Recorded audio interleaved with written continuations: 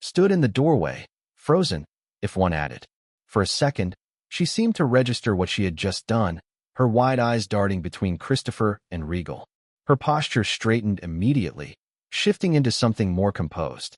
"I am sorry, Mr. Christopher," she said quickly, a note of alarm creeping into her voice. "I wasn't trying to be impolite." Christopher waved a hand. "Unless breaking down doors is some new method acting technique, try not to make a habit of it." Grace exhaled as she shook off the initial embarrassment. "I won't." Christopher leaned back. "So what brings you here?" Grace hesitated for a moment before her gaze flicked toward Regal. "I heard you were here." Regal, who had been watching, commented amusingly. "That doesn't exactly justify barging in like you were about to take the place down." Grace shot him a quick glare. "That wasn't intentional." Christopher shook his head, muttering something under his breath before gesturing to the chair across from him. "Well, now that you are here, sit down. You have already made an entrance." She didn't hesitate and stepped forward, making herself seated. Regal turned his attention to Grace. "So," he asked pointedly, "you auditioned for a movie recently and landed the lead?" Christopher was confused. "That is all you know?" "I also know she was pulled from the role," Regal added in a disliked tone. At that, Grace's head lowered in failure, as she admitted quietly. "That's true. It was one of the reasons Christopher hadn't been particularly upset when she barged in the way she did." He understood. Currently, she was unsettled, questioning herself, maybe even doubting her abilities. And of course, she would want to see the person who had believed in her talent when no one else did. Christopher stated, "News travels fast. Who let it slip?" Regal didn't hesitate. "My best buddy, Keanu, of course." Christopher sighed, rubbing his temple. "Keanu really has a habit of delivering news that isn't his to share." "Hey, not just anyone's news, okay?" Regal defended. "Only the special ones. The guy just likes spreading happiness wherever he goes, and taking in people's sadness too." He made sure to steer the conversation away from making Keanu seem loose-lipped. In this industry, knowing how to keep information under wraps was crucial. Once people believed you couldn't, you would be kept out of the loop on the important things. Still, that wasn't the real issue here. Regal had come for a reason. Keanu had been the first to tell him about Grace landing the role just the day before. Even Grace messaged him herself, briefly with her usual restraint, but he could tell. She had been happy. And Regal? He had been more than happy. The one he had introduced to the industry was finally starting to get cast in other films, cementing his eyes. But then, just this afternoon, barely an hour ago, when he was still in the auditions, Keanu had messaged him again. This time it wasn't good news. Grace had been pulled from the role. Last minute. No prior warning. No clear reason at first. Just vague corporate talk, the kind that said nothing and everything at the same time. But after some back and forth and pressure from her agent, they gave an answer. She was bad at acting. Really bad. So bad, in fact, that they suggested she quit. The sheer absurdity of it didn't sit right with Regal. These were the same people who had chosen her in the first place because of her skill. Frustrating didn't even begin to cover it. But if that was all there was to it, Regal wouldn't have rushed over here. Getting rejected after an audition? Getting replaced at the last minute? It happened. A lot. The industry ran on shifting alliances, quiet deals, and decisions that rarely had anything to do with talent. Sometimes it was politics. Sometimes money. Sometimes just someone in a high-rise office deciding they didn't feel like going with a particular actor anymore. And when studios didn't have a solid reason to cut someone, they fabricated one. Just like now. Again, brutal as it wasn't enough of a reason for Regal to drop everything and show up here. No, it was something else. The movie Grace had auditioned for? It was produced by Pixie Studio. And that information, added to Grace's sudden rejection, didn't sit right with him. A few things were already clicking into place, forming an outline of something that wasn't quite clear yet. But he had a suspicion. And if he was right, he was going to be really pissed. The reason they gave was that I lack talent. Grace finally spoke, meeting Regal's gaze head-on. "So when I heard you were here," she continued, "I wanted to meet you and find out if it's true." Regal let out a small huff. "Huh, and what if I did say it was true? Would you quit acting?" "No." Her answer was immediate. But then, softer, quieter, like a thought she wasn't sure she should say aloud, she added, "But I think I will start believing it." The weight of those words didn't go unnoticed. It told him just how much his opinion mattered to her. Regal shook his head, clicking his tongue. And then what? She straightened, chin lifting just a fraction. I would work harder. Make up for the talent. Simple. A slow grin tugged at the corner of his lips. Good answer. His voice carried an easy confidence. Don't worry, Grace. He added, you have more than what it takes to make a name for yourself in this industry. Her expression didn't change much, but there was a shift in her eyes, subtle but telling. She believed him, and that was enough. Regal turned to Christopher. Anyway, did you find out the real reason Grace was pulled at the last minute? Christopher leaned back slightly, fingers steepled. So, you think there is more to it than what they are letting on? Regal shot him a dry look. Isn't that obvious? And don't try that little routine on me. I know you have already done your digging. So, what is the truth? Christopher let out a slow breath. Sigh. He hesitated, just for a moment. Then, finally, he spoke. I was debating whether to ease into this or even tell you at all, but I think it is better to just say it outright. He turned to Grace, his voice serious. You should listen carefully. A brief pause. Then, the real reason you were removed from the project at the last minute is because you worked on following. Silence. Grace blinked, caught off guard. The connection made no sense. Regal, however, sat unervingly still. His expression didn't shift, but beneath the surface. Pure, unfiltered disgust. He had suspected as much. But hearing it confirmed, laid out in plain words, was something else entirely. The sheer pettiness of it. The lengths people would go to step on someone, to erase them over something so trivial. It was revolting. Christopher, sensing the shift in Regal's demeanor, felt a twinge of unease. If there was one thing he understood about Regal, it was that he valued his actors. He took pride in seeing them succeed, in watching them rise through the ranks, in knowing he had been part of their journey. And now, to find out that someone had been shut out simply because they had worked on his film, and because they did a good job, Christopher knew this would hit hard. Worse, he feared Regal might act on impulse. Pixie Studios wasn't just another production company. They were giants, to the point even a manager-level employee had the power to make an actor replace according to his wish. So, Regal couldn't afford to turn them into an enemy. Christopher opened his mouth. Regal, why? Off. Before he could finish, Regal exhaled sharply, louder than usual, like he was forcing something down, like a volcano on the brink of eruption had just been held back at the last second. That happened, huh? Regal muttered, rubbing his face. Christopher felt a flicker of relief. It seemed his worries were unfounded. Regal wasn't the type to lash out recklessly, but something else lingered beneath his composed exterior. Pixie Studio again, huh? Regal made a note of that name. He wouldn't forget it. Not now. Not ever. Number 69. Chapter 69, Ross Oakley. 3 days later. The audition process had entered its next phase. With the two male lead characters, Light Turner and Elle, being finalized, Regal's focus shifted to filling the remaining major roles. He already had a few names in mind for key supporting characters, but the influx of audition tapes, around 25, from Iconic Talent Agency, had significantly widened the pool. Most of the major roles were close to being locked in: Light's mother, his sister, a couple of detectives, and Watari, Elle's ever-reliable spokesperson. Currently, only two crucial roles remain: James Turner, Light's father, and the female lead, Mia Sutton, though Regal already had someone prepared for the latter. Regal had been at this for hours. Alone, except for the assistant, responsible for arranging the prop in between. Simon and Darren had other things to oversee, leaving him to sift through the long parade of hopefuls by himself.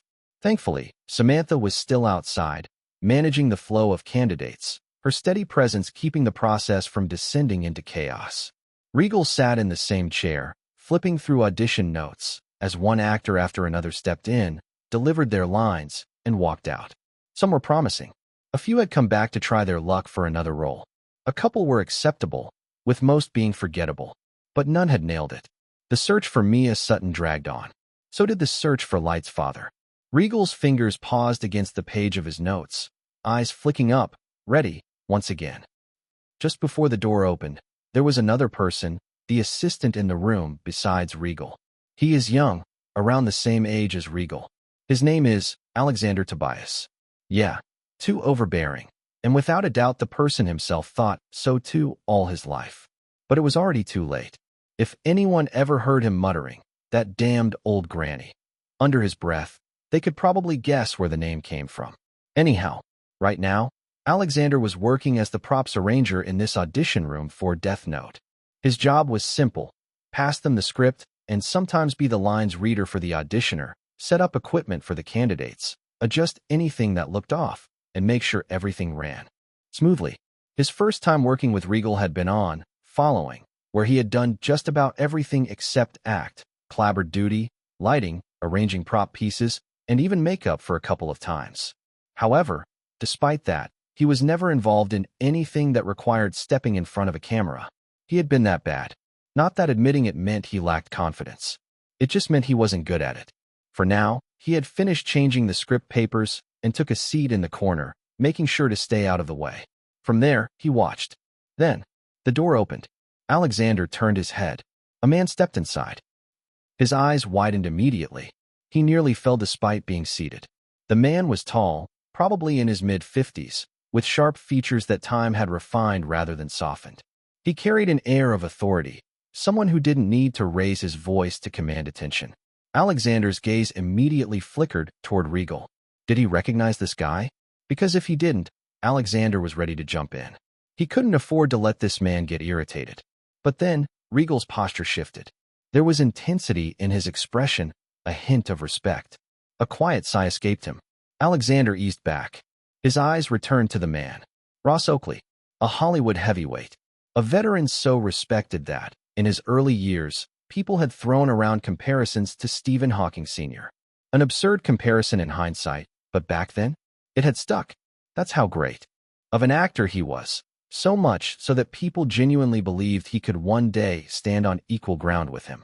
But as time passed, that comparison became something else.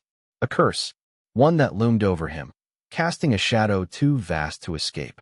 Because no matter how much talent he had, no matter how many roles he mastered or performances he delivered, he never quite reached that height. Never quite became him. And yet, here he was, auditioning. Does he even need to do that? For this film, a project Alexander was working on. Which meant, would he actually get a chance to talk to him? He sat up straighter, trying to maintain some level of professionalism. But his eyes? They practically sparkled. So much so that even Ross Oakley noticed. Their gazes met. Alexander immediately looked away. Not out of disrespect. He just brushed it off. No way Ross Oakley was looking at him. Not in a million years. But while Alexander was busy convincing himself of that, Regal opened a system panel. Name Ross Oakley. Traits unreasonable, strict, goodwill. Acting grade S. Regal let out a slow breath through his nose. That explained a lot. Ross had a reputation. Not the good kind. Hollywood was full of difficult people, but Ross? He was in a league of his own. A nightmare for production teams. A headache for directors.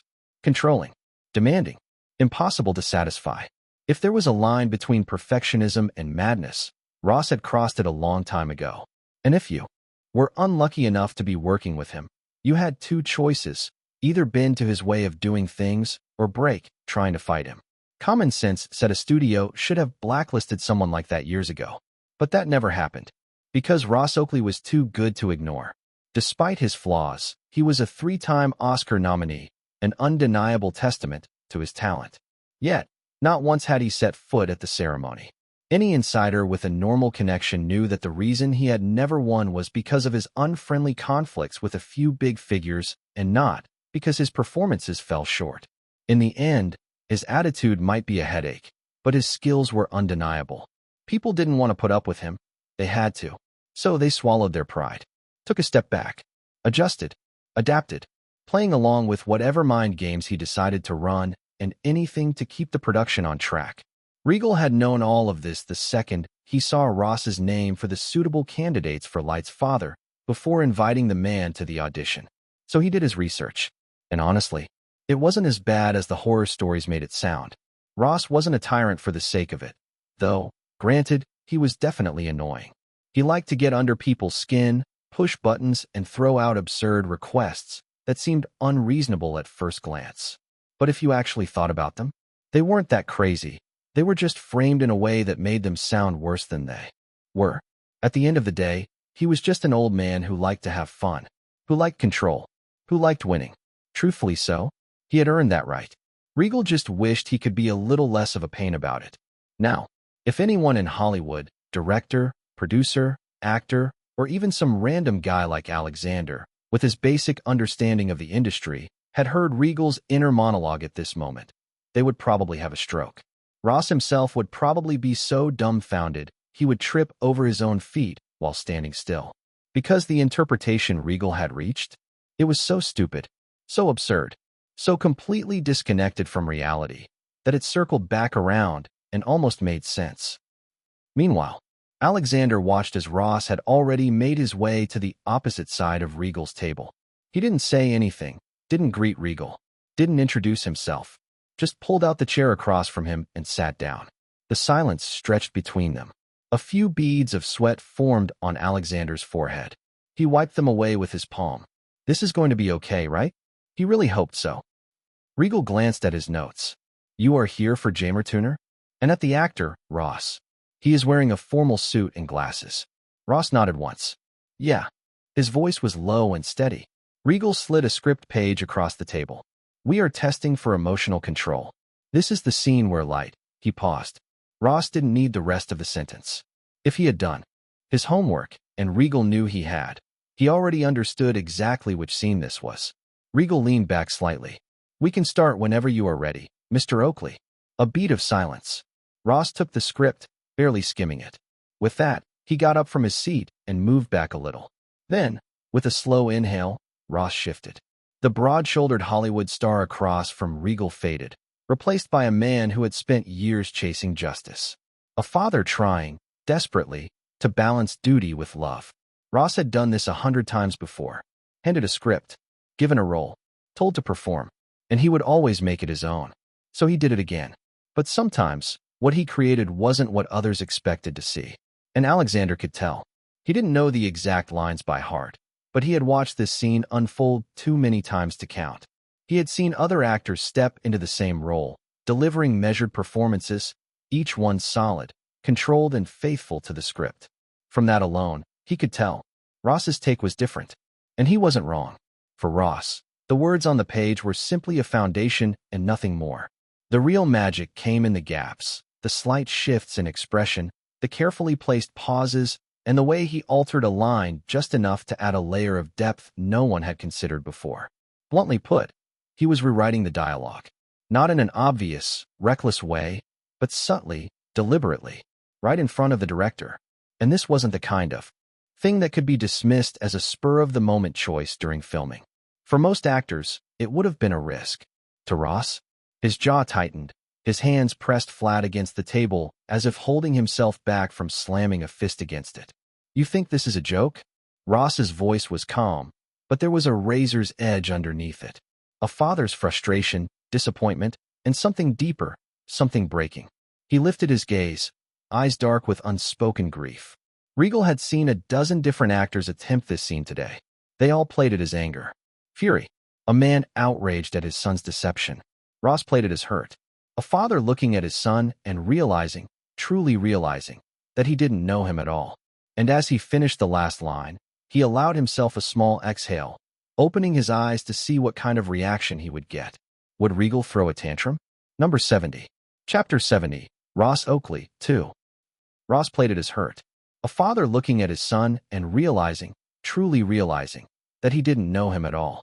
And as he finished the last line, he allowed himself a small exhale, opening his eyes to see what kind of reaction he would get. Would Regal throw a tantrum? Or would he do what every other director had done, nod along, adjust his notes, and convince himself that whatever Ross had delivered was exactly what he had wanted all along? Ross blinked. Regal wasn't in his seat. His brows furrowed. For a fraction of a second, confusion flickered through his mind.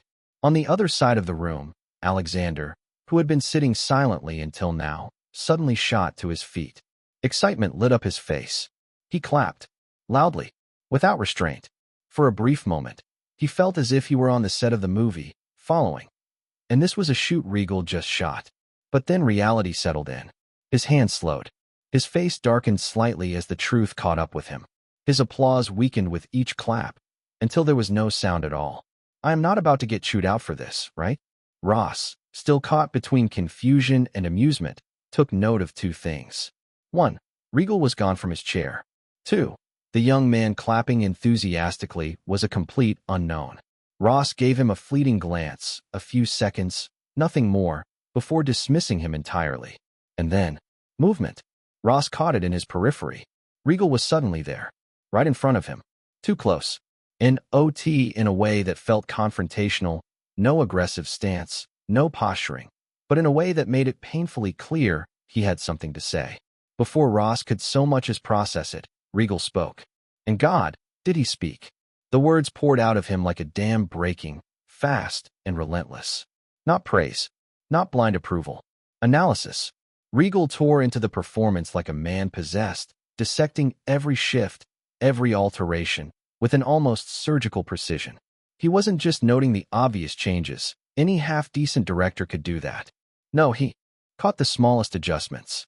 The ones so subtle that even seasoned professionals would have missed them. What he liked, what he didn't, what worked, what didn't. And then, just as suddenly, he started telling Ross what to keep. Not just allowing, but outright insisting on certain alterations. You adjusted the last line too. Regal's eyes didn't waver, sharp and direct. You softened it. The original was colder, more restrained. You gave it warmth. Ross raised a brow. Didn't work? It worked. Regal didn't hesitate. But it's not the tone I want. Ross blinked. There it was. Not a polite nod. Not a hesitant suggestion. Not the usual dance of directors tiptoeing around his ego, afraid to say something he wouldn't like. Just a straight answer. Blunt. Direct. No hesitation. Regal wasn't backing down. Hold the expression from the second half of your play. Regal continued, as if he hadn't just done the impossible by standing his ground. It added something I didn't think of, but changed the lead up back to what's in the script. The coldness is necessary. And that moment at the end. His brow furrowed slightly, like he was replaying it in his head. Your choice of eye contact. It was good, but I needed to linger a fractional moment longer. That's the difference between guilt and resolve. For a moment, Ross could only stare. This kid was either completely insane, or actually knew what the hell he was talking about. And in the back, Alexander watched the scene unfold with trembling eyes. He was ready. Any second now, Ross was going to snap, explode at Regal for daring to critique him so bluntly. Alexander could already see himself stepping in, trying to restrain the inevitable conflict before it spiraled out of control. But it never came. Ross didn't raise his voice, didn't scoff, didn't storm out. He just listened, and that was the most unnerving part of all. Alexander, as a self-proclaimed admirer of him, had thought he knew Ross. But right here, right now, he had been wrong. No, everyone had been wrong. Minutes passed, sharp exchanges, precise adjustments, a rhythm forming between actor and director that shouldn't have been possible. Then, finally, Ross turned toward the door. He stepped out without a word, but just before disappearing into the hallway, he shot one last glance at Regal and Alexander. His expression was unreadable. Then, a quiet murmur as the door swung shut. Weird. After that, the auditions continued. Now, only one role remained uncast. Regal hadn't made his final decision yet, but his mind kept circling back to one name. He scanned the list again. Kristen Stewart. Yes, that Kristen Stewart, who acted in the film Twilight in his former world. Some had dismissed her as stiff, expressionless. Others swore she had untapped potential buried beneath the wrong scripts and direction. Here, she was still an actress on the rise. A different trajectory, a different industry, but perhaps the same untapped potential. Whether it was the same quiet intensity he had once seen glimpses of, or something entirely new, he was about to find out. Because now it was her turn. The door creaked open, and just as expected, she walked in. Ross lounged in the back seat of his car, gaze unfocused as he watched the city blur past. The last few minutes had been interesting, to say the least. Buzz. Just then his phone rang. His gaze dropped to the screen, and the moment he saw the caller ID, he shifted in his seat. A slow smirk crept onto his face as he picked up. What is it, Stephen Hawking? Nothing much. The voice on the other end replied, casual, but with a trace of curiosity. Heard you had an audition today. Just checking in. Wanted to see if you actually managed to land the role you were after. Ross chuckled pridefully. Me? Auditioning and not getting what I want. Yeah. Steven sighed. It's just funny to me that you still have to audition at all. Ross's grip on the phone tightened slightly at that. His smirk thinned. Cut to the chase. What do you actually want? Silence stretched for a moment before Steven finally spoke again, his tone deceptively light. Don't try anything funny during the shoot. The words were casual, almost offhand, yet the warning sat heavy between them. Ross raised a brow. Huh. Are you actually worried about something? He mused, then let out a short, knowing laugh. Wait, don't tell me this is about your grandson's debut? Damn, Steven, you have gone soft. A beat of silence. Then, my grandson. Steven's voice held genuine surprise. He is in the movie too? Ross blinked, then blinked again. For the first time in a long while, words actually failed him. You didn't know? There was another pause on the other end of the line. A measured one. Then, Steven let out a low chuckle. Well, I do now. Ross exhaled sharply, running a hand through his hair. Are you serious? The old man himself, the great Steven Sr., the all-seeing, all-knowing, utterly insufferable. Careful. Didn't even realize his own grandson was in the same damn film? Steven hummed, unconcerned. You overestimate how much I care about the industry these days. Ross scoffed. Yeah? Then why the hell did you call me just to tell me not to screw around on set? I was talking about you. Ross opened his mouth, then closed it. Well, he wasn't wrong. But of course, Ross knew Steven was lying. By now, the buzz around Stephen Hawking's grandson's debut was something most would at least be intrigued by. Regal, as always, had already taken steps to ensure the news reached the right ears, strategically leaking just enough to pique curiosity. Forget about that. Steven cut him off, his voice firm. Just listen to what I say. Don't cause any trouble. Ross scoffed. And why the hell should I listen to you? He leaned forward slightly, voice edged with defiance. Moreover, who said I even agreed to this role? Sure, I passed the audition, but I can walk away whenever I want. Then don't, Steven said. His next words came softer, almost hesitant. You might Regal dash. Tut dash. Ross ended the call. He already knew what Steven was about to say, and yet he wasn't offended. Not in the slightest. Regret? He chuckled under his breath. He had too many already. Adding another wouldn't change anything. So no, it wasn't regret that unsettled him. It was something else. Something about Steven's tone. That last second, his voice, usually so unwavering, had softened. Almost uncertain. Ross blinked. Processing. And then, it hit him. His fingers slackened around his phone as realization set in. Stephen Hawking. The man Ross had been chasing since the moment he stepped into this industry.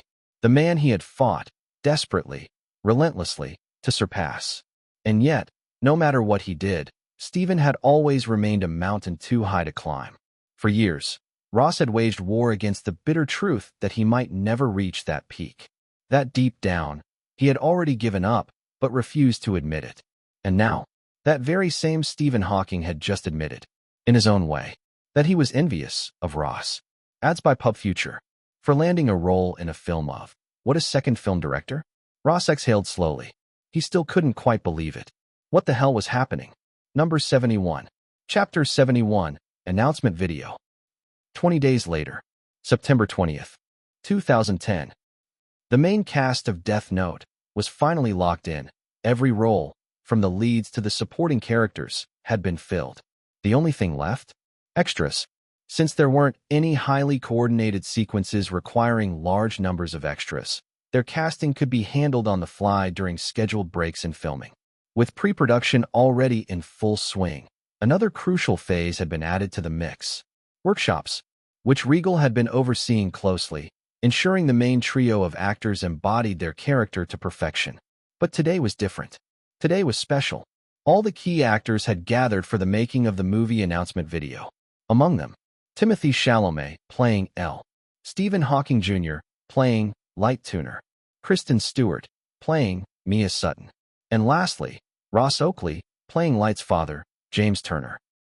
Among them, Ross had the least screen time. Yet, he is the only notable name in the entire cast and can be classified as an attention puller for the project, in whatever way it might be. Regal understood the value of that. After all, they were paying him extra just for his presence. Still, he knew better than to push Ross too much. His part was kept simple in the announcement video, a brief introduction, a mention of his role, and that was it. Within minutes, he was done and already on his way out. The same couldn't be said for the three leads. They weren't just here for a video, they were fully stepping into their roles for the first time. So it also kind of worked as a test shoot, though in this case the cast is already locked. Timothy had undergone the most subtle yet striking transformation. Dressed in a plain white, long-sleeved t-shirt and blue jeans, his look was deceptively simple. But it was the details that made the difference. His now neck-length hair was intentionally tousled into messy strands, black contact lenses deepened his gaze, and the application of mascara made his eyes stand out unnervingly. His eyebrows had been thinned out to near invisibility, further emphasizing the sharpness of his expression. And the most crucial detail, he was barefoot. Steven Jr. had it easier in terms of styling. He was dressed in a tan suit, paired with a red tie over a crisp white shirt. The look was clean, professional, and effortlessly fitting for his character. Then there was Kristen Stewart, who had undergone the most drastic transformation. Her golden blonde hair was styled into sections, with portions tied into pigtails using red bands. At one point, she had even sported a brunette look. But it was her outfit that made the biggest statement, a bold mix of gothic and punk fashion. Her nails were painted a striking shade of red, matching her vivid lipstick. Around her neck sat a black choker, adorned with a small but distinct jewelry piece. Well, someone is embracing the dark and brooding vibe, Steven Jr. said, giving Timothy a once-over. Timothy smirked, running a hand through his messy hair. I would say the makeup team did a pretty solid job. Don't touch the hair. Sloppily. Regal, who had been standing nearby, cut in without missing a beat. His sharp eyes flicked toward Timothy's head, instantly picking up on the disturbance. He stepped forward, barely shifting a few strands, just a fraction of an inch, before stepping back with a nod of approval. Timothy just stood there, letting it happen. Steven Jr. chuckled. He had been warned about Regal's meticulous tendencies by Grace and Keanu. Yeah, Grace and Keanu. The three of them were now under the same agency. IDA, Iconic Talent Agency. Steven Jr. had finally signed on. It had been on his mind for a while, especially given his bond with Charlie and the fact that his grandfather had started out in the same place. For a long time, that connection had made him hesitant, maybe even a little doubtful. But at some point, he realized it didn't really matter. Now, he just wanted to work with people he actually liked. On the other hand, Regal had already moved on, discussing with the crew, but not before throwing a quick warning over his shoulder. Try not to ruin your look. Steven Jr. watched him disappear into the conversation before another voice cut through the studio. A few minutes later, am I late? Steven Jr. turned and immediately spotted him. Keanu. He gave him a nod. Keanu grinned as he strolled over, draping an arm around Steven's shoulders. With an easy smirk, he reached up and ruffled Steven's hair. Steven sighed, making no effort to escape the hold. That's the idea. But just so we are clear, I have been brilliant from the start. Yes, you have. Keanu chuckled, giving his hair one last tousle. From across the room, Regal's voice snapped through the air. Hey, I just fixed that. Keanu barely glanced in his direction, only tilting his head slightly before smirking. Ah, he has already started his nagging routine, huh? Steven exhaled sharply, nodding. He didn't actually mind Regal's perfectionism, though. Keanu finally let go and stepped back, his gaze landing on Timothy. His eyes narrowed as he studied him from head to toe. You look. Keanu rubbed his chin, circling him as if assessing a questionable piece of modern art. Like a half-dead, creepy Victorian ghost that forgot to eat for a century. Timothy, instead of being offended, gave a slow, approving nod, like he had just received the highest form of praise. Steven Jr. suddenly remembered something. Oh, and Keanu dash, he turned slightly, gesturing. This is Kristen Stewart. She is playing a key role in the film. Keanu's gaze shifted toward Kristen and flashed a lopsided grin. Ah, hello. So you are one of the newcomers. Hello to you. Yeah, seems that way. Kristen responded shortly, like she wasn't in the habit of over-explaining herself. Keanu chuckled, crossing his arms. Hell of a project to start with. Kristen let out a quiet breath, almost a laugh, then gave a small nod in agreement. Keanu nodded back, then let his gaze wander around the studio. His expression shifted slightly as he scanned the room. Regal had been here a second ago. Now he was nowhere in sight. Keanu muttered under his breath. The real ghost on set is him. Then, an idea clicked. He turned towards Steven. I bet if I so much as pretend to touch your hair again, he will pop up out of nowhere just to give me another lecture. Steven, standing nearby, smoothly dodged Keanu's hand, which had been casually reaching for his hair. He is over there, he said, pointing. Keanu froze mid-motion, smirking. He hadn't actually planned to touch it again, this time. Steven ran a hand through his hair, adjusting it after the dodge. Told us to wait until everything's in place. Keanu's eyes flicked toward Regal, who, despite being across the room, seemed to pick up on the attention. His sharp gaze met Keanu's, as if he already knew exactly what was being said. Keanu exhaled, shaking his head. Man, that guy has got some kind of sixth sense. Steven, now settled, turned back to Keanu. Wait, don't tell me you are actually in the film. Keanu chuckled. Nah, don't worry. I am just here to wish you guys luck. Interrupting their conversation was Regal's voice ringing across the studio. Hey guys, and Keanu, you too. Come over here for a second. Immediately, the trio moved toward the lighting setup. Keanu greeted him for real this time. Hey man. However, Regal didn't waste a second. Take a seat. He gestured toward an empty chair. The setup wasn't the issue, it was the fact that the chair was right in front of a camera. Keanu raised an eyebrow.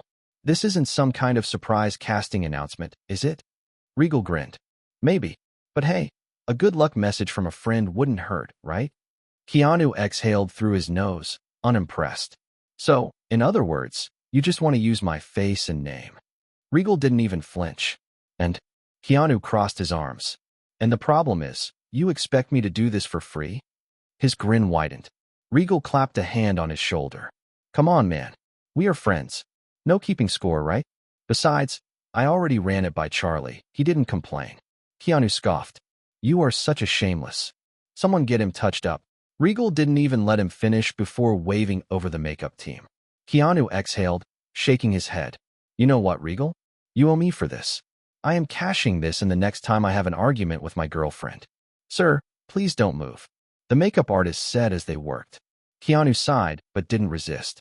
He wasn't actually that bothered, just mildly irritated that, for once, he thought he had the upper hand, only for it to slip right through his fingers. Well, folks, this is Keanu Reeves. By now, standing in front of a camera felt second nature to him. Months of involvement in the project had made it easy to adjust, and he slipped into the moment without a hitch. I have no idea why I am in this video, he admitted with a light chuckle. Unfortunately, I am not in the film.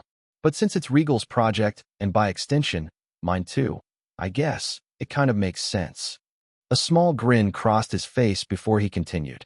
Honestly, I am really excited to see how this turns out. No doubt in my mind it's going to be great. So, I just want to say congratulations to the entire team, and I hope the audience is as excited as I am.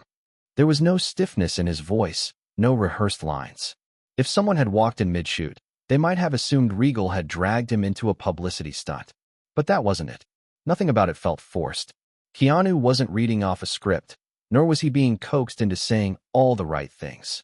His confidence was effortless, his words genuine. The easy way he smiled and spoke made it obvious. He meant every word.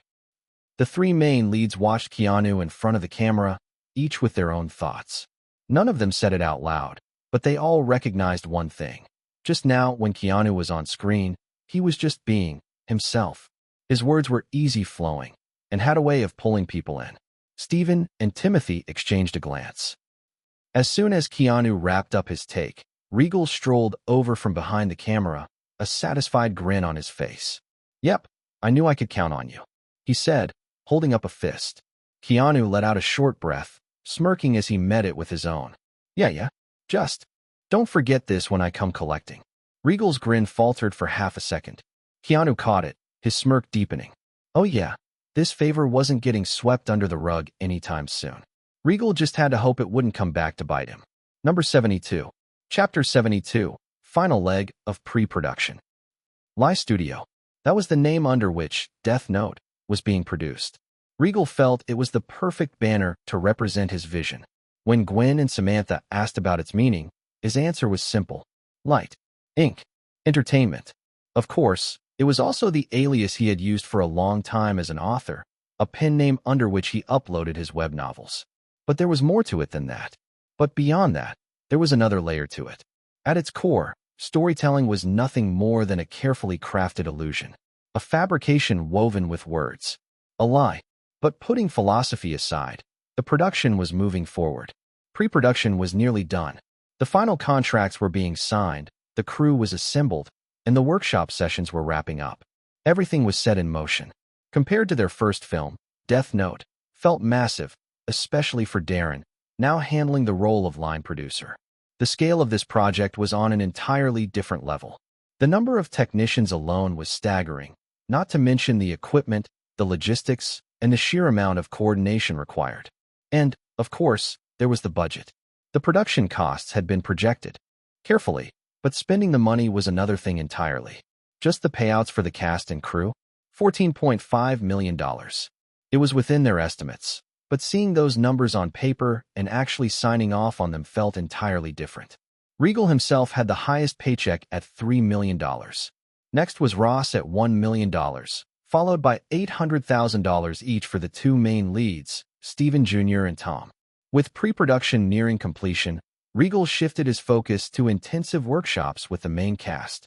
At the same time, he worked closely with key technical teams, making sure everyone was aligned with his vision. This time, they had brought in a professional director of photography. Most of the crew from Following remained, about 15 members, but for Death Note, they needed at least 20 to 25 more people. Still, Regal was firm about keeping certain roles consistent. Even with the expanded team, Regal insisted on keeping some things consistent. The composer and editor from Following would return, Ludwig Göransson and Zach Bragg. That was non-negotiable. Everything was falling into place. Now, it was time to make things official. A test shoot had already been edited, and Regal had it prepped for release. Alongside it, he planned to unveil the movie title and the first-look posters of the lead actors. For the title logo, he had gone the extra mile, designing the same original font from scratch. There was no way he was abandoning something so distinct. He had considered announcing the film using the original Death Note manga logo, just for a moment. But eventually, he chose not to. Consistency mattered. Within the next 24 hours, a short announcement video featuring the core team would go live. Then, 2 character posters, one for L, one for Light. No, Ryuk. Regal wanted to hold on to that reveal for a little longer. Not that he had much of a choice. Ryuk's 3D model was still in the early stages of development. For now, all that mattered was the first impression, and Regal was determined to make it count. October 1st, 2010. Today was the day the announcement video dropped, and a small but dedicated movie community picked it up. At Quantum Junkie. What's this new film announcement? It is called Death Note. But where did I hear the name of the director, though? At Sleepy Socks. Why am I seeing the whole technicians and cast of an unknown film when I am just here to listen to this song? By the way, the lyrics of this song are so damn good. The comment was about a MeTube handle that had recently gained traction in music communities, thanks to a song that unexpectedly blew up. Ironically, the song was originally written for a film. Following, the producers didn't care for, and ultimately, it never made the cut. Yeah, Regal had uploaded that very song, the one they recorded at the party, on his MeTube channel, and selling it. For what? Some pocket change. Not a chance. Regal knew better than to throw away something of real value for a handful of loose change. Instead, he deliberately restricted the song's reach, using it as a strategic asset rather than a quick cash grab. A small move in the grand scheme of things, but one that was already proving its value. People who had come for the song found themselves greeted by something unexpected. A brand new upload after months of silence. The Death Note announcement video. The comments section was spiraling into chaos. At Spaghetti Mania. Idiot. It's from Regal. Regal Seraphsail, the director of Following. And it's his handle. So of course he is going to upload about his next movie. At Pixelated Pineapple. But what's with the Lie Studio? Some immediately recognized the name. At Grumpy Gravy. Wait, wait, wait. At Quantum Junkie. We are not going anywhere. At Grumpy Gravy. I mean Lie. That handle. I have heard of it before. He is a famous author. At Pixelated Pineapple. Of course, Regal is a famous author, you dumbass. He is the one who wrote Harry Potter. At Grumpy Gravy. I know that, but that's not what I am saying. He is a famous web novel author. He wrote series like ORV and my favorite Solo Leveling. At Pixelated Pineapple. Web novels? Sorry, pal, I don't read that shit. At Quantum Junkie. Hey, I searched about it. Apparently, it is true. Lie 120 is actually a big-name web novel author. And let me tell you, people are calling him a god or something. I don't know how to feel about that. Well, other than wanting to check these out for myself. At Sleepy Socks. Wait, I didn't know Regal was a weeb, though. At Techie Taco. Don't call him a weeb. He is a man of culture. At Galaxy Fanatic. Holy moly. Have we finally discovered the real identity of the legendary author, Lie 120? And he is actually a director? Screw it. I am watching this movie with my boys when it hits theaters. At Techie Taco. Keanu is also in the movie? Then it's gonna be mad. At Sleepy Socks. Bruh, did you even watch the clip? The dude literally said he isn't in the movie. At Holy Moly How. Damn, these posters are insane. Also, Ross Oakley is part of the film.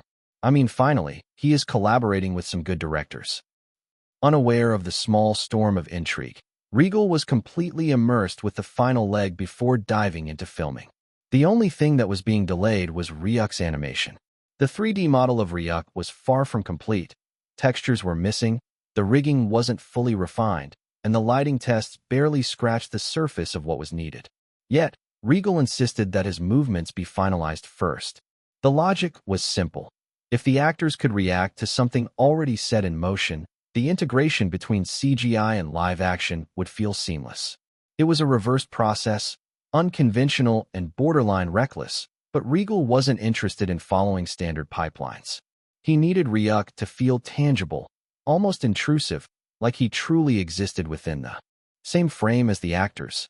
The unique FX team was pushing their limits, trying to deliver something believable while working with rough wireframes and incomplete shaders. At this stage, Ryuk's form was still a mass of polygons moving with eerie precision, guided by the motion capture data. It is tough to crack, but he is betting on the VFX studio to complete the animations as humanly as possible despite how unreal it might be. I mean, it's 2010, the era of CGI. Regal, with his knowledge of the future, clearly remembered the standard of CGI Hollywood produced in this era. It was impressive, polished, cutting-edge, and pushing boundaries. Yet, he still couldn't comprehend how, in the years to come, CGI would somehow degrade. Films with massive budgets would churn out subpar visuals, riddled with inconsistencies and unfinished effects. He had his theories, and the most obvious culprit? Time. Studios no longer gave their CGI teams the breathing room they needed. Rushed schedules, unrealistic deadlines, and executives who didn't understand the technical side of filmmaking strangled the industry's progress. Which is why, even before pre-production was completed, Regal had begun modeling Ryuk and the other Shinigami with unique FX studio, led by Leo Ward and David Scott. Fortunately, for both of them, Regal had already had the character designs. This meant the studio wouldn't have to waste time designing the characters from scratch. Every detail had already been prepared. Textures, colors, accessories. Everything was neatly drawn on the paper. There would be no trial and error phase, no back and forth on artistic direction. Instead of struggling to match the director's vague vision, the CGI team could focus entirely on execution. It was a massive load off their shoulders. A week later, the unique FX team started with Rem, the Shinigami with less screen time than Ryuk. Everything seemed to be progressing smoothly. The models were detailed, the movements fluid, and the rendering. But soon, a harsh reality became clear. The CGI budget needed to be adjusted. At their current pace and quality, they were looking at an additional $5 to $6 million over their initial estimates. Since character designs and multiple concept arts were already completed, Unique FX could skip an entire phase of pre-production, reducing their workload by 2 to 3 months.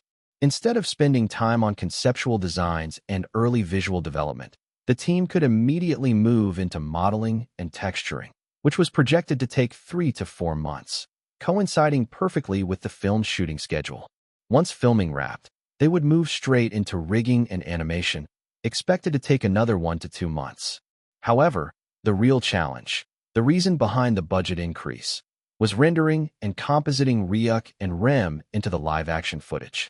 Unlike animation, where everything exists in the same digital space, live-action integration demanded absolute precision. Ryuk and Rem had to interact seamlessly with actors and physical objects, often needing multiple re-renders to perfect their movements. Shadows had to blend naturally. If Ryuk walked under a street lamp, his shadow needed to stretch and soften just right. Lighting was another challenge. If a scene took place at sunset, his highlights and reflections had to match the warm, golden hues around him. These factors made the process significantly more time-consuming and resource-heavy. The most difficult part? Outdoor shoots. Since natural light constantly shifted throughout the day, multiple lighting specialists had to be on set during filming, taking detailed notes on sun positioning, intensity, and ambient reflections. This would allow the CGI team to accurately match Ryuk and Rem lighting to the real-world footage, ensuring they didn't look like unnatural overlays. In short, while skipping character design had saved months of work, the integration process was proving to be the real financial and technical hurdle. So, the studio suggested cutting corners, reducing rendering quality, tweaking certain shots, making compromises. However, Regal immediately shut the idea down. Instead, he provided a different suggestion. He would forego his paycheck, almost as if this had been the plan all along. Number 73. Chapter 73, CGI Budget Adjustments. So, the unique FX studio suggested cutting corners, reducing rendering quality, tweaking certain shots, making compromises. However, Regal immediately shut the idea down. Instead, he provided a different suggestion. He would forego his own paycheck. During the discussions, Darren stared, completely dumbfounded. "Are you out of your damn mind?" Simon, part of the conversation with Samantha, chooses quietly observing. By now, he had a pretty solid read on Darren. He was the more emotionally expressive one. It had become clear while working together as line producers. Regal knew it too. Hell, even Darren himself was aware of it. But was it really a shortcoming if he recognized it? In fact, at this moment, Simon finally understood why both of them had been chosen for this job. Darren was raw emotion, unfiltered and direct. He, on the other hand, weighed his choices carefully before acting, though he wasn't above a little favoritism when it suited him. Regal needed both logic and instinct on his side. But this time Simon agreed with Darren's words. This wasn't just any fee Regal was walking away from. He was the director, writer, screenwriter, and dialogue writer, the sole creative force behind the film. And, with a successful film already under his belt, his pay for any one of those roles could easily surpass $2 million. Yet, for all of them combined, he had only taken $3 million for the entire project. And now he was giving that up too? Darren couldn't understand it, and neither could the rest. Sure, Regal had done something similar with Following, but that was just $500K, an amount most of them could earn in 5 years or less if luck was on their side. But $60 million? That was a number most of them couldn't even fathom earning in a lifetime, let alone having the guts to bet it all on something as unpredictable as filmmaking. Even if someone did take that kind of risk, they would at least set aside a few million as a safety net, just in case things went south. That was why Darren had insisted that Regal take his pay from the budget. But now, even that was being thrown back into the film. Reckless. Darren had always hated that about him. And this wasn't the first time. Of course, Regal wasn't one to back down, his met gaze unfazed. "Darren, I was already all in on this film. An extra $3 million changes nothing.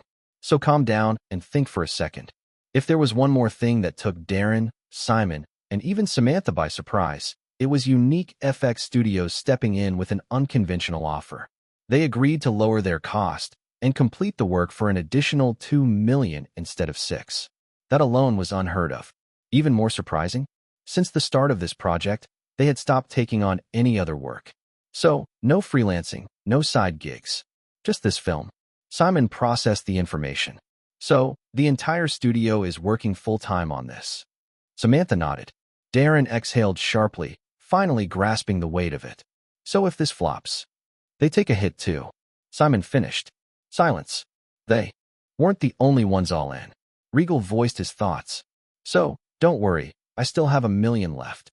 Darren barely had a second to breathe in relief before Regal rubbed his chin, looking thoughtful. Though, I could put that into something more efficient. Darren's stomach dropped. Oh no. He silently prayed no unexpected financial issues would arise. Because if they did, Regal would absolutely throw that last 1 million into. Meanwhile, news of Regal being the author of Lie 120 still spread like wildfire in the web novel community. There were many reasons for this. One of the biggest? They had been suppressed for too long. Films had always dominated entertainment, with music and even books trailing behind. Web novels? Barely acknowledged, often dismissed as insignificant. Most people weren't concerned about the struggles of such a small industry.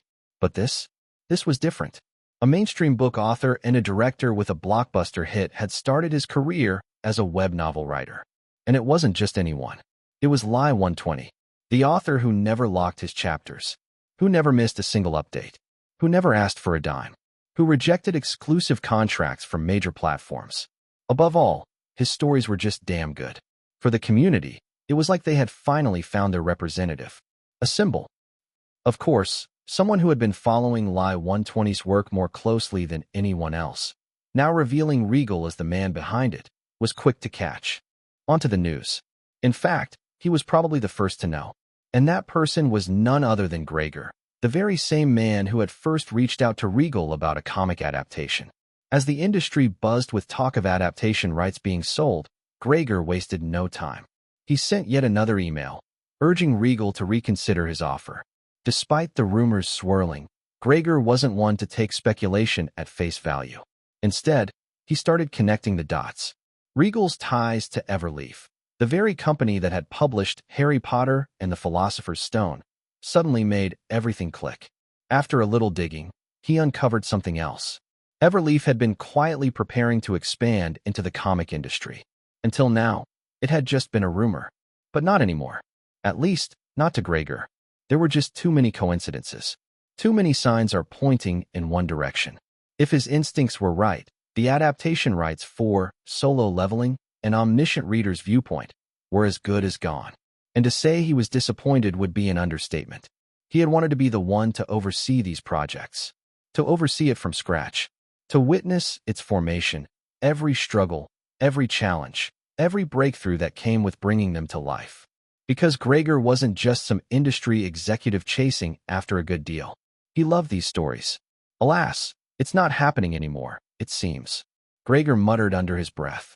Then, after a pause, he added, I just hope the adaptations live up to expectations. Or else, I am cursing them to death. Everleaf or whoever is responsible. Gregor wasn't the type to care about profit margins or industry politics. For him, craft came first, even before his own career. A rare kind of person in this business. But he wasn't the only one eagerly awaiting news about the comic adaptations. Many others were just as anxious. Little did they know, Regal wasn't planning to keep his fans waiting much longer either. There will be an announcement soon. In fact, as soon as Omniscient Reader's Viewpoint finished serialization, which, by the way, was already in its final arc. But for now, Gregor had something else to deal with. Come in. At the call, Gregor pushed open the door and stepped inside. Barely a second later, thwack! A file came flying at him, pages scattering across the room. It missed, sliding to his side instead of hitting its intended mark.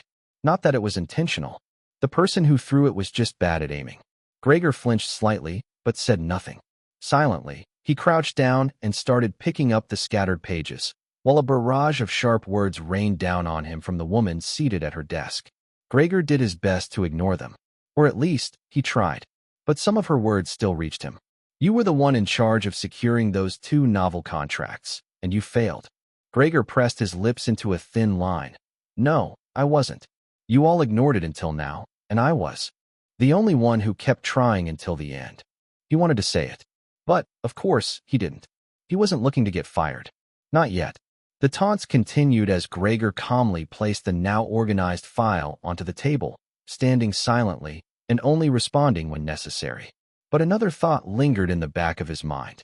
Maybe it was for the best that he hadn't secured the adaptation rights. Because if he had, with these people in charge, there was no guarantee the adaptation would be any good. Number 74. Chapter 74, Long Beach Comic-Con. October 10th, 2010. It's just a week before the shoot begins. And what could be better than a single free day before the whirlwind of hectic months ahead? Especially when it's spent with the person who matters most to you. So, this is your idea of a perfect date spot in your book? Regal asked, eyeing the large banner in front of them. Welcome to Long Beach Comic-Con, an annual celebration of comic books, sci-fi, fantasy, cosplay, gaming, and film/TV entertainment. The convention brought together fans, creators, and industry professionals from Southern California. Gwendolyn grinned, her fingers wrapped snugly around Regal. Obviously, can't you smell it? The fresh scent of books in the air. It's sweet and warm. Regal took a slow, deliberate sniff. Nope. Smells like plastic and overpriced merchandise. She shot him a playful glare, but didn't let go of his hand. They probably looked like one of those picture-perfect couples, the kind that made strangers smile in passing. The convention, held at the Long Beach Convention Center, was roughly 27 miles from Echo Park, where Regal's new house and office were. The drive had taken them about 40 minutes, not bad considering LA traffic. The moment they stepped inside, Regal could tell the scale of the event. The hall was massive, packed with booths, displays, and crowds of fans. But compared to the huge, world-famous conventions, this one was mid-sized. Most of the attendees seemed to be from the local area. Long Beach Comic-Con was a 2-day event, running Saturday and Sunday, with an estimated attendance of around 15,000 to 20,000 over the weekend. Not small by any means, but nothing on the level of SDCC. Hand in hand, Regal and Gwen walked through the crowd. The convention floor stretched before them, filled with vendors, cosplayers, and excited chatter. As they moved, Regal's gaze landed on a particular display. Power Rangers. The overhead lights reflected off the glossy banners, casting a theatrical glow over the exhibit. The first thing that caught his eye was the massive Power Rangers Cinematic Universe timeline exhibit at the center of the convention floor. A towering digital screen cycled through key moments in the cinematic universe, beginning with the Red Ranger Origins film from 2004, the movie that changed everything. The footage highlighted its introduction of the morphing grid, the universal energy source that connected all Rangers across time and space. From there, the exhibit traced the evolution of the franchise, Blue Storm, 2006, which expanded on the technological advancements made by Ranger teams. Black Eclipse, 2008, which introduced the first true villain capable of manipulating the grid itself. And finally their latest installment, Green Legacy, 2009, which dove deep into the ancient history of Ranger warriors. Just 4 films, yet it wasn't just a franchise. It was an empire. To his left, life-size statues of the core Rangers stood on towering platforms, each one a distinct presence. Unlike the simple spandex suits from his past life, Power Rangers, these designs had been completely reimagined for a modern audience. Each Ranger suit was a fusion of advanced armor plating and energy-conducting fibers, their visors sleek and detailed with intricate engravings, unique to each warrior's origin. The Red Ranger, the supposed leader, wasn't actually chosen. His power wasn't a gift, nor was it the result of rigorous training. He built his suit himself, scraped together from stolen morphing grid tech and sheer ingenuity. The armor was rugged, patched together with exposed energy vents that flickered with instability. Unlike the others, his morphing process wasn't seamless. It was rough, unpredictable, held together by force of will alone. The Blue Ranger was different. His suit was sleek, built for speed. Unlike Red's makeshift armor, this was the result of scientific refinement, incorporating nanotech-infused alloys that adapted in real time. His extended visor provided enhanced vision, allowing him to react faster than humanly possible. Then there was the Black Ranger, an anomaly. He had no armor, no enhancements, nothing that resembled a traditional Ranger suit. Instead, he wielded the morphing grid's energy directly, bending it with a mere thought. His body pulsed with raw power, his outline flickering like a mirage. He didn't need a suit. He was the suit. The Green Ranger stood in contrast to the others. His armor was ancient, passed down through generations. Unlike the technological advancements of Blue or the improvised gear of Red, Green's suit was ceremonial, imbued with mystical energy rather than mechanical innovation. Engraved patterns lined the plating, pulsing faintly as if alive. His power wasn't forged, it was inherited, bound to him by bloodline. The Yellow Ranger was the wild card. She wasn't chosen, engineered, or born into power. She stole it. Her suit was a chaotic blend of scavenged parts, a prototype never meant to be used. Making her the most distant one, her morphing process was unstable, her armor flickering between energy and matter as she forced the grid to comply with her will. It wasn't perfect, but it didn't have to be. She made it work. Each ranger was different. Each carried their own burden. And yet, they were all connected by the morphing grid, even if some had to take it by force.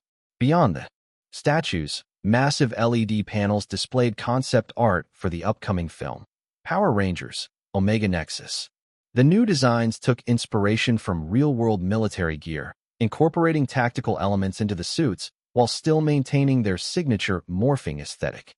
Notes from the lead designers were visible on the boards, detailing the thought process behind each alteration. Moving past the main exhibit, Regal entered the Legacy Archives, an area dedicated to the Power Rangers, comics, and expanded universe material. Shelves lined with collector's editions stretched across the space, each cover displaying artwork that rivaled anything he had seen in major comic publishers. Unlike the struggling comic editions of this world, the Power Rangers comic division was thriving. Their storylines weren't just adaptations of the movies, but full-fledged narratives that explored new themes, unseen threats, and even alternate universes. A massive, limited edition print of the fall of the morphing grid was encased in glass. This storyline, one of the most celebrated in Power Rangers comic history, depicted a future where the Rangers lost control over the morphing grid, leading to a war between corrupted Rangers and those still fighting for balance. The cover itself was striking, a shattered helmet lying on the ground, its visor reflecting the silhouette of a looming figure cloaked in shadow. As Regal moved to another section, he found himself standing in front of the only franchise capable of matching PRCU's dominance, Star Wars. If not for this galactic giant, PRCU would have had an even bigger stranglehold on the genre. But as it stood, these two juggernauts were the only ones capable of truly going toe-to-toe. It all started with Episode 4, A New Hope, 1977. The rise of Luke Skywalker, the Jedi, and the terror of Darth Vader. A film that rewrote cinema history. Then came Episode 5, The Empire Strikes Back, 1980.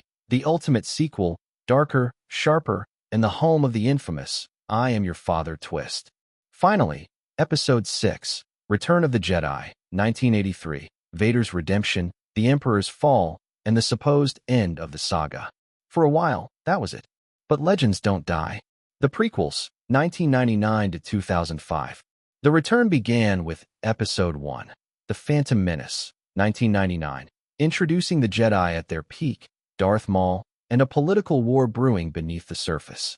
Love it or hate it, it changed everything.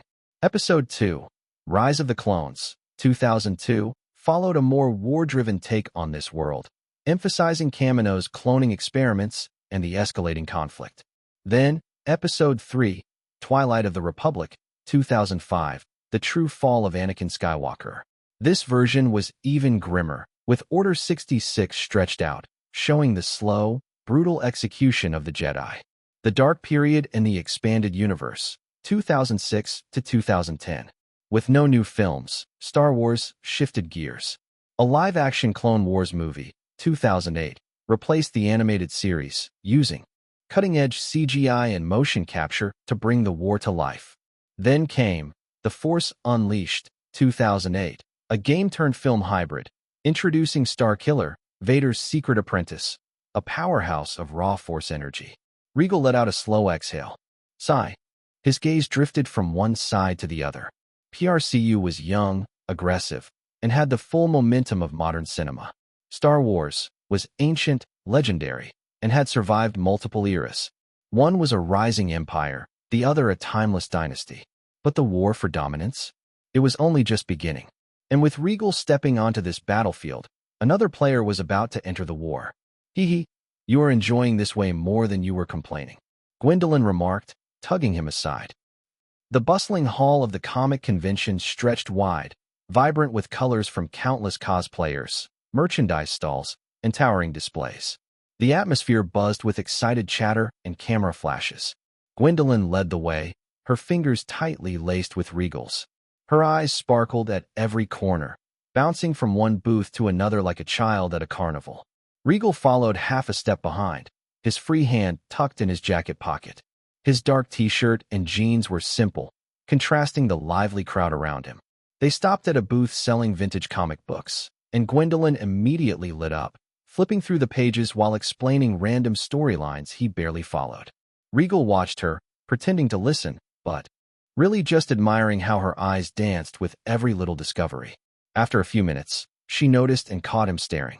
"What?" she asked. "Nothing." He smirked. "You just look happy." Gwendolyn's playful grin softened into something more tender. She leaned into his arm, resting her head on his shoulder for a brief moment. "Well, I am." Now, as they walked together through aisles lined with handmade crafts and fan art, her eyes flitted from booth to booth, lighting up whenever she spotted something cool. Regal's steps slowed as he reached the far end of the convention hall, where the crowds had thinned to almost nothing. Most attendees had already passed this section without a second glance, uninterested in what was tucked away in this quiet corner. Yet, something caught his attention. A lone stall stood before him, its shelves stacked high with comic books. But these weren't just any comics. They were from two of the most recognizable publishers in the world. Anyone else might have paused with the same question in mind. What about Marvel and DC? Well, that was a long story, one that Regal wasn't about to get into now. What he could say was that their history in this world was vastly different from what he knew. Another time. For now, he simply focused on the stall in front of him. His gaze swept over the comics. Spider-Man, Batman, Superman, and Iron Man, all displayed side by side. Why were two of the biggest rival publishers sharing shelf space like this? Another long story. The employee behind the counter, who had been idly flipping through a magazine, noticed Regal's approach. He straightened up immediately, stepping forward with a practiced smile. "Welcome, sir." Regal nodded. "Thanks. Nice to see you. Looking for anything specific?" "Not really," Regal replied. "But I will be taking these." His fingers instinctively reached for Iron Man. The cover was just as striking as ever. He flipped through the pages, the crisp scent of fresh ink filling his senses. "Still the same. I will take this," he said, then grabbed a Batman comic for good measure. The employee rang up the purchase, handing him the bag. "Thanks for your purchase, sir." "Regal." He corrected him with a casual wave. "And no need for the formalities. Thanks for your hard work." With that, he turned on his heel, walking away, his girlfriend Gwendolyn naturally falling in a step beside him. She smirked, raising an eyebrow. "So you do like the smell of new books, huh?" Regal glanced at her, noncommittal. No comment. Behind them, the store employee watched his retreating figure, until another person approached more precisely, his boss. An elderly man, walking with a cane. His sharp eyes scanned the stall before settling on the young man, disappearing into the crowd. "You sell anything?" he asked, his voice carrying quiet authority. The employee stiffened slightly, straightening his posture. "Yes, sir. Just now, a customer bought 2 books. The old man's gaze remained fixed in the distance, watching Regal's back. The employee followed his line of sight before blinking in surprise. "Something wrong?" the old man asked, his tone unreadable. The younger man hesitated before shaking his head. "No, sir. It's just, that guy looked familiar. Like, I have seen him somewhere before." "A mistake, probably," he added quickly, rubbing the back of his head. The old man didn't respond right away. His sharp eyes flickered between Regal and the employee, then back again. After a long moment, he finally spoke. "Thanks for your hard work." Then, without another word, he turned and walked away. The employee watched him go, frowning slightly. For some reason, he had the strangest sense of déjà vu, like he had just lived the last few seconds twice. Number 75. Chapter 75. Filming Death Note. October 24th, 2010. The filming of Death Note had officially begun. At the moment, Regal and the team are in the middle of their first schedule. Presently, they are working on an indoor scene set in the main character's room, Light Turners, where much of the film's starting scenes would unfold. It was only the second day of filming, and the crew was gradually getting accustomed to each other's working methods. But if one were to notice, most of the faces here are the same ones who worked for the following. Regal had made an attempt to once again bring the same team on board. Unless they were not interested, he invited them with open arms. So it was more like the newly joined members are getting used to the work, adjusting to the workings of this place. The process was always a bit chaotic at the start, but since most of them are not noobs, little by little, the rhythm was settling in. One person who was quickly adapting was the director of photography, DP, Matthew Horde. Unlike most projects he had worked on, this one required him to align with Regal's highly meticulous, almost intrusive approach to direction. For weeks and days, they had planned and discussed the shots for hours before rolling the cameras, but executing them firsthand was something else entirely. During their discussions, to say Matthew was surprised by Regal's shot design would be an understatement. Before coming on board, he had rewatched, following multiple times, his effort of trying to understand Regal's visual language. From what he reviewed, it was evident that the young director had an exceptional eye for camera work. Sure, there were moments where Matthew thought a few shots could have been framed better, but he quickly dismissed it as nitpicking, self-reassurance at best. In the end, there was no denying it. The film was too good, and it deserved every bit of success it received. And now, seeing Regal in action, he found himself looking forward to working with him even more. Not only was the script solid, though Matthew doesn't exactly have a good record as a script analyst, but Regal's ability to think outside the box was undeniable. Take the current scene they were filming, for example. Exactly 45 seconds long. Nothing unusual about that, right? Except those mere 45 seconds contained 12 cuts. And that didn't even include the after effects of the protagonist's doings, which will be shot later and added in post-production. While watching Following, Matthew recognized how the film relied on long takes and wide shots to create a voyeuristic feel. So if he were to compare Following to Death Note, it would be a crime. The few long takes that are present are mostly extreme close-ups, meant to capture the actors' expressions in painstaking detail while their internal monologues play out. Matthew was especially eager to see how the leads would handle these sequences. Close-ups were the ultimate test for any actor. There was no escape. The lens would catch every micro-expression, every flicker of doubt, and every inconsistency in performance. If they faltered, even for a second, the audience would see it. And if the audience could see it, the critics definitely would. And the most brutal part?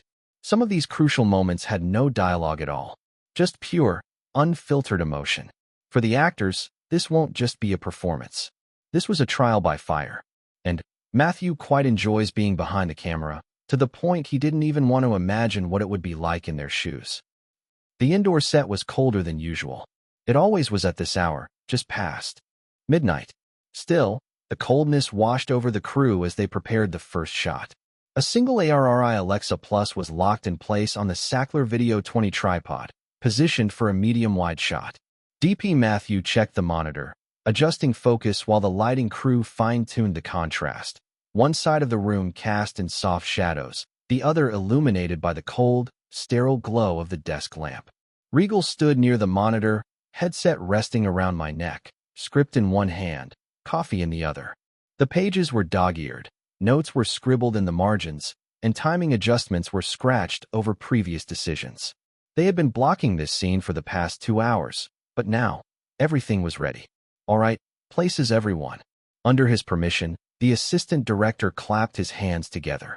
His voice carried across the soundstage, echoing off the wooden flats of the bedroom set. The crew moved like clockwork, camera operators checking their rigs, gaffers making last-minute lighting tweaks, and sound teams setting their levels. At the center of it all sat Steven Jr., the lead actor playing Light Tuner. He was already in position at the desk, fingertips tapping idly against the wood. His brows furrowed in focus, his lips moving as he muttered lines under his breath, rehearsing the micro-expressions he wanted. Regal approached him. "Steph, you ready?" Steven Jr. looked up, with focus, I am good. The touch-up team tried to make his face look a little pale for the specific scene just to make sure it looks the right way. Steven, on the other hand, already finished getting everything about the scene from Regal. Don't overthink it. Regal said simply. You know what you were doing. Just keep going. That was all Steven needed to hear. Immediately after, Regal turned to Matthew, the DP, who was already adjusting the camera mounted on a glide track. The plan was simple, a slow, creeping push-in, like a devil closing in on its prey. Matthew, all set? Regal asked. Matthew gave a quick nod, his hands steady on the rig. Yeah, slow as possible. Regal turned to his focus puller, giving a quick command as the Zeiss 35mm lens was adjusted with precision. Meanwhile, the gaffer repositioned the 650W tungsten key light, tilting it just enough to carve sharper shadows under Steven Jr.'s jawline. Subtle, but it made his features appear sharper, more defined, colder. Regal gives the signal. Roll sound. The boom operator adjusted his stance, keeping the mic just outside the frame. Speed. Regal turned back. Camera. Rolling. Matthew. The clapperboard snapped into place. Scene 48, shot 1, take 1. And action. Regal. Steven Jr.'s fingers flexed slightly on the notebook. His eyes, half hidden by the angle of the light, stared forward, unfocused. His breath slowed, his jaw tensed, and his pupils barely contracted, as if processing something dark, something powerful. His thumb traced the edge of the page. Then, slowly, he opened the book titled Death Note. The camera inched more forward, the glide track making almost no sound. While capturing Light's gaze locked onto the notebook, his feelings were completely unknown. Tension built in the room. Cut. Yep, that's it. That's the 2-second shot design. Regal moved to check the monitor. Light's way and decision to open the Death Note, knowing full well of its power. It was captured perfectly, and the moment didn't lose the drip with intensity. He nodded and informed the team. That is a keeper. Moving on. The first shot was locked, Light opening the Death Note, the weight of the moment settling over him. Moving on, the crew repositioned. The ARRI Alexa Plus was moved closer, switching to a 50mm lens for a tight medium shot. The tripod was adjusted for a slightly lower angle, subtly emphasizing Light's dominance over the page. Just for this shot, 2 cameras were placed additionally. Camera A, 50mm lens, low-angle medium shot, capturing Steven Jr.'s face and upper torso. The lens, a tight 85mm prime, was chosen specifically to capture the finest details, like the small flow of ink, the flicker of recognition, and the madness reflecting in his pupils. Camera B, Sony FX7, mounted on a robotic arm for an overhead shot of the Death Note. However, even after 20 minutes and 3 takes, Regal wasn't satisfied with the shot. Scene 48, shot 2, take 4. It was the close-up of Light's eyes, the windows into his. Transformation. Regal advised. Steph, this is all in your eyes now. I want to see the moment the idea takes hold. He nodded, inhaling deeply. Lights down by 10%. The gaffer called. The desk lamp dimmed slightly, reducing glare and deepening the shadows. The room felt smaller, more intimate. Rolling. And action. The moment played again. For a long second, Steven Jr. didn't move. But this time, the hesitation wasn't just acting. It felt like calculation. His gaze stayed on the page, pupils locked in place, as if his mind was running through the consequences. Then, his right hand lifted. The pen hovered over the lined paper. His breathing shifted, a deeper inhale, his jaw setting just slightly. He wrote the first stroke. The pen scratched softly, ink sinking into the paper like a spell being cast. Steven Jr.'s Adam's apple moved, a dry swallow. The fingers holding the pen tightened, just enough to make his knuckles show faintly white. The name was formed in smooth, deliberate strokes. Then it was done. One kill. A single moment of stillness. The camera held on him.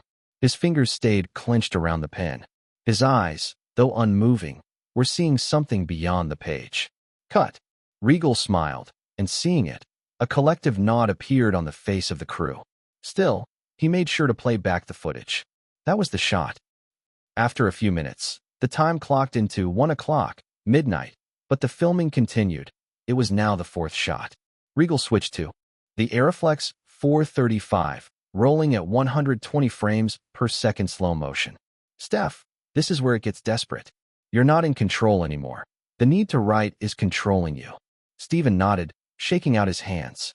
He was getting into the rhythm now, letting the exhaustion, the obsession, seep in. The camera was handheld this time, shifting in unsteady, chaotic bursts, breathing with him, moving with him. Regal was about to call it. Then, he hesitated. Skill slots. Slot: 1 director, rank, world class, active. For a brief moment, his eyes flicked to the blue screen that appeared before him. The words glowed faintly in his vision. Then, just as quickly, he dismissed it. Focus. Whatever this was, it wasn't interfering. And right now, that was all that mattered. His grip tightened on the mic. Action. Number 76.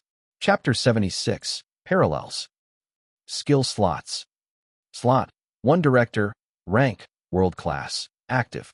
For a brief moment, his eyes flicked to the blue screen that appeared before him. The words glowed faintly in his vision. Then, just as quickly, he dismissed it. Focus. Whatever this was, it wasn't interfering. And right now, that was all that mattered. His grip tightened on the mic. Action. The pen scratched furiously against the paper. Ink smeared across Light's fingers. Pages crumpled under the weight of his grip. His breath became ragged, his body tensed. The handheld camera moves erratically, mimicking his spiraling thoughts.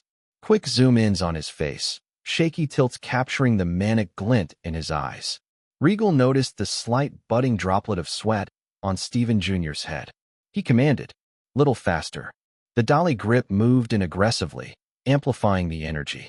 Just then, a bead of sweat trickled down from Stephen Jr.'s forehead, catching on his eyebrow. Then, with one final stroke, the pen snapped. Cut. A stunned silence followed. Did they actually capture that? Matthew thought. Stephen Jr., unaware of what had just happened, let out a shaky breath and dropped the broken pen. Regal was first to move as he watched the playback on the monitor. Luckily, they had the shot before the pen snapped. We got the take. As the realization set in, the crew broke into quiet applause. Regal barely had time to react before a head popped up right in front of him, way too close. So, how was it? Tell me, did I do it right? Stephen Jr.'s hands clamped onto his shoulders, shaking him back and forth with way too much enthusiasm. Regal's chair tilted dangerously backward. For a split second, he thought he might actually fall, but Stephen was too caught up in his own excitement to notice. Stephen, stop. He needs his brain intact if you want an answer. Timothy cut in from the side. Stephen froze, finally realizing Regal might actually need a second to process words. He let go, stepping back, though the expectation in his eyes didn't waver. Regal exhaled, rubbing his neck just to make sure everything was still attached. Then, finally, he looked at Stephen. You did fine. Stephen's face fell. That's it. Regal blinked. Should we go for another take? Stephen asked, completely serious. No. Regal added. Timothy clapped a hand on Stephen's back. Dude, that was solid. Actually, probably the best take you've done so far. There was a pause before he added. Maybe you're the type who only brings out his best on set. Regal sighed, leaning back in his chair. All right, don't get too proud about it. Some actors are just like that. Then, without missing a beat, now get ready for the next shot. The noise simmered down quickly as they moved to the next shot. Regal signaled the first assistant director. Reset for the next shot. Crew members moved in a well-rehearsed ballet. A fresh Death Note prop was swapped in, already prepped with scribbled pages to maintain continuity. The broken pen was replaced. The script supervisor marked timestamps, checking that Stephen movements would match seamlessly with the previous footage. The lighting team readjusted. The tungsten backlight was dimmed by 15%, casting sharper shadows along the desk. The gaffer positioned a flag to create a gradual darkness creeping in from the edges of the frame. This was the turning point, the moment where light stopped being human. After 30 minutes, the clock 1:40 into midnight, but the filming continued. It was now the sixth shot. The ERRI Alexa Plus camera was mounted on a Liebeck JB 30 jib arm, 6 feet above the set. Regal turned to the jib operator. The descent should be slow and controlled. Make it feel like someone is watching over him. He gave a thumbs up, adjusting the counterweights. The DP, Matthew, leaned in. Want to use the mist filter? It will give the ink a slight glow. He thought for a moment. Yes, but subtle. Just enough to make it feel supernatural. The Phantom HD camera was prepped for insert shots. Its 1000 frames per second slow motion would be crucial for the moment the ink settled into the paper. Okay, boys. Roll sound. Speed. Camera rolling. Matthew. Regal let the silence stretch before commanding. Action. Stephen Jr., now full into the skin of light, sat completely still. His breathing was slow, almost measured.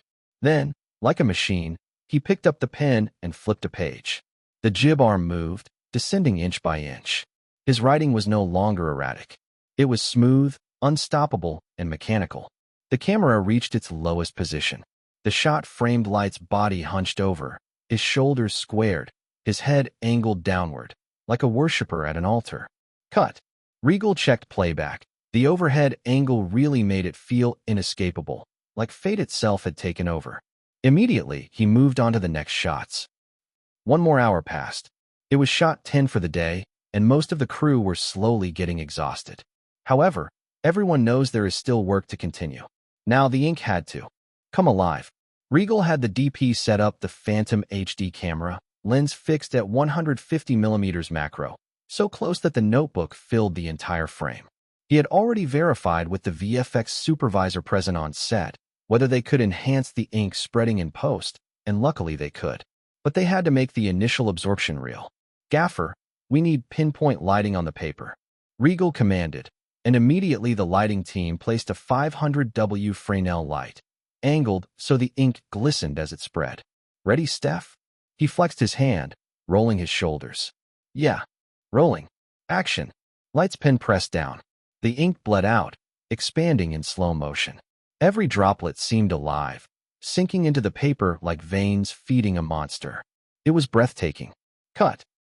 And just like that, the rest of the filming for the day wrapped up in the early hours of the morning, 4:08, to be exact, only after Regal was fully satisfied with all 12 takes. There was no doubt about it. Even the most seasoned crew members on set agreed that this had been one of the toughest sequences they had ever worked on.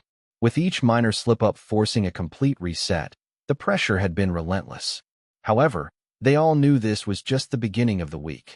There were still many long days, and even longer days and nights, ahead of them to tackle.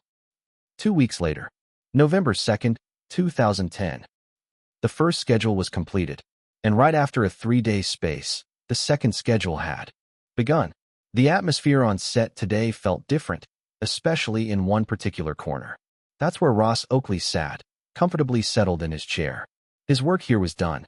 He had finished filming his segment, meaning he should have been on his way out by now. But instead of leaving, he decided to stick around. Standing beside him was Danny Foster, his assistant. If anyone remembered, he was the same guy who caused a stir during the auditions. The reason behind Danny Foster's presence today? Well, it had a lot to do with a certain actor in the cast, Timothy Chalamet. It turned out that both Ross Oakley and Timothy Chalamet were from the same agency, Angle Agency. Or rather, Timothy had joined Ross's agency. So as his manager, Danny has to be on the set with his actor. While the process of feeding Timothy cast in this film wasn't exactly a smooth process, there had been complications, mainly from the Angle Agency's side. At one point, Ross had to step in behind the scenes just to get things moving. Regal wasn't aware of the full extent of it yet, though he had his suspicions. The agency itself hadn't been entirely convinced of Timothy's abilities, and they saw a high-budget film like this as an opportunity to train their other actors instead. But Regal wasn't having any of that. If things had dragged on any longer, he might have gone as far as convincing Timothy to break his contract, and he would have been willing to pay the penalty himself. Of course, none of that would have mattered if Timothy wasn't interested in the role to begin with. But he was, very much so. His support for Regal's vision had been clear in whatever small ways he could contribute. In the end, everything worked out. Now, Ross had other reasons for staying. He wanted to observe 2 actors in particular, Stephen and Timothy. One was connected to an acquaintance of his. The other was a trainee from his own agency. Ross had been watching them closely, studying their methods. Stephen's acting was purely instinctive. He approached every scene like a blank slate, never premeditating his delivery, never settling into predictable patterns. It was this element of surprise, even to himself, that made his performances feel real and alive, impossible to replicate. Timothy, on the other hand, was introspective. His process was meticulous. He sought to understand the depth, intelligence, and emotional nuances of his characters, internalizing their conflicts until they became his own. Every movement, every glance felt deliberate yet natural, as if he had deconstructed his character down to its essence and rebuilt himself into someone entirely new. But the most striking difference between them lay in self-awareness. Stephen performed without fully grasping the extent of his own abilities, while Timothy acted with the precise knowledge of what he was doing and the unwavering confidence that it was right. They are quite parallel if one were to differentiate their approaches, but they effortlessly complement each other. Number 77. Chapter 77. Is it because of that kid? Stephen performed without fully grasping the extent of his own abilities, while Timothy acted with the precise knowledge of what he was doing and the unwavering confidence that it was right. They are quite parallel if one were to differentiate their approaches, but they effortlessly complement each other. Coming back, they were filming one of the pivotal moments of the story. Light and Elle's first confrontation, not face-to-face, but through a screen. The tension crackled in the air as Elle, hidden behind his alias, dissected his opponent's moves with cold, unshakable logic. The moment where he first cornered Kira, narrowing down his location with nothing more than sheer intelligence and manipulation. Stephen, playing light, maintained a composed exterior, but Ross could see it, the subtle flickers beneath the surface, the restrained shifts in his posture. It wasn't just an act. It was a battle. A clash of minds is unfolding in real time. And Timothy, as Elle, delivered his lines with an eerie calm, a quiet but unrelenting force that filled the space.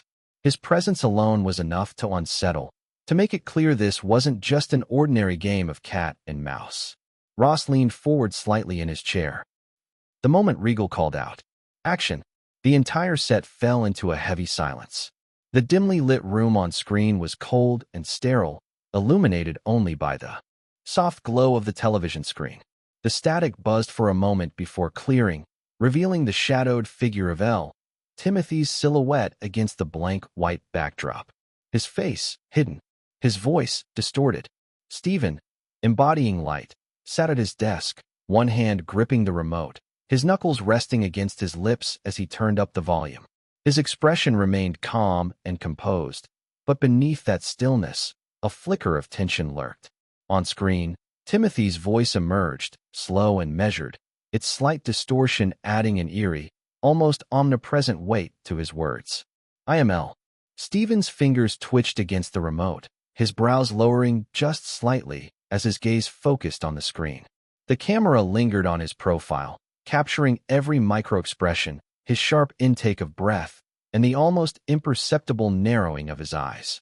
The atmosphere thickened.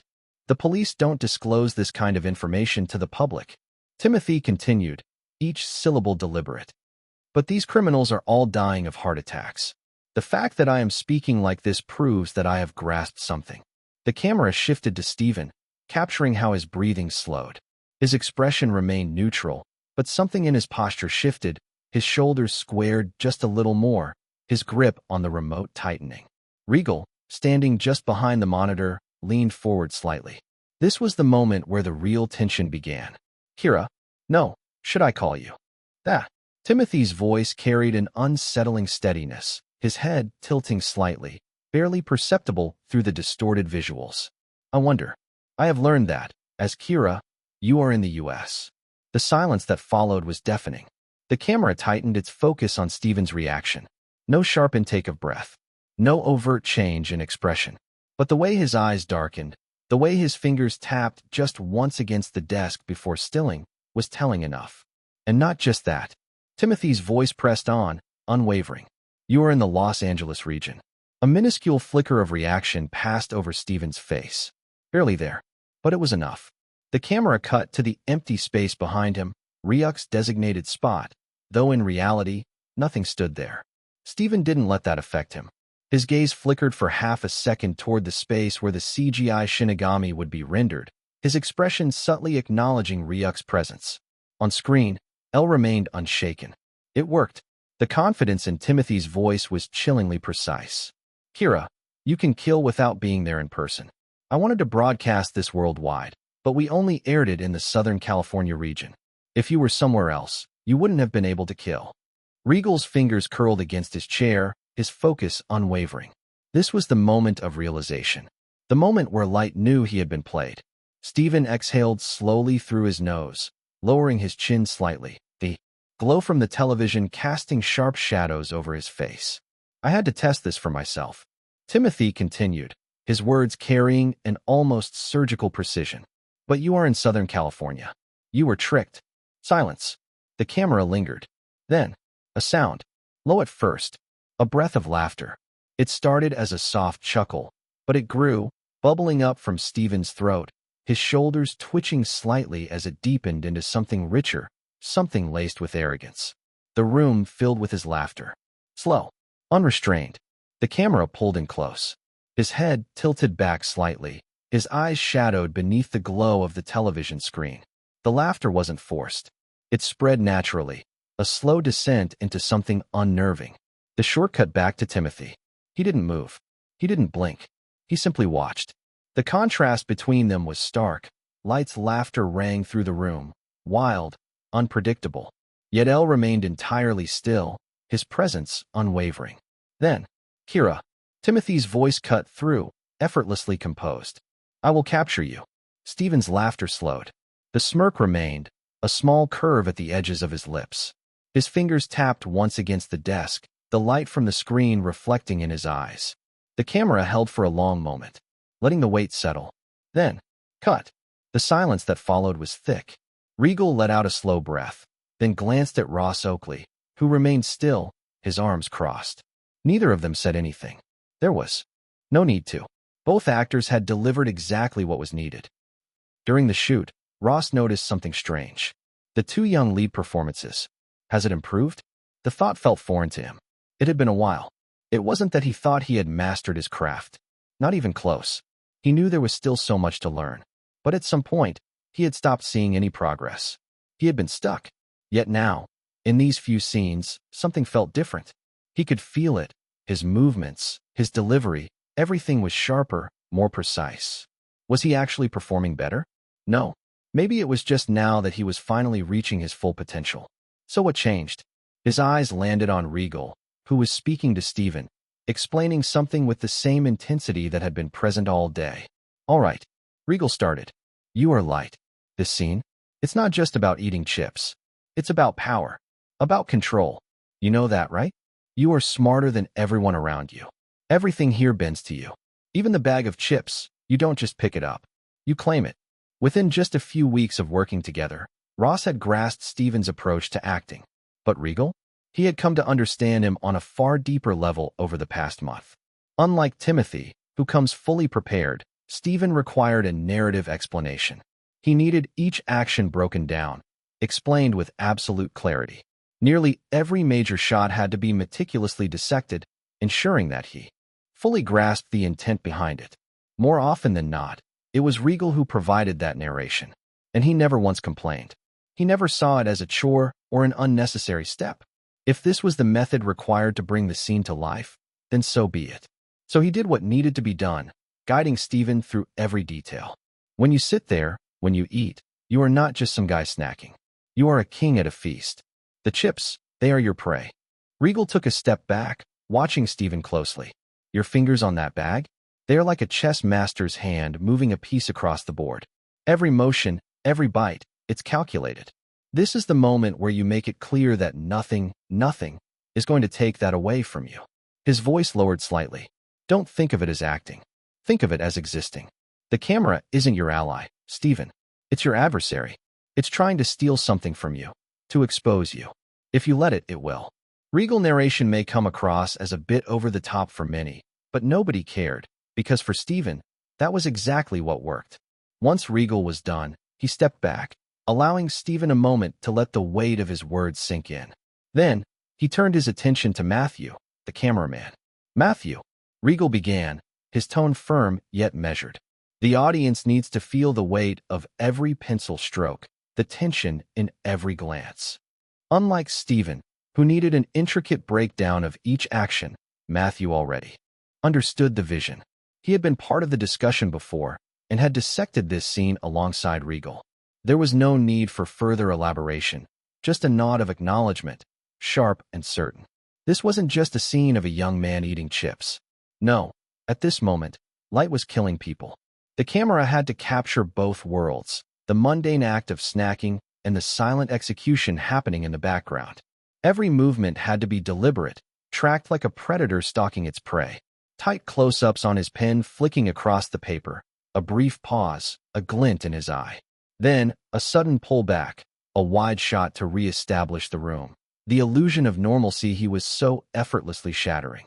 The contrast, that was key. That was what needed to be burned into the audience's mind.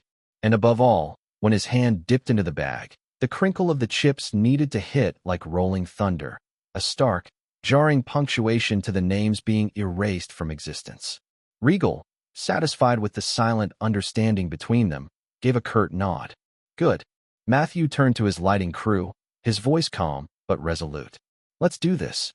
With the final preparations in place, Regal moved beside the camera, his presence sharp and commanding. Quiet on set. His voice cut through the air like a whip. Camera rolling. Steven ready? A pause. The briefest moment of stillness. And action. Ross exhaled, barely realizing he'd been holding his breath. Is it because of that kid? He muttered to himself. He had always believed a director's job was to bring out the best in their actors. But to this extent, could someone really have that much influence? Even over him? Ross Oakley. He shook his head. It wasn't just him. It was the whole set. The entire crew. And he wasn't wrong. Regal's skill as a director, ranked at a world-class level, was drawing everyone deeper into the film's world. But the ones feeling it the most? The actors. Especially when the hidden conditions were met. And as it happens, the conditions were met quite a few times in today's shoot. Number 78. Chapter 78. Emotional versus cold-hearted. With today's shoot wrapped up, something else had come to an end. Ross Oakley had completed his final schedule for the film, which meant he wouldn't be stepping onto this set again.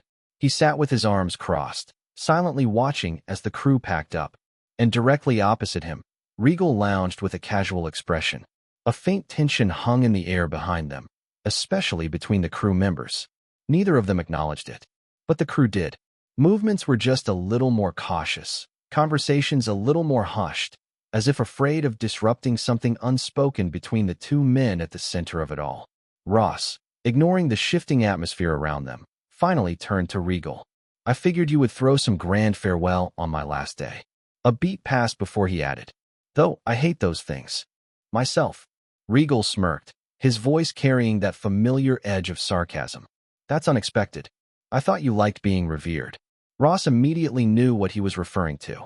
The first day on set. Regal still remembered the mess caused by Ross' temporary assistant, Danny Foster. The guy had made it sound like if Ross Oakley was even slightly displeased, the entire movie would grind to a halt. The way he carried himself, barking about proper welcomes and where is the grand reception for Mr. Oakley, it was as if he was actively looking for trouble. Ross exhaled sharply, looking a little worn out just from the memory. Don't bring that up. You are ruining the mood. Regal chuckled but didn't push further. Instead, he said, all right, but I need a favor. Ross eyed him blankly. His expression said it all. Is this brat really trying to rope me into something now? If it had been anyone else, Ross would have shut them down instantly. But after spending these past days on set, he couldn't deny it. He had grown to respect Regal's work. More than that, they were close now.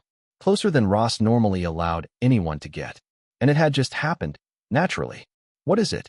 Ross asked, as he had already decided. Well, he was certain Regal wouldn't ask for anything unreasonable, at least, not something completely absurd. Receiving Ross's approval, Regal turned his gaze toward a young man nearby and called out, Alexander Tobias. At the sound of his name, Alexander's head snapped up. His hands were still occupied, mid-task, but his face, his face, was a mixture of shock and something close to dread. Alexander Tobias, the main assistant director. He had worked with Regal before, back in Following, though his role back then wasn't as significant. Ross noticed immediately. That was the same guy from the auditions, the one who had clapped a little too enthusiastically for his performance. Regal waved him over. Come here for a second. Alexander hesitated for a second before making his way over, his steps slightly stiff, probably because of the man sitting beside Regal. Director, you called? He asked, trying his best to sound casual. Regal gestured lazily. Yeah, Ross, this is Alexander Tobias. You probably know him already, assistant director on this project. He paused, glancing at Alexander before adding, and a huge fan of yours. Ross arched a brow and shifted his gaze toward Alexander, who looked like he had just been exposed in a courtroom. Director, I was just joking about Alexander started, his voice flustered. Joking about what? Being a fan. Regal's gaze was practically dripping with amusement now. Alexander looked at Ross, panic flashing across his face. Being a fan, he knew Ross Oakley's reputation. The man wasn't exactly known for being patient. No, that part is true. I am, absolutely, a big fan of Ross Oakley. He blurted out the words so quickly it almost sounded rehearsed. Regal chuckled. See? Die-hard fan. Despite his panicked expression, it was true. Alexander Tobias was a fan. And if anything, his nervousness wasn't from fear, it was from being completely starstruck. Even though he has already seen Ross Oakley many times on set. Regal extended his hand toward Alexander. All right, give me your notepad. Alexander, still looking like he was processing what was happening, hurriedly pulled a small notepad from his back pocket and handed it over. Regal turned to Ross. If you don't mind, sir. Ross exhaled again, but didn't argue. He nodded, then held out a hand. Pen, he said simply. Of course. Here, sir. Without missing a beat, Alexander pulled a pen from his other pocket. It was almost comical, like he had turned into some blue robotic cat with an endless supply of items. Ross eyed both the pen and Alexander's face. The speed was suspicious, but there was no mistaking it. The guy was a fan through and through. His eyes practically shimmered with excitement. Ross let out a quiet sigh and took the pen. Name? What should I write? Alexander blinked, caught off guard. Sir, it's Alexander Tobias. Oh, and draw a heart next to it while you are at it. Regal added smoothly. Alexander immediately shot him a betrayed look. His expression practically screamed, Really? Regal simply shrugged. Ignoring the exchange, including the heart part, Ross signed his autograph on the notepad and handed it back to Alexander. Thank you, sir. This means a lot. Alexander said, holding the note like it was a priceless artifact. Regal smirked. Hey, I called you over because you kept saying you had to meet him at least once. You practically swore you would drop dead if you didn't, so don't make this too sentimental. Now get going.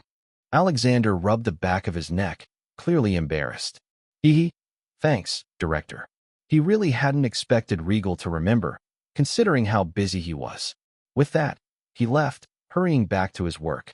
Ross watched him disappear, then turned back to Regal with a raised eyebrow. You are being too soft. Regal understood what Ross was referring to, but he just leaned back, unconcerned. I don't see the harm in it. Ross let out a quiet scoff. Don't forget a director is the captain of the ship. If you let emotions dictate your actions, it's only a matter of time before it backfires. Regal didn't argue, so Ross pressed on. Take that guy, for example. He motioned toward where Alexander had gone. You are too lenient with him. Do you really think he will work harder because you are nice? Wouldn't he be more productive if you kept things strict and professional? Regal's smile didn't waver. Sure, life is easier when you keep emotions out of it. But I would rather do things my way. Ross narrowed his eyes slightly. And why is that? Regal glanced at the set, watching as crew members adjusted lights and ran final checks. After a brief pause, he answered, Because I believe a film turns out better when the people making it actually enjoy their work instead of constantly fearing they will mess up. Ross studied him for a moment, then let out a slow exhale. Being nice now is one thing, he said, but eventually, someone is going to take advantage of that. Today, it's just an autograph. Tomorrow? Who knows? If you refuse, you will be the bad guy. Ross added, People will turn on you in an instant. He concluded with a light pause. That's just how the world works, and so does Hollywood. Regal, unbothered, leaned back and responded with a small smile. And one day, that same person might return the favor several times over. He tilted his head slightly. Who knows? Maybe he will be the one to pull this entire project back from the brink when it really matters. A pause. Then, with the same calmness, Regal added, "That's also how the world works, and how Hollywood can be." Ross folded his arms. "Guess we will see." Regal glanced at him, then smirked. "You know, I think you are more emotional than me, Sir Ross." Ross shot him a deadpan look. "Are you blind?" Regal's smirk widened, but before he could say anything, Ross sighed and shook his head. "You are awful at reading people." Regal didn't argue, but inwardly, he disagreed. If anything, he knew he was right. It wasn't just some careless assumption. Over the past few days, he had watched Ross closely. The man wasn't as detached as he liked to pretend. And in this short conversation alone, he had shown more emotion than he probably realized, sharing thoughts he wouldn't normally voice. Regal leaned back slightly. "Since we are on the topic." Number 79. Chapter 79. Emotional versus cold-hearted, 2. Regal leaned back slightly. "Since we are on the topic, you should probably start keeping your temporary assistant in check. He has been making a mess on MY's set." Ross knew exactly who he was talking about. Danny Foster. That guy was a problem. In fact, today was especially bad. He had definitely crossed the line this time. During a lunch break on the set, the crew was enjoying a relaxed atmosphere, chatting and eating. Tim, a light technician, was carefully carrying his plate of food to a table, and right as he was about to sit, Danny just so happened to bump into him. The result? Tim's lunch went flying, landing squarely on his crisp white coat. And that was all it took. The very next second, Danny flipped his own plate into the air before smacking him straight across the face. It didn't stop there. He raised his hand for another. Ben jumped in like some makeshift hero, but the guy was clearly scared out of his mind. His enthusiasm didn't quite match his ability to defuse the situation. Thankfully, Darren was nearby and stepped in, pulling Danny away and saying, "That's enough, Danny. What's wrong with you?" Danny, looking smug, backed off, but the set was now tense, with everyone watching in horror. That's when Regal arrived. "What the hell is going on my set?" The entire set was dead silent. It was the first time anyone had ever heard Regal raise his voice. Hell, some of them didn't even know he could yell that loud. Regal didn't waste a second as he walked over to Tim, handing him a napkin and gently saying, "Here, let's clean you up." Tim, still shaken, started dabbing at his coat, his hands trembling and humiliated with food on his coat and a red mark on his face. "Sir, you don't have to," the guy began, voice uneasy. "Don't move." Regal's voice was clear and even, cutting through the tension of the room and rendering the man instantly quiet. He carefully dabbed away at the worst of the stain before letting out a slow breath. Regal then looked up at Ben, who had been hovering nearby, shifting uncomfortably. "What happened?" Ben, still a little rattled, swallowed and quickly relayed the short version of events, how Danny had accidentally knocked into the guy, how the food had spilled, and how the slap came way too fast after that. Regal listened. His expression didn't change, but the air around him did. Then, without a word, he stood up. He turned towards Danny so fast that some people thought they actually heard his neck snap. He stared at him, cold, unreadable, sharp enough to slice steel. Regal's attention momentarily dropped from Danny's eyes to his hair to his feet, measuring, evaluating whatever it was he was calculating that meant nothing in the end. Then he spoke, yet there was an eerie intention behind his almost soft voice. "Get off my set." Danny, shocked, protested. "Wadash. Out. Now." Regal didn't let him finish. Ross had been silent the entire time, but decided this was the moment to chime in, bellowing at the top of his lungs. "Are you fucking deaf? The director told you to get out, so get out already." Danny's lips moved, but no sound came out, and when he noticed Regal merely continuing to circle him, still, quiet, he succumbed to the shaking from inside. A chill ran down his spine. Realizing he had no support, he huffed and left. As soon as he was gone, people shuffled out of their spots, but the charge persisted. Nobody stopped him. No one acknowledged him as he got off. Instead, everyone stared at Regal, still very much in control, his very presence rendering the air around them heavier. Finally, after an eternity, Ross sniffed and said, "Well, that was dramatic." Regal didn't react immediately. He only turned back to the light tech, giving him a firm nod. This wasn't the first time Danny had caused trouble, but up until now, The issues had been minor, petty inconveniences mostly dealt with by assistants and lower-level crew members. Some incidents probably never even made it to Regal's ears. The reason? Danny belonged to a big agency. More importantly, he was Ross Oakley's assistant. That alone shielded him from repercussions. But now, the problem has grown too big to ignore. While Ross acknowledged that the fault lay on his side, that didn't mean he was willing to stand there, letting Regal point fingers at him in front of all these people. There was a certain pride he had to uphold. Ross's gaze hardened as he met Regal's eyes. "You are getting more and more arrogant." Regal didn't so much as blink. "Your assistant is the one who is arrogant." Ross's expression darkened. "What?" Without warning, he shoved back his chair and stood up abruptly. The movement was forceful enough that the table in front of him jerked up a little, making an uncomfortable sound. The set fell silent again. Regal remained unfazed. His eyes stayed locked onto Ross, unwavering. And he asked, "Why do you look down on people, sir?" He knew there was no real need for what he was about to do. After all, even without his interference, the person who deserved to be put in their place would face the consequences eventually. But, for some reason, Regal couldn't stop himself. Ross Oakley was, by all means, a decent man. That much was clear, which made the sharpness in his tone and the dismissiveness toward those around him all the more baffling. And then, of course, there was the other reason. Regal wanted to get close to him. In Hollywood, connections were everything. Winning over someone as stubborn and seasoned as Ross could prove valuable.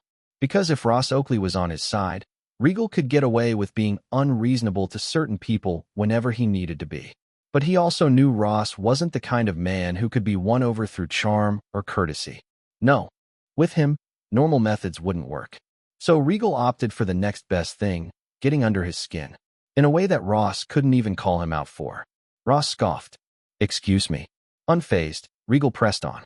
"Is it because you are Ross Oakley?" His voice remained unreadable, but there was a subtle sharpness behind it. "So, who cares what your assistant does, right?" Ross's jaw tightened. His eyes narrowed dangerously. "That arrogance," he spat out through gritted teeth. His chest rose and fell sharply, barely restraining the anger simmering beneath the surface. "I swear," he bit out, his voice low but seething. "At this rate, I would love nothing more than to ruin your entire career. Just for the hell of it." His words cut through the space between them, ringing loud and clear. And it wasn't just Regal who heard it. The entire set fell into deeper and dead silence. People froze mid-step. The sound of shifting equipment halted. The low hum of casual conversation disappeared. All eyes turned toward them. And Ross did not like that. Yes, he had been civil with Regal. But that was only because it was Regal. Ross Oakley didn't care about anyone else. His sharp gaze swept the set and fell on the person who was nearest to him. "What the hell are you all looking at?" he snapped, his voice slicing through the silence. No one moved or dared to answer. The stillness lingered, heavy and unmoving. Then, Regal took a slow step forward. His eyes locked with Ross's, steady and calm. "That's not how you should handle things, sir," he said evenly. Ross' eyes flicked toward Regal, stunned for half a second, as if unsure whether he had actually heard him right. But Regal was already shifting his focus. Without sparing Ross another glance, he crouched slightly beside the nearby assistant. 10. The same man Ross had just berated. "I am sorry about that, 10. Regal apologized sincerely. 10 blinked. No, it's fine. Really." Regal straightened and cast a glance over the crew. "It was just a minor disagreement. You can carry on with your work." There was a brief hesitation, a pause in the room's rhythm. But gradually, the tension eased. The crew exchanged glances, then slowly returned to their tasks. The scrape of moving equipment and the low murmuring of conversation filled the space once again. Ross stood there, watching the entire exchange in silence. Then he exhaled sharply and chuckled, a low, dry sound. Ross leaned forward slightly. "Are you seriously trying to teach me, Ross Oakley, how to behave with others right now?" Regal finally spoke.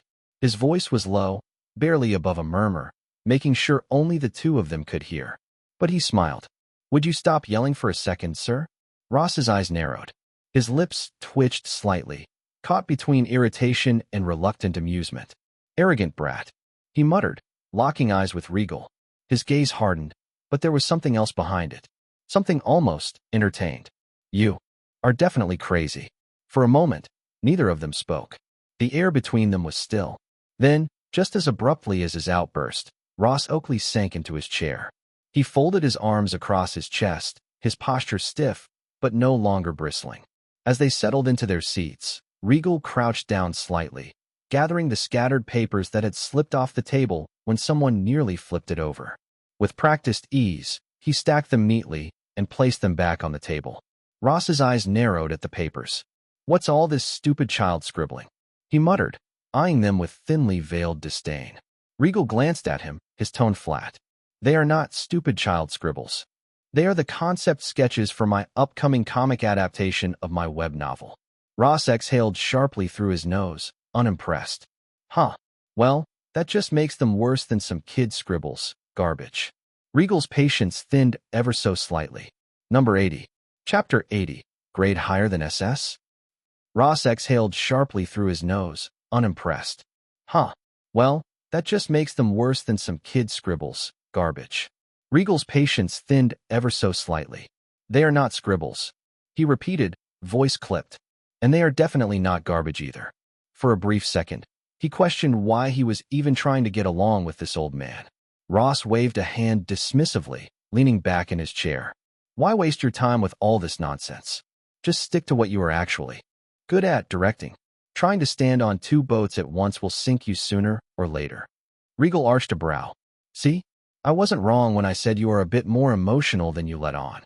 Ross's eyes thinned at the remark. "And I wasn't wrong when I called you a crazy brat."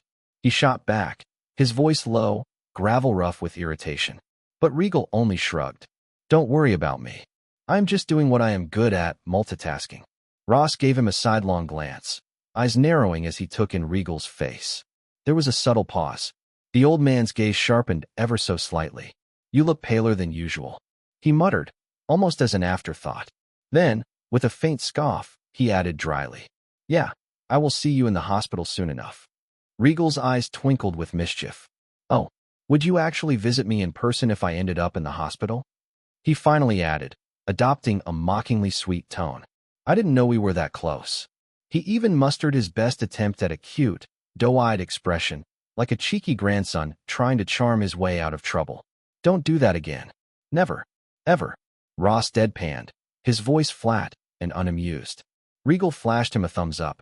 Got it. Apparently, acting cute in front of Ross Oakley wasn't going to work. Regal made a mental note of it. It was strange, though. That trick always worked on Gwendolyn. Speaking of which, he realized he was supposed to meet her soon. But this time, it wasn't for their usual get-together. It was for work. Meantime, a small silence settled between him and Ross. Then, without warning, Ross's demeanor shifted ever so slightly. He leveled Regal with a sharp, piercing stare. "If you ever pull this stunt again." The weight of his words lingered in the air. "You are finished." Without flinching, Regal met his gaze head-on. "Do you mean it?" Ross's eyes didn't waver. "Yes." He added immediately. "I mean it." Regal nodded slightly, almost as if satisfied with the answer. "In that case," he said with a faint, disarming smile. "Thanks for forgiving me this once." "Humph." Ross snorted. He scoffed, still stubborn, still prickly. "Who said anything about forgiving? I am just letting it slide." But Regal knew better. Ross could say whatever he wanted. But in his heart, he had already let it go. Because, in truth, he had never been truly angry to begin with. After talking for a few more minutes, Ross stood up. "I am off," he muttered. Regal, who had been skimming through a document file on his laptop while keeping up with their conversation, glanced up at the now-standing figure. Should I see you off?" he asked casually. "No need," Ross replied, brushing off the offer. So, Regal didn't push it. Okay.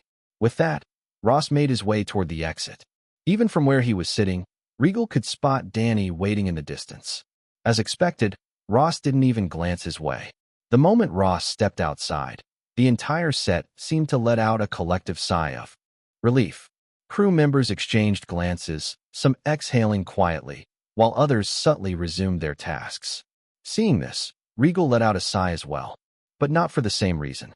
As he leaned back slightly, Darren, who had been observing the entire exchange from afar, finally made his way over. Now that Ross was gone, he clearly felt safe enough to approach. "Dude," I thought I was going to drop dead from the sudden spike in my blood pressure today. Darren groaned, running a hand through his hair.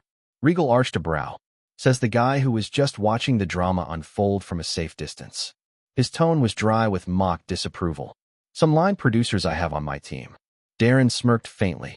Well, you were the one who said, I will take care of things related to Mr. Ross, so do not interfere. Fair point. Regal muttered, momentarily unable to argue. But his attention quickly shifted elsewhere. His gaze fell on someone standing off to the side of the set. Hey, Ben, Regal called out. Hearing his name, Ben glanced over. As soon as he saw it was Regal, he immediately walked over, still surprisingly energetic despite the long day. What's up? Need something? Ben asked, his voice as lively as ever. For a brief second, Regal didn't say anything. Instead, he extended his hand for a handshake. Thanks for stepping up earlier, man. Ben blinked, caught off guard for a moment. Then, he quickly realized what Regal was referring to. Ah, no worries, he muttered. Sheepishly, he scratched his head, trying to act modest, but the smugness gave him away. Clearly, he was proud of himself for being praised. I was just helping out a friend. True, some job you did. Darren's voice cut in from the side, dripping with mockery. Your legs were shaking so hard, and I am pretty sure you were halfway to collapsing if I hadn't stepped in. Ben's eyes twitched. His head snapped toward Darren, already ready to fire back. But before he could get a word out, Regal swiftly intervened. Darren, stop picking fights with Ben all the time. His tone was firm but casual. Then, without missing a beat, Regal pointed toward the laptop sitting on the nearby table. Also, I am done with the new batch of work. Send it over to the editor and have them check for any mistakes. Darren, still smirking, let it slide. Without a word of complaint, he grabbed the laptop. But just before he walked off, he decided to take a quick glance through the document. He scrolled down. Then again, and again. The list kept going, longer than he had expected. Meanwhile, Regal's gaze shifted back to Ben. Ben, actually, there's something else I wanted to ask. His tone was slower this time, more deliberate. Ben, still partially annoyed by Darren's jab, blinked in confusion. What? You're acting? Regal paused briefly before adding. It's improved a lot. For a second, Ben stared at him. Then, slowly, his eyes lowered. It has improved, huh? He exhaled sharply and rubbed the back of his neck. His voice dropped slightly, suddenly sounding disheartened. I am sorry. I will try harder next time. It won't happen again. His shoulders slumped. Regal stared at him, completely deadpan. Darren, who had finally given up on scrolling through the absurdly long document, turned just in time to catch the exchange. He shot Ben a flat, dumbfounded look. Idiot. Darren walked over and promptly smacked Ben on the head. Ow. Ben yelped, rubbing the spot. What the hell was that for? Darren glared at him. Because you are a moron. Regal said your acting improved. Ben blinked. Wait, what? He looked at Darren, then back at Regal. My ears are working just fine. He clearly said my acting improved, so of course I am sad Abu. He stopped mid-sentence. His eyes widened slightly. Finally, it clicked. In an instant, his head whipped around toward Regal. Wait, hold on. Did you just say I improved? His voice shot up slightly, as if he needed verbal confirmation to actually believe it. Regal didn't say anything. He simply gave him a small, deliberate nod. He wasn't just saying it for the sake of it. And Ben could tell. There was something certain in Regal's eyes, something undeniable. But what Ben didn't know was that Regal had proof in his hands. The blue system panel floating in front of him, invisible to everyone else, confirmed it. == Name Ben Azalart. Traits cheerful, resilience. Acting grade E? C. == For me, too. C. That wasn't just improvement, it was a massive leap. For a brief moment, Regal's eyes narrowed slightly in thought, because this wasn't the first time he had seen a rank change. After all, the grade of his first movie, Following, had also shifted from E to B. That meant there was a possibility. If the ranks of the script could change, so do the actor's grade. Meaning, is it also possible for something to go beyond SS? Stephen Hawking Sr. is by far the highest with acting grade SS. So, was there a grade higher than SS in skills too? The mere thought stirred a flicker of excitement within him. Chapter 81, Get Out. You are fired. If the ranks of the script could change, so do the actors great. Meaning, is it also possible for something to go beyond SS? Stephen Hawking Sr. is by far the highest with acting grade SS. So, was there a grade higher than SS in skills too?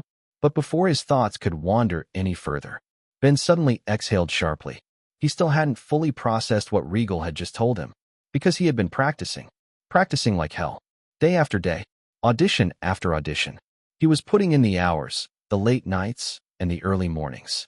And not just for the sake of it. No, he wanted to improve. He wanted to be good enough to act like Keanu, like Steven, and many others. But more than anything, he wanted to work with Regal, not as some background extra, nor as a minor side character.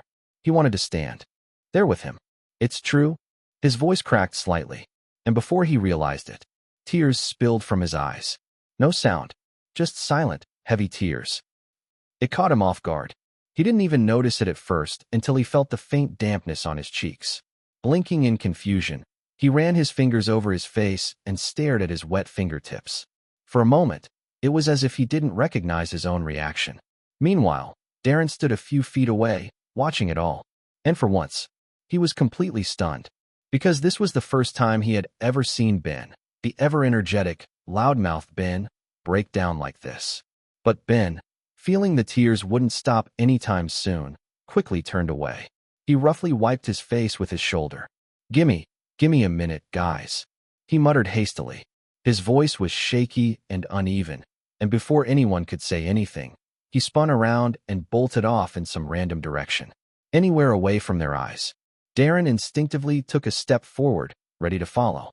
But he stopped, because when he glanced at Regal, he saw the look on his face, and that made him hesitate.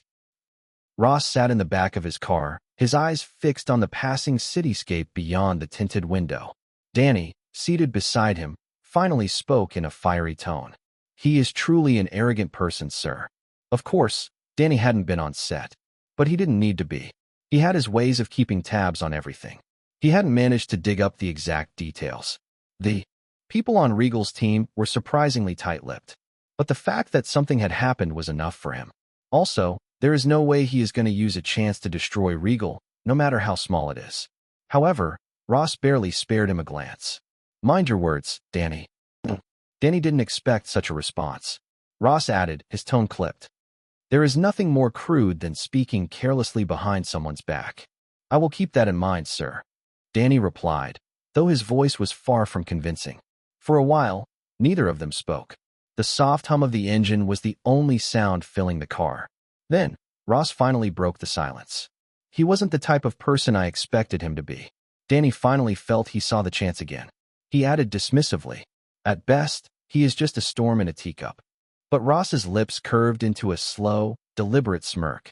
"And what if that teacup," he drawled, his voice low, "is big enough to contain all of Hollywood?" Danny's eyes widened slightly, caught off guard by the implication. Because Ross Oakley wasn't one for exaggerated metaphors. Not unless he meant them. And he definitely meant it. Ross leaned back against the leather seat. He muttered, almost to himself, for that old man to present a film after so many years. His fingers tapped lightly against the armrest. "It's as good as an indirect declaration." Danny's brows furrowed. "Declaration?" Ross's eyes narrowed faintly, the corners of his lips tugging upward in something that wasn't quite a smile. As if he is naming him as his spiritual successor. Danny stiffened. Spiritual successor. That name wasn't one to be thrown around lightly. But if Ross was saying it, then it wasn't just a metaphor. It was real. Danny swallowed, suddenly uneasy. "Stephen Hawking," he murmured slowly, his voice low with disbelief, "really sees potential in him." Ross exhaled, his expression unreadable. His eyes were distant, focused on nothing in particular. Danny hesitated, then glanced at him carefully. "Do you also see that, sir?" His voice was cautious, as if wary of the answer. For a moment, Ross didn't respond. He simply stared out the window, the city lights reflecting faintly in his eyes. Then, after a beat, his fingers drummed softly against the leather seat. "The brat," he muttered slowly, "has certainly shown an unexpected side of himself." His voice was thoughtful, almost grudging, but not enough to warrant Stephen Hawking personally giving him his name. His gaze darkened slightly, and then, almost under his breath, That's why I am annoyed. Danny blinked. Sir? Ross's jaw tightened faintly. His eyes narrowed. He didn't see it. Not yet. But Stephen Hawking did. And that was what gnawed at him. He clenched his jaw slightly, his voice lowering. I feel like I missed something again. He exhaled sharply, his tone bitter. Something that Stephen Hawking saw. And that was what frustrated him the most. Then, suddenly, he shook his head sharply, as if dismissing every thought that had been lingering in his mind until now. He spoke. Stop the car. The driver was caught off guard, but didn't dare to question. Why, yes, sir. The car slowed down, gliding to a stop by the side of the road. Danny's brows furrowed slightly. Sir? But before he could ask, Ross's eyes turned to him, cold and flat. Get out. You are fired. What? Danny blinked in disbelief. Ross's gaze didn't waver. He stared at him with the same disinterest one would have for dirt on their shoes. Do you have a hearing problem? His voice was cold, cutting. Why do you keep making the people around you repeat themselves? His eyes narrowed slightly, his voice lowering. I said, get out of my sight. Danny stared at him, stunned. Just a moment ago, he had finally thought, for once, that this stubborn old man was treating him like a proper human being. Ross had actually spoken to him, answered a few of his questions, had acknowledged him. But now, he was being tossed aside without a second thought. Danny's stomach twisted slightly. And this was the reason he was always in a foul mood on set. Because no matter how hard he tried, no matter how close he stood, this old man didn't even see him. He was just a placeholder, a temporary assistant, a disposable name, the title he had fought tooth and nail to acquire. Just how many times had he bent his back before his boss for this? Chance. He didn't even remember anymore. But he wasn't about to back down so easily. Danny clenched his fists. Sir. His voice was low but firm. My boss isn't going to overlook this. For a brief moment, Ross didn't respond. Then, his gaze shifted slightly. Without even looking at Danny, he turned his eyes toward the front. Idanda, he called out evenly. The driver glanced at him through the rearview mirror. Yes, sir. Ross's lips curled into something resembling a sneer. Could you drag this thing out of my car? His voice was almost casual, as if he were asking someone to take out the trash. Danny stiffened. Thing? Ross didn't even consider him a person. The word hit him harder than he expected. Meanwhile, Idanda, without batting an eye, gave a small nod. As you wish, sir. And without hesitation, the man stepped out of the car. Danny's gaze flickered toward the driver as he walked around the front. Only now did he actually look at him properly. Idanda was tall, lean, but with a build that left no room for doubt. Strong, solid, muscle beneath the fine suit. Danny's throat tightened slightly. If this guy touches me, it's over. He quickly drew in a deep breath. And before he could be humiliated any further, Danny threw open the door himself and stepped out. His feet hit the pavement with more force than necessary. I will leave myself, damn it. But just as he straightened, he felt Ross's eyes on him. He turned. Through the windshield, Ross was watching him, expressionless, cold, detached. Then, slowly, Ross's lips curled into a faint, sardonic smirk. Go ahead. His voice was low, almost lazy. Go and complain to your boss all you want. His eyes narrowed slightly, his tone sharpening. Let's see what that brat is actually capable of. Danny's lips parted slightly, but no words came out. He could feel his stomach sink. And then, Ross's voice lowered. The only reason I even let someone like you breathe near me, his gaze hardened, was because of that brat's whining to his father. Danny's eyes widened slightly. His boss father? The CEO? Ross's voice was sharp. And now that your job is done, his lips curved into a faint sneer. Since my part in the film is complete, he leaned forward slightly. You can leave now. The windshield slowly began to close. But just as it was halfway down, it paused and lowered again. Ross's eyes cut through the narrow gap. Flat, emotionless. But his next words were anything but. His voice was low. The reason I spoke about that child Regal in front of you, his eyes sharpened, was to tell you that he isn't someone the likes of you can afford to mess with. He exhaled softly. His lips barely moved as he finished. Convey that to your boss, too. And with that final warning, the windshield closed. For good. A second later, the car began moving, without so much as a backward glance, leaving Danny standing alone in the night. Number 82. Chapter 82. Music. Composition. Following the incident during the second schedule, the filming of Death Note swiftly moved into its third schedule. And now, there was only one final schedule left to shoot. However, unlike the previous two back-to-back sessions, Regal and his team decided to take a brief pause before the final stretch. A short break of about a week. Well, not exactly a break. Instead, he planned to use this time to finally wrap up the music recording session, the one he had been putting off for weeks. Regal sat in the dimly lit studio, watching as Ludwig Göransson adjusted his headset, his fingers lightly resting on the keys of his workstation, adjusting, refining, sculpting sound.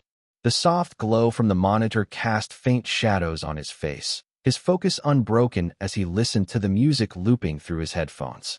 Behind, the studio walls were lined with discarded sheets of notation, rough compositions, and endless revisions. It had been more than 5 months since Ludwig had started working on the music for Death Note. An insane amount of time for a film score.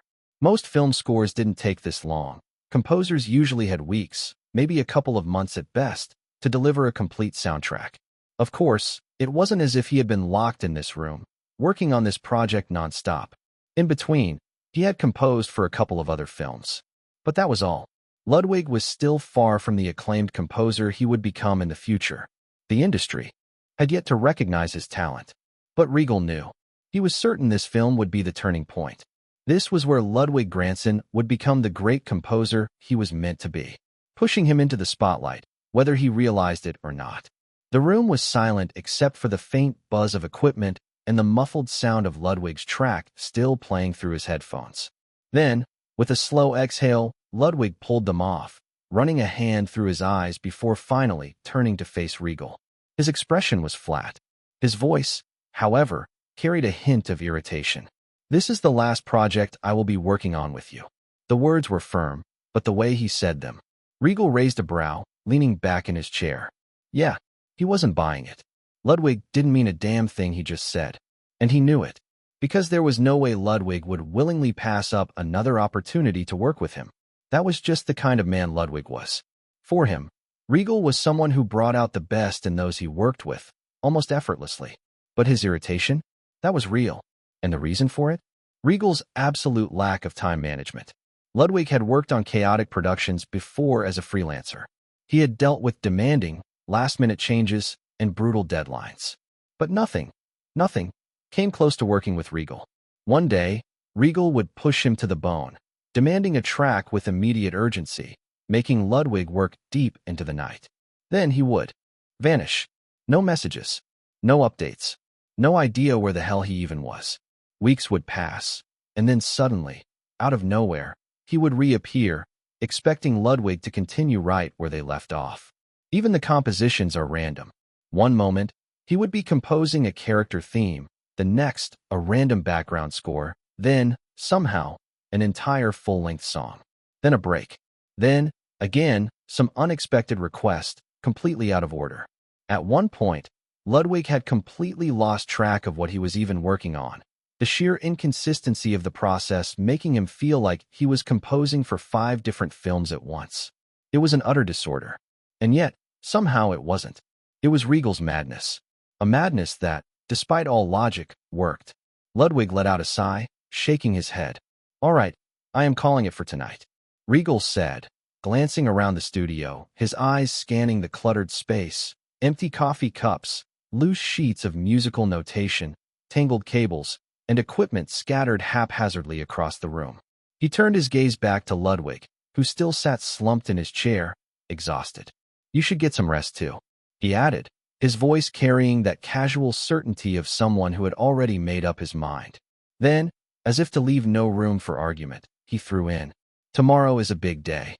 At those words, Ludwig let out a long, deep sigh. His entire body ached from the marathon composing sessions, the nonstop revisions, the layering, and the fine-tuning, all of it leading to this one final moment. Tomorrow, the recording session, the defining piece of the film's score. A full orchestral session with over 60 musicians, all working in perfect coordination, live instruments, real-time performances, and everything Ludwig had envisioned for the core theme of the movie. And he would be the one leading all of it. It was an exhilarating feeling. And terrifying too. Meanwhile, Regal had already turned away, his concern for proper rest apparently limited to words rather than action. He strolled over to the worn-out sofa in the corner of the studio and, without hesitation, dropped onto it, sprawling out comfortably. His eyes fluttered shut, his body relaxing instantly. Ludwig watched him in disbelief. "This fucker," he muttered under his breath, shaking his head. He didn't even know why he was surprised anymore. For a few moments, he just sat there, staring at the endless mess of his workspace, his mind still running through the countless details of tomorrow's session. But then, after a long pause, he pushed himself up from his chair. Regal was right. He needed rest. Because tomorrow was going to be the biggest day of his career. Next day, the recording studio was dimly lit, with only the essential lights illuminating the orchestra. The clock on the wall read 9:15 a.m.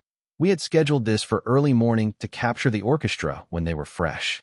The musicians were arranged precisely across the floor, their instruments glinting under the focused lights.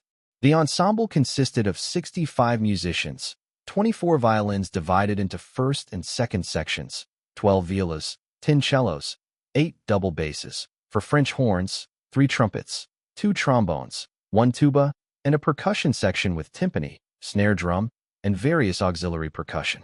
However, the most overbearing was the grand piano sitting in the corner, its lid open. The microphones hung strategically above each section, spot mics over the first violins, a large diaphragm condenser capturing the piano, and a Deca-tree set up for the overall orchestral balance. And at the center of it all, Ludwig Göransson. Ludwig had prepared meticulously. The score lay open on his stand, marked with red ink notations for dynamics and tempo changes. He had been working on this arrangement for weeks, capturing the essence while expanding it into a symphonic movement that would stand on its own. The past week had been spent refining each piece in sections, small 5-person groups, then larger ensembles, each practice leading to this moment. Now, the full force of the composition would come together. Regal stood in the observation booth, sipping black coffee from a paper cup, watching Ludwig direct the session with quiet authority. Simon stood beside Regal, checking his timeline with a practiced eye. He had spent weeks organizing this moment, and now the machine was running smoothly. As a line producer, he had orchestrated the logistics of this session, scheduling, equipment, personnel, but he hadn't been present for the rehearsals. He had no idea what to expect. Simon scanned the space, the sea of musicians, the imposing walls of equipment, and the tension in the air. He swallowed. If this turned into a disaster, it would be in his hands. Then, Regal nodded. Through the glass, Ludwig caught the signal. He inhaled deeply and nodded back. Simultaneously, the recording engineer, Jackie, gave a thumbs up from behind his soundboard, indicating the studio was ready. Ludwig raised his baton, and the orchestra fell silent. "Everyone," he called out, "we are doing take 7 of the main theme." The musicians nodded, remembering to aim for that perfect balance between tension and restraint. Receiving the nods, Ludwig commenced the recording. "Let's nail this one." A single cue. Silence fell. Then, the music began. The first violins entered with a single, sustained note, E natural, played with minimal vibrato. The second violins joined 2 measures later with a dissonant G-sharp, creating an uneasy tension. This was the signature opening that established the piece's dark atmosphere. Jackie monitored the levels carefully, adjusting the gain on the cello section microphone as they entered with a haunting pizzicato pattern. The sound was rich but clear, each instrument distinct yet blended into a cohesive whole. A whisper at first, a low, eerie hum from the choir, their voices blending into a single, haunting resonance. The cellos entered next, bowing long, mournful notes that sent a shiver up Simon's spine. He stepped forward without realizing it. His hand pressed against the glass. His eyes widened. His breath hitched. The violins joined in, rising in a slow crescendo, weaving a sound so rich, so unsettling, that the room itself seemed to contract. The brass section rumbled to life, deep and foreboding, like the tolling of a distant bell. Then came the percussion, the taiko drum pounding with the weight of a god's heartbeat, the chimes sending cold, spectral echoes into the air. Simon's Adam's apple bobbed as he swallowed, his mouth suddenly dry. "Good," Ludwig murmured, making a quick note on his score. He glanced up at the observation booth, meeting Regal's eyes through the glass. He gave a subtle nod, almost imperceptible.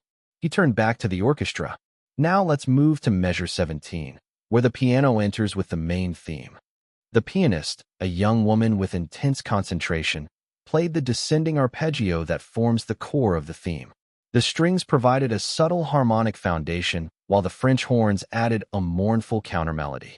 The session progressed through various sections, the tense build-up with staccato strings, the brass interjections that signaled moments of crisis, and the piano's melancholic variations that represented the protagonist's introspective nature.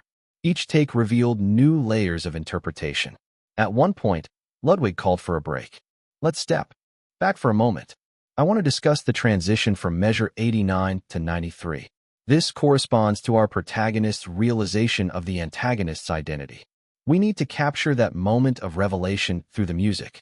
The strings should swell, but not overpower the woodwinds. Clarinet, your solo here is crucial. It's the voice of doubt and confirmation simultaneously. The musicians nodded, understanding the emotional weight behind the notes they were playing.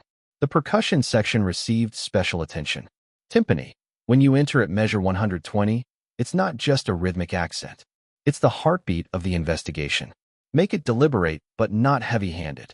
Snare drum, your roles should build tension like the audience holding their breath during a critical scene.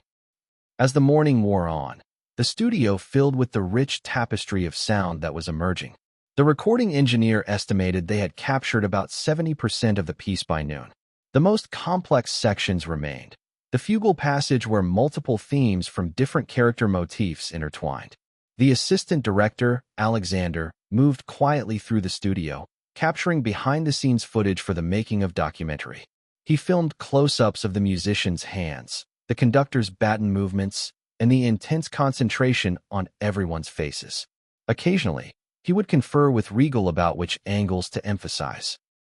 Simon, who had been observing the whole session for more than 3 hours, exhaled sharply, as if releasing a breath he hadn't realized he'd been holding. Reaching into his pocket, he pulled out a napkin and wiped away the thin layer of sweat that had formed on his shaved head and forehead. His gaze remained fixed on the musicians before him, the very people who had just brought something utterly unreal to life. He didn't turn to Regal. He couldn't. Still staring ahead, he finally spoke, his voice low, almost disbelieving. This is his first major score, isn't it? Regal glanced at him, counting, following, and it will be his third film for him. However, it is his first time with an orchestra this size. Damn, I know he has been preparing for months, but still, this is insane. I am getting goosebumps all over my body. Chuckle, anyways, how is the time?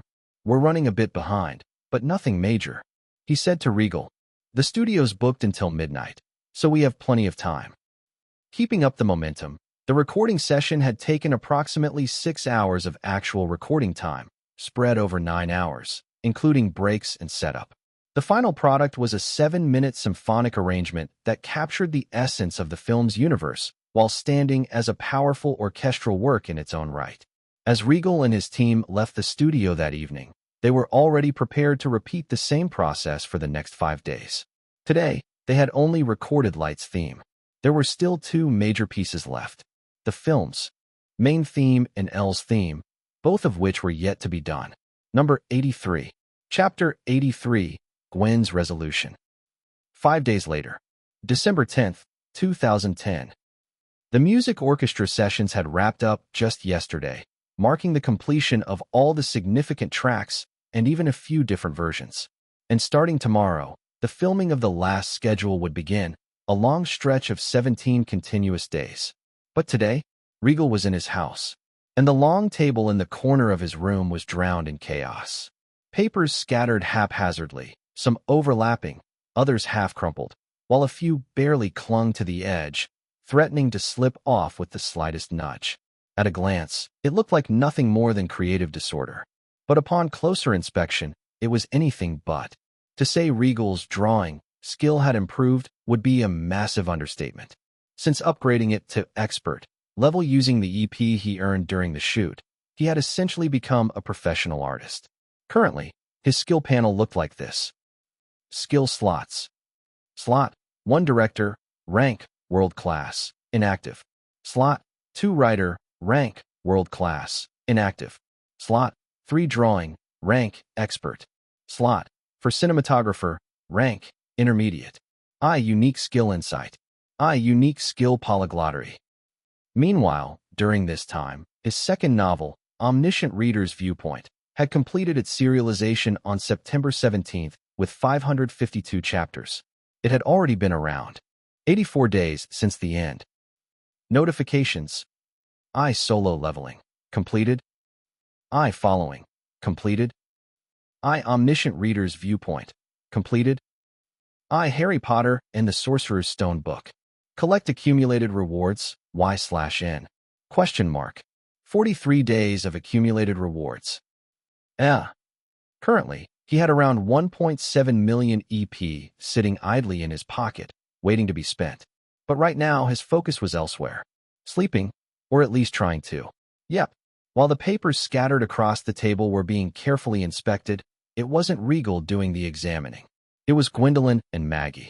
Meanwhile, the so-called creative genius himself was sprawled out on the sofa in his house, utterly motionless, lost to the world in a deep, undisturbed slumber.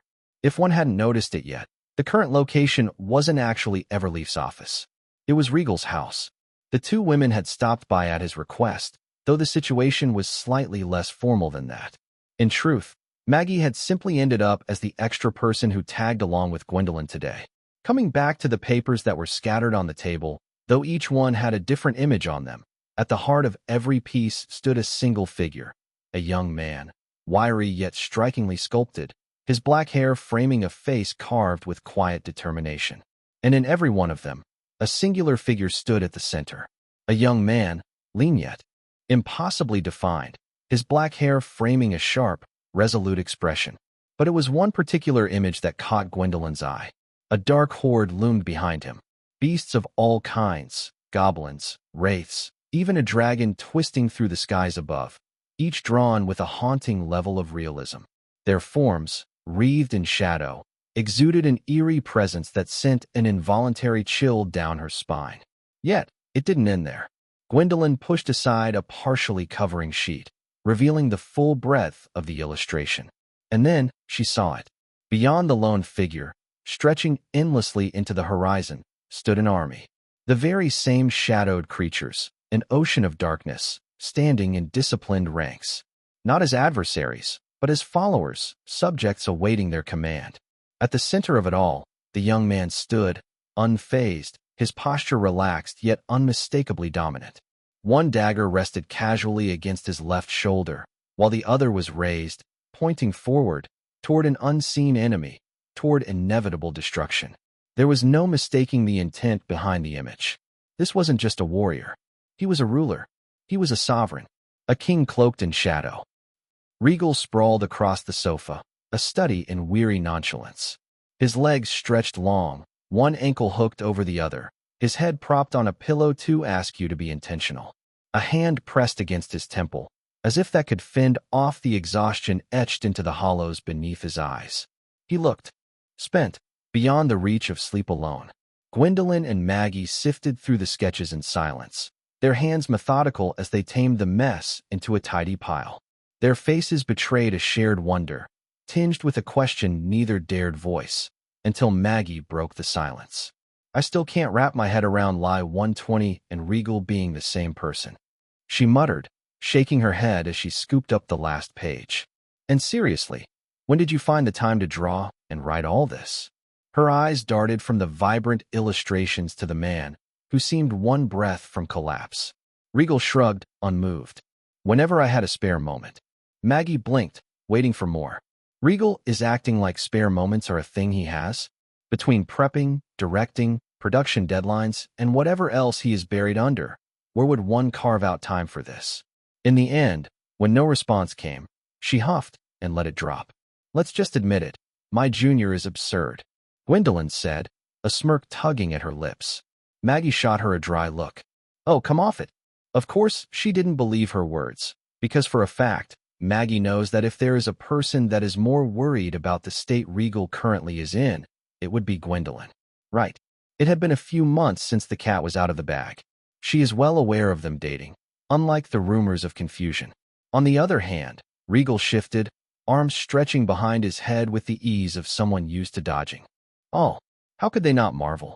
The proof sat before them, a half-completed manuscript of Regal's third web novel, Lord of the Mysteries, boasting a staggering 800-plus chapters, ready to be published at a moment's notice. To put that into perspective, his previous two works, Solo Leveling and Omniscient Reader's Viewpoint, had a combined total of 822 chapters. Yet even with 800-plus chapters that Regal is submitting now, the story, Lord of the Mysteries, was only halfway done. According to Regal, there were another 700 chapters to go. To be precise, the entire novel was planned to conclude at 1,432 chapters. It was staggering. For most authors, just finishing a novel was a monumental feat. Many didn't even have a clear ending in mind, let alone the exact number of chapters they would need to reach it. But Regal? He had mapped out the entire thing down to the last chapter. Maggie and Gwendolyn had studied in this industry for years, yet neither of them had ever seen anything like this. Especially Maggie. If this had been his only focus, perhaps it would have made some sense. But it wasn't. Regal was also overseeing a movie as both director and producer, a workload that was already enough to consume a person's entire schedule. It wasn't just about finding the time to write. It was about the mental capacity to juggle all of it. Returning back to the discussion, Regal glanced at Maggie, then at Gwendolyn. Finally, he sighed. Late nights, early mornings, whenever my brain refused to shut off. Maggie folded her arms, unimpressed. Right. And let me guess, you also managed to fit in meals, socializing, and… She didn't get to finish. Maggie, I want tea. The request came out of nowhere, completely off topic, but Gwendolyn didn't seem to care in the slightest. Maggie blinked at her, then at Regal, then back at Gwendolyn, who looked entirely serious. For a second, it seemed like she wanted to protest, but ultimately, she just sighed. Fine, I will go get it. Just as Maggie was about to leave, Regal's voice stopped her. Maggie, did you try to contact that guy yet? Gregor. She turned slightly, her hand still on the door handle. She asked, the one from WB Fiction? Yep, Regal confirmed. Maggie shook her head lightly. We did offer him the deal you mentioned, but there has been no response from him yet. Regal didn't seem the least bit concerned. Okay, don't worry. The dude will show up eventually. The deal is not something he can resist. His confidence caught Maggie slightly off guard. She had personally reviewed the contract details. They were decent, sure, but nothing grand or irresistible. In fact, from her perspective, if Gregor did accept the offer, it would be more of a loss on his end. Switching companies meant he would be leaving behind everything he had built over the years. No matter how skilled he was, moving to a new firm meant starting over from scratch. His contributions wouldn't carry over. But Regal seemed absolutely sure of the outcome. She glanced at him briefly but decided not to dwell on it. With that, she turned on her heel and walked out of the room. The moment the door shut behind her, Gwendolyn rose from her seat. She padded toward the door and cracked it open just enough to poke her head out. Her gaze flicked left, then right, scanning the hall to make sure Maggie was actually gone. Satisfied, she started to turn back, only for a pair of hands to slide around her waist. Her breath hitched. You are being unusually cautious. Regal's voice was low, almost amused, right by her ear. While Regal's arms were still on her waist, Gwendolyn turned around rotating, while she herself rested her arms on his two shoulders. She didn't startle. Instead, she turned in his hold, her hands finding their place on his shoulders as she met his gaze. For a moment, neither spoke. She simply studied him, as if searching for something in the quiet between them. Then, her lips parted, her voice measured. As an author, how would your female lead express her concern for her boyfriend's well-being without seeming overbearing or clingy? Mr. Lai 120? Regal arched a brow at that, a flicker of recognition crossing his face. He knew exactly what she was asking. A question disguised as something hypothetical. A writer's trick, one he was all too familiar with. Instead of answering immediately, he leaned in slightly, lowering his voice just enough to make it feel like they were in their own little world. That depends. He murmured, his fingers resting lightly against her waist. Is she the type to dance around the subject? Or would she just say what's on her mind? Gwendolyn exhaled softly, tilting her head. She's careful. She doesn't want to nag, but she knows something isn't right. Regal hummed, his thumb absently tracing small circles against her side. Then she should be direct. Subtlety has its place, but if she's truly worried, she should say so. No games, no sidestepping. She studied him for a moment longer before speaking. And if she knows he's the type to brush it off? To act like he's fine, even when he's not. Regal exhaled, shaking his head. Then she stops trying to be subtle. Her fingers curled slightly against his shoulders, her grip tightening just a fraction. So you do understand. I always have. His voice softened, losing its teasing edge. I just never wanted you to feel like you had to worry. Gwendolyn took a brief pause before speaking again. To be honest, this entire time, I had no clue what you were really thinking. Her voice was steady, but there was a softness to it. Without knowing anything, I just admired your passion for cinema. She glanced at him, her eyes holding a quiet sincerity. Back then, I was so caught up with my own life. Before you walked into it, I didn't really know what I was doing. I was just going with the flow, moving forward without any real direction. Her lips pressed together for a moment, as if sorting through her thoughts. Then she continued. But when I first met you, I didn't understand why you were so determined. Why did you push yourself so hard? Why did you refuse to stop? She exhaled lightly, her gaze steady. But now I get it. Her voice was firmer now, resolute. I may not have started this path out of passion like you did, but I will catch up. I will make this my passion too. She took a small step closer, her eyes unwavering. So, don't wait for me. Her voice lowered slightly, but it was filled with conviction. I will be right behind you, every step of the way. Support you from here. Do you get it now? Share your responsibilities with me.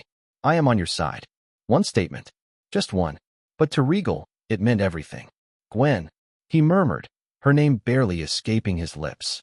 In that moment, he realized her resolution, and he could tell that no matter the trials or hardships, she would likely put herself to her limit.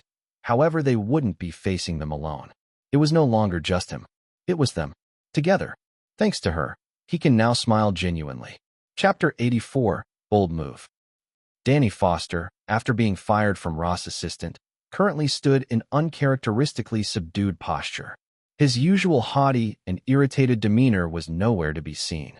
Instead, his face curved into a meek smile, and his hands were neatly folded behind his back. "How is the film shooting going?" asked Hudson Cole.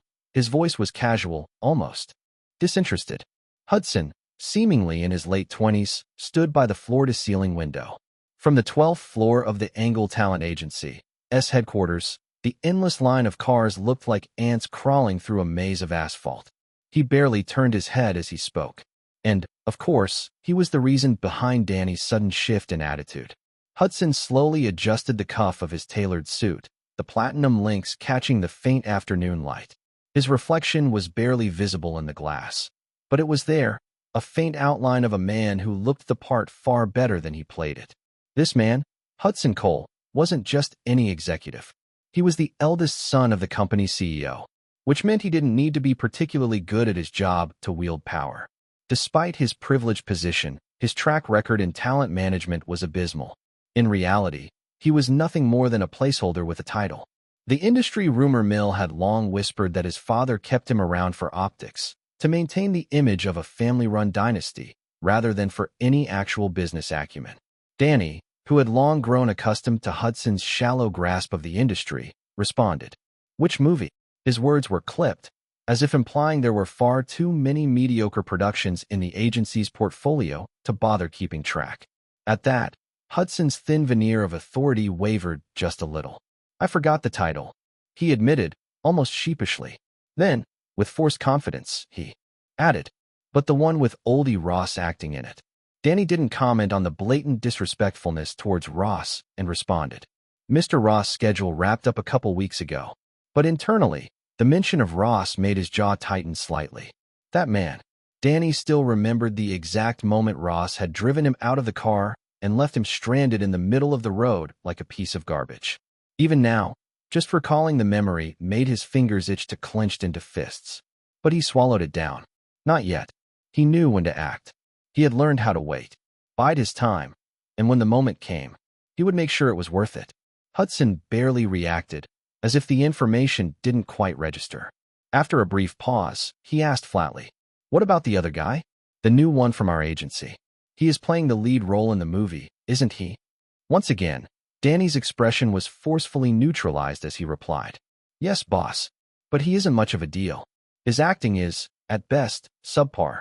And to be honest, the chances of the movie becoming a hit are slim." There was no attempt to mask the prejudice in his voice. Obviously, he was referring to Timothée Chalamet. To Danny, the rookie was nothing more than a gamble, a pretty face with some fleeting talent, but nothing remarkable. Certainly not someone worth betting on. Hudson let out a faint, non-committal hum, resting his palm against the glass. For a moment, he seemed to be deliberating, the faint creases in his brow suggesting some inner calculation. Then, the office door swung open. A sharply dressed man strode in, Hudson's assistant. He was carrying a sleek black folder in one hand, his weary expression barely concealed behind a thin mask of professionalism. As he crossed the room, his gaze flicked briefly toward Danny, and in that split second, Danny caught it. The subtle flicker of fear behind the assistant's eyes. But Danny? He simply smiled. Not the warm, reassuring kind. No, it was the practiced, insincere smile of a man who knew exactly what it took to make the other person feel smaller. And it worked. The assistant's steps slowed ever so slightly, but he pressed forward, walking over to Hudson. How much were they willing to pay for him? Hudson turned slightly, his interest piqued by the interruption. Understanding the question, the assistant hesitated, his eyes lowering briefly to the folder before answering. They are offering $750,000 up front, plus an additional $250,000 for breaching the contract. Hudson's brow lifted slightly. It was a surprisingly generous offer, mere pocket change to him, perhaps, but a fortune for a rookie actor with little market value. Far more than he had anticipated. But this move wasn't just about the money. With it, he could finally wash his hands of Timothée. He would have a clean exit, sparing his company the humiliation of being tied to a failed project. By now, he was convinced the movie was destined to flop. The supposed contract was offered by none other than Christopher Bennett, the CEO of Iconic Talent Agency. And it all started the moment Christopher caught wind of Timothée Chalamet's casting in Regal's movie. A new face, a fresh talent, but more importantly, an actor from Angel Talent Agency. Undoubtedly, one of the best agency firms in the field, a position Iconic Talent Agency could only aspire. At first, Danny had assumed it was a lost cause. Trying to snatch an actor from Angel's roster was like trying to pry loose a diamond from a sealed vault. But he couldn't just give up either. So, he decided to take a shot. One attempt, just to see if there was even a crack in the armor. In 2010 Hollywood, it wasn't unheard of for an agency to buy out a contracted actor clients. But it was rare, very rare, for a competitor to casually throw around $1 million for someone unproven. Established actors with box office pull? Sure, not like they would agree to give up a golden goose. But a newcomer? That was the moment Danny felt it. Something was off. Either the studio was desperate, or they had spotted something in the kid that his agency had somehow missed. His gut nudged him with a faint warning, but the resentment toward Ross and the humiliation of being undermined by some no-name director clouded his judgment. All those emotions tangled together, blurring his vision. But Hudson? He didn't seem particularly impressed. A mockery tugged at the corner of his lips, as though he already knew the outcome, a gesture that suggested he believed he was playing the long game. "Okay, let's make them wait a little longer before we agree to the deal," he said, his tone nonchalant. The assistant shifted uncomfortably. He expectedly looked at Danny for a second before avoiding his gaze. "Sir, should we ask Mr. Ross for a second opinion?" It was a reasonable suggestion. After all, Ross was one of their more established clients, a seasoned actor with clout. And given that he was working on the same film, it only made sense to get his insight. But Hudson's eyes narrowed slightly. He didn't like Ross. Not even a little. To Hudson, Ross was nothing but dead weight, a relic of a bygone era who had outlived his usefulness. He still couldn't understand why his father kept him around. After all the trouble they had faced because of him, Hudson thought he should have been cut loose years ago. In fact, if it were up to him, he would have kicked Ross out without a second thought. And if that wasn't enough, there was also Danny.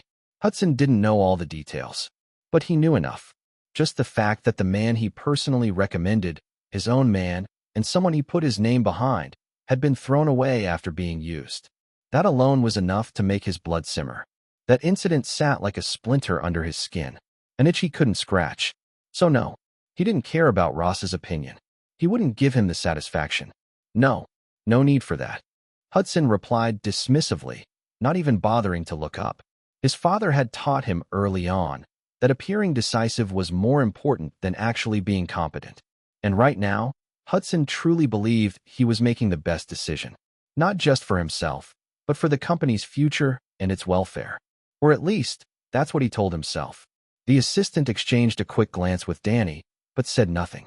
It was clear he wouldn't be able to convince his boss. Not now. Not ever. Besides, there was Danny. If the assistant pushed too much, he knew he would get chewed out again. So for now, he let it be. While there was a slight hope in him, maybe Hudson wasn't completely incompetent. After all, he had been in the business for years. Surely, he had picked up a thing or two, right? But the real question was, did he actually know what he was doing? Or was he just stalling for the sake of his ego? I will take my leave then, sir. The assistant took his leave, but there was a faint edge of urgency to it. It was as if he was trying to slip away before Hudson's mood shifted again. Hudson simply waved him off wordlessly. However, Danny spoke and called the assistant who was about to exit the door. His tone was casual, almost too casual. I should assist him in moving the contract too, sir. Our assistant Jackson. Once again, Hudson didn't even blink. Whatever. His words were clipped, careless.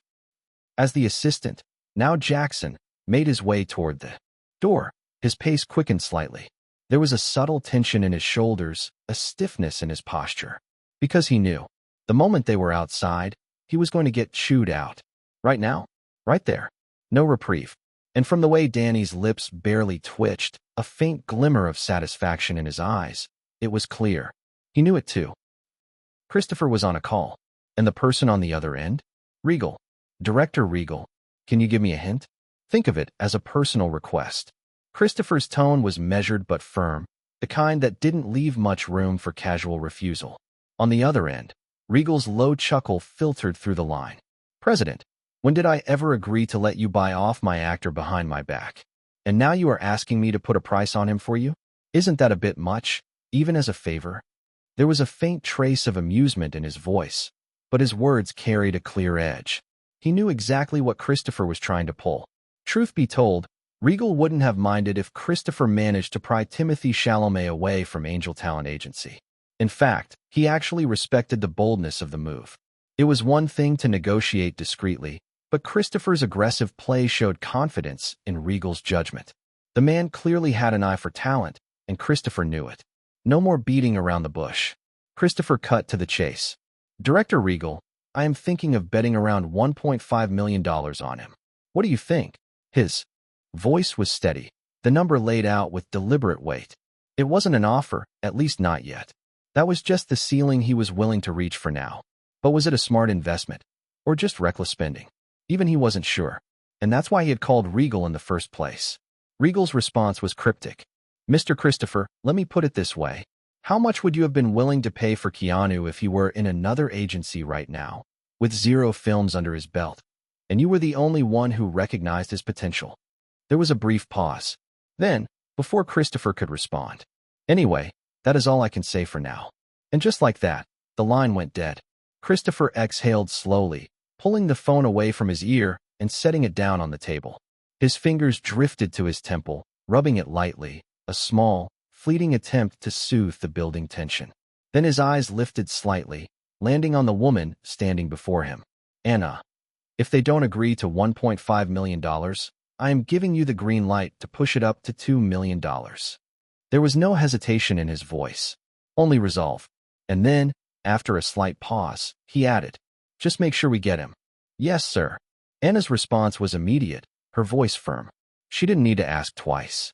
She understood perfectly. Number 85. Chapter 85, Drunk. December 31st, 2010. The filming of Death Note was finally completed exactly 2 days ago. Regal took a total of 72 days for filming the whole movie, an astonishingly small number, but pretty understandable for those who experienced his efficiency during sets. Today was the last day of the year. Undoubtedly, a special day. However, for Zach Barg and his family, it was a bit more special than usual, because today was his youngest daughter's 3rd birthday. Naturally, Regal had been invited. And, of course, Zach didn't make it easy for him to refuse. The man had pulled out all the stops to ensure Regal's attendance, even resorting to a bit of blackmail, casually reminding him about the upcoming editing work they were scheduled to start in a week or so. Left with no choice, Regal finally relented. And obviously, he asked Gwendolyn to accompany him. "Glad you could make it, Regal." Zach greeted him with a broad smile, wrapping him in a warm hug. "Well, you didn't leave me an option." Regal grumbled over his shoulder, his voice flat with mock irritation. "Huh, you're still on about that." Zach chuckled, unfazed by Regal's grousing. He knew Regal was just acting coy, grumbling more out of wanting to pull his leg than genuine annoyance. And it was pretty understandable for Zach, too. After all, Regal's plate was already full, with the pre-production looming over him. But despite everything, Zach had still wanted him to be here today. Because, in truth, this wasn't just about the birthday party. It was also Zach's way of expressing his gratitude. A lot had changed ever since Zach collaborated on Regal's debut film, Following. The film's unexpected success had turned into a major turning point in Zach's career. Suddenly, offers had started pouring in, and now, Zach was no longer just a freelance editor. He had become a full-time professional, even managing to fully upgrade his studio. In just the past 4 months, he had worked on 2 more feature films. Of course, they are simply indie films too, but nonetheless it was almost a distinct achievement for him a year ago. And now, he was ready to dive into Regal's next project, genuinely excited to get started. Because he knew, none of this would have been possible without the chance Regal had given him. His wife knew it too. As they entered, Regal could already hear the faint sounds of laughter and chatter filling the house. The gleeful shrieks of children playing games echoed through the hallways, paired with the occasional burst of adult conversation. The party itself was small and intimate, mostly made up of a few relatives and neighboring children running around with carefree abandon. Nonetheless, the house was brightly decorated, filled with colorful balloons, streamers, and fairy lights, creating an unmistakable festive ambience. Upon reaching the lounge area, Regal and Gwendolyn were immediately greeted by Zoe, Zach's wife. Her eyes lit up the moment she spotted them. "You made it," Zoe exclaimed warmly, pulling Gwendolyn into a tight hug before turning to Regal with a bright smile. "You too, Regal. It's good to see you." "Likewise." Regal nodded politely, the corner of his lips tugging slightly upward. Before long, Zoe eagerly whisked Gwendolyn away to help with the finishing touches on the food and drinks. For a moment, Regal's eyes followed them, mildly amused. The two seemed to be getting along unusually well. In fact, he noticed a faint pink dusting Gwendolyn's cheeks as they conversed, a rare sight, considering her usual composed demeanor. Seeing Gwendolyn, of all people, flustered under someone else's influence was unexpected. Regal made a mental note of it, momentarily intrigued by whatever conversation had taken place between them. But the curiosity faded quickly, and he dismissed the thought. Just then, Zach leaned in slightly, nudging him with a low whisper. "Regal, that's Andrew, the guy I mentioned." Regal followed Zach's line of sight, and there he was, exactly as Zach had described. But still, Regal found himself slightly surprised to actually see him in person. Walking into the area was a tall, lean young man, somewhere around Regal's age, with a mop of messy blonde hair and sharp, angular features. However, the man looked like he had been completely claimed by the kids. A 3-year-old girl was perched comfortably on his shoulders, her tiny hands tugging at his hair with gleeful abandon, as if it were her personal playground. In his arms, another little girl clutched an ice cream cone, which had clearly just collided with his shirt, leaving an obvious smear of sticky chocolate across the fabric. And clinging stubbornly to his leg was yet another girl, dressed in a sparkly princess costume, her arms lashed around him with no intention of letting go. Despite the clear chaos around him, Andrew seemed entirely unfazed. If anything, he was handling it with surprising ease, as though he had long since accepted his fate as the human jungle gym. Regal's gaze lingered for a moment before he casually walked over. Without hesitation, he bent down slightly and patted the princess-clad girl's head, careful not to mess up her neatly styled hair. "Happy birthday, princess," he wished softly, mustering his most saccharine tone. The little girl blinked up at him, her eyes briefly searching his face before she giggled out an unstructured thanks, flashing a bright, toothy grin. Her entire face lit up with genuine delight, making Regal's lips curve slightly at the sight. After sharing the brief moment with her, Regal's attention shifted back to the young man. "Andrew Garfield, right? Zach mentioned about you." Andrew, still balancing the tiny human on his shoulders, glanced over. He quickly adjusted the little girl so she wouldn't slip before nodding with a friendly but slightly surprised smile. "Yeah, that's me." Without wasting time, Regal placed a reassuring hand on his shoulder. "Come over to the studio once. We will test things out." For a brief second, Andrew seemed caught off guard. But then, his expression softened into a genuine smile, his eyes flashing with a mixture of relief and excitement. "Thank you, sir." Regal gave him a brief nod, wordlessly satisfied. And with that, he turned on his heel and walked away. Almost immediately, he heard Zach sigh behind him. "Guess he failed to impress you." Zach muttered with obvious disappointment, rubbing the back of his neck. He let out a short breath, clearly deflated, before adding softly, "It really could have been a perfect opportunity for him, though." Without turning around, Regal responded flatly. "I didn't say anything, though." Zach narrowed his eyes slightly. Yeah, you didn't," he muttered, his tone dripping with mock irritation, though it was clear he wasn't particularly bothered. Regal didn't bother acknowledging Zach's smugness. The man clearly took pleasure in seeing through him, but Regal let it slide without a second thought. His focus was still on the young man he had just met, Andrew Garfield. And no, this wasn't just some random Andrew who happened to share the last name Garfield. No, this was Andrew Garfield, the same man who had once donned the suit of the Amazing Spider-Man in his past life. But oddly enough, the opportunity Zach had referred to earlier, the one he had been pushing on Regal, wasn't about acting. It was about voice acting. Apparently, this Andrew Garfield was actually Zach's nephew, his sister's son, who had been working as a voice artist for the past few years. Regal had only learned about this when Zach casually mentioned Andrew's name after finding out Regal was looking for a voice actor for a character in his upcoming Death Note film. And since Regal was visiting today, Zach had asked Andrew to drop by, hoping for a chance to introduce him in person. At first, Regal had been puzzled. Voice acting? Not acting? True, he had heard that before Andrew became a full-fledged actor, he had originally started as a voice artist. But still, the idea of him auditioning for a voice role rather than a live-action part felt unusual, almost counterintuitive. In the end, Regal agreed to hold auditions, but Zach, now observing their plain interaction, could already sense the outcome. He could see it written all over Regal's expression.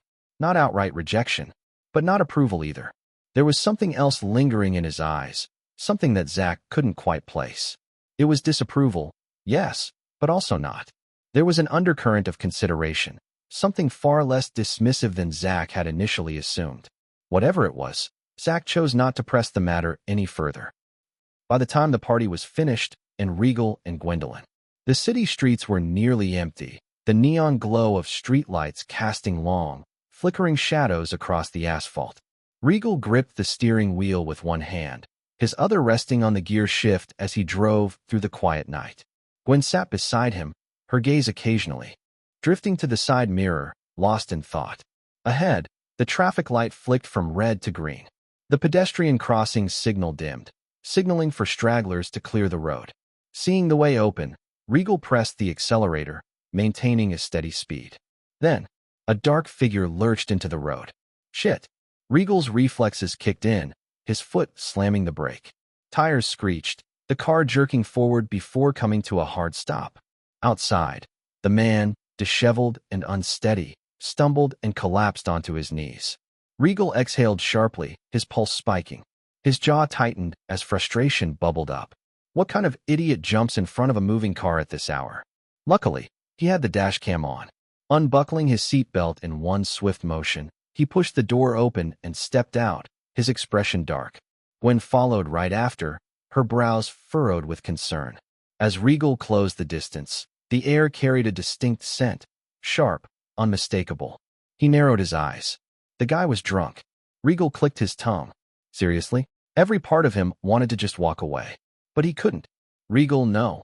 Gwen said beside him, arms crossed, seeing right through his irritation. You can't just leave him like that. Yeah, I know. He muttered, exhaling. With no better option, Regal grabbed the man's arm and hoisted him up. The guy was barely conscious, swaying with every step, but Regal managed to guide him to a nearby bench and ease him down. He patted the man's pockets, checking for a phone or anything that could help identify him. Nothing. No wallet. No ID. Not even a damn coin. Great. Regal mumbled. That was about as much as he could do. If the guy had someone to call, they'd never know. Just as he turned to leave. Hick. Hick. The man hiccuped, loud, pathetic, and persistent. Regal sighed. Gwen didn't even have to say anything this time. The expectant look on her face was enough. I will go and fetch the water bottle from the car. Regal said. Okay. Gwen added. Regal trudged back, grabbed the bottle, and returned. He uncapped it and held it to the man's lips, forcing him to take a few gulps. The hiccups eventually faded. Done? Regal asked, already stepping back. But before they could leave, a sharp gust of wind cut through the night. Gwen instinctively hugged herself, then turned to Regal with another look, hopeful this time. Regal rolled his eyes and shrugged off his jacket. Take it. Gwen didn't hesitate, draping it over the man. Finally, they headed back to the car. Regal let out a long sigh as he settled back into the driver's seat. The moment he shut the door, he turned his head toward Gwen, who was already fastening her seatbelt. As they drove off, Regal glanced in the rearview mirror. The man stirred slightly, pulling the jacket closer to himself. The water bottle lay on the pavement nearby. Regal's gaze flickered to Gwen, who was looking out the window, a faint smile on her lips. She thought she had been subtle, but he had seen it, the bit of cash she had tucked into the jacket pocket before they left. He didn't say a word, and she didn't have to. Regal exhaled through his nose. I already put some in. He muttered. Then you should have said so instead of pretending like a jerk. Gwen shot back without missing a beat. Regal scoffed, but didn't argue. Instead, he focused on the road ahead, pulling away smoothly. A few minutes later, Gwen stretched her arms above her head and leaned back against the seat. He should be okay, right? Regal kept his eyes on the road. You say that dude build, right? I bet even in that drunken state, he could take on 10 people before he would drop to the ground. Huh. He looked like a nice guy, she said simply. Regal tapped his fingers against the wheel. For real? Yes, for real. Regal glanced at her out of the corner of his eye. Gosh, are your eyes working the way they should? Gwen grinned. Yep. I don't think so, she hummed, and looked out the window. Well, these were the same eyes that chose you too. My boyfriend. Regal didn't respond. Instead, he just kept driving. Chapter 86. Voice Acting. Post-production was in full swing, and Regal's first major task was to hold auditions for the voice actors of Ryuk and Rem. As expected, Andrew showed up on the scheduled day. He gave it his best shot, delivering several takes with genuine effort. But with each attempt, his confidence wavered ever so slightly. The more he spoke into the mic, the more it became painfully clear, both to Regal and to Andrew himself. After a few more tries, Andrew quietly stepped away from the booth. He let out a breath and gave Regal a brief nod, one that carried resignation rather than hope, before walking off without another word. Regal didn't stop him. The man had figured it out on his own, and that was fine. It wasn't a lack of talent, far from it. Andrew's voice simply didn't fit the role. It lacked the inhuman quality needed to bring the Shinigami to life, the eerie weight, the twisted amusement, the malicious undertone. And honestly, Regal had known it from the start. He had never expected Andrew to be the one, but he had still given him the chance. Because sometimes, it's better for people to see it for themselves rather than being told. And with Andrew's sharp instincts, it hadn't taken him long to read the room. And so, Regal moved on. With his mind already made up, he turned to the name he had intended from the very start, the one he had always pictured in the role. And now, standing before him in the recording studio was a man in his late 60s, Peter Cullen. Mr. Cullen, it's an honor to have finally met you. Regal tried to maintain neutrality, but he couldn't quite suppress the edge of enthusiasm creeping in. The man before him was a legend, a voice that had once shaken the world, immortalized as Optimus Prime. And though Regal kept his excitement in check, deep down, he was having a bit of a fanboy moment. Peter raised an eyebrow slightly, catching the subtle admiration in Regal's tone. There was a faint flicker of amusement in his eyes, but also a measured pause, as if he were trying to decide whether Regal's words carried genuine respect or were simply empty flattery. Not that Peter could be blamed for the hesitation. After all, in this world, the legacy of Optimus Prime didn't exist. The role that had once defined him, the voice that had inspired generations, had never been heard here. Here, Peter Cullen was just another seasoned voice actor, known for his work in animated series like The Smurfs and a handful of other projects. His true potential remained untapped. Regal noticed the brief hesitation, but he chose to brush it off. Instead, he smoothly shifts gears. "Mr. Cullen, before moving into the audition test, I would like to hear your take on the character." Peter agreed, finding it understandable. "All right." His voice carried the same steady warmth, the same calm professionalism that had always defined him. "Let's see what we are working with." Regal gestured toward the booth. "This way." Peter stepped in, his gait relaxed, unhurried, the mark of a man who had spent decades in the recording booth. And as the door closed behind him, Regal's eyes narrowed slightly, his expression sharpened. Because the reason he had sought Peter out wasn't for the noble, commanding presence of Optimus Prime. No, this time, it was for something entirely different. Ryuk, the god of death, a creature of mischief and malice, reveling in chaos. Regal's gut told him that Peter was the one. In his past life, many had boxed Peter Cullen into heroic roles, never realizing the full range of his talent. But Regal was certain, if Peter could embody the ultimate symbol of justice, then he could just as easily become the perfect voice of evil. Regal led Peter into the recording studio, his pace steady, but with a faint edge of restraint, a subtle sign of the excitement thrumming beneath his calm exterior. The two of them entered the soundproofed room, the heavy door clicking shut behind them. The studio itself was modest but meticulously arranged. A large glass window separated the recording booth from the control room, where the mixing console, monitors, and waveform displays glowed softly. A single mic stood at the center of the booth, waiting. Peter glanced around the room, his eyes sweeping over the familiar setup, the recording booth, the mic, the console, the mixing board. He had spent decades in studios like this. But this time, something felt different. Regal didn't speak immediately. Instead, he walked over to the console, and with a few quick keystrokes, the screen flickered to life. For a moment, it was just a black screen. Then, Ryuk appeared. The god of death filled the monitor. His frame towered, hunched at the shoulders, his limbs long and jagged, fingers curling into bone-like talons. His grin stretched too, wide, filled with serrated teeth that seemed almost uneven, as if they had been carelessly jammed into his mouth. The piercing yellow eyes glowed like twin suns, wild and unblinking, beneath the messy curtain of his tangled black mane. His skin was pale and cracked, textured like porcelain fractured by time, giving him an almost brittle, yet somehow impervious presence. And then, his eyes narrowed slightly, fixing on the screen with a malevolent glint. The visual froze, just Ryuk's face, filling the frame, letting the sheer visceral presence of the character sink in. Peter stared. For once, he was speechless. There was no need for words.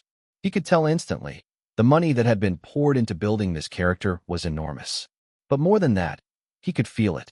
The love, the care, the absolute obsession the team had put into creating him.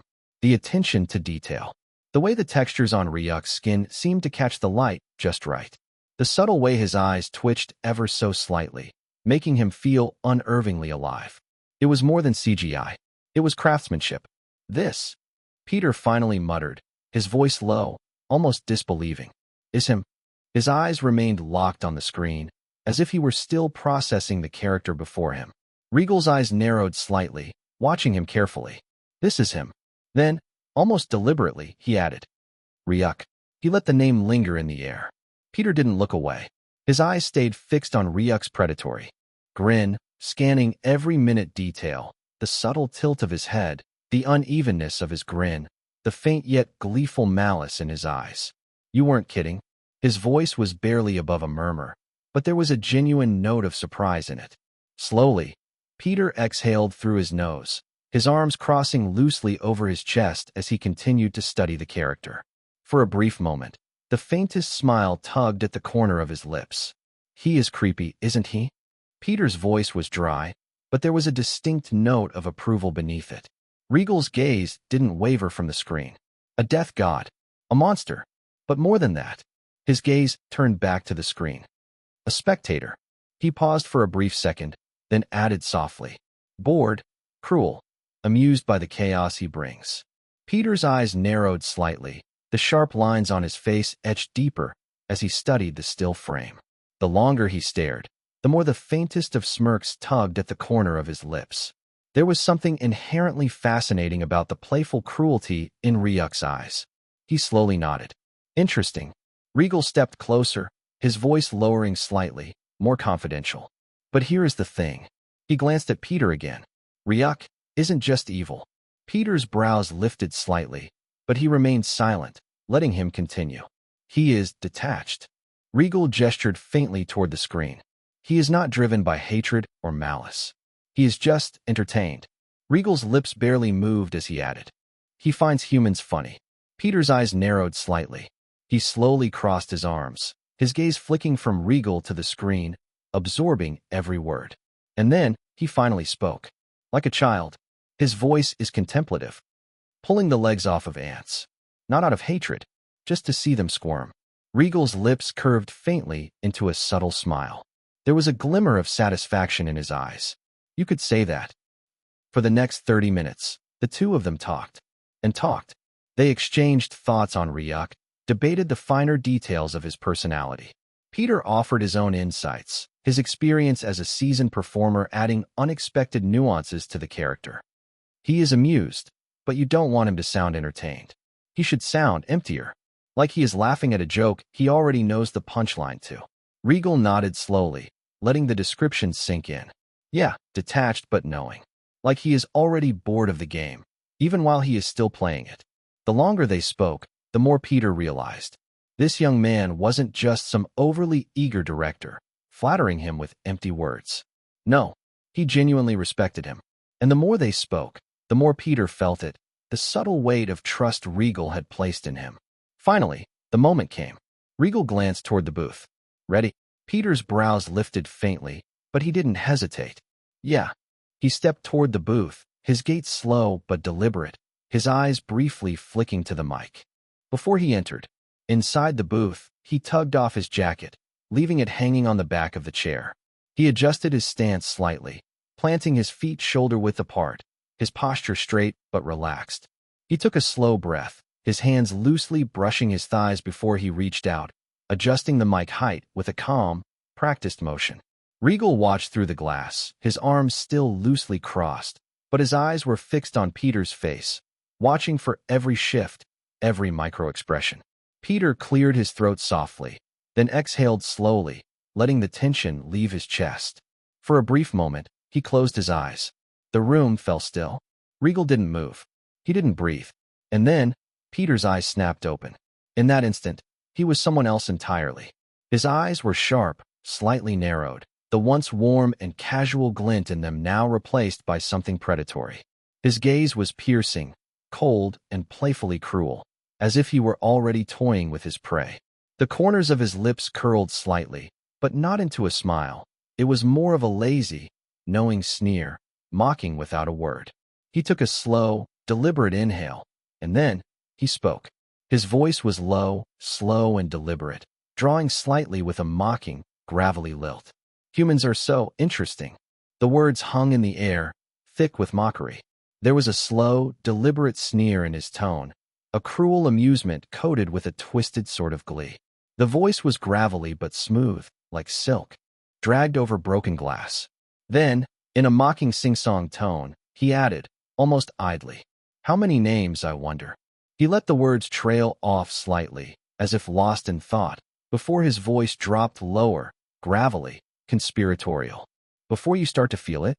His lips twitched faintly, the mockery in his tone now tinged with something almost teasing. 10, 20, 100. He let out a soft, almost giddy chuckle, but it was flat and cold, devoid of any real amusement. "Or will you be too far gone to even care?" In the control room, Regal exhaled faintly, his eyes locked on the screen. For the first time in hours, he smiled. He didn't even have to call a cut, because he knew, right then, without a doubt, he had found his Ryuk. The sound engineer cast a quick glance at Regal, subtly watching his expression out of the corner of his eye. For a moment, his fingers hovered slightly over the fader, ready to make an adjustment, just in case. The look on his face was clear, even without words. Is this what you were aiming for? You sure this is how it's supposed to sound? But when he saw the faint grin tugging at the corner of Regal's mouth, he didn't ask. Because it was obvious. There were definitely two crazy people in the studio today. One behind the mic, the other behind the glass. And the worst part? The engineer was starting to like it too. Without even realizing it, he found himself leaning slightly closer to the console, his fingers subtly tightening around the fader, as if he wanted to hold on to the moment a little longer. He exhaled, his lips twitching into a faint, almost reluctant grin. God help me, he muttered, half amused, half in awe. I am turning into one of them. Number 87. Chapter 87. Editing, Death Note. Zach's newly put forth editing room was dimly lit, with the triple monitors set up across the desk. One of them displayed a paused frame of the Death Note, a wide shot of light standing under a flickering street lamp, rain trickling down around him. The rest of the screen was a patchwork of timelines, color correction layers, and sound design cues. It was late into the night. Regal sat adjacent to the main editor chair occupied by Zach, while fully focused. Still, it is apparent that they both looked tired, while surrounded by empty pizza boxes and Coke cans. Zach, being in charge, glided his hand across the control board, pausing, scrubbing, trimming. He asked, adjusting the audio gain. We are opening with the dad's voice? Right. Regal responded. Their discussion of the topic is regarding the beginning of the trailer they are editing. The shoots of the trailer were mostly decided as Regal prefers to sit down and write the script of the trailer too, like a story about what to reveal and conceal, with only the goal to create curiosity to watch the film. He did the same with following. Listen to this. Zach pauses, eyeing the waveform of a newly imported audio file. It's marked Ross_view_final.wave. Immediately, Ross, playing Light's father, voice resounded through the speakers, deep, deliberate, with just the right touch of weariness. There was no warning. It isn't an explosion and it isn't a virus either. Just names, dropping, one after another like flies. The screen stays black as the voice plays. Then it cut to a flurry of shots, chaotic but purposeful. A teenage boy standing still as the world blurred around him. A notebook falling in slow motion. A detective staring at a wall of red string and newspaper clippings. Zach paused the footage, eyeing Regal. Are we dumping too much too fast? Regal shook his head. I don't think so. We are giving them questions, not answers. Instead of explaining anything or everything, let the voice lead the trailer. It should do the trick. All right, but we have still got to make sure they get the premise. No one has heard of a Death Notebook before. If they don't catch on, we lose them. Tour. That is why we drop it at the 30-second mark. Clean shot. Notebook on the desk. Handwriting fills a page. And same here. Let Ross's voice carry it through. Zach nodded slowly, adjusting the cut. And then Light's first real line comes in. Regal leaned forward. Yeah, right after the scene of that businessman collapsing in the station. We let that breathe, then cue Light's voice. A moment later, they played the sequence. In a rotten world, you either clean it, or you become part of the filth. Zach clicked his tongue. That line should explain the age rating we might get. But don't you think it might boost their decision to go with R, and the trailer went viral? We knew Death Note wasn't going to get a PG rating from the beginning. As for the influence this trailer is going to have on censor members, they shouldn't be passing R-rated. So it wouldn't be a problem. Regal and team already knew Death Note wasn't going to be a clean-cut good versus evil story. It is a war of ideologies. Two people fighting for their version of justice. So they are prepared to get an R rating. Zach moved on to another clip. Then we bring in L. However, the screen only shows his silhouette. I am justice. Light's voice echoed. A second later, an overlapping voice came. No, I am. Their lines overlap slightly, creating a dissonance. Zach tweaks the audio levels, nodding to himself. Nice layering. Adds tension. He added, It's the best way to sell that this is a duel. Philosophy, intellect, ego. Not just two guys trading punches. Zach hit pause again. Okay, and are we still ending it with laughter? Regal nodded. You hear that laugh, and you know this movie isn't going where you think. Zach dragged the timeline to the final scene. A dark hallway. A flash of movement. Then, nothing. Silence. Until a low, almost amused chuckle began. It grew deeper, raspier, more delighted. It didn't feel evil in the traditional sense, more like someone enjoying a private joke at the world's expense. It rings out, echoing even after Zach hits pause. Both men are quiet for a moment. When it ended, Zach sat back. Jesus, that laugh, it's unsettling. How could you have found such an eerie side from a person who voices children's movies? It doesn't matter. His voice fits perfectly to Ryuk. Regal said quietly. There is no vileness in his tone, except for unsettling. It is just like Ryuk, he is no villain. He's the observer. And that's exactly what we are conveying. Zach turned to him. You really think people will get it? Regal shrugged, eyes back on the screen. Some will. Some won't. But they will talk about it. And that's all we need. The screen plays again in the background, muted. As the images flicker and the final laugh fades, Regal sits back, drained, but satisfied. Honestly, the trailer wasn't perfect as following. But it was truthful. And in a world that's never heard the name Death Note, that mattered more than anything. This isn't just any other trailer. This is the trailer for what is supposed to be the biggest independent movie ever made in Hollywood. Once the trailer was finished editing, the long hours of editing the final cut of the film was picked up from where they had left. And so did their constant arguments. I am telling you, Regal said, voice rising. This shot has to follow the line. You cut to her face after he says the name. Not before. It ruins the tension if we already see she is cracking. Zach didn't look away from the monitor. And I am telling you, if we don't give the audience time to feel her doubt, they will miss the emotional payoff. You want them to be shocked, but right now you're rushing it. I am not rushing it. I am trying to tighten it. We've got 2 goddamn minutes to sell this thing. Zach, we can't afford to hold their hand. Right, because dumping everything in rapid cuts worked so well in that first draft you hated? Regal stepped forward, standing just behind Zach's chair. Don't start throwing past drafts at me like I didn't spend nights fixing your mess. Zach finally turned around. My mess? You were the one that kept changing direction every other day. You wanted tension, then mystery, then moral conflict. You want it all, and you expect it to fit like Tetris blocks. I expect you to trust the vision. Regal snapped. We are not making a conventional trailer. This movie's not safe. It's not clean. It's not going to explain itself. Well, maybe you should have thought about that before dropping a god of death into a noir crime thriller with 2 leads who talk like philosophers on meth. Regal clenched his jaw, the vein in his neck twitching.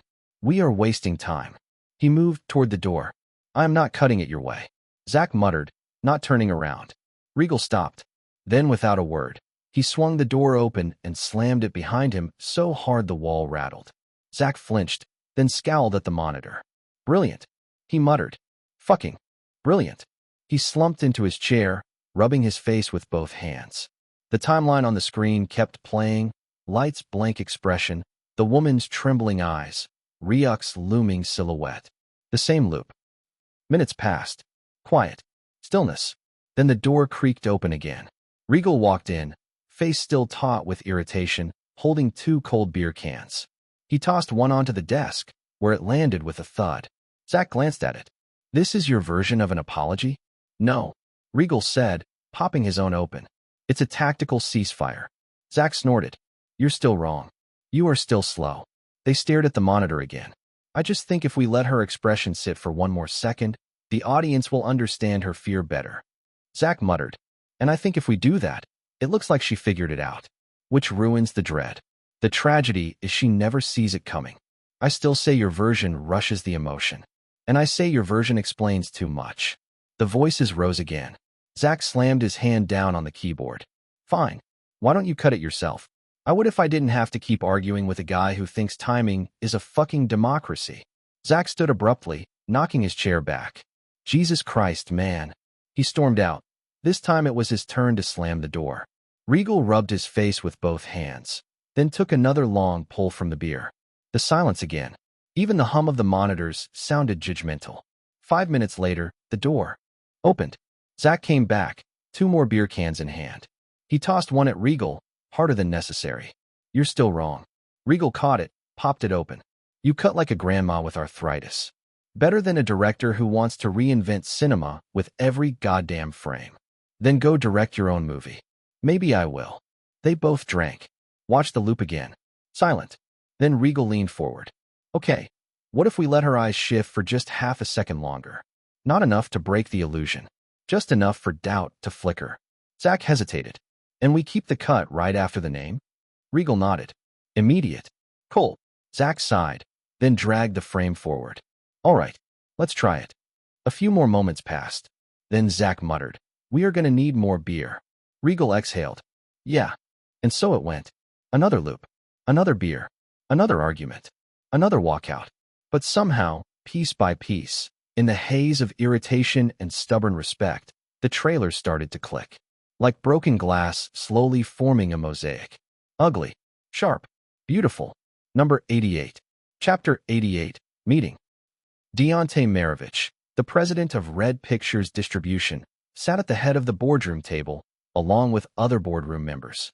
The meeting they were holding now was about their next distribution venture, Death Note, directed by Regal. And just then, taking the lead, Pete Hardy, sitting 2 seats to Deontay's left, began. "Since I was one of the team members who watched the movie, I will start by sharing my thoughts." He continued. "One thing I can say for sure, it was made in a pretty unorthodox manner. But personally," he took a pause and finished with a casual shrug, "I still believe it was a good watch. I liked it." Hearing Pete's opinion, there were a few subtle nods around the table, though most remained quiet. Deontay's fingers flexed slightly against each other, but he didn't say anything. He just kept watching as he couldn't attend the private screening. The other board members who had watched the film alongside Pete gave a collective, wordless nod, quietly affirming his assessment. "But, President," Vanessa Reeds chimed in. Her eyes displayed unfavorability.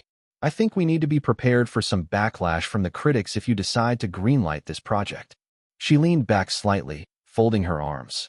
"Unorthodox movies aren't exactly critics' pleasers." Her words flew across the table. The subtle shifts in posture from some of the others made it clear. Many of them who hadn't seen the film were now paying close attention to her words. Deontay included. As said, he was tied up with other obligations, but he had seen the trailer, enough to get a rough grasp of what Pete meant by unorthodox. Vanessa's voice sharpened slightly. "We are talking about Death Note here. A movie with a notebook that kills people. The public perception alone is going to be a nightmare to manage. Morality debates, controversy." Deontay's lips pressed together slightly at that. She wasn't wrong. The concept alone was a loaded gun waiting to go off. But Pete chimed in again, this time firmer. "True," he admitted. "But that is also why it will work. The moment this movie hits theaters, people will want to see it just to be part of the conversation, whether they agree with it or not." He made a faint, dismissive gesture. "They will still buy the ticket." Deontay's nodded calculatingly, shifted from Pete to Vanessa, and then back again. Finally, he exhaled slowly through his nose, resting his forearms on the table. "All right," Deontay finally said, his voice calm but firm. "Then, let's be clear about this before we make any offers." He glanced around the table. "We are distributing this film." Just like that, the decision was made. Despite their earlier doubts and wariness among the board members, a heavy silence settled over the room, confirming their supportiveness, or more like their acceptance to his declaration. Also, they can't ignore the main factor in place. Their last venture with Regal had left a deep mark, one they weren't eager to revisit. Some still found it infuriating how he had outmaneuvered them right under their noses, while they could do nothing but watch as it unfolded. But the bitter truth remained. If they had been a little more careful, they could have bagged even more. In fact, Red Studios, specifically Deontay, had been the first to propose a collaboration with Regal, fully prepared to invest in his second project. Even the most disgusted people agreed that it was worth it. They didn't have to say it out loud, but everyone was thinking the same thing. It was Regal himself. Despite their occasional pulling down, they all knew the truth. Regal could direct. He was someone who could take a script and turn it into something alive.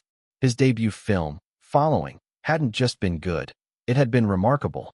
Regal's vision, his precision, and his ability to breathe life into his story were undeniable. Of course, they had their doubts about him doubling as the writer. Hollywood didn't have a shortage of scripts. What it lacked were people who could do justice to them. Regal was one of those people. Even so, there had been discussions, heated ones, about pushing Regal to work on one of the studio's existing scripts. There were plenty of them gathering dust on studio shelves. Projects with potential that had been shelved, rewritten, and abandoned over the years. But Regal had refused. However, it didn't end there. When Regal went on to lay out his terms, they had to step back.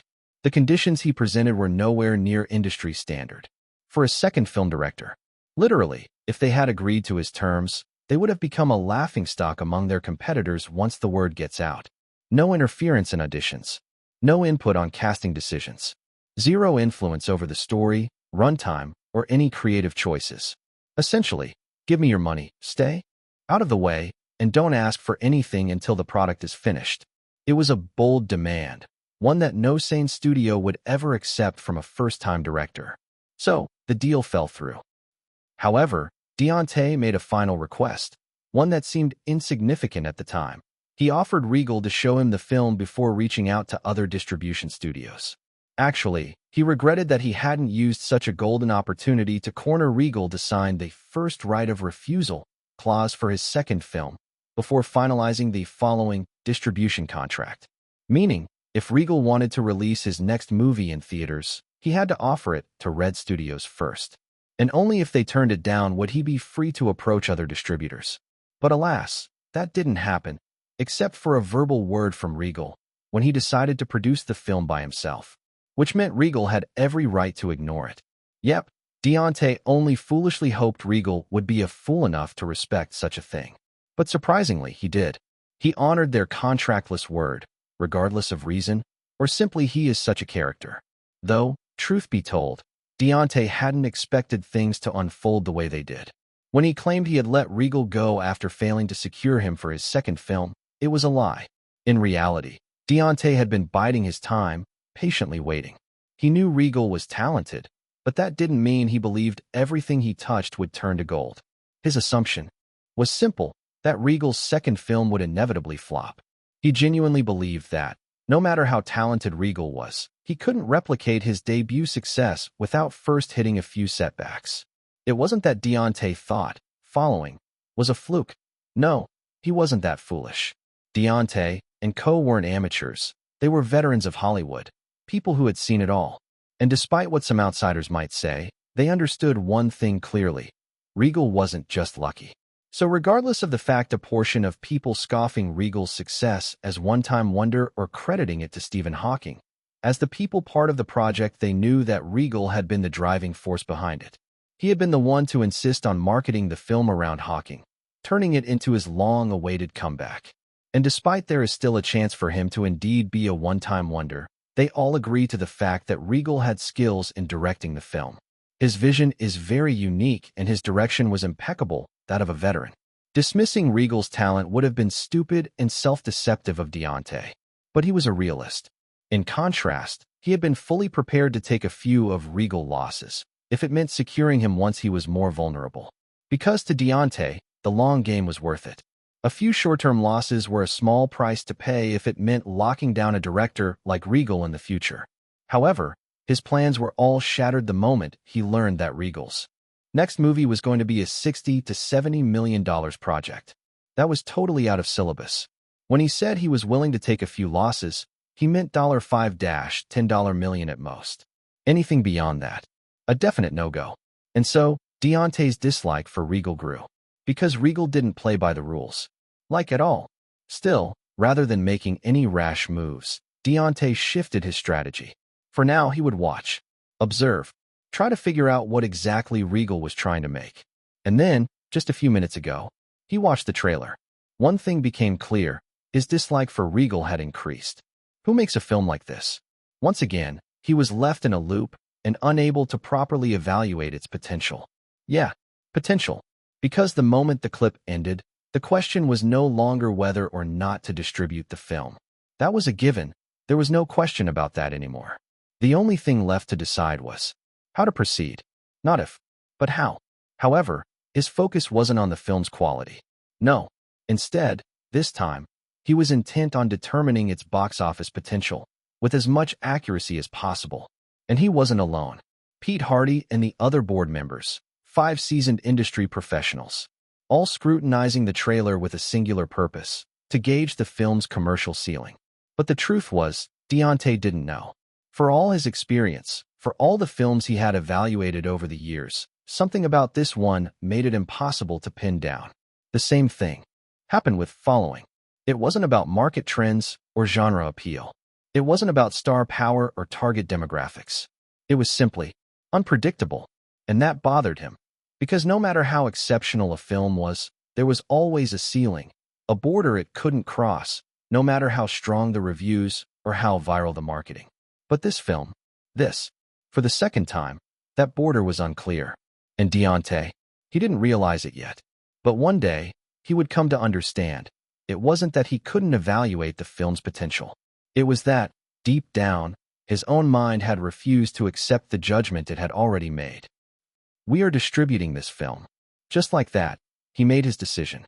Deontay continued to break the silent approval of the board members. All right then. First, let's start with the terms. We go in strong, favorable to us. This is Regal we're talking about. If we give him an inch, he will take the whole goddamn mile. The others gave small, knowing nods. Let's outline the base terms. Deontay's eyes flicked to one of the legal team members seated further down the table. Run through the numbers. The legal executive, a middle-aged man with square glasses and a sharp suit, cleared his throat and flipped open the folder in front of him. He adjusted his glasses slightly and began. Deontay's face hardened in confidence.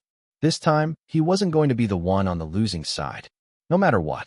The legal executive took notes, swiftly finalizing the key points. Contract terms proposal. Domestic share, 40%. Escalating by 2% for every $50 million above $250 million. Capped at 50%. International share, 35%. Marketing split, 65%. Distributor/35%. Production. Streaming/home video. Performance-based clause tied to back-end bonuses. Minimum guarantee, locked with a back-end performance clause. License period, 10 years for global streaming and physical distribution rights. Regal flipped through the contract. The words on the page were precisely what he expected. A blatant power grab. Deontay the Red Studio were trying to pull the same old tricks, crafting an aggressive opening offer, making it seem like they were the ones dictating the terms. They wanted him to fight back, to push and negotiate so that when he eventually won, he would settle for the terms they wanted from the start. Sigh.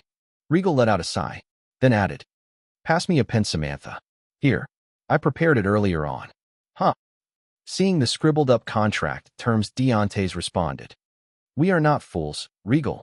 We are not falling for the same trick twice." Regal's gaze was steady. True. He nodded slightly, then added with a casual shrug. But there are still plenty of idiots waiting outside to fall for it the first time. Deontay narrowed his eyes silently. He understood what Regal was trying to say. It was simple. If not them, there are other distribution companies out there. Ones willing to fall for his tricks. At least, if it's their first time, unlike there. Because during the distribution negotiations for Following, the same thing had happened. Back then, they hadn't known the film's real potential. So when Regal put on his act, spinning his tale about how he wanted Deontay to take the risk alongside him, to share the profits rather than just playing it safe and buying out the film, Deontay had bought into it. And because of that, Red Studio ended up giving away the major share of the film's back-end profits in the later half of its run. It was a clean trick. Regal wasn't sure if he himself could pull it off again, but he was certain there were definitely other companies out there, desperate for a hit, hungry enough to fall for it. Unless Red Studio disclosed their contract details, which would never happen, those companies would be none the wiser. Deontay's lips thinned, his voice low and sharp. "But did you forget about the promise?" He leaned in slightly. "The first right of rejection belongs to us." "Huh, what promise?" Regal's eyes widened slightly, his expression blank. He blinked once. Then again, as if he were genuinely confused. Deontay's mouth twitched. Because he knew. He knew damn well that Regal remembered. But he also knew there was nothing he could do. because there was no contract, and Regal was now acting as though it had never existed. Deontay's jaw clenched, the corner of his mouth pulling in irritation. The shamelessness, the utter, brazen shamelessness Regal displayed, at times was beyond his comprehension. And what infuriated him more was, he had once thought this man was actually a man of his word. Now, he was taking those words back. Number 89. Chapter 89. Rising Stars Round Table. The closing negotiations between Regal and Red Studio had stretched into a full week of meticulous back and forth, legal red lines, budget recalibrations, marketing provisions. But finally, both parties found common ground. Terms met, contracts signed, pins dropped.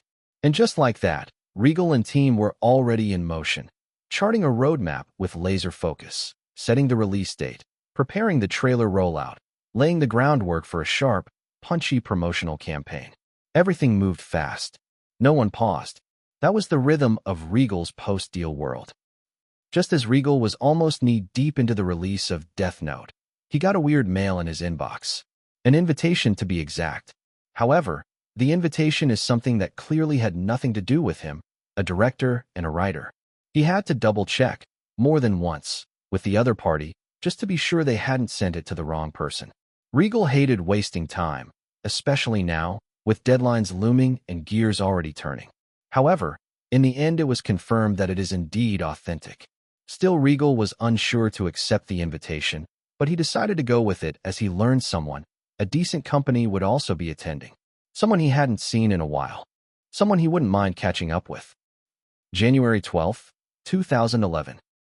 Hey man. Hey, been a minute.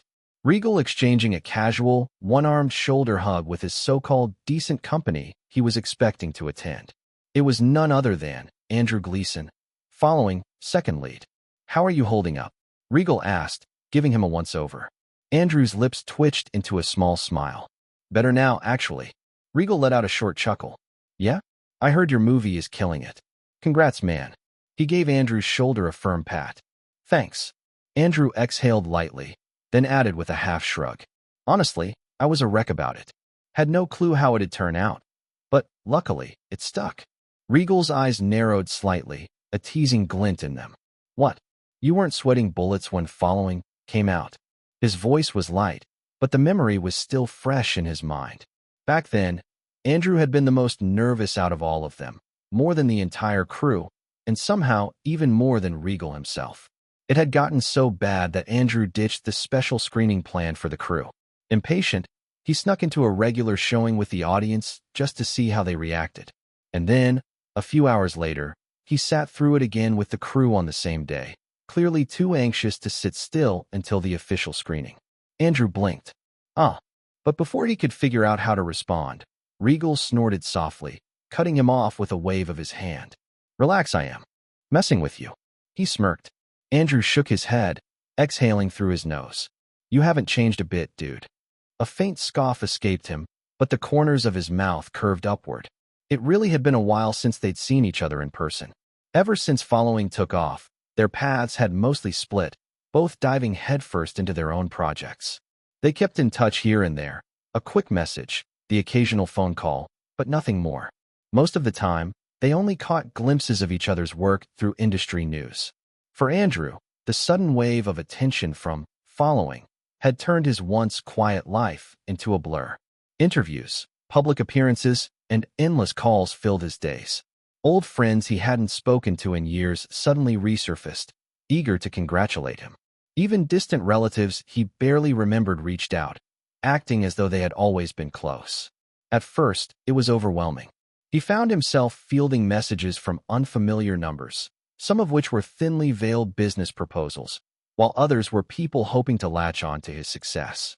Eventually, he had enough. He changed his phone number, then his address.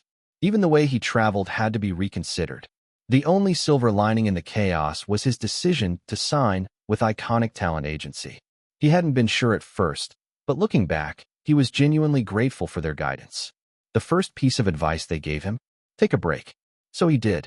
He vanished for a week. And it worked. By the time he returned, he was clear-headed, refreshed. The noise no longer clouded his vision. Now, With a sharpened perspective, he could finally see the industry for what it was, the opportunities, the pitfalls, and the people around him, with far greater clarity. And now, carrying that renewed drive, here he was, back in Hollywood's spotlight, appearing on Young Stars Roundtable.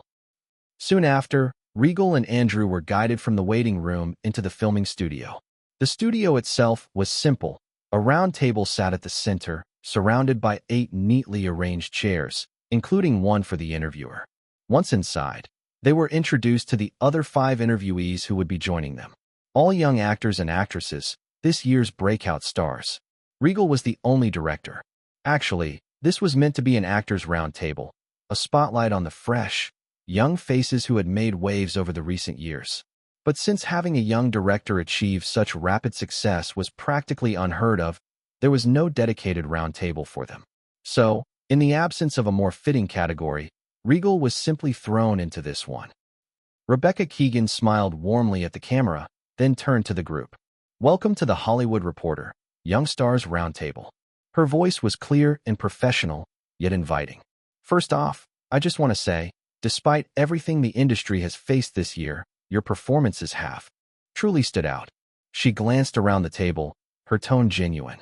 "You've entertained audiences in a way that really mattered. So, on behalf of everyone watching, thank you."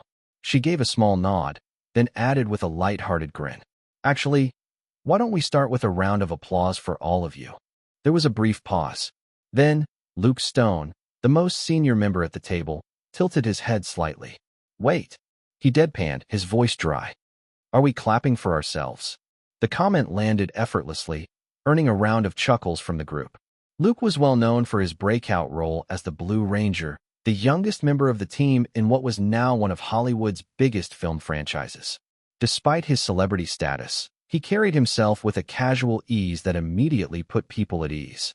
Andrew, sitting just across from him, couldn't help but smirk slightly. When they had first met backstage, Andrew had been caught off guard by Luke's laid-back demeanor. Considering the franchise he belonged to, Andrew had expected someone a bit more detached, more Hollywood. Instead, Luke was unexpectedly down to earth. "Heck yeah, we are." Thomas Walker chimed in with a grin, slapping his hands together. Thomas, much like Andrew, came from the indie film scene. He had recently headlined a low-budget feature, a gritty crime drama. Unfortunately, unlike Following, his film hadn't managed to find its footing at the box office, struggling under the weight of a disjointed screenplay and weak distribution. Still, he and Andrew shared a quiet camaraderie. They had crossed paths at countless auditions over the years, chasing the same elusive roles. Now, sitting side by side at a major industry roundtable, it was a bit surreal. Rebecca smiled, nodding toward them. "No, but seriously," she added, her tone sincere. "This really has been an incredible year for cinema, and you have all been a huge part of that. So, thank you for your work." "Oh, thank you." Scotty Harper piped in with a playful grin, offering a small wave toward Rebecca. "You're so sweet." Agatha Nova added, flashing a warm smile. The two women, Scotty and Agatha, carried themselves with a graceful ease, both seasoned in the industry despite their relatively young age. Scotty had recently shot to stardom after leading a major summer blockbuster, her name now buzzing through casting rooms and industry circles alike. Her film's success had catapulted her to next big thing status, with major studios lining up offers. Agatha, on the other hand, was already a familiar face to many. She had built her career on recurring roles in major franchises, most notably as the Red Ranger's love interest in the Power Rangers universe. She was no stranger to the big-budget scene. Luke, who had been quietly observing the exchange, offered a humble nod. "Our pleasure. Honestly, we're just glad we could give people something worth watching." Rebecca's smile lingered briefly before she turned her attention toward Regal. Actually, she began casually, her tone light but pointed. "Before we move on, I think we should take a moment to celebrate Regal here." Regal, who had been quietly observing the conversation, glanced up, slightly caught off guard. "Huh." He blinked. "Why me?" His confusion was genuine. The sudden call-out seemed a little out of place. From the far end of the table, a voice cut in, dry, with a faint trace of sarcasm. "Yeah, I am curious about that too." Henry Bethel. He had been mostly silent until now, but the slight smirk tugging at the corner of his mouth made it clear that his curiosity wasn't entirely genuine. Henry was the type who always seemed to hover on the fringes of stardom, a B-list actor whose career had plateaued just shy of the next level. He had a knack for attaching himself to high-profile projects, just enough to keep himself relevant, often landing supporting roles in successful films. The kind of actor whose face people recognized, but whose name they rarely remembered. He leaned back slightly, feigning interest, but the glimmer in his eyes said otherwise. Rebecca, however, didn't even glance his way. She simply smiled. Why? She echoed smoothly. Because. She glanced down at her notes. You're 23, right? Regal gave a small nod. Yeah. Rebecca's eyes flicked back up. Well, during our prep for this round table, we came across something interesting. She held up her notepad slightly. You are officially the youngest director to ever be nominated for a Golden Globe, Best Director of the Year. The room stilled slightly. Luke Stone, who had been sipping his water, froze mid-motion. He blinked once, then twice. His brows knitted faintly, as if wondering whether he had misheard. Wait, what? A few of the others exchanged glances, clearly surprised. But Regal? He simply offered a brief, almost indifferent nod. He wasn't feigning modesty. He was just genuinely unfazed. After all, this wasn't news to him. The Golden Globe nominations had been announced 2 weeks ago, December 14th, to be exact. And with the ceremony scheduled for January 17th, it had already been public knowledge for a while. He had been well aware of the nomination. In fact, the news had been a major morale boost for his team, especially with Death Note, release right around the corner. Still, he hadn't put much stock in it. Not because he didn't care, but because he knew how the game was played. There were objectively better directed films in the running that year. More importantly, Following lacked the one thing it needed: studio backing. Sure, Red Studio had distributed the film, but their contract didn't include any clauses regarding award promotion, meaning they had no obligation to campaign for him. No press coverage, networking pushes, and strategic ad placements.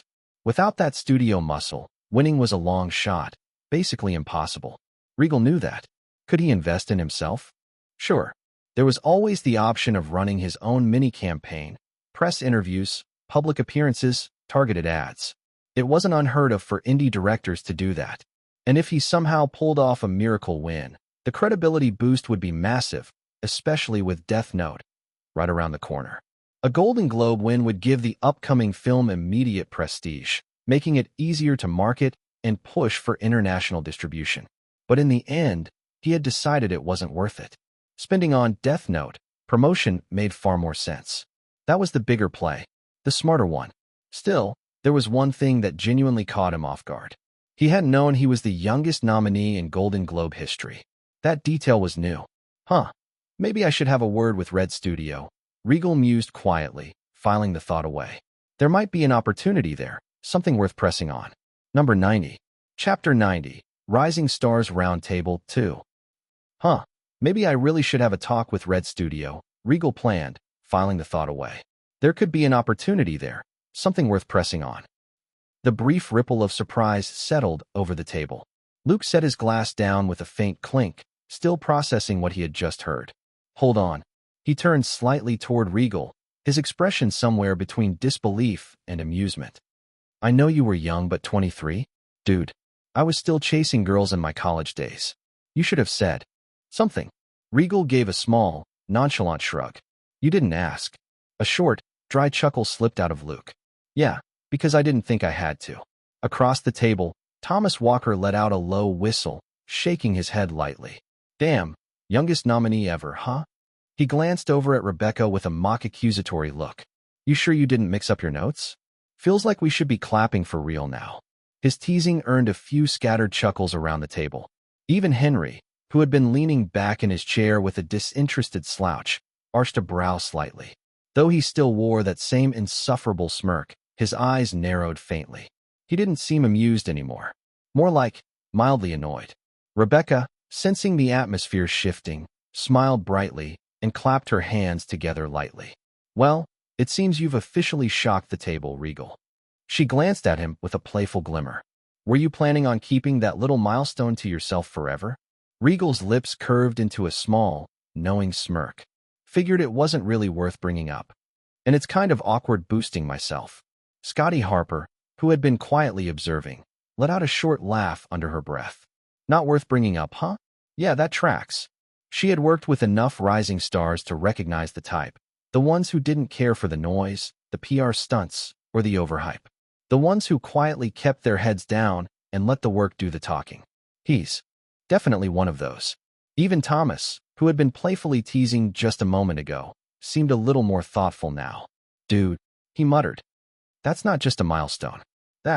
He shook his head lightly. That's history. He had clearly been unaware that there was a Golden Globe nominee sitting across from him, let alone someone as young as Regal. Regal didn't respond.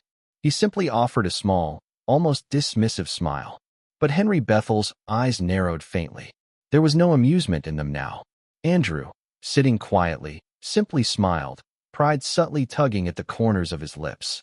However, from there, the interview shifted into more general introductions. Each guest took turns speaking about their breakout roles and current projects, whether they were still in cinemas or gearing up for release in the coming weeks. Andrew and Regal were also in slightly the same boat. Andrew had landed a solid supporting role in a recent film, but the real buzz was around his upcoming lead role in a project that was about to enter production. As for Regal, he was here to promote Death Note.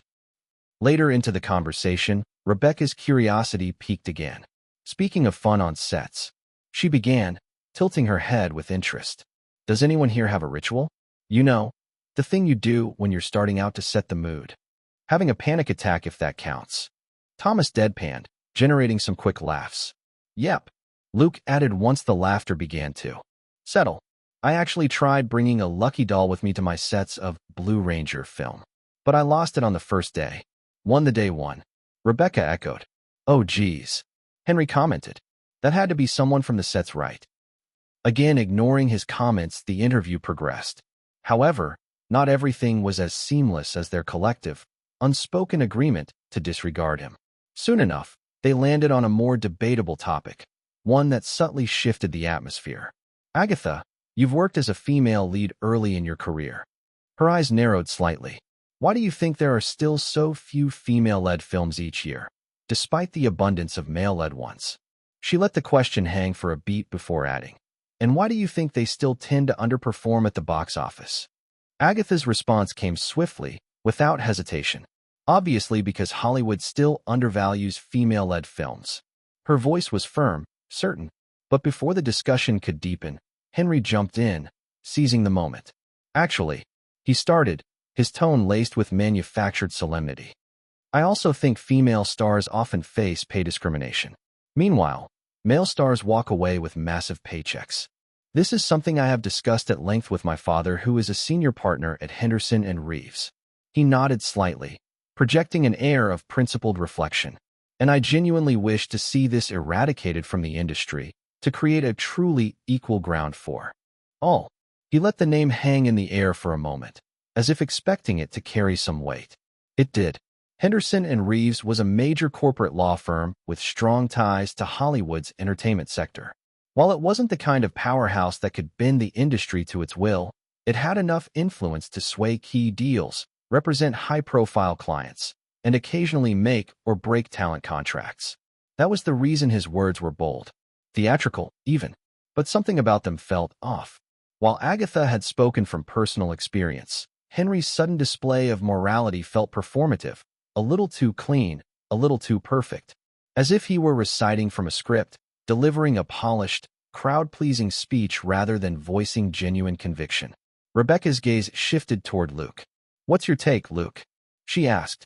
Luke leaned back slightly, considering his words. He began thoughtfully. I believe it's simply the lack of good writers capable of creating strong, well-rounded female characters. He paused briefly, then added with a measured tone. But then again, I can't really blame them. I mean, most of the writers in the industry are men. He glanced around the table, his expression calm but sincere. Pardon me if my words come across as doubting their capabilities. It's not that, he clarified. But I do think that no matter how talented they are, it's still not easy to fully understand and structure a female character without having lived or experienced the nuances of that perspective. He let his words settle for a moment, then added with a slight shrug. But at the same time, those same writers have never been gangsters, yet they still write convincing gangster characters. A few of the others smirked faintly at the comparison. But what I am trying to say, Luke continued, his voice more certain now, is that we need more women involved in the entire creative process, not just in front of the camera. Hollywood needs more female voices behind the scenes too, writing, directing, producing. The industry can't truly evolve if women are only expected to be the face, not part of the foundation. Interesting take. Rebecca nodded thoughtfully. Behind-the-scenes work, you say? She echoed Luke's point. What about you, Regal? You are both a writer and a director, right? Rebecca nodded thoughtfully, considering his point. Interesting take. She murmured. Behind-the-scenes work, you say? Her eyes shifted toward Regal.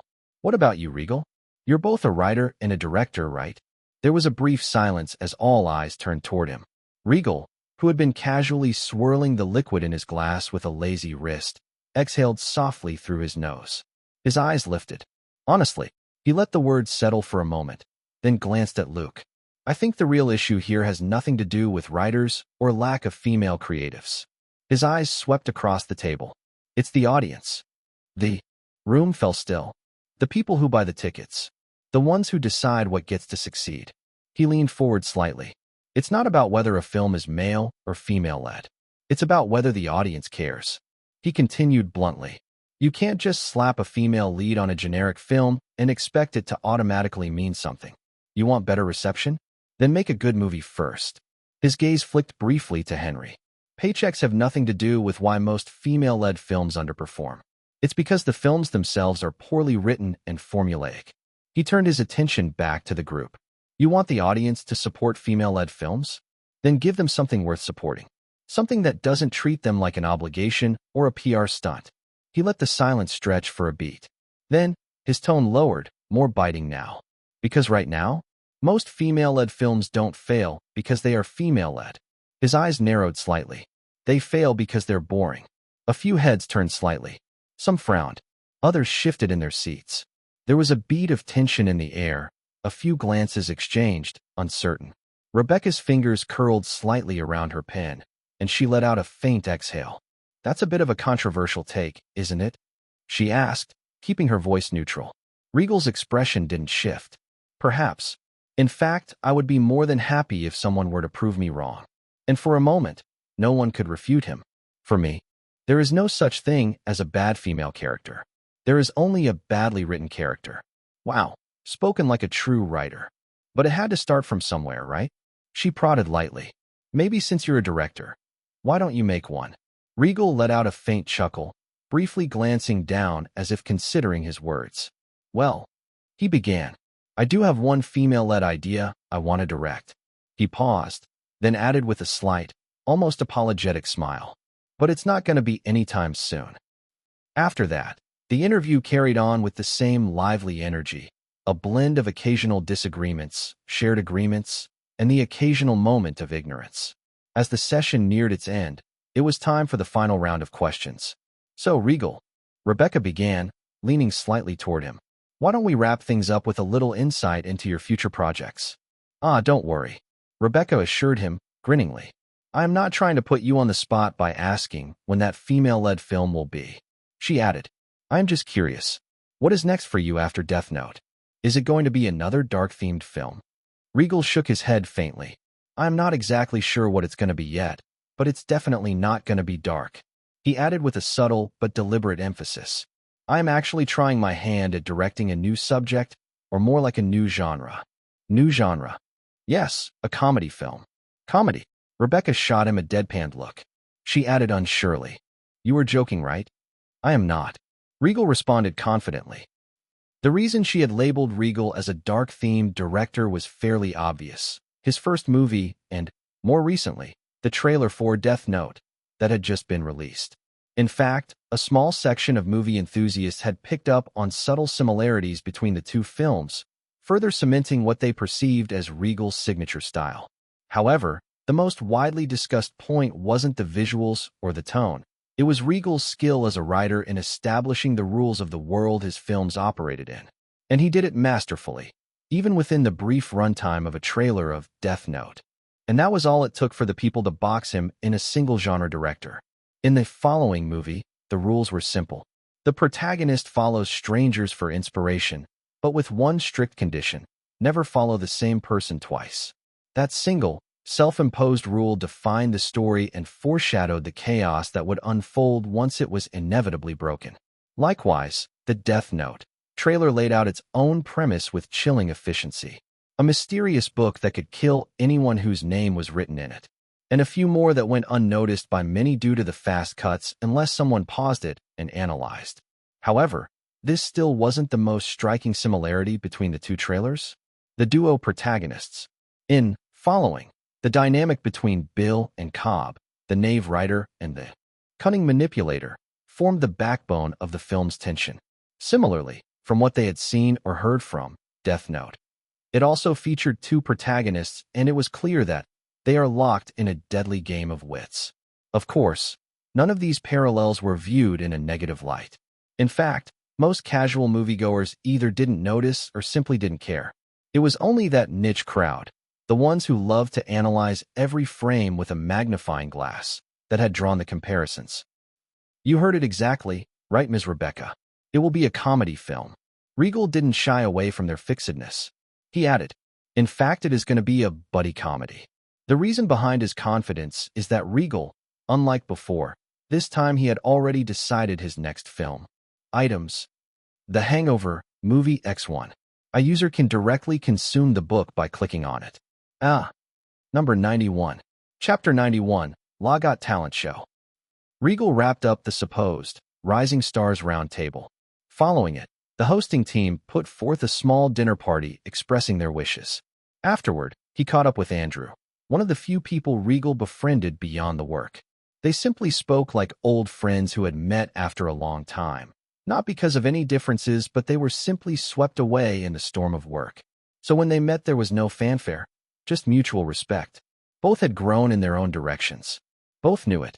They wished each other well. And that was enough. Next day, January 11th, 2011.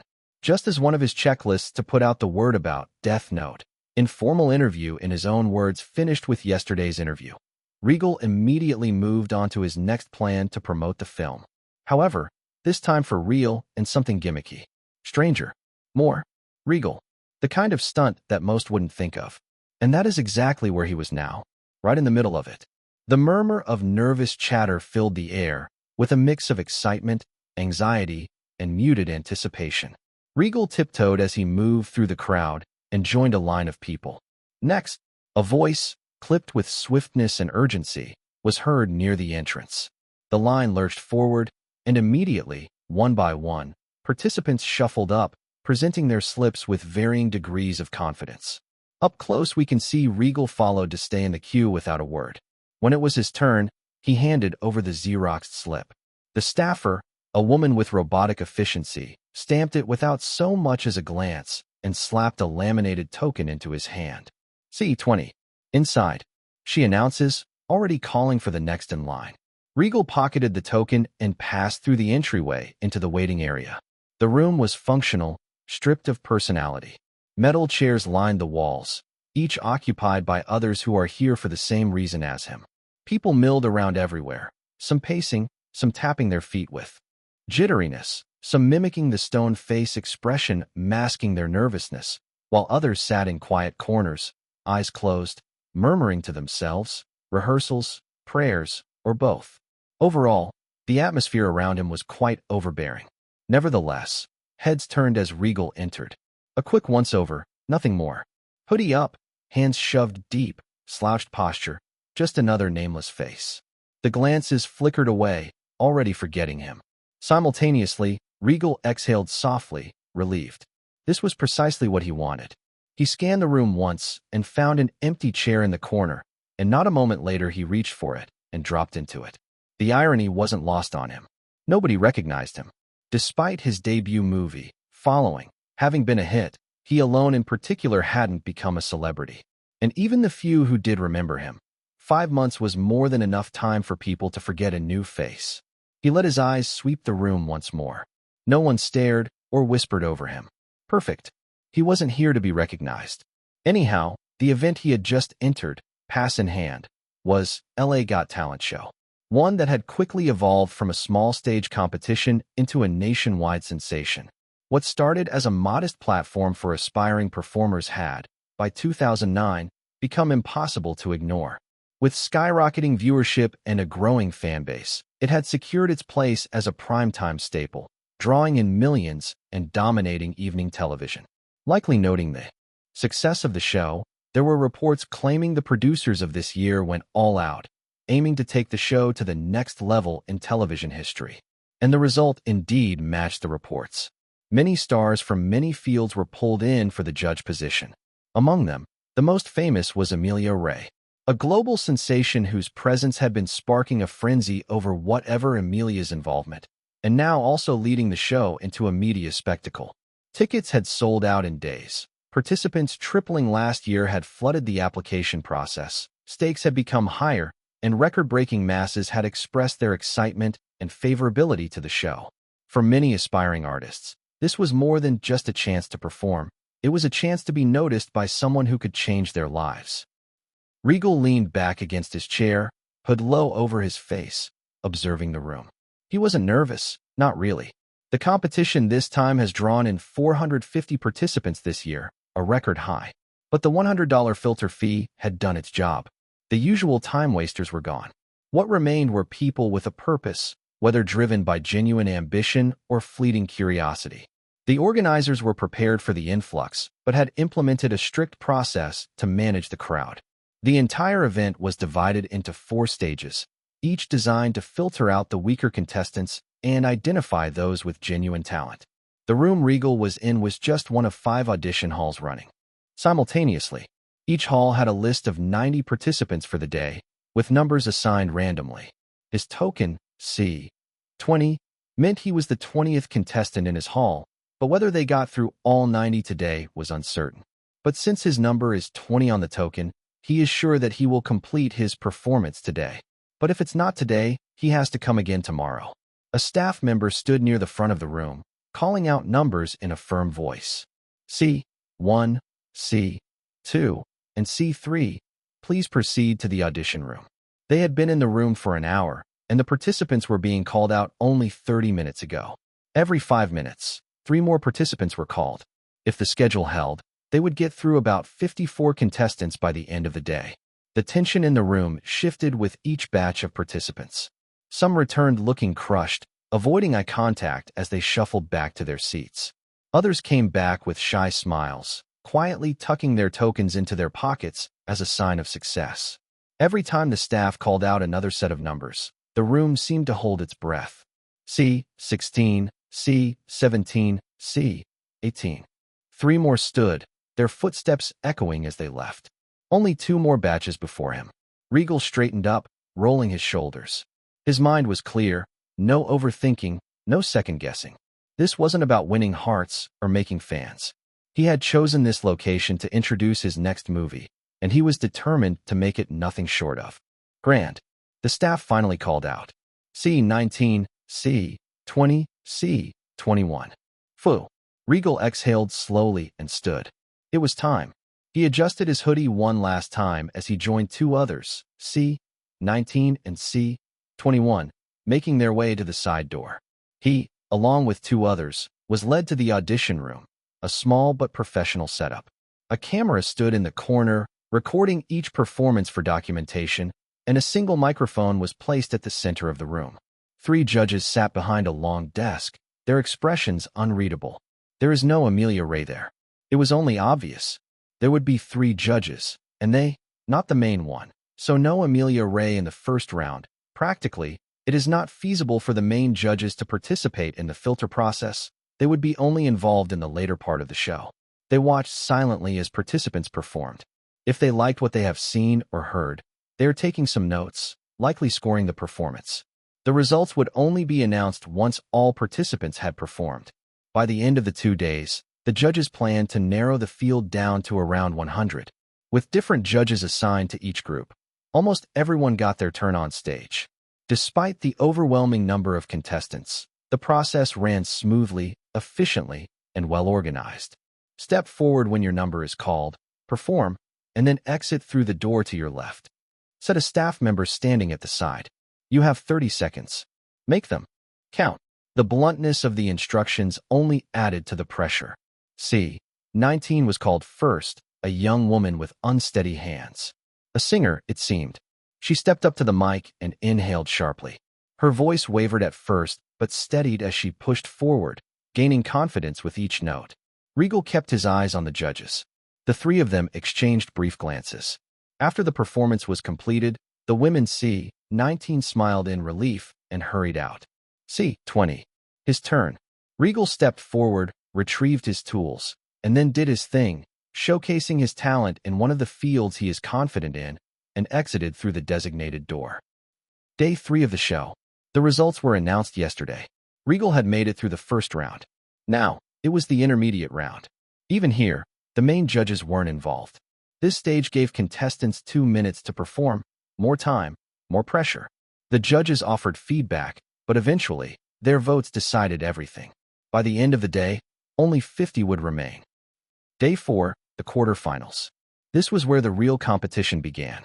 The audience was brought in, and for the first time, the main judges took their seats, including Emilia Ray. The quarterfinals introduced a live performance in front of a small crowd. Each contestant had 5 minutes, not just to perform, but to share a piece of their story. The audience's reaction carried weight, influencing the judge's final call. By the end of this stage, only 25 would remain. For Regal, this round required caution. He had to stay under the radar, avoiding drawing too much attention to himself. But, to his relief, nothing of the sort happened. It was finally time for the semifinals on day 5. One step away from the finals. This stage was on a whole different level.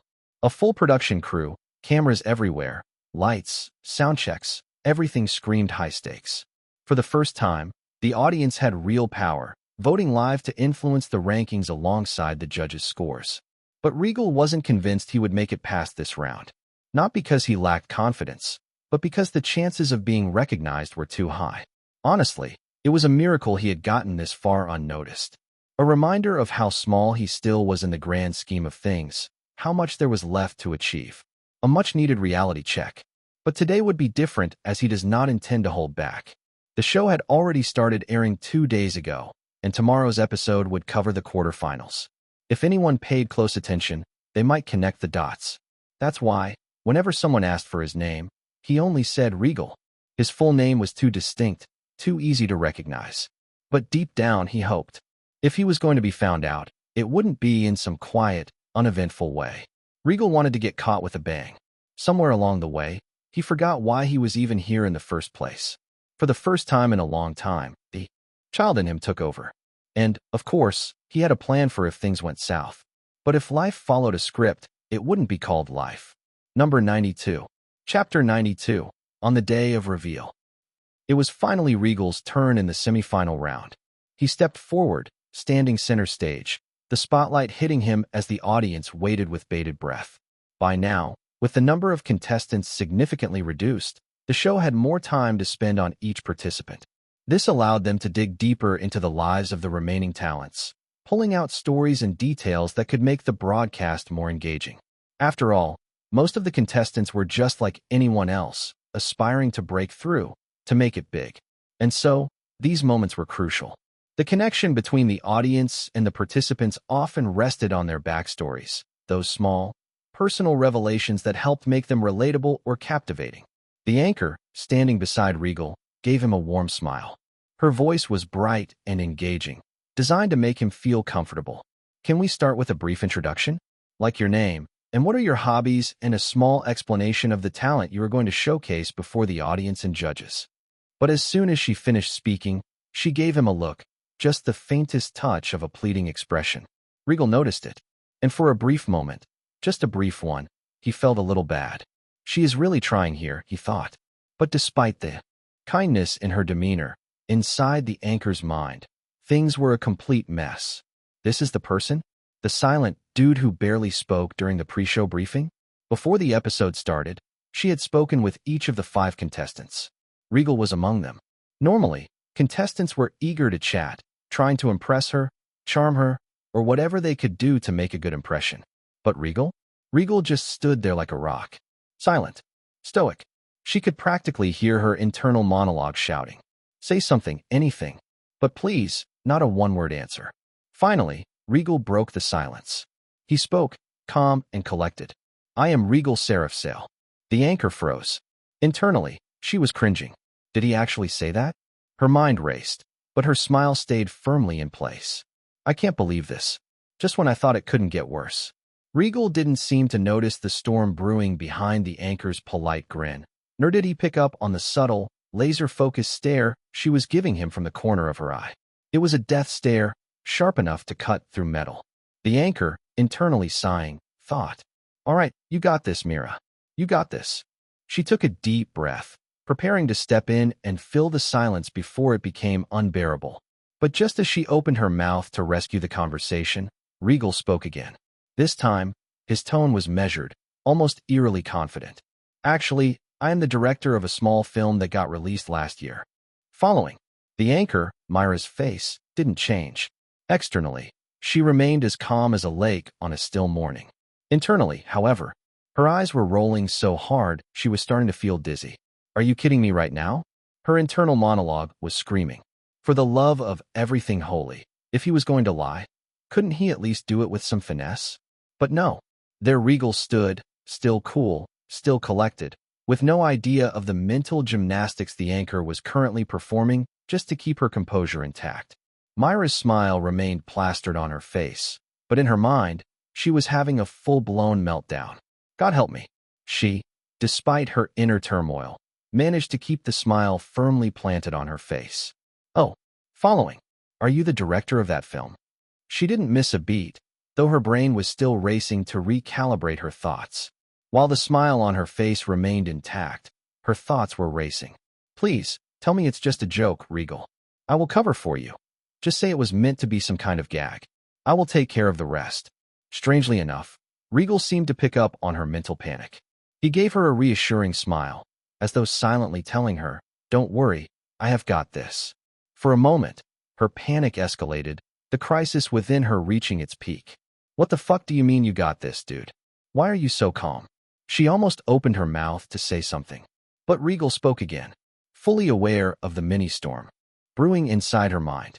Yes, it's a small indie film, but it gained quite a bit of traction last year. It ended up becoming a hit. His words are so confident that she actually wanted to believe him for a second. Meanwhile, the audience had started to murmur among themselves, picking up on the mention of following.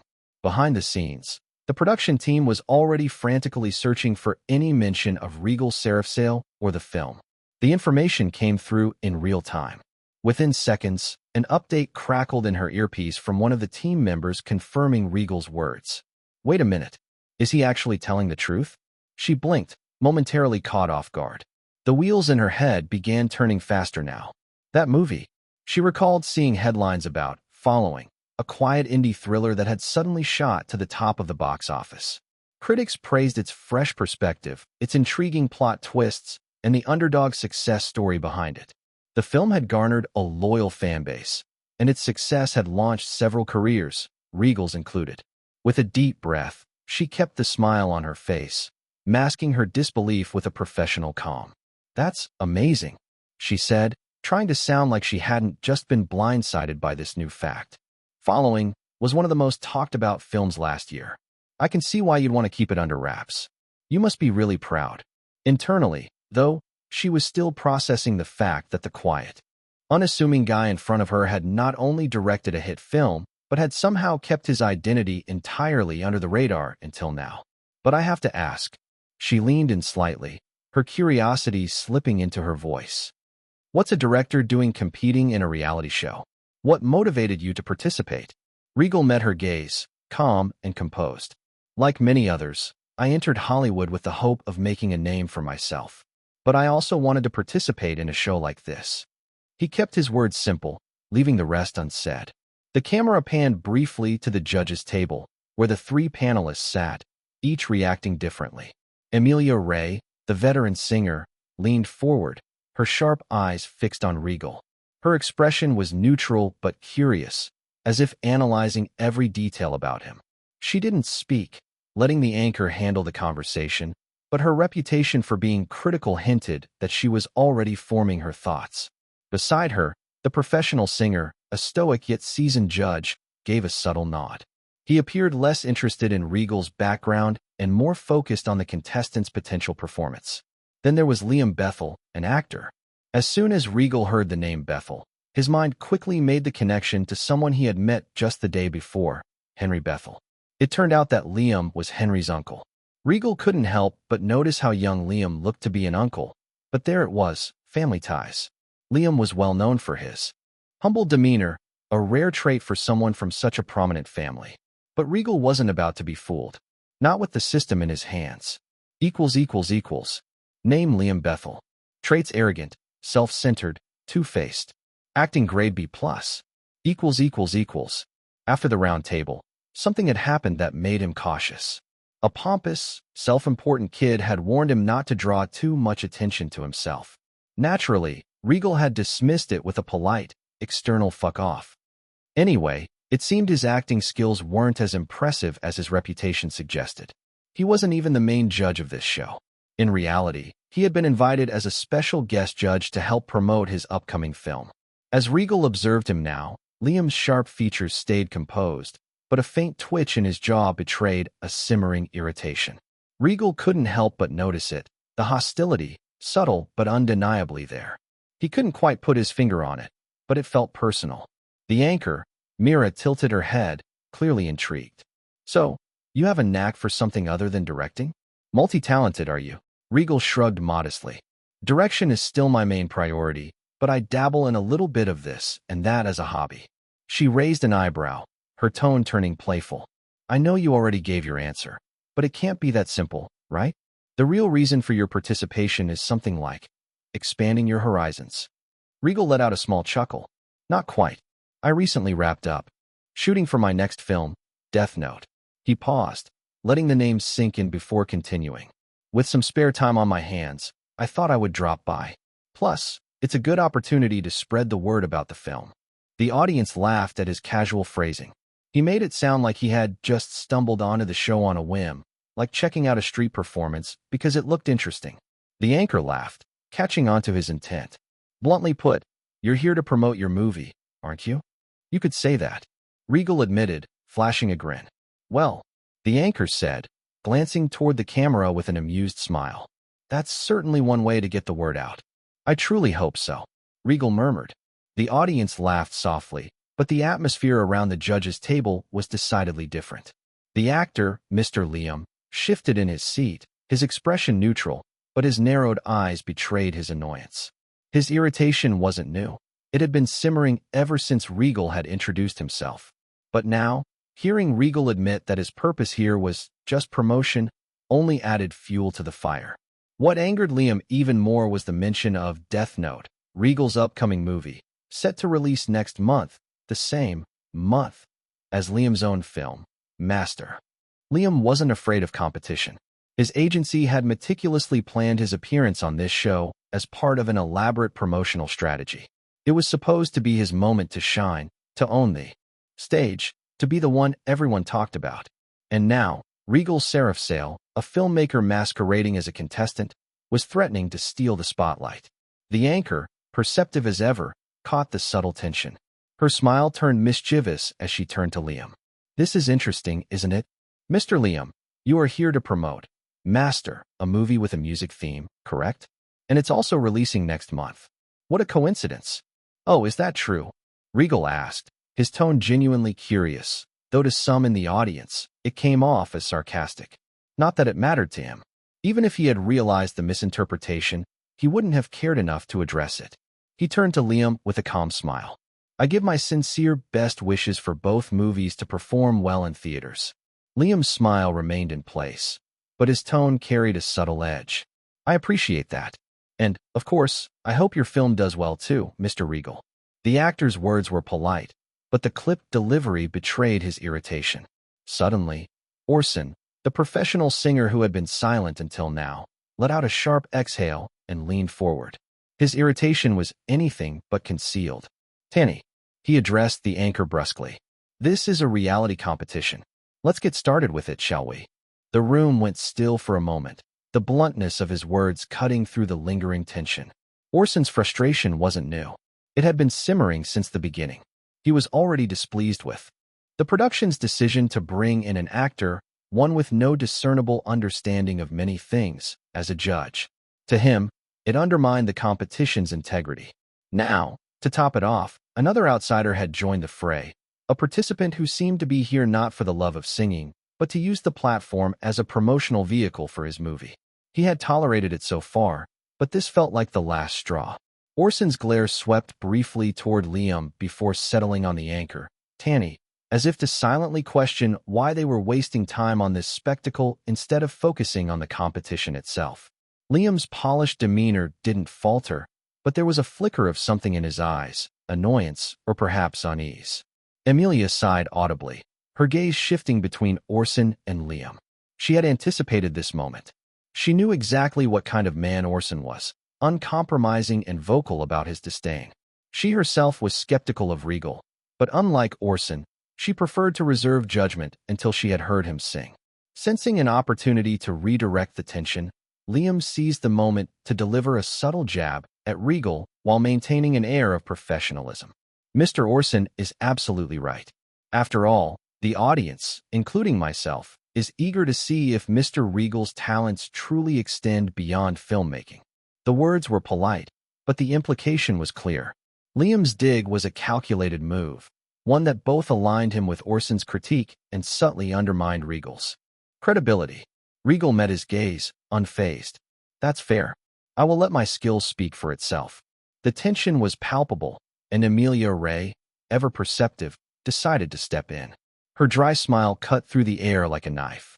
Well, Regal, we will certainly be holding you to high standards. Don't disappoint us. As Regal stepped forward to prepare, the buzz of anticipation in the room intensified. The audience leaned forward in their seats, eager to see how the director-turned-contestant would fare. Behind him, the judges settled back, each with their thoughts. Emilia's gaze was sharp, her curiosity piqued. The professional singer maintained a neutral expression, focused on evaluating the performance objectively.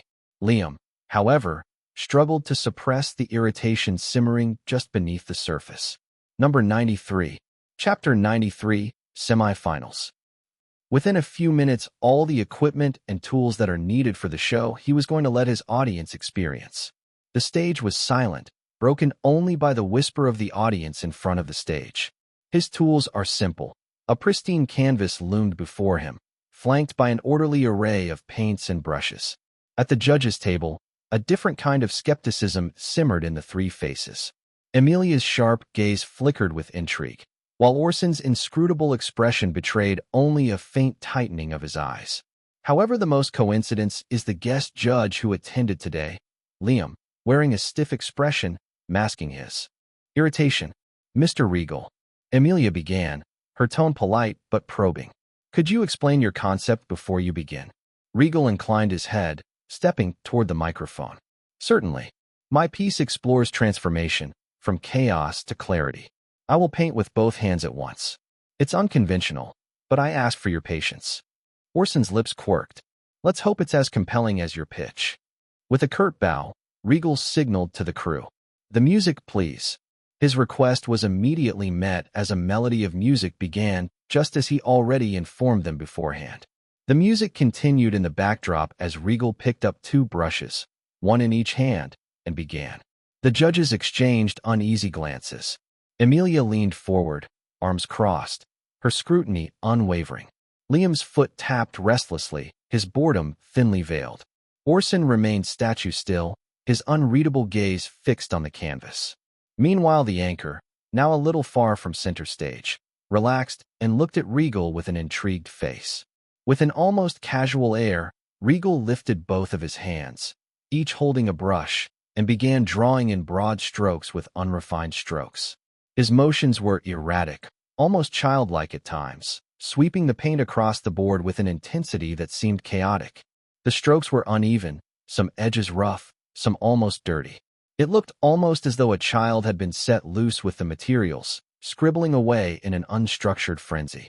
But what caught the attention of Everyone in the room was how Regal glanced over toward the judges' seats, particularly at Liam. Every now and then, his eyes flicked back to the actor, perhaps drawing inspiration or frustration by the way Liam watched him from across the stage. As the seconds ticked by, the image on the board began to take shape. Slowly, but surely, the lines started to make sense. The audience shifted in their seats, the murmurs growing as they began to piece together the image forming on the canvas. The judges exchanged looks, their expressions a mixture of surprise, amusement, and a little discomfort. "Is that?" Amelia started, her voice laced with disbelief as she processed the image. "Is that you, Mr. Liam?" Her tone was almost too calm, as if she were testing the waters of how far Regal was willing to push this. The tension in the room thickened, the judges exchanging glances. It was clear what Regal was painting. The image of Liam, exaggerated and mocking, filled the canvas, and the silence hung in the air like a cloud. It was a move that could not be ignored, a direct jab at the actor in front of him. Liam's lips twitched into a smirk, his eyes narrowing as he watched the painting take shape. He knew what Regal was doing. This was no innocent drawing. This was an offense, a deliberate move to undermine him. But Liam wasn't one to react immediately. No, he had a better plan. He would use this moment to his advantage, to turn the tables and make Regal regret stepping into his territory. His mind raced with strategies. He would make Regal look unprofessional. The public would turn against him. All he needed to do was wait for the right moment to pounce. Amelia and Orson, however, were less than impressed. Amelia's brow furrowed as she observed the painting, her eyes flickering with mild disappointment. Orson, who had been quietly watching up to this point, was starting to look increasingly irritated. He didn't like the idea of someone using the competition as a platform for personal vendettas, and this was precisely what Regal was doing. The tension in the room was growing unbearable. But Liam, ever the professional, took the lead. "I think we should let him finish," he said, his tone sharp but controlled, as if implying that Amelia and Orson should hold back from pressing their red buttons. He tried to sound reasonable, as if giving Regal more time was simply the right thing to do. But in reality, it was all a ploy to let Regal dig himself deeper. As Regal continued, the image on the canvas grew even more exaggerated, more comical, and more offensive. Each stroke seemed to mock Liam further, and the audience, too, began to pick up on the animosity. Murmurs spread among the crowd, their dissatisfaction palpable. Finally, Orson couldn't take it anymore. His finger hovered over the red button, and with a sharp motion, he pressed it. The loud buzz cut through the air, signaling Regal's disqualification from this phase of the performance. Liam, who had been watching with thinly veiled satisfaction, couldn't contain himself either. He pressed his own button, a decisive move that solidified the sentiment in the room. The atmosphere was tense, the murmurs growing louder, but Amelia remained still. Her hand was hovering over the buzzer, but she didn't press it. Her curiosity kept her rooted, watching Regal's every move. The seconds ticked by, and the room seemed to hold its breath, as Regal, undeterred, continued to work on his piece. His brushwork was fluid, his focus unwavering, even as the murmurs from the audience swelled. Finally, the last stroke came, a long, deliberate cross drawn from the top left to the bottom right. Regal dropped the brush and stepped back, allowing the paint to settle. The moment he turned around, the anchor was about to interrupt. "So, are you finished?" But Regal moved faster. Before the anchor could finish, Regal reached for a bowl filled with powder beside his tools and grabbed a giant chunk of it. With a swift motion, he threw it across the canvas. The powder cascaded over the painting, some of it sticking, while the rest floated and scattered in the air. As the dust settled, Regal turned the board upside down, letting the powder mix with the paint.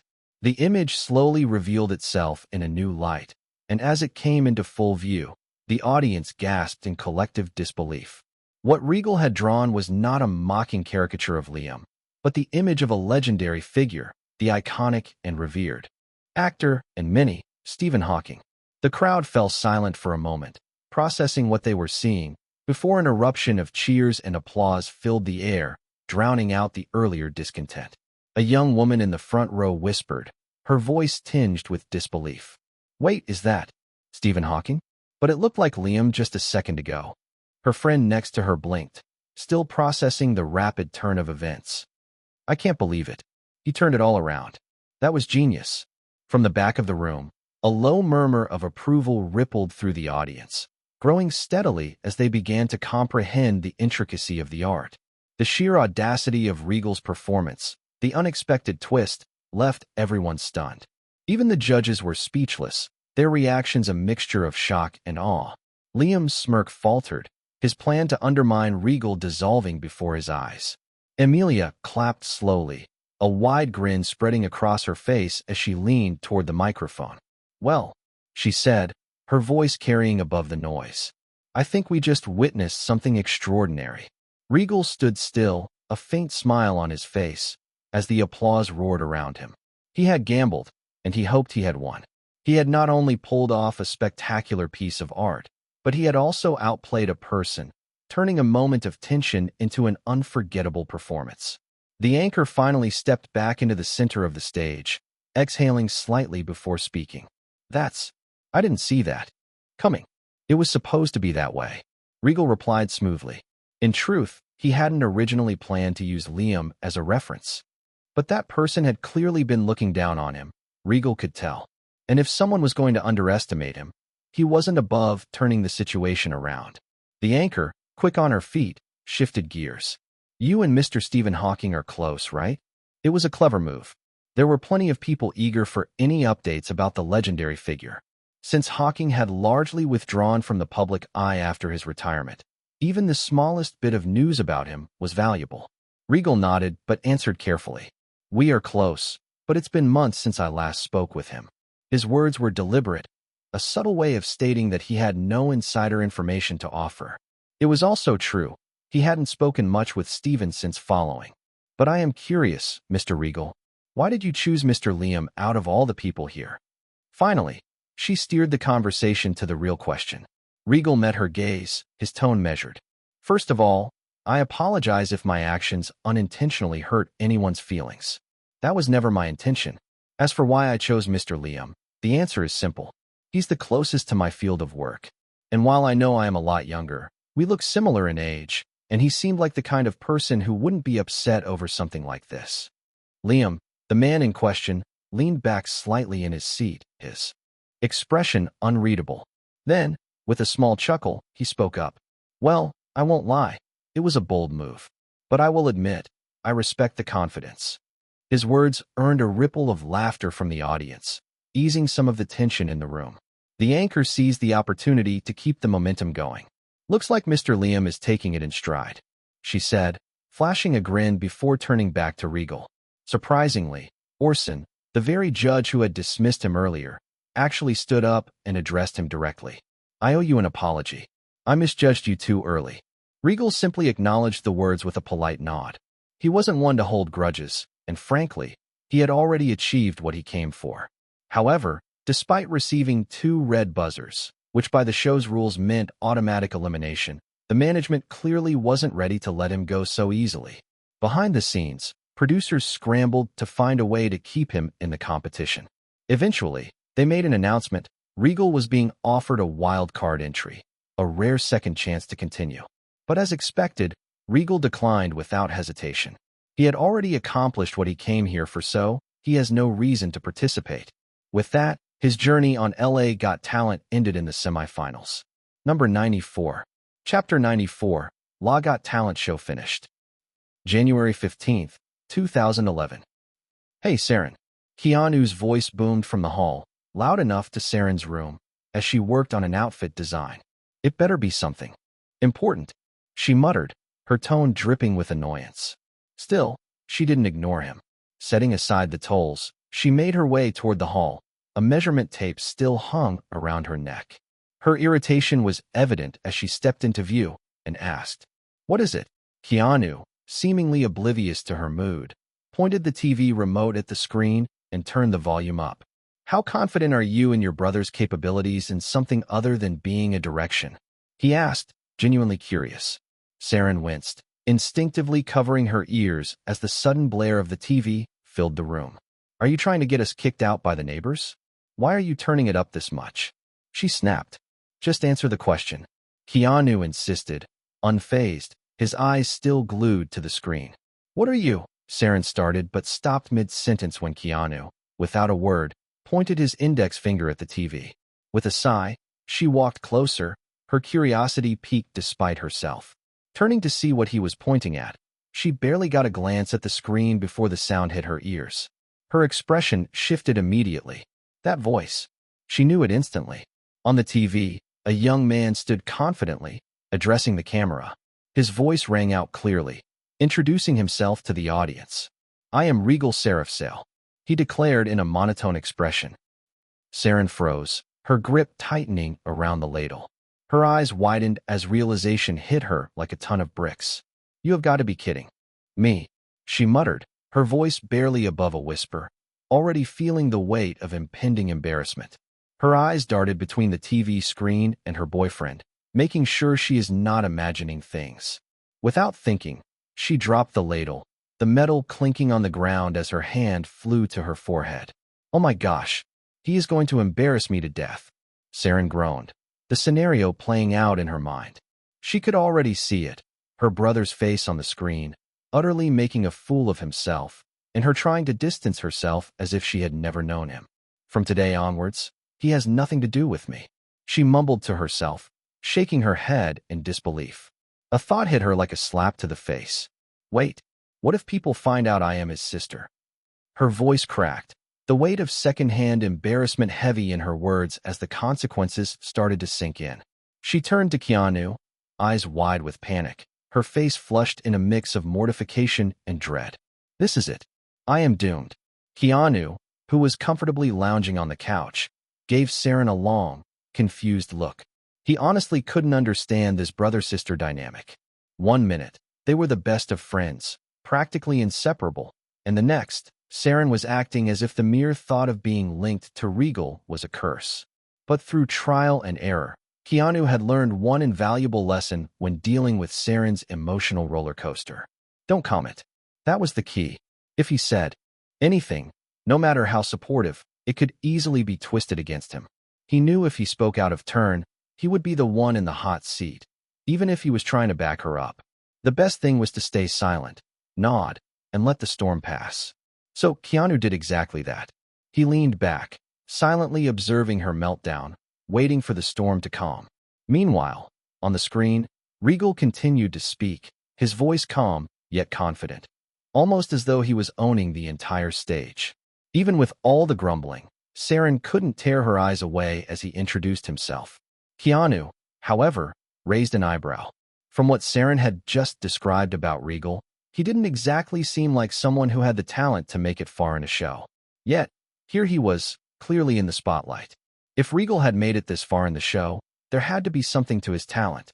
There was no way the management of LA Got Talent, the popular reality show, would let someone untalented get to this stage of the competition unless they had something to offer, something that stood out enough to be worthy of a spot in front of millions of viewers.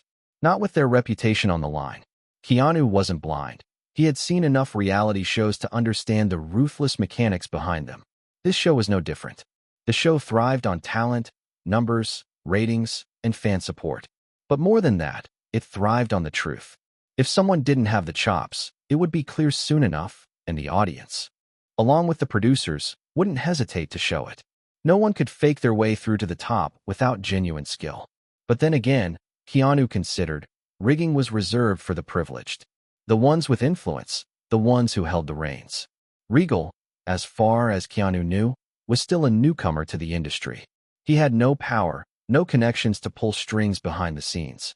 Keanu looked back at the TV, his eyes narrowing a bit as he observed the judges and anchor. They seemed to not recognize Regal yet, which didn't surprise him at all. Keanu understood the game all too well. For people like Regal and himself, success didn't mean instant recognition, at least not the kind that made you a household name. No, they were still far from being real celebrities, far from the kind of status that would get them instant recognition from the people around them. They had climbed one step, but the mountain ahead was still steep and demanding. It wasn't about humility, it was about reality. They weren't there yet. Not by a long shot. Keanu leaned forward, eyes glued to the screen, his thoughts shifting now toward what was coming next. This moment was critical, and there were two things he was really curious about. First, how would the audience react? The judges, too, and all those watching from the comfort of their own homes. They had no idea who Regal was, not yet. What would happen if they found out the person performing on stage was the same Regal Seraphsail who made a massive splash with his debut film following just a few months ago? The fact that Regal had made waves with his movie meant something, but the public had a funny way of forgetting. Time and distance dulled memories if no one was actively keeping them alive. But Keanu knew the first time wasn't a waste of time. The second time around, Regal would be remembered more easily. The effects of his debut would linger a little longer. And by the time he made his next move, it would be a lot harder for people to forget who he was. Each time he stepped into the limelight, it would be easier for him to stay there, his name sticking in the minds of the audience. It was all about building momentum, and Regal was in the perfect position to capitalize on that. So this is what he meant when he said, "I've got a brilliant idea to put the name of my next project out there to the people." Huh? Gwendolyn murmured, watching the semifinals episode air. "Please wipe that smug look off your face, Gwen. It is actually kind of irritating." Maggie shot back, clearly annoyed. She, too, was stuck watching something special, as per her boss's request. Now, don't get jealous on me. One day, I will get a wonderful partner for you too. Well, maybe not as amazing as Regal, but close." Gwendolyn teased with a smirk that only seemed to rile Maggie up even more. That kid did it again," muttered an elderly man in an armchair, his hand clenching the handle of the chair tightly. Under his grip, staring at the TV screen with an amused expression. I knew he had been too quiet for too long. He continued watching the show, his smile growing as the final revelations came on. The episode wrapped up in a matter of minutes, leaving him to reflect. That was quick, but it was fun. I can't wait for the day that kid shakes things up in this industry. Maybe he will bring something entirely new to Hollywood one day. He leaned back, almost nostalgic. I should have dinner with him sometime. It's been way too long since I had cup noodles for dinner. That bastard must be laughing his ass off right now. Another person muttered under his breath, eyes fixed on the final sketch drawn by Regal on the screen. And that brat, too. He was so forward about trying to get into my good books last time, but he still has the nerve to sketch that idiot of all people. He sighed, frustration evident on his face. He picked up his phone, dialed a number, and spoke with a serious tone. Find out about the person involved in the movie coming out the same week as Death Note. And also, check on someone named Liam, or whatever else you can find related to this. Got it. With a sharp click, he ended the call, his mind already racing ahead to his next move. Regal stared at the floating notification, his eyebrows slightly furrowing. Sigh? This system is up to something weird again. He exhaled, rubbing his temple. He had long since gotten used to its sudden, often cryptic pop-ups, but it never failed to make him feel like he was missing some fine print somewhere. His eyes scanned the screen. Notifications. ILA Got Talent. Participant/semi-finalist. Collect rewards. Y/N. Number 95. Chapter 95. Golden Globes. January 16, 2011. The night Hollywood gathered once again at the iconic Beverly Hilton Hotel for the 68th Golden Globe Awards.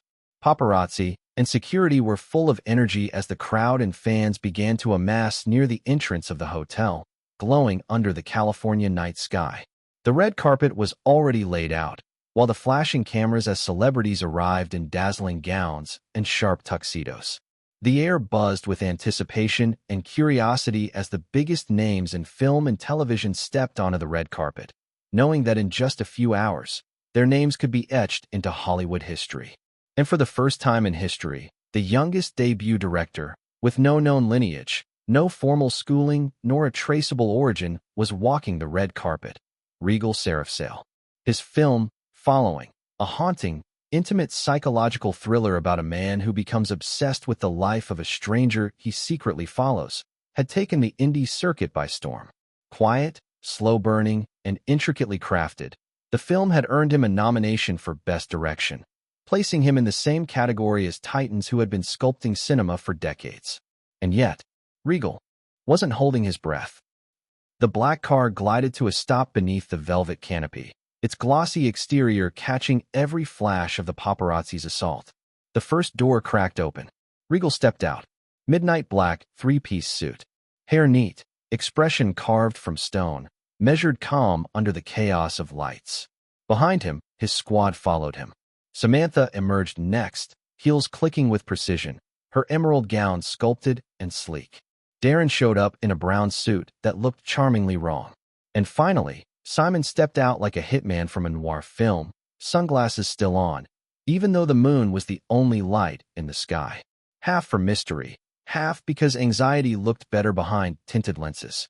Simon muttered, deadpan as ever.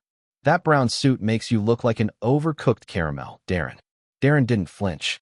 Says the guy dressed like Regal's private security. You planning to take a bullet or block one tonight? And what's with the shave? You polish it special for this. Simon snorted. Mock the glasses, mock the vibe, sure, but my shaved head and body are off limits. They are doing it again, Samantha said dryly, bickering at each other to avoid being called out nervous. We are not nervous. We are not nervous. Simon and Darren snapped in eerie unison, then glared at each other like it was the other's fault. But somehow, all three of them naturally fell in line behind Regal as he took the first step onto the red carpet. For a breath, Simon and Darren froze, two deer in tailored suits caught in the camera glare. Then the reporters surged. Regal, over here. A mic swung in his direction. First nomination, Mr. Regal, what's running through your head tonight? Regal gave a grounded smile. Gratitude. Mostly. Do you think you will win? He paused, just enough to make it real. There are stronger films in the mix. But I believe we earned the right to sit at the table. A few more questions followed, tossed like darts. He answered with grace, the team flanking him like a well-dressed phalanx. Then, a flicker in the periphery. Regal caught it mid-step. A familiar face, framed in a pocket of camera flashes. Brad Carter, Pixie Studios' prized bulldog. Mid-interview. Their eyes met for half a second. Regal's face didn't change, but it was clear. He was a little irritated already. Brad's jaw also tightened like a trap about to snap. He turned briskly to the reporter, voice rising, something clearly bitten down. The interview ended with an abrupt scowl as he stormed off. Regal had barely moved 5 steps before the same reporter twisted toward him, scenting drama. Sir, a quick one. Your upcoming film, Death Note, is set to premiere the same week as Master, Pixie Studios' latest. Any thoughts on the clash? Regal blinked. Oh, so that's why Brad looked like he had swallowed a lemon. He turned slightly, voice calm but lined with steel. I wouldn't call it a clash. We are an indie film. Death Note is being distributed by Red Studios, yes, but at its core, it's still a lean, sharp production. Master is a mainstream beast. We are not competing on scale, but I hope the audience shows up for both. Especially ours. And with that, he pivoted and walked on, the rest of his team forming a quiet orbit around him. Inside, the noise faded, but the tension didn't. Not yet. Regal, is it just me, or are you drawing way more attention than usual? Samantha asked, her eyes narrowing slightly behind her lashes as they walked the corridor, flashes of cameras still trailing behind them like ghosts. She wasn't accusing, just observing. And she was rarely wrong about these things. Regal didn't even look at her, but he was cursing in his mind. Damn these women's and their instincts. First it was Gwen, now she. Why can't they just be the clueless meathead like the 2 men following him behind? It's just you, he said smoothly, not missing a beat. But it was a lie. He was indeed drawing more attention. The reward, his third, unique skill he had gotten from that performance in the LA Got Talent, was the reason.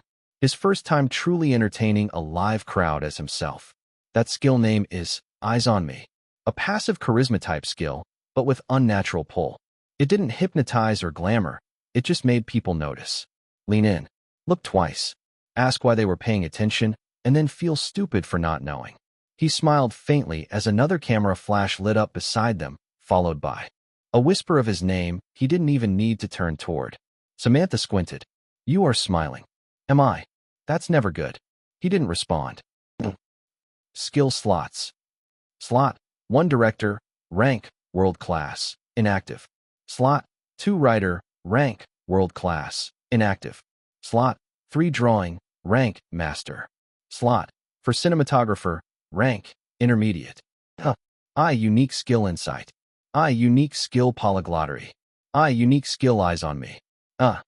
Soon as the most actors and celebs reached for the event, the focus shifted inside, to the grand ballroom, where guests took their seats. As people are still greeting each other with friendly conversations, Ricky Gervais, today's host, walks onto the stage, microphone in hand, with his signature smirk. Hello, and welcome to the Golden Globes, where the world's most beautiful people come together to give each other awards, while pretending to be humble about it.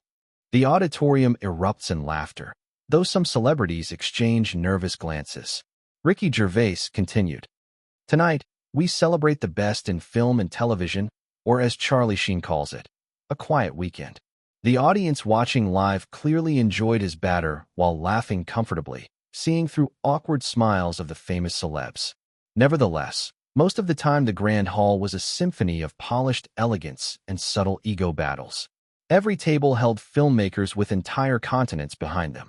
Movie titles floated in the air. Dust City, a sci-fi epic that redefined visual storytelling.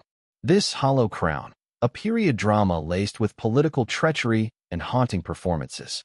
She Sang to the Wind, a poetic, art house slow burn that critics had devoured. And following, the quiet underdog that somehow clawed its way into the big leagues. Regal sat with his team at table 17, near the middle, not too far from the stage, but definitely not in the VIP inner circle. Janet sipped water, scanning the crowd. "Is that Nadia Karim, director of Dust City?" Sophie nodded. "Yep.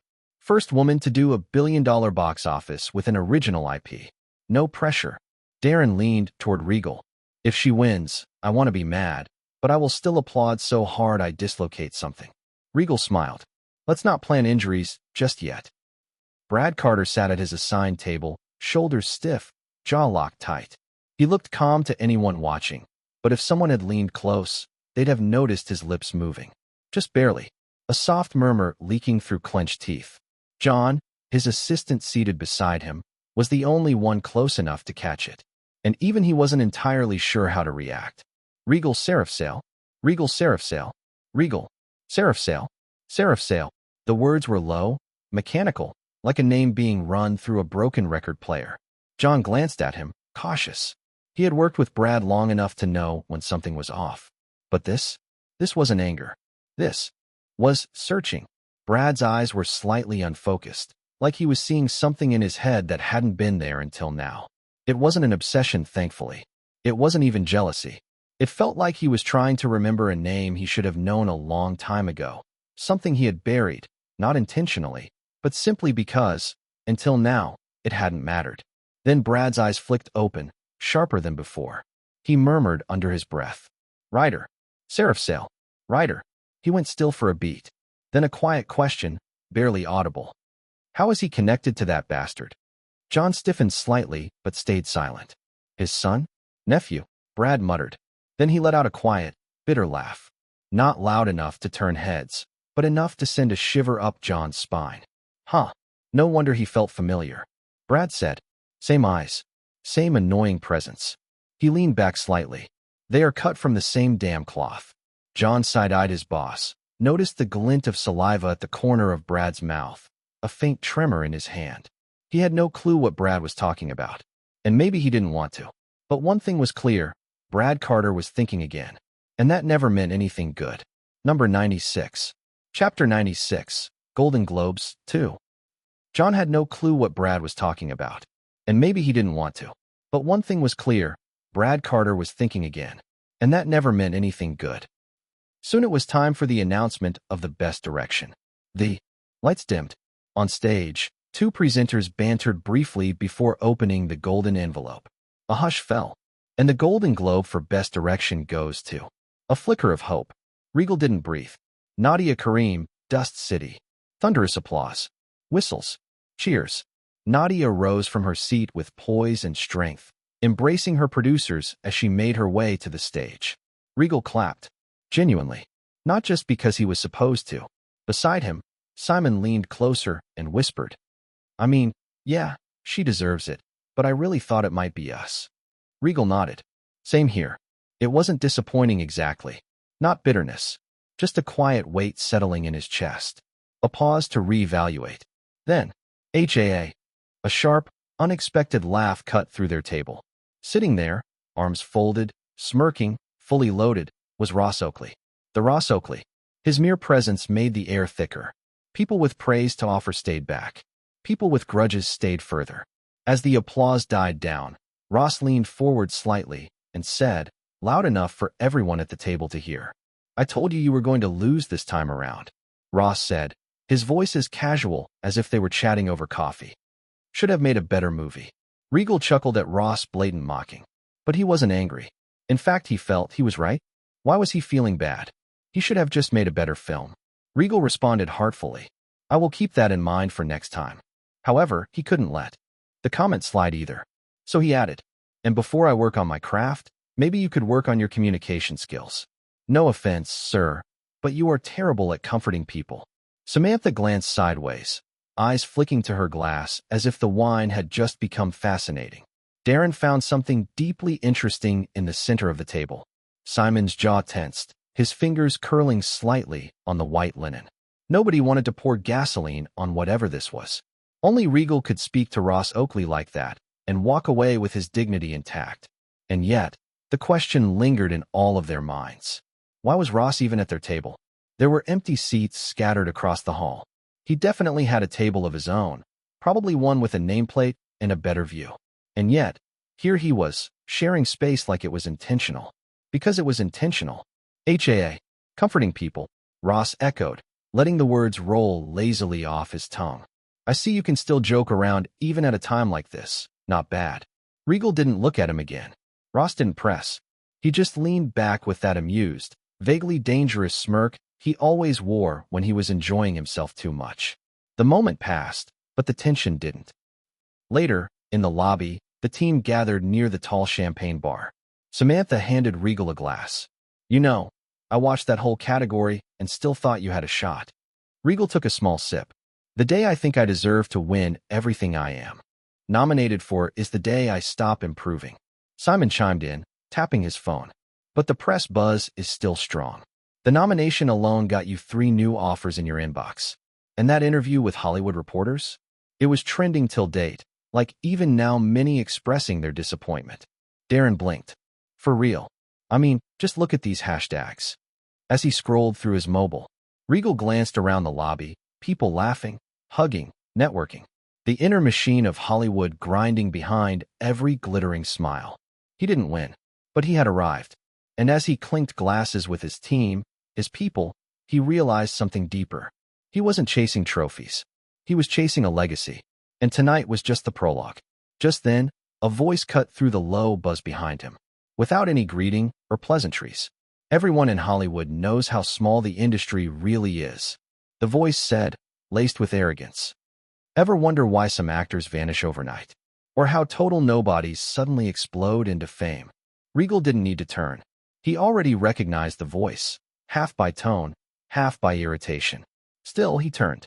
Liam Bethel, the same man he came across when he participated in the LA Got Talent show, and also the lead in Master, Pixie Studios.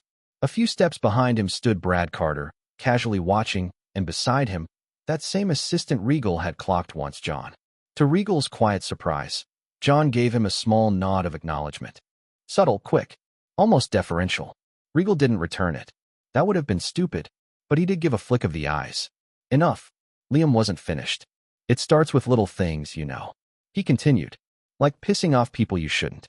Or drawing someone without permission, maybe." Regal took a slow sip from his glass, expression unreadable. Of course. The moment Ross Oakley stepped away, even just for a breath, someone like Liam had to slither in. So you waited until the room was clear to act bold. Coward. He lowered the glass and finally spoke. Calm, cold, cutting. True. Hollywood is small. Which explains how I managed to run into 2 spoiled brats from the same family within a week. He tilted his head slightly, almost curious. "What's with the copy-paste monologue, though? You and your nephew write that together? Don't upset the wrong people." Blah blah, same speech, different face. Then, flatly, "Should I give you the same response I gave your dear nephew?" Screw of dash. Regal. Another voice cut through, firm, unbothered. Ross Oakley. He was already walking back, already reaching for Regal's arm like he owned the moment. "What are you doing wasting breath on useless scraps?" Ross asked, voice low and dismissive, like Liam wasn't even there. Didn't I tell you not to burn time on meaningless distractions? Before Regal could respond, Ross was already dragging him away with surprising strength. Come on, he commanded. There is someone I want you to meet. A tool you might find useful. Try not to break this one. Regal barely had time to register what was happening before being pulled through the crowd. His only thought, why is his grip so strong for an old man?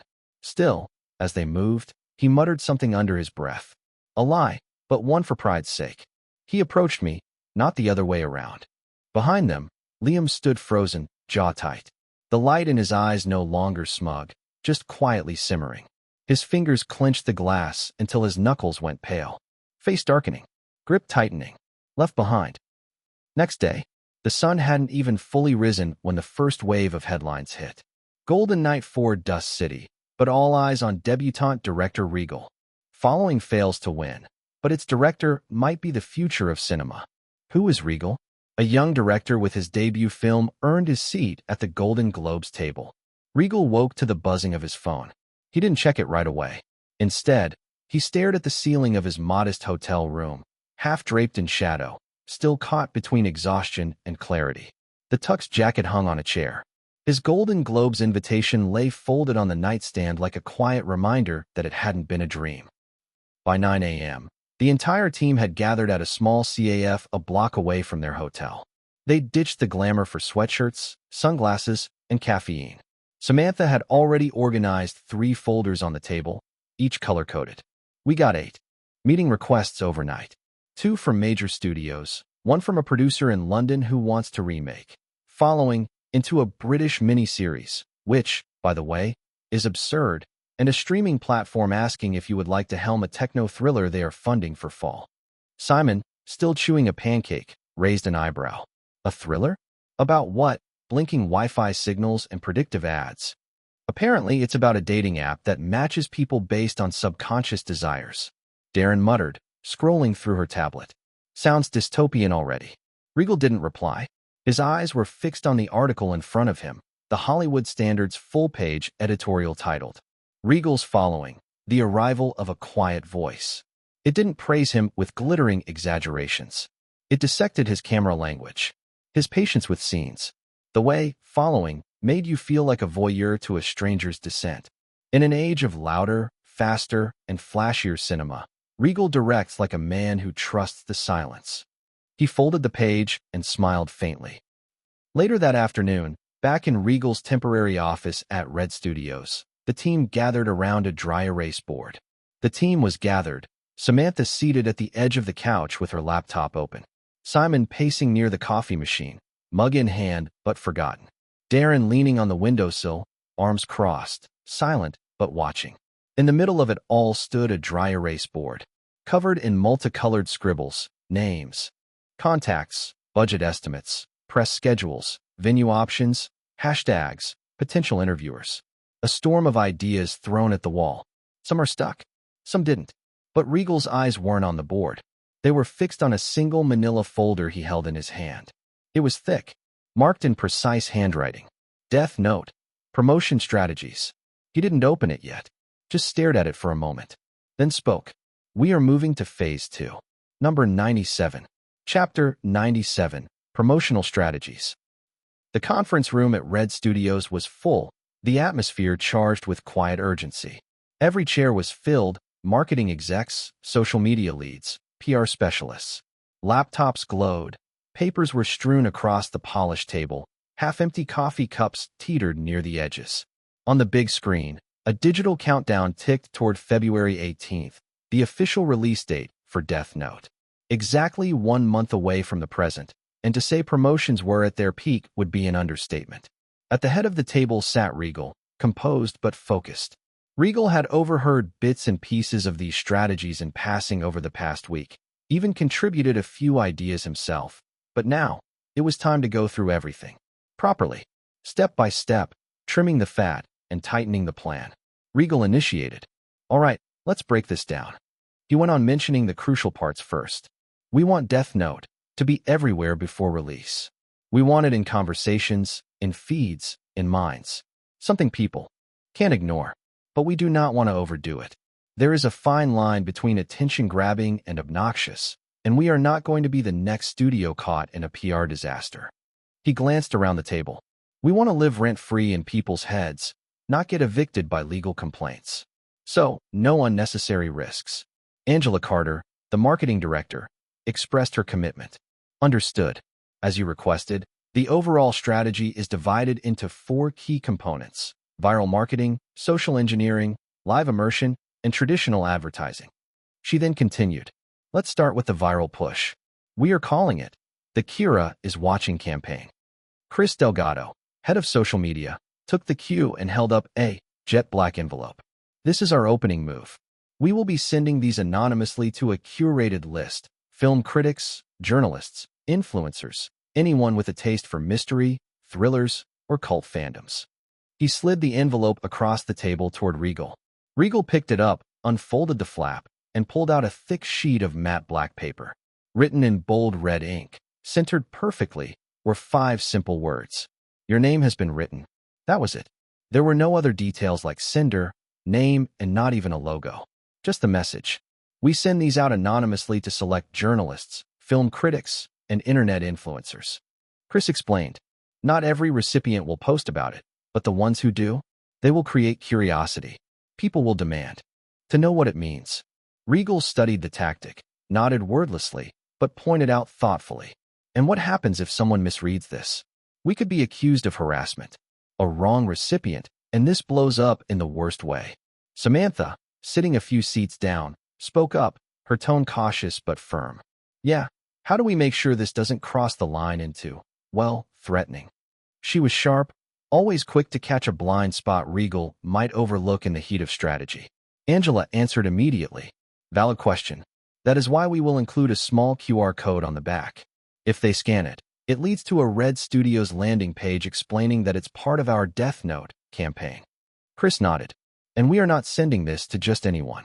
We will filter out anyone known for publicly slamming problematic campaigns. Our targets are people who enjoy this kind of thrill. Lisa, the event coordinator, added from across the table. We are also vetting each recipient. No one with a history of paranoia, lawsuits, or bad press related to unsolicited materials. We are being as surgical as possible. Chris smirked. It will still spook people, but just enough to spark headlines, not lawsuits. Regal finally set the letter down, satisfied. All right, as long as there is a safety net, and we know where the line is. What's next? Angela was ready. The next phase is social engineering. 1 week after the initial wave of letters, we go live with the website. www.kiraknowsyou.com. Lisa chimed in, shifting forward in her seat. The site will pose as an anonymous morality survey. It'll ask users for basic input, just their name, age, and then hit them with a provocative question. Something like, if you could remove one person from the world without consequence, would you? Angela picked it up from there. Once they hit submit, the screen glitches. Their name appears on a digital Death Note page, burning in, stylized, and then the whole site crashes. White static. Total wipeout. Samantha raised an eyebrow, ever the grounded voice. And legal risks? Regal nodded. Yeah, it's the same question again. So, Miss Angela, I am assuming you already thought that through. Chris leaned back, waving his hand casually. We brought in the legal team early. No personal identifiers are actually stored. Everything resets automatically after 10 minutes. No cookies or logging. It's like an interactive haunted house, basically. Angela tapped her tablet, showing the flowchart of user interaction. It is ethical. No harm. Just eerie fun, we made sure of that. Regal smiled, brief but genuine. It's good to have reliable people. Angela and her team blinked, momentarily surprised by the compliment, but accepted it with a quiet nod. We are just doing our job. Angela replied modestly. Modest, huh? Regal said, amused. Anyway, keep going. But while Regal moved on, Angela had a different thought lingering. If anyone here had the right to be called modest, she mused, it was Regal himself. She hadn't walked into this project blind. When the president of Red Studios appointed her to lead marketing for Death Note, she did her homework. And what she found surprised her. Working with Regal was, oddly, easy, quietly efficient, rational, open to feedback. None of the chaotic, ego-driven energy she expected from a filmmaker at the center of a high-stakes release. And frankly, half their job was already done before her team even stepped in. From the roundtable to the surprise appearances in the LA Got Talent, Hollywood Reporter's interview to some extent, and finally the Golden Globe stage. Regal had been marketing Death Note, in plain sight, sometimes loud and direct, other times with the stealth of a chess master. The roundtable panel? There weren't many expectations from it. However, people liked how he spoke and presented himself, and the output was clear in the sudden surge of interest in Regal himself and the film's boosting buzz. But at the Golden Globes, he didn't even mention the title Death Note once. He didn't need to, because on that stage, Regal wasn't promoting the film. He was promoting himself. And in doing so, the film became unforgettable. Then there was the LA Got Talent stunt, utterly wild. A man like him actually auditioning for a live talent show, making it to the semifinals, all just to promote a movie? It was ridiculous. And it worked. The internet buzzed for days. Social media exploded with speculation and memes. People didn't just talk about the film, they searched for it. Angela had been floored when she first heard about it. Thought it was insane. But looking back, it spoke volumes about Regal's resolve. Determined doesn't even begin to cover it, she thought. As the meeting pressed on, the next item on the agenda flashed onto the screen behind Lisa. Live immersion, she announced. Kira in the real world. She clicked to the next slide. The screen displayed a digital rendering of Times Square at night. A massive countdown timer loomed across the billboards. 23 hours, 59 minutes, and 58 seconds. 23 hours, 59 minutes, and 57 seconds. A countdown timer will appear on digital billboards in New York, LA, Tokyo, and London. Lisa explained. With no branding, just a clock counting down. When it hits 0 dash, she clicked again. The countdown was replaced by an ominous flash, and then Ryuk's glowing red eyes consumed every screen in the mock-up. Boom. Ryuk's eyes take over every screen. Then the message appears. Kira is watching. And just like that, the screens cut to black. Regal observed with curious eyes. And this is all pre-approved? Angela nodded. Everything's pre-approved. The whole point is to create a sense of unease, something that feels like an urban myth. Someone walking through Times Square at night sees it, and they're not sure if it even happened. Regal folded his arms. And everything's cleared with the billboard companies? Samantha leaned slightly toward Regal, her pen pausing mid-note. She was clearly thinking the same thing.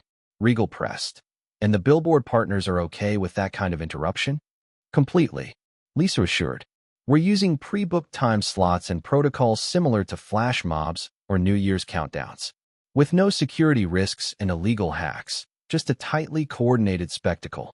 Angela added. We're also staging minor Kira events in those cities. Brief, controlled flickers on other digital screens.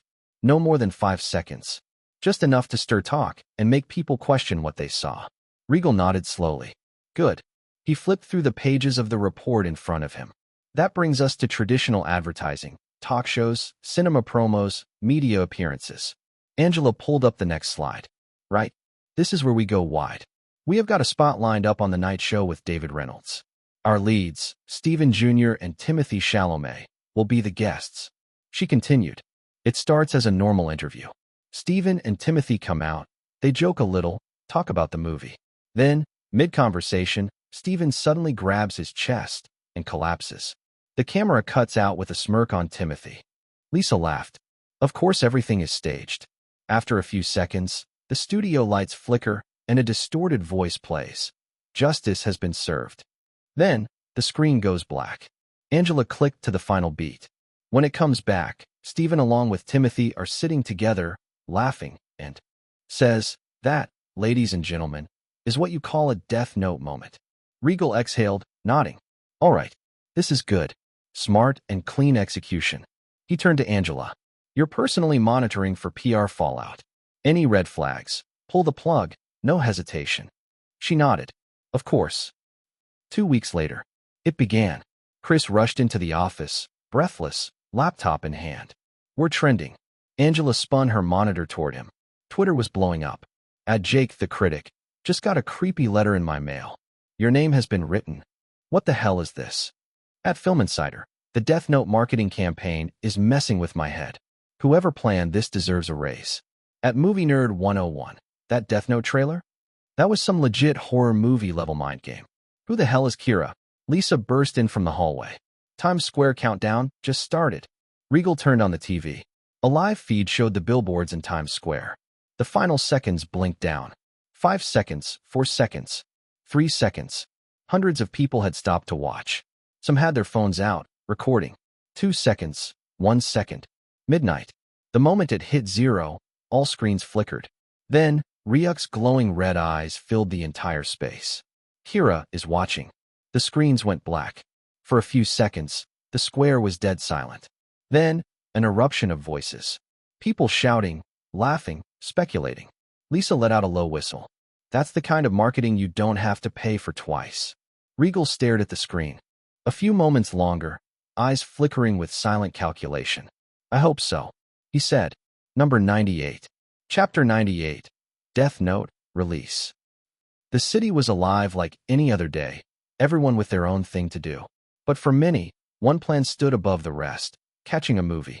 This weekend, however, wasn't just any movie weekend. It was a battleground. 2 major films were dropping on the same day. A head-to-head release, something not uncommon in Hollywood. But this one carried more heat than most. Because this wasn't just a box office clash. The media had already framed it as a revenge match. Regal versus Pixie Studios. Only the second time these two had crossed paths at the box office. But the sting from the first encounter still lingered, especially for Pixie. There wasn't much history between them, but the last outcome had left a mark. One that hadn't been forgiven or forgotten. What turned a routine studio competition into an industry feud, though, was a single interview. Brad Carter, Pixie Studios' script review coordinator, had taken the bait. At a press junket, a journalist casually asked about the upcoming clash. What are your thoughts on the simultaneous release of Death Note and Master? It was a harmless question, open-ended, easy to deflect. But Brad didn't deflect. He smirked, waved it off, and answered with sharp arrogance. Not even worth a conversation. He said, one is a major studio production, the other is a no-name director's second attempt at relevance. Indie vanity projects aren't competition. That single quote set the industry ablaze. Debates sparked across forums, podcasts, and social media feeds. Fans picked sides. Analysts weighed in. The narrative had shifted. Regal, when asked the same question days later, handled it with measured indifference. These things happen. Let the audience decide. But even with Regal's restraint, the damage had been done. So instead, he used the moment to shift the narrative, from should I watch a movie this weekend? To which one should I watch? And while this kind of attention technically benefited both films, Regal didn't mind. After all, he knew where the momentum was already leaning. Meanwhile, Pixie Studios tried to spin Brad's comment, bury it under PR corrections, and redirect the media cycle, but social media wasn't so easy to silence. Clips circulated. Reactions surged. Hashtags trended. Hashtag Death Note versus Master. Hashtag Indie doesn't mean invisible. Suddenly, this wasn't just about films, it was about pride, image, and legacy. So this weekend wasn't just interesting. And the public was ready for the show. Los Angeles, London, Australia, China, and even Tokyo. Yes, even Tokyo. Unlike most indie films, and even many mainstream Hollywood blockbusters that focus primarily on Western audiences during their initial run, Death Note was premiering globally. Subtitled in English or Japanese where needed, it was released in Japan on the same day as the US. It wasn't a dubbed version. Just subs. But it didn't matter. Nevertheless, wherever Death Note was premiering, a distinct tension filled the air. People lined up outside theaters, chattering in hushed voices. Some came with expectations, others with skepticism, but no one truly knew what they were about to witness. Red Studios had booked out an entire luxury theater downtown, velvet seats, gold trim, and a screen the size of a city wall for the cast, crew, and industry insiders. Regal stood near the entrance, dressed in a sharp black suit, as guests filed in. He didn't say much. Tonight, he wasn't going to pitch or sell. The film would speak for itself. He eventually walked in. Up front, Stephen Jr. and Timothy, the film's leads, fidgeted nervously. Fingers drumming, knees bouncing. "This is insane," Stephen murmured to Kristen, the female lead sitting beside him. "I feel like I am about to die." Kristen smirked. "Or maybe you are already dead. Come on, don't mix hands with the media." Stephen let out a dry laugh, then stood and made his way back toward Regal. "Are you nervous?" he asked quietly. Regal didn't miss a beat. "No." Soon, the theater was getting packed. The cast took their seats in the front row. Regal, however, chose a spot near the back. He wanted to observe, to see the audience's reaction, to watch the crowd, study their responses, catch the small tells that revealed whether the film was truly working. If it were possible, he would have preferred to stand by the upper exit or even in the projector room. The perfect place to see it all. But since that wasn't an option, he had to make do with this. As he walked over to the seat, he noticed someone was already there. It was Gwendolyn. The moment she saw him, she gave a slow wave, gesturing to the empty spot beside her. He walked over without hesitation, leaving his hand to the lady beside him, letting her do with it whatever she pleased. The lights dimmed. Silence fell over the theater. And then, Death Note began. Across the world, theaters filled with different eyes. Shinjuku, Tokyo. A theater in Shinjuku. A group of young people entered with wide eyes and excited faces. The film, Death Note, had managed to generate a decent buzz across Japan. Much of that excitement came from the setting itself. Anyone who had seen the trailer and caught that eerie glimpse of Ryuk calling himself a Shinigami could tell that the story was clearly drawn from Japanese folklore. And surprisingly, in all his interviews, Regal never shied away from the probing questions. He honored the truth, openly stating that Japanese culture had deeply inspired him. He made it clear this was a concept close to the hearts of the Japanese people, and that honesty earned him more than just curiosity, it earned respect. While this may have been one of the first major representations of their culture in a Hollywood production, it was clear Regal had tried to do justice to the source. So even if not everyone was sold, something had sparked in a few. "I swear, if they mess this up," one muttered. "We have seen the trailer." Another replied, "It looks promising, but let's see if the execution holds up." As the lights dimmed and the film began, they leaned in, skeptical, but ready to be proven wrong. It's Chicago, USA.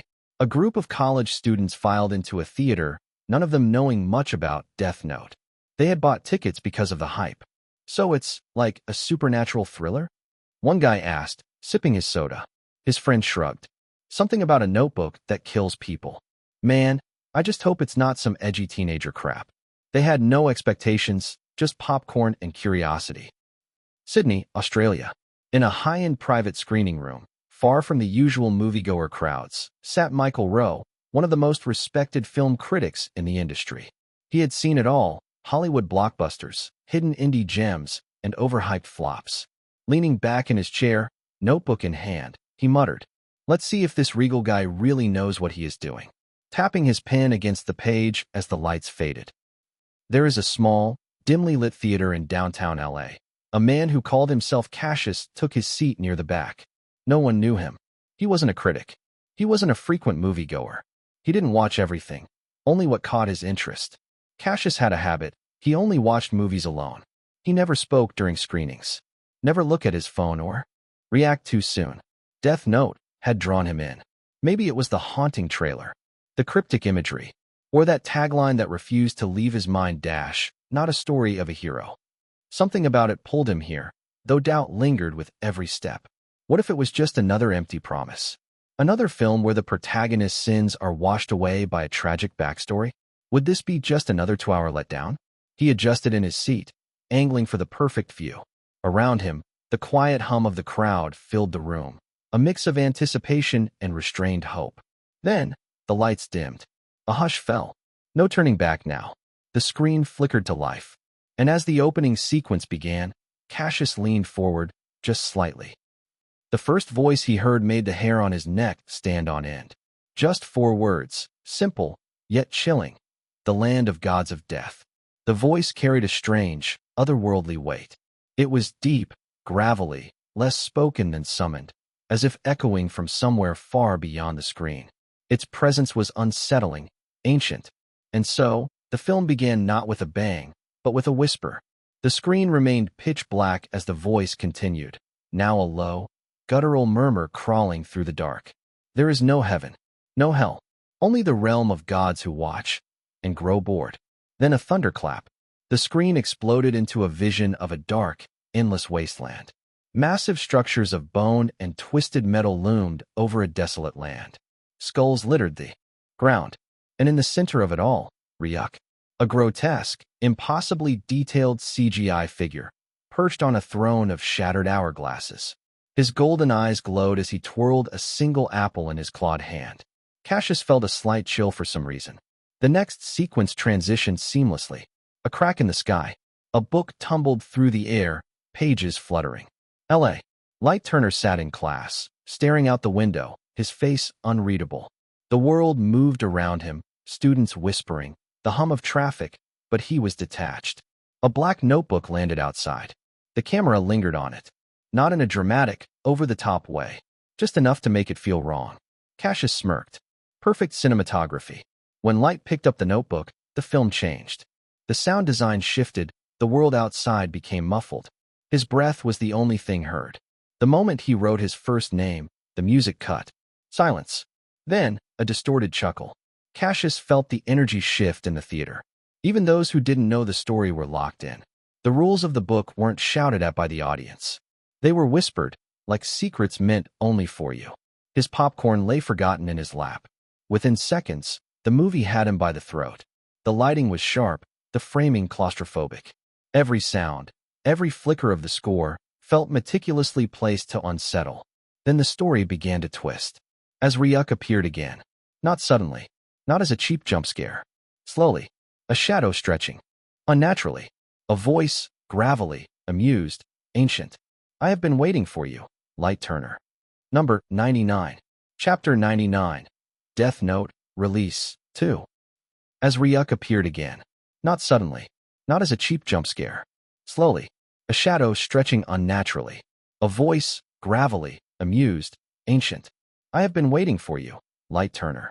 Cassius noticed someone in the audience grip their seat. He smirked. They have got them. As the film progressed, Light's transformation was slow. Calculated.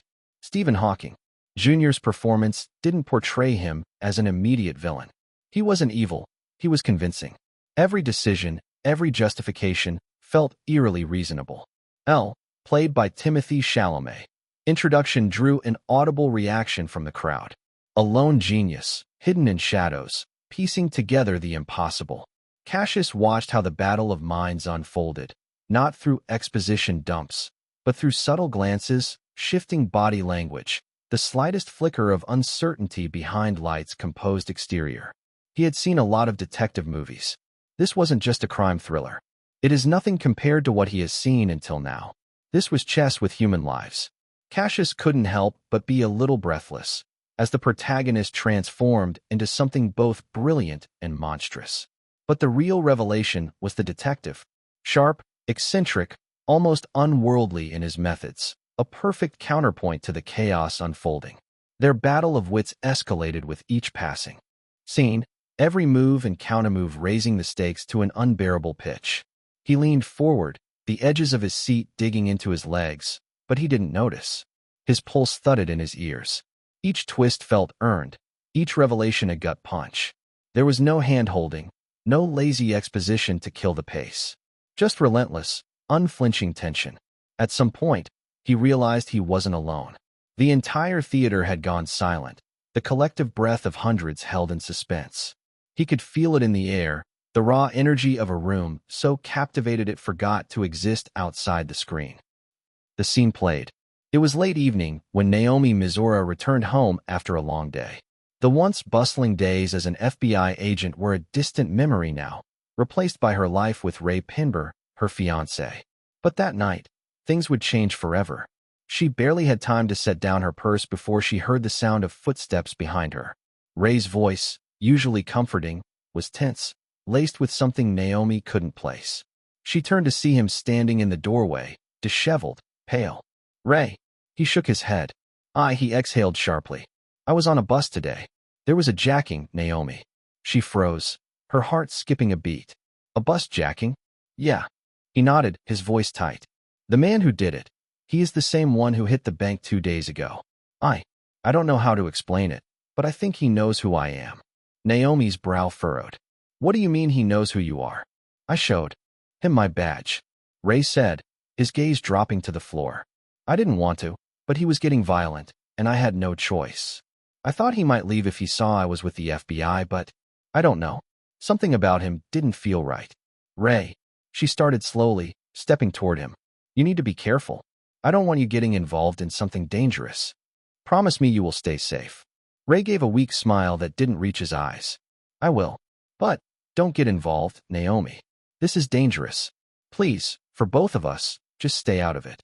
Naomi watched him, not buying it. She could see he was trying to protect her, but she wasn't going to just sit back. Days later, Naomi returned from a quick errand. The news hit her hard. Ray was gone. It wasn't an accident. It couldn't be. Kira was behind this. She knew it. She had to do something. She couldn't let this be the end. Not like this. Ray had trusted her, and she would honor that trust. She moved fast, no longer following bureau channels. This was personal. She would find Kira herself. She knew there were people who could help. She knew she had to get to them, no matter what. And then, that fateful meeting. Her eyes flickered with suspicion when she saw him. Light Turner, calm, collected, with that almost too perfect smile.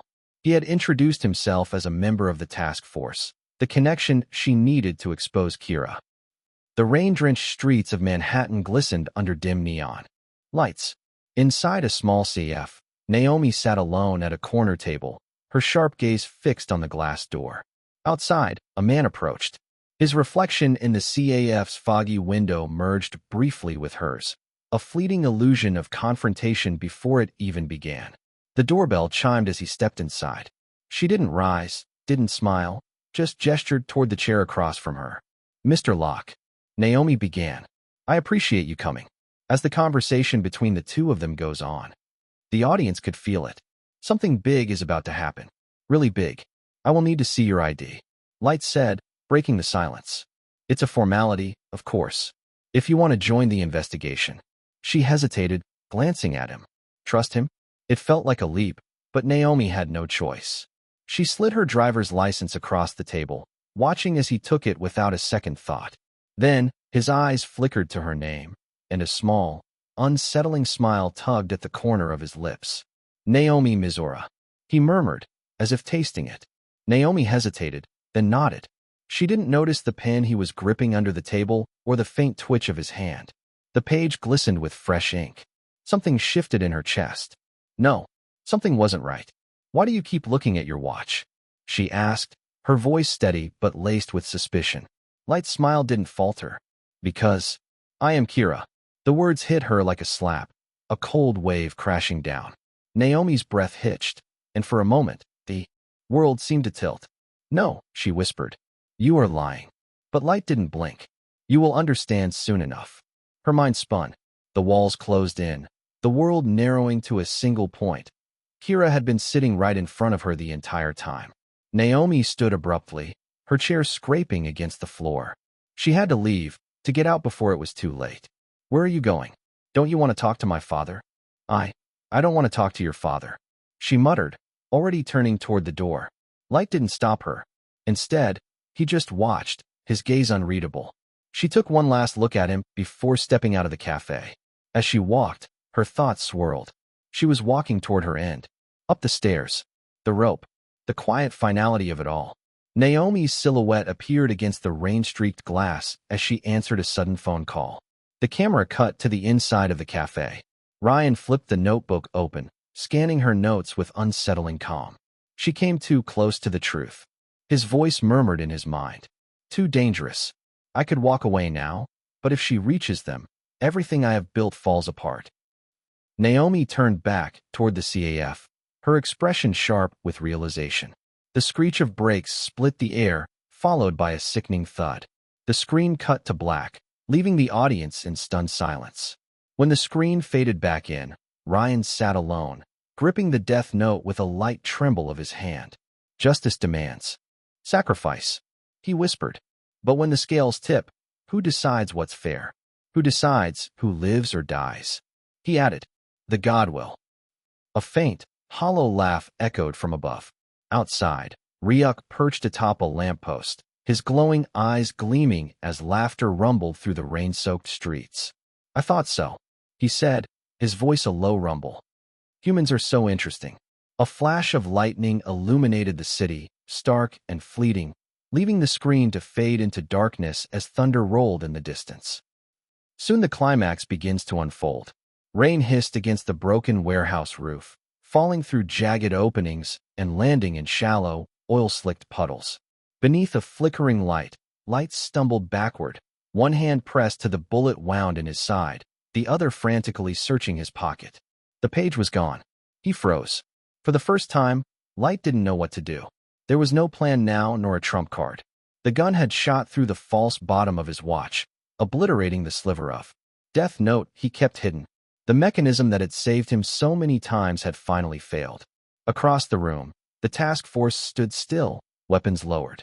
Not because they were uncertain, but because they had already won.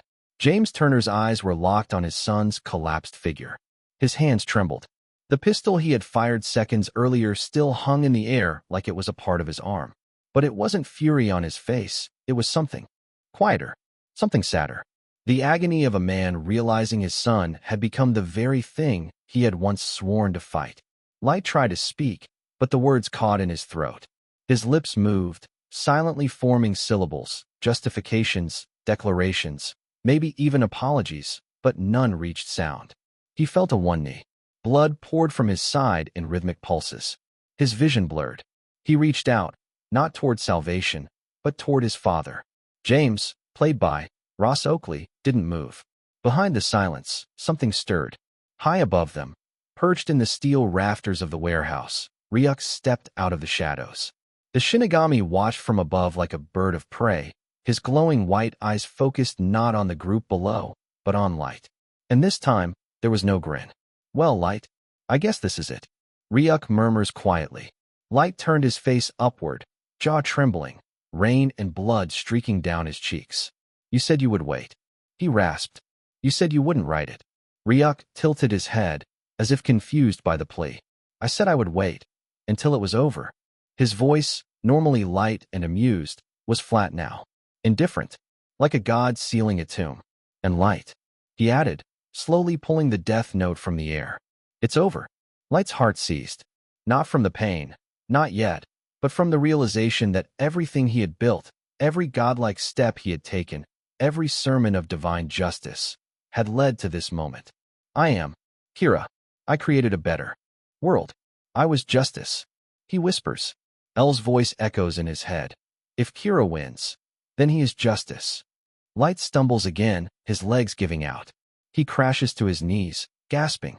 Blood pools beneath him. His once flawless hair clings to his face. You don't understand. I fixed everything. I was going to save humanity." He struggled to even open his mouth. He tries to crawl toward the warehouse door. His fingernails scrape across the cement floor, leaving trails. His blood smears behind him like the path of a dying animal. He pants heavily, dragging himself a few more feet. "Dad, please. Help me. Just help me stand." Finally, he begged for his life. James turns his back. Light freezes. That was it. The final blow. Then he moved. He didn't know where he was going.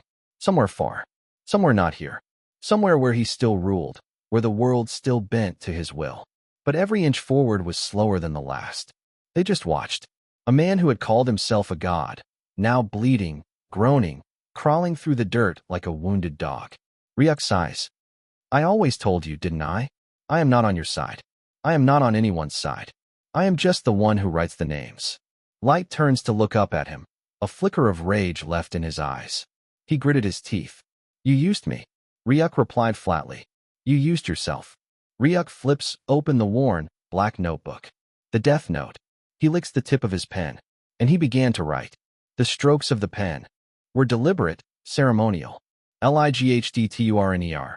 Each letter marking the death of a legacy that had once imagined itself eternal. Somewhere inside Light's mind, the chaos of panic broke open. It let something simpler in grief. He didn't want to die. Not now. Not this way. He needed to hear that he mattered. Even the voice in his head, the one that had once called itself justice, had gone quiet.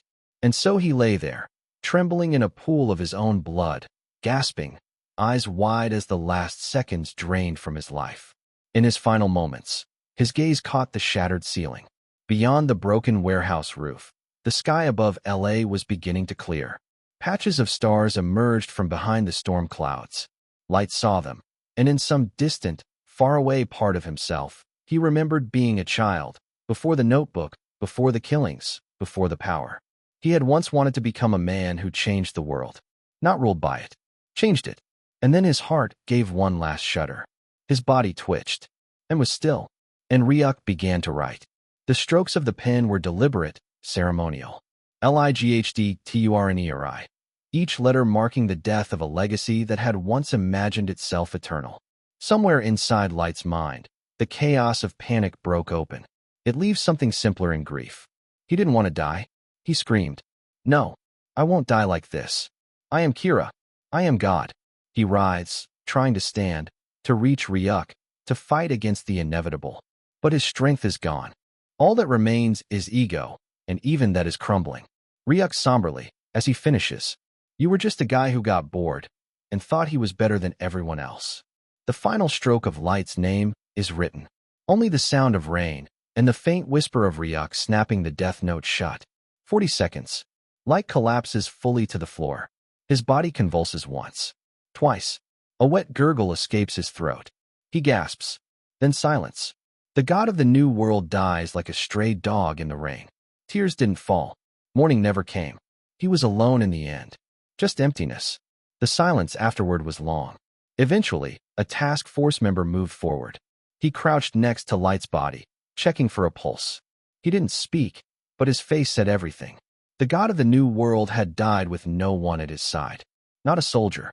Ryuk stepped back into the dark. The notebook vanished with him. He was gone before anyone could react, just a shadow among shadows. As the final moment played out, Light's fate sealed in the most brutal way possible. Cassius thought that was the end. However, it wasn't. There was an additional last 2-minute scene. A video of L, recorded before his death, plays. Number 100. Chapter 100. Death Note, Release 3. As the final moment played out, Light's fate sealed in the most brutal way possible. Cassius thought that was the end. However, it wasn't. There was an additional last 2-minute scene. A video of L, recorded before his death, plays. The task force watches, stunned. Cassius held his breath. He had forgotten the sacrifice it took to crush evil. And then it hit him, this ending, this quiet, devastating note. It came from a director barely in his 20s. And in the silence between each gasping breath, a voice returned. Not spoken aloud, but felt. As though it rose from the bones of the building, from the floor Light now bled upon. It was L. His voice was low, calm, inescapable. In the end, justice was never about gods, or notebooks, or death. The words did not come like accusations. They were softer than that. Observations carved in stone. Truth that lingered even after the man was gone. It was about choice. About the quiet weight of right and wrong, when no one is watching.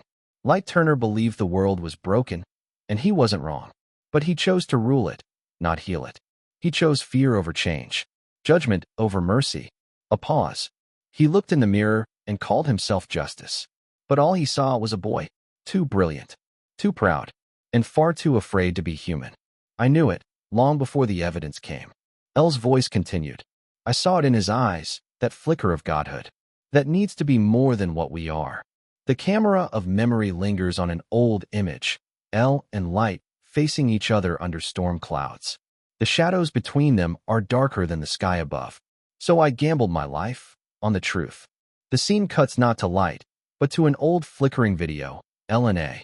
Dark room, cross-legged, pen in hand, staring at the death note like it was a loaded gun. He writes his own name. No hesitation, no fear, just calculation, sacrifice, and truth, won. He dies now, not as a god, not as a martyr, not even as a criminal. L's voice drifts lower, colder. But as a boy who ran out of lies. No one cries for him. No hand holds his in the end. The world turns indifferent. And so the god of the new world is buried by silence. That's the thing about humans, Light. The voice finishes, fading into memory. We don't get to write the ending. Finally, the screen fading to black. Cassius exhaled slowly. The credits rolled. No one moved. The audience sat, silent, processing. Cassius glanced around. Some audience members sat frozen, digesting what they had just witnessed. Others leaned back, hands on their faces, overwhelmed. Then applause. It started slow, then grew. Loud. Unstoppable. Some were still stunned, whispering to each other, dissecting what they had just seen. In the Red Studios screening, Regal remained seated, watching the crowd, his expression unreadable.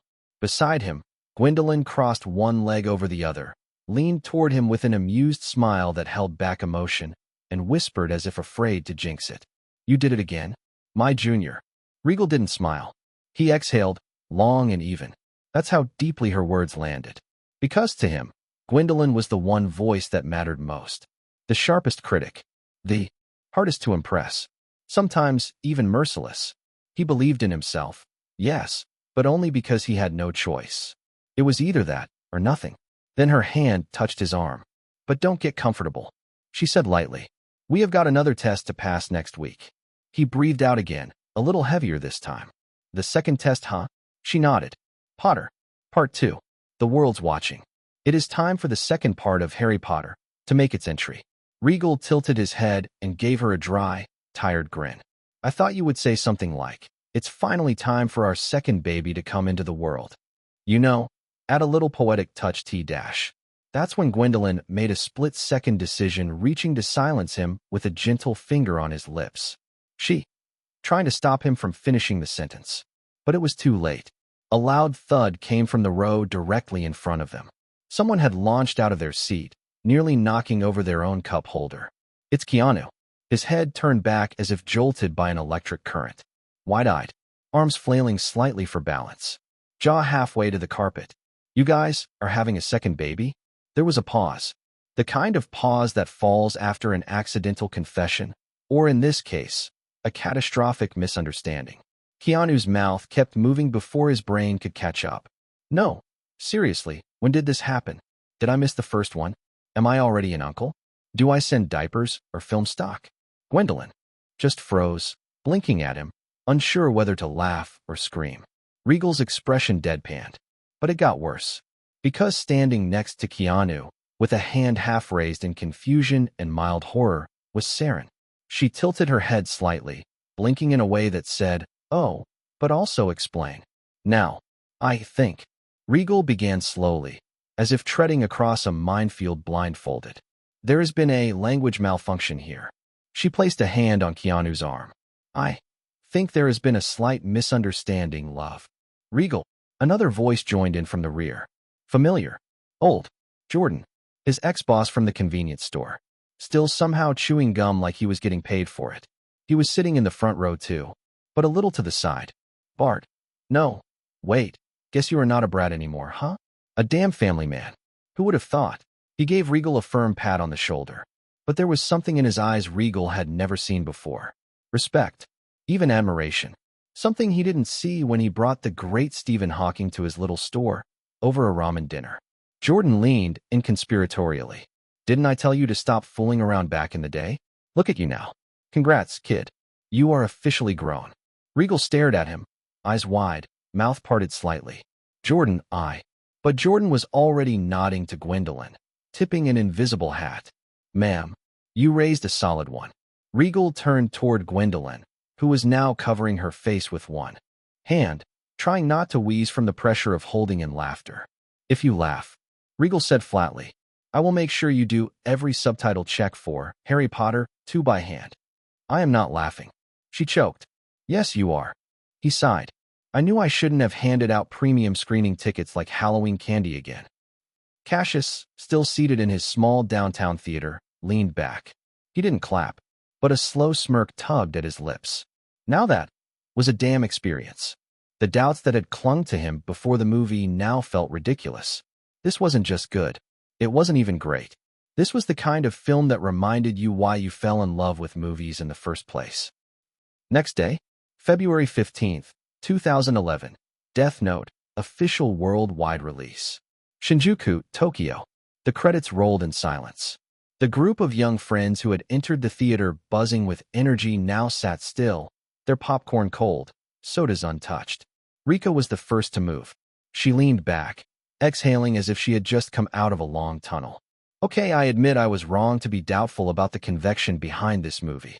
Next to her, Daisuke blinked slowly, then rubbed his hands together like trying to wake himself up.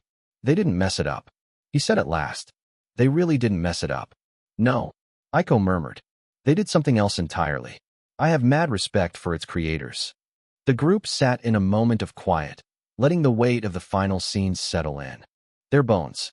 The theater emptied slowly around them, but none of them were ready to stand. It was a little too dark for me, Rika finally said. But it was manageable. At least it's not the usual forced Hollywood way. It felt like a real kind of darkness.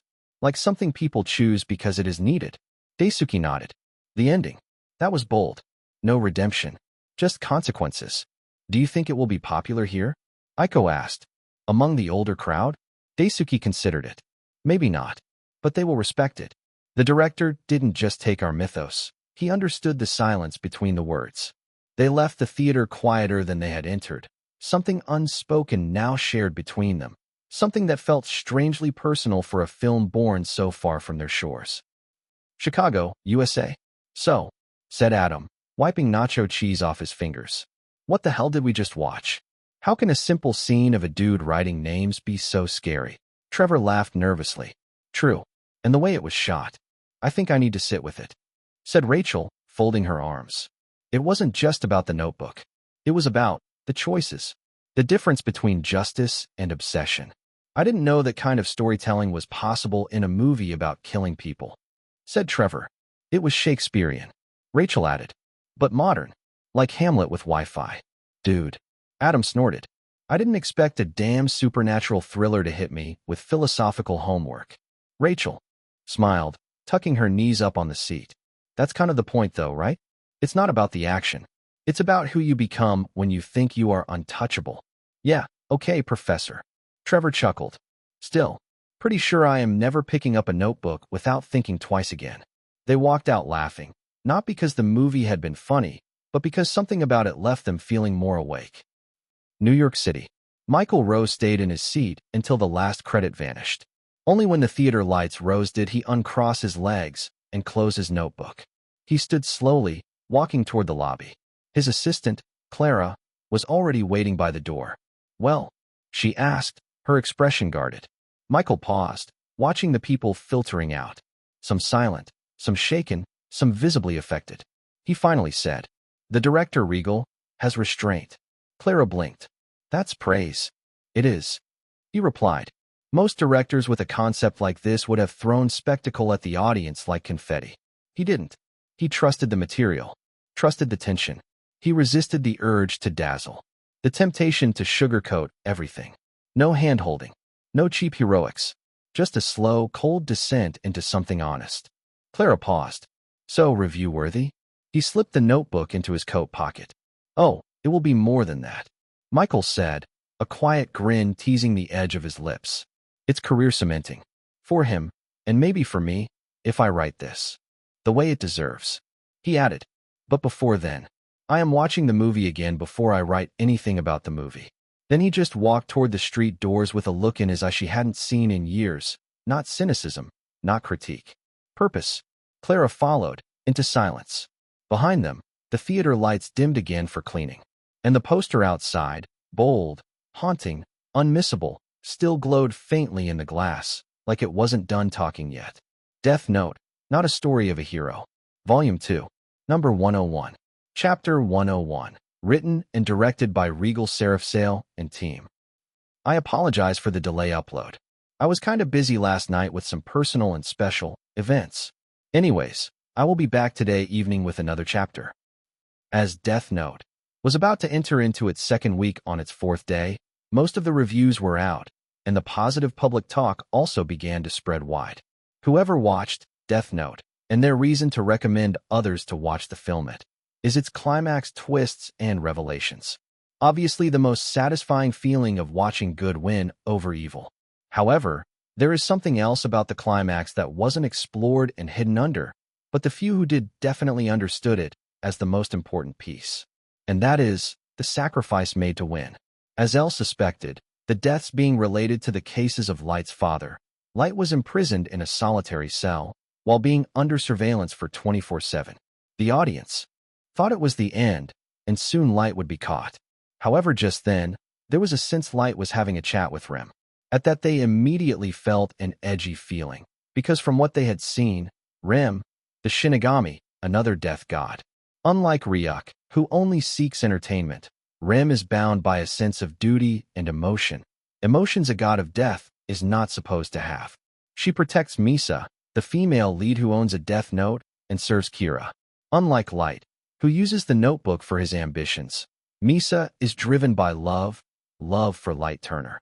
However, disgustingly and sinisterly enough, Light uses Misa's love towards him to blackmail Rem into writing L's name in Death Note and kill him. Rem, the Shinigami, could tell Light does not love Misa back. He only sees her usefulness and manipulates her accordingly. And Rem also knows this. The rules of the Shinigami are simple. A god of death exists only to take lives. But if a Shinigami uses their powers to save a human, they die. So now coming back to the present, when seeing L comes dangerously close to exposing Light, Rem had to make a decision. If Light dies, Misa might commit suicide. So she made the choice. Just a few moments before Lights get caught by L, only one step away from connecting all the don'ts. She writes L's name in her death note. L. Laliot, to die of a heart attack in 40 seconds. By doing this, she ensures Misa's survival. And in an instant, Rem turns to dust. The notebook falls to the ground, free from its owner. Light, seeing an opportunity, picks it up. But he doesn't realize something. L was watching. The task force, who were already investigating Misa's notebook, immediately seizes it. In this moment, L is staring at the very thing that had eluded him, the tool Kira used to kill. By the time the task force reaches the location, their expressions turn to horror as they watch L slumps forward, his body going limp, his head tilting to the side, his eyes empty. Light Turner takes a slow step back, concealing his satisfaction behind a mask of shock. He keeps his breathing steady, keeps his hands from shaking. Because this is it. This is the moment he has won. L is dead. James Turner. Urgent. L. Watari rushes to L's side, pressing 2 fingers against his neck. A tense silence fills the room. And then, Watari. Softly, no pulse. A stillness falls over the task force. Aizawa clenches his fists. Matsuda swallows back a gasp. James lowers his head in grief. L, the greatest detective in the world, is dead. The screen turns black. Even after 3 seconds it stayed black. Audience felt a lump in their throats seeing L die. For them, L was the only one who could match Light's cunning intellects and catch him. But now he is dead. Who was supposed to stop him? Is this the end of the film? An open ending? So Light reached his goal. Many thoughts ran through them. However, the most common thought was, this movie really isn't the story of a hero, or so they think. Light keeps his head lowered, casting a somber expression. He lets his voice waver, just enough to sound believable. Light, whispering, no, it can't be. In reality, his heart is racing with triumph. Light, thinking, I did it. I finally did it. L is gone. Kira has won. But he can't celebrate. Not yet. He looks up, his face carefully composed. Light, shaking his head. What could have happened? He was fine just moments ago. Watari exhales slowly. Watari, quietly. I will handle the arrangements. He turns to the task force, his face unreadable. Watari. L's identity must remain a secret. His body will be taken to an undisclosed location. He would have wanted it this way. The detectives nod solemnly. None of them question it. Light watches as Watari gently lifts L's frail body and carries him out of the room. Light doesn't know it yet, but this is where his downfall begins. As a few weeks have passed since L's death first, Light had become less and less cautious. His past reckless killings continued. He didn't wait, nor did he have to be watchful. As the days pass, the task force seems less efficient. They argue more. They second-guess themselves. And Light realizes, without L, they are lost. Light, thinking this is it. There's no one left to stand in my way. For the first time since the investigation began, he is free. And in that freedom, Kira becomes bolder. More criminals begin dying in ways that align too perfectly with Kira's sense of justice. More patterns begin emerging, patterns L would have noticed immediately. But now, with no one watching, Light lets his guard down. Alas, there is no L to catch him. That's what the audience thought. However, just then, the lights flicker. A small disturbance. A static noise fills the monitors. The task force turns, confused. And then, a voice. L, over speakers, good evening, everyone. The room freezes. Light's breath catches. His heart stops. That voice. The audience too recognized it. That unmistakable, slow drawl. L is alive. But how? Immediately, the movie lands on the flashback scene of L's tragic death by Rem. However, L is lying on the ground, dying. When the frame pans to his face, the audience could tell it too. He knows it. L knows he is going to die. And yet, even in his final moments, L remains rational. Watari, ever loyal, rushes to his side. Watari. Urgent, L. What's happening? L's vision blurs. His fingers twitch. He can feel it, his heart beginning to fail. But instead of fear, his mind sharpens. His lips move, forming his final command. L. Weakly, the notebook, give it to me. Watari doesn't hesitate. He grabs the death note from Light's hands and places it in L's grasp. Death note. Why? The audience were confused, but still watched with clear hope. The moment L touches the notebook, everything changes. His mind explodes with visions. He sees Ryuk. He sees Rem. He sees everything. The hidden rules. The truth. And suddenly, he understands. But in that moment, he realizes something. What happens when the same name is written twice? He remembers something crucial, the rule that was never truly tested. Can a person's fate be sealed twice? Or does the first entry override all others? His mind races. His hands tremble. He grabs a pen, and in his final seconds, he writes his own name. L. Laliot, to die peacefully in his sleep, 23 days from now. He wanted to write many things. Like L dies only after a second Kiria dies. But that's too vague. And he is also sure that Kiria isn't the real name, so that might also not work. But why exactly 23 days? That's something only he knew at that moment. The ink dries. His breath hitches. His heartbeat falters. Audience widened their eyes at that, but they too felt. It was worth the shot since L will be dying anyway. And it worked. 40 seconds passed. But nothing happened. His vision clears. His breathing stabilizes. He is still alive. L thinking so. I was right. The first entry sealed his fate. The second one invalidated the conditions of Rem's sacrifice. He has survived. But now, he has 23 days left. His final mission begins. And Kira has no idea. As soon as Watari leaves Task Force headquarters, he makes no stops. He drives straight to an underground safe house, L's real headquarters. Inside, he carefully lays L's body down. His hands do not tremble. His breathing does not waver.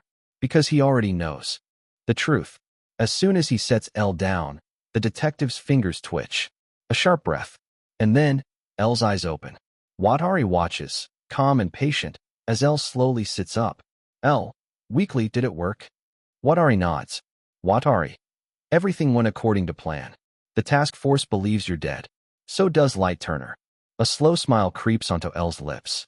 L, good. That gives us an advantage. L knows he only has 23 days before the death note claims his life. So the next 3 weeks, not wasting a single second, he was constantly tracing Kiera's footpaths. For the first time since the investigation began, Light has let his guard down.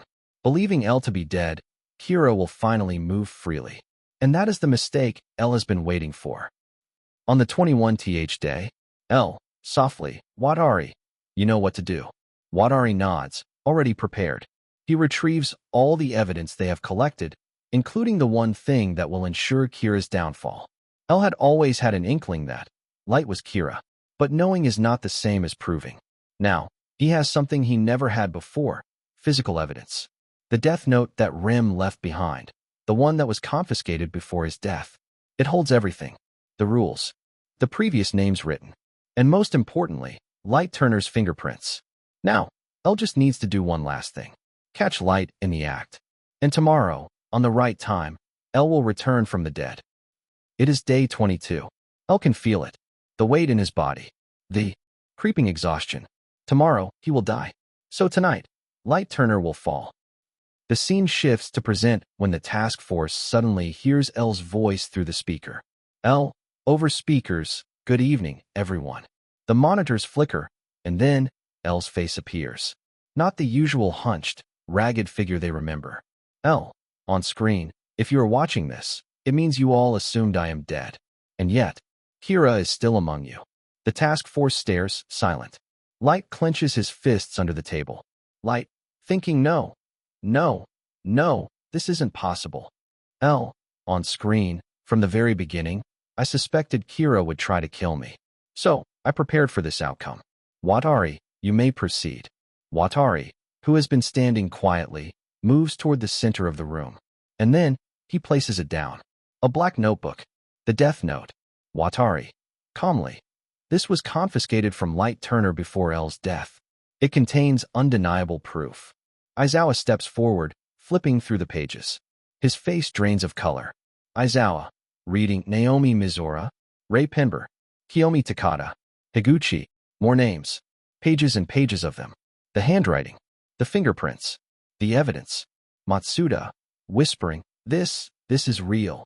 The task force begins to stir. James Turner steps forward, his face pale. His eyes move across the notebook, then slowly, painfully, he turns to his son. Light knows. The moment is here. He is trapped. But Light Turner does not surrender. He never has. He never will. For a single, tense moment, no one moves. Light's mind races. He has seconds to act. He still has a page of the death note hidden in his watch. If he can just write one name, just one, he reaches for it. His fingers move, subtle, unnoticed. Almost. And then bang. A gunshot. A single bullet rips through Light's hand. He screams. The hidden page flutters to the ground, stained with blood. James Turner stands, gun still raised, shaking. Soichiro, breathless. No more, Light. No more. Silence. Light clutches his hand, panting. His father's eyes bore into him, not with anger, but with grief. And Light knows. It's over. A slow clap echoes through the speakers. Elle, on screen. Well then, that was quite the performance. Light lifts his head, teeth clenched. And then, for the first time, he smiles. Not a confident smile. A desperate one. Light, softly, I see. I really lost. And then, he laughs. A bitter, broken laugh. Light, I was so close. If only I had just killed you sooner. A pause. And then, another voice. One that makes Light's blood run cold. Ryuk, well, that's too bad. Light's eyes snap to the corner of the room. The Shinigami, watching with amusement, pulls out his notebook. Light, no. Ryuk, I told you, Light. The moment you lost, I would be the one to write your name. The pen scratches against the page. And Light Turner's fate is sealed. The task force watches as Light stumbles. His breaths grow short. His body trembles. He falls to his knees, clutching his chest. And then he collapses. A long silence. Light Turner, Kira, is dead. The next day followed another crucial moment in the case. In an empty room, somewhere far away, El Laliat exhales his last breath. His body stills. His lips curl into a soft smile. And in the end, he wins. The screen fades to black. The end. Written and directed by Regal Seraphsail and team. And that was the moment. The whole of Hollywood had braces itself. A new name had carved itself into the stone of the industry, not with noise or spectacle, but with precision, patience, and a voice entirely his own. An exhilarating, unpredictable director had arrived. One who didn't follow trends. He set them. Now, all they could do was wait, and witness the story that was just beginning. Because if this was the starting point, the journey ahead was going to be unforgettable. Number 102. Chapter 102. Chamber of Secrets. February 17th, Sunday. The shows began. Lines outside theaters stretched onto sidewalks. Online debates boiled. Film pages flooded with early reviews, reactions, and predictions. Some people watched one. Few watched both. But everyone had an opinion. And slowly, the picture began to form. Master, for all its polish, was fine. It was a high-concept sci-fi epic set in a dystopian future, following an elite enforcer known only as the Master, a human-augmented officer torn between order and conscience in a collapsing, AI-governed society. Sleek, stylish, and emotionally driven, Master was less philosophical than Death Note, but bigger in scope, grand set pieces, neon-drenched cityscapes, and themes of control versus chaos. The visuals were stunning. The performances were solid. The world-building, expansive and expensive. But something in its heart felt hollow. Critics described it as ambitious, but emotionally distant, technically impressive, but thematically safe. Death Note, on the other hand, received a strong critical response. Gritty, moody, cerebral. Audiences praised its visual storytelling, the unsettling tone, and the cold beauty of its narrative. Regal's direction was called unflinching, surgical, and haunting.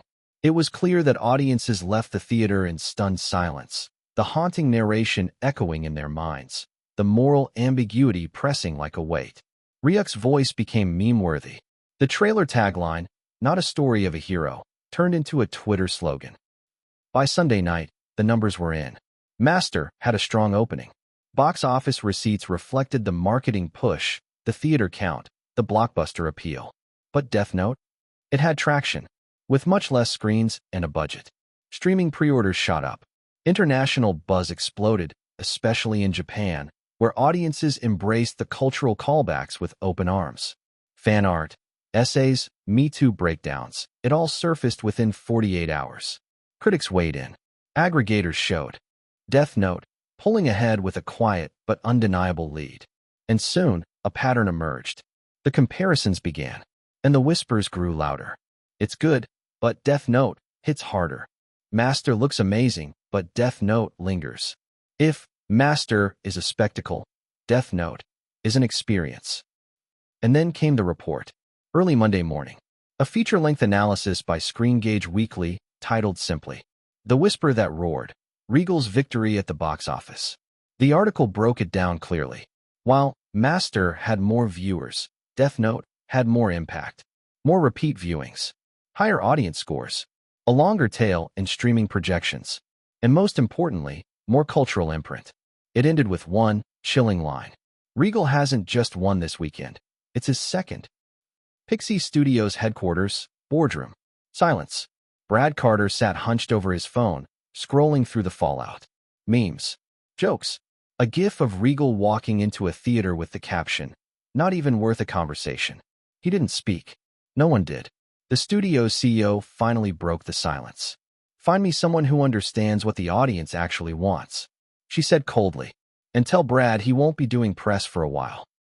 Pixie's executive producer released a brief statement. "We are proud of Master. It found its audience. These are two different films, and comparisons are inevitable but ultimately unfair." Privately, there was tension, boardroom tension, and someone was already whispering about Brad's future. The composer tweeted a short clip of the Death Note score's main theme, layered over a silent shot of the Tokyo skyline. Caption dash, "For those who heard the whisper in the dark." A love letter to the opening moment. As the dust settled, the numbers were clear. Death Note didn't just survive the competition. It defined the weekend. And while Master found its fans, its world, its character, its world building, Regal's film had started something deeper. It hadn't won with noise. It had won with a whisper. And that, perhaps, made it all the louder. Next day, February 18th, 2011 Monday. Death Note was released a couple of days ago and is currently making waves. And just his film, Regal is already onto the next wave. That is the launch of the second volume of Harry Potter series, Harry Potter and the Chamber of Secrets. It is being launched today, shocking many people around him how he juggled in between while working on a film. However, in actuality, Regal and Everleaf Press had already compromised the launch date of the book, which was supposed to happen a week ago, according to the schedule. But since Regal is busy with the release of Death Note, the date had to be pushed forward. New York City. The line stretched around the corner of Barnes and Noble on Fifth Avenue. A serpentine queue of bundled-up fans clutching laminated posters of Harry Potter's lightning bolt. Snowflakes clung to their hoods. As they shifted impatiently, breath visible in the pre-dawn chill. Inside, the bookstore buzzed with the kind of electric energy reserved for once-in-a-generation phenomena. Employees in crimson vests adjusted stacks of Harry Potter and the Chamber of Secrets, gold-embossed hardcovers shrink-wrapped in plastic, as if the books themselves were relics. Regal stood backstage, his reflection taunting him in a floor-length mirror. Dark circles pooled under his eyes like ink blots, and his suit jacket was rumpled from 3 days of non-stop interviews for Death Note. The film's neon-lit posters still haunted his dreams. El's gaunt silhouette looming over a cityscape, Nightlight's enigmatic smile bleeding into static. He had barely slept since the premiere on the 15th, his nights a blur of red carpets and soundstages, his days consumed by back-to-back junkets. Now, here he was, hours after a Death Note, Q&A in Tribeca, swapping director's caps for author's glasses. 5 minutes, called his publicist, Marisol, thrusting a flask of black coffee into his hand. And Regal? Smile. The fans didn't wait 3 hours to see you look like you've been dug up from concrete. He grimaced, but took a sip, the bitterness searing his throat. Tell Everleaf they owe me a kidney. The compromise had been brutal. A week prior, the book's original February 11th release had been set in stone, until Death Note's release and promotions box collided, forcing Regal to choose between promoting his film or his franchise. In the normal senior Everleaf press had every right to take a legal action, but of course they didn't. In the end, they had settled on a Hail Mary. Push the book forward to the 18th, sandwiching Regal between 2 coasts, 2 careers, 2 realities. The crowd erupted as he stepped onto the stage, a glass-enclosed platform erected in the bookstore's atrium. Flashbulbs popped like fireflies, and the roar of Regal, Regal, drowned out the classical music piped overhead. He waved, the motion mechanical, and perched on a leather armchair beside a blow-up of platform 934. A young boy in a homemade sorting hat thrust a copy of Philosopher's Stone toward him. Is Hermione gonna die this time? Regal laughed, the sound weary but warm. If she does, it won't be in this book. The first question came from a reporter from Publishers Weekly, her microphone emblazoned with their Silver Owl logo. Mr. Regal, how did you manage to write Chamber of Secrets while directing a major motion picture? He leaned forward, elbows on knees, the pose practiced but the fatigue genuine. Let's just say I am barely hanging in there too. The crowd tittered. But honestly, Harry's world is an escape hatch. When I am knee-deep in neon-lit dystopias, Hogwarts feels like coming up for air. A girl in a Gryffindor scarf shouted. What's Harry's biggest challenge this time? Regal's smile tightened. The book's embargo prohibited spoilers, but the thrill of the secret still hummed in his chest. Huh. The chamber isn't the only thing opening. Behind him, a screen flickered to life, streaming the event to bookstores in London and Tokyo. Everleaf's marketing team had insisted on the global feed, billing it as the first transcontinental book launch of the decade. Regal wondered how J.K. Rowling would have handled the spectacle. He had never met her. Of course, this was his world now. By 12 a.m., he had signed 500 copies, his hand cramping into a claw. Samantha herded him backstage, where a spread of croissants and orange juice awaited. Sales are tracking 12% higher than Philosopher's Stone at this hour, she said, consulting her tablet. But your film's social media is tanking. Fans are mad you're splitting focus. He stared at the screen. Hashtag Death Note or Harry Potter. Trending. Tweets accusing him of chasing legacy over art. Tell the studio to leak that deleted scene with Elle and the strawberry cake. He muttered. That always trends. Samantha snorted. Okay, now eat. You have got a red eye to LA at noon. As he forced down a Danish, a security guard ushered a woman through the crowd, a wiry figure in a peacoat, her auburn hair streaked with gray. Regal stiffened. It was Elena Voss, the New York Times book critic whose review of Philosopher's Stone had called him a cinematic genius with a pedestrian prose problem. She handed him a leather-bound copy of Chamber of Secrets, the pages ribbon-marked. First 50 pages are genius, she said, voice low. But your dialogue still reads like it's being translated from Japanese. He opened his mouth to retort, but she was already gone, melting into the throng. The Chamber of Secrets launch broke records, selling 1.5 million copies in 24 hours. That same evening, in a quiet Los Angeles hotel room, he stood at the foot of the bed, staring at 2 neatly stacked piles. And the woman lying there, scrolling silently through her phone. He didn't say a word. Instead, He let his body collapse face first into the mattress, sinking into the soft sheets with a muffled exhale. A few seconds passed in stillness. Then, gently, without a word, a soft hand moved to rest on his head. "You are tired, Reg," she said softly. "Huh, not anymore." His voice was muffled by the blanket. She raised an eyebrow, amused. "Is that so?" "Yep." Still muffled, still unmoving. Somewhere, a printer in New York spat out the first copies of Chamber of Secrets' second printing. Somewhere else, a projectionist loaded Death Note's reels into a theater. Regal closed his eyes. For a moment, the noise faded. Just the hum of two worlds spinning, and him somewhere in between, trying to breathe. Number 103. Chapter 103. Death Note, Press Meet. Again, I apologize for the delay upload. I was kind of busy last night with some personal and special events. However, this will be last time, as I am finished with everything. Enjoy. It has now been 2 full weeks since Death Note hit theaters, and 11 days since Harry Potter and the Chamber of Secrets launched. To say it was draining for Regals would be an understatement.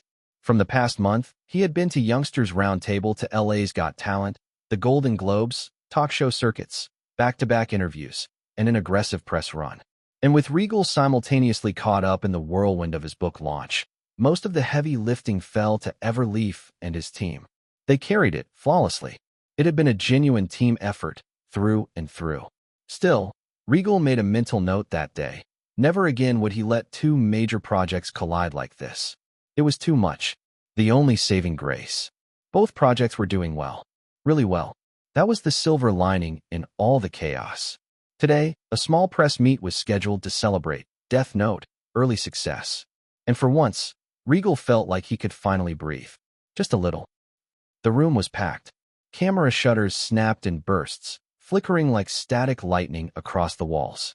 A subtle hush rolled in as the moderator, an assured woman in a slate-gray suit, lifted her hand and signaled for the next question.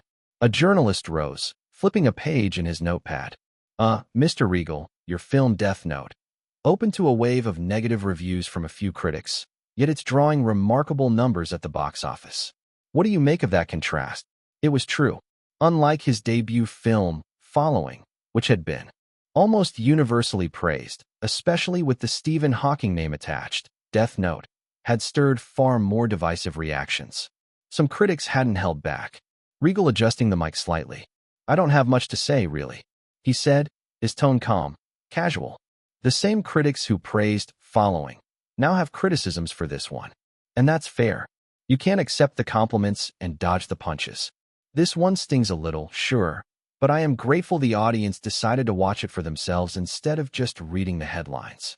That earned a ripple of murmurs across the press row, low, appreciative. Another hand shot up, this one from the Los Angeles Daily. There has been ongoing debate about the moral implications of Death Note. Some industry veterans argue that films like this glamorize dangerous behavior and suggest Hollywood should steer clear of these narratives altogether.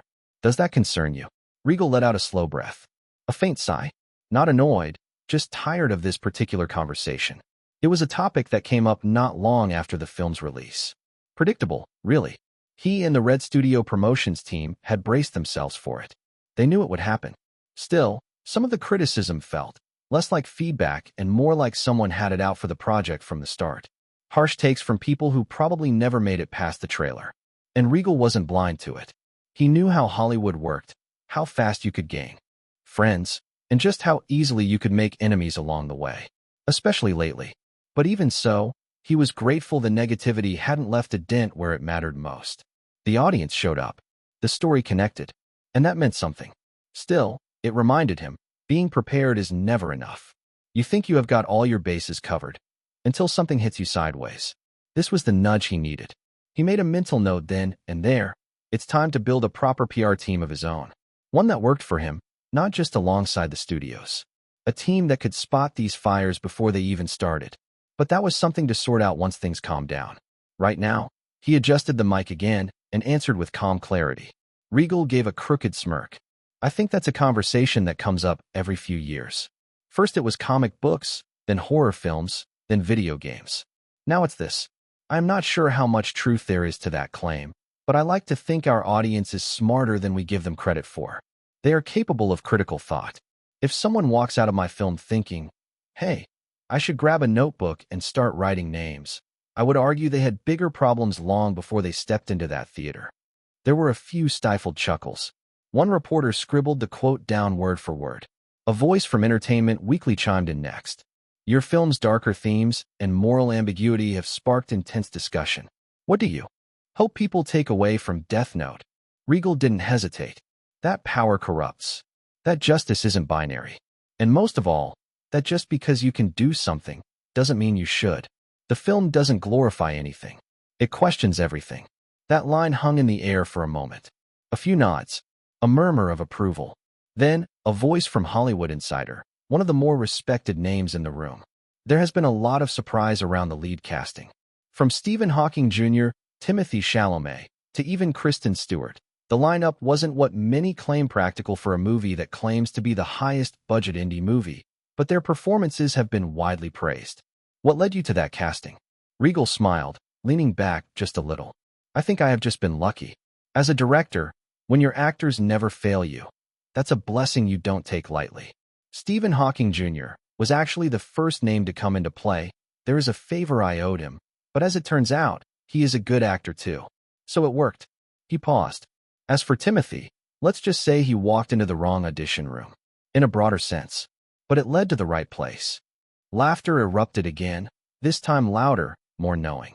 Most people in the room already had a rough idea of what he was hinting at. The story had made its rounds. Timothy himself had once been asked about it during a late-night interview. His answer? As brief and vague as it could legally be, something along the lines of, it was an accident I am really thankful for, but I am not allowed to say more. Now, hearing Regal lean into the mystery just enough, without giving too much away, only fueled the curiosity further. And it made everyone laugh harder. And Kristen, I saw her in a small indie show, completely by chance. We reached out, she auditioned, and nailed it. She earned her spot. The room buzzed again, reporters scribbling, cameras flashing, whispers bouncing back and forth. Then came a voice from The Guardian. How much impact do you think the film will have on younger audiences? Especially kids. Regal paused, thinking it over with a half-grin forming. I am not sure. Maybe just enough to get some kid to paint a notebook black, call it Death Note, and start scribbling down names of people they don't like. Especially those teachers who give pop quizzes on Mondays. The crowd laughed. Regal raised a hand slightly mock serious. But really, nothing beyond that.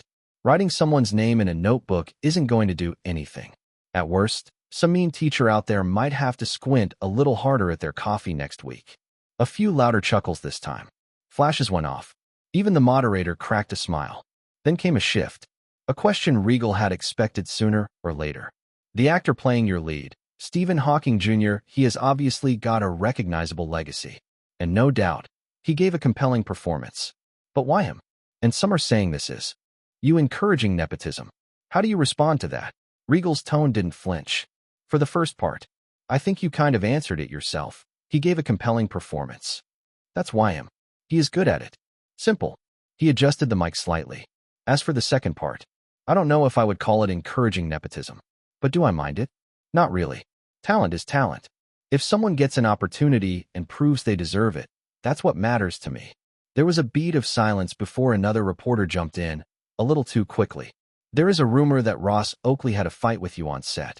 Any truth to that? Regal let out a low chuckle. On my sets? I would love to know the source of that one. The reporter leaned forward, carefully. Sorry. As a journalist, there are some boundaries we can't cross. Yeah, I get that. Regal said smoothly. And as a director, I have boundaries too. One of them is, what happens on set, stays on set. He smiled, but just before the moderator could move on, he added casually. But since you asked, Mr. Ross Oakley is a gentleman. And I would be lucky to work with him again. As many times as he will let me. That answer caught the room off guard. Not the first part, directors brushing off rumors was standard fare. But the second part? Gentleman? Ross Oakley? Eyes darted across the press row. Everyone in the room knew Ross Oakley's reputation. Brilliant, sure, but notoriously difficult. The polite response was usually it was an intense collaboration. Or creative differences, but we got through it. But, gentlemen, that wasn't just a dodge. It sounded genuine. And that was the weird part. Because Regal's face didn't betray the usual sarcasm. No smirk or a wink.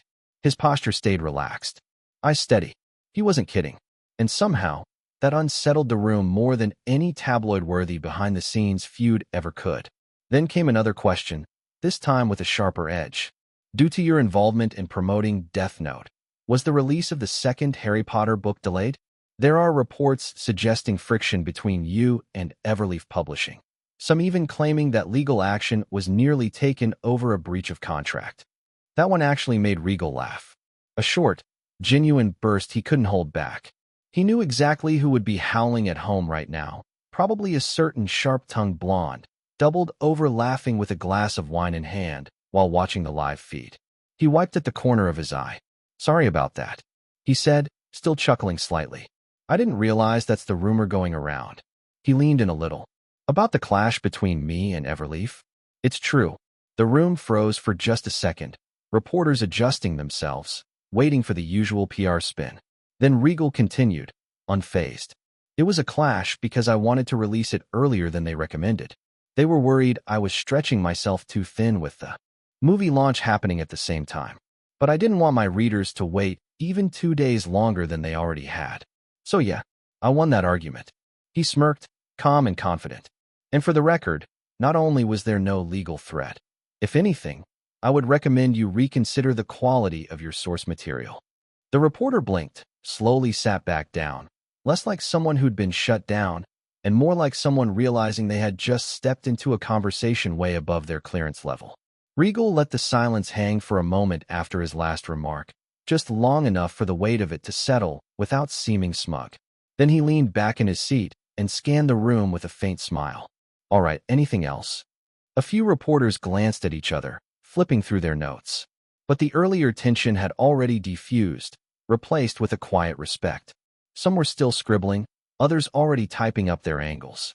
But no more hands went up. The moderator, sensing the cue, stepped forward and addressed the room. That concludes today's session. Thank you, everyone. Regal took a breath.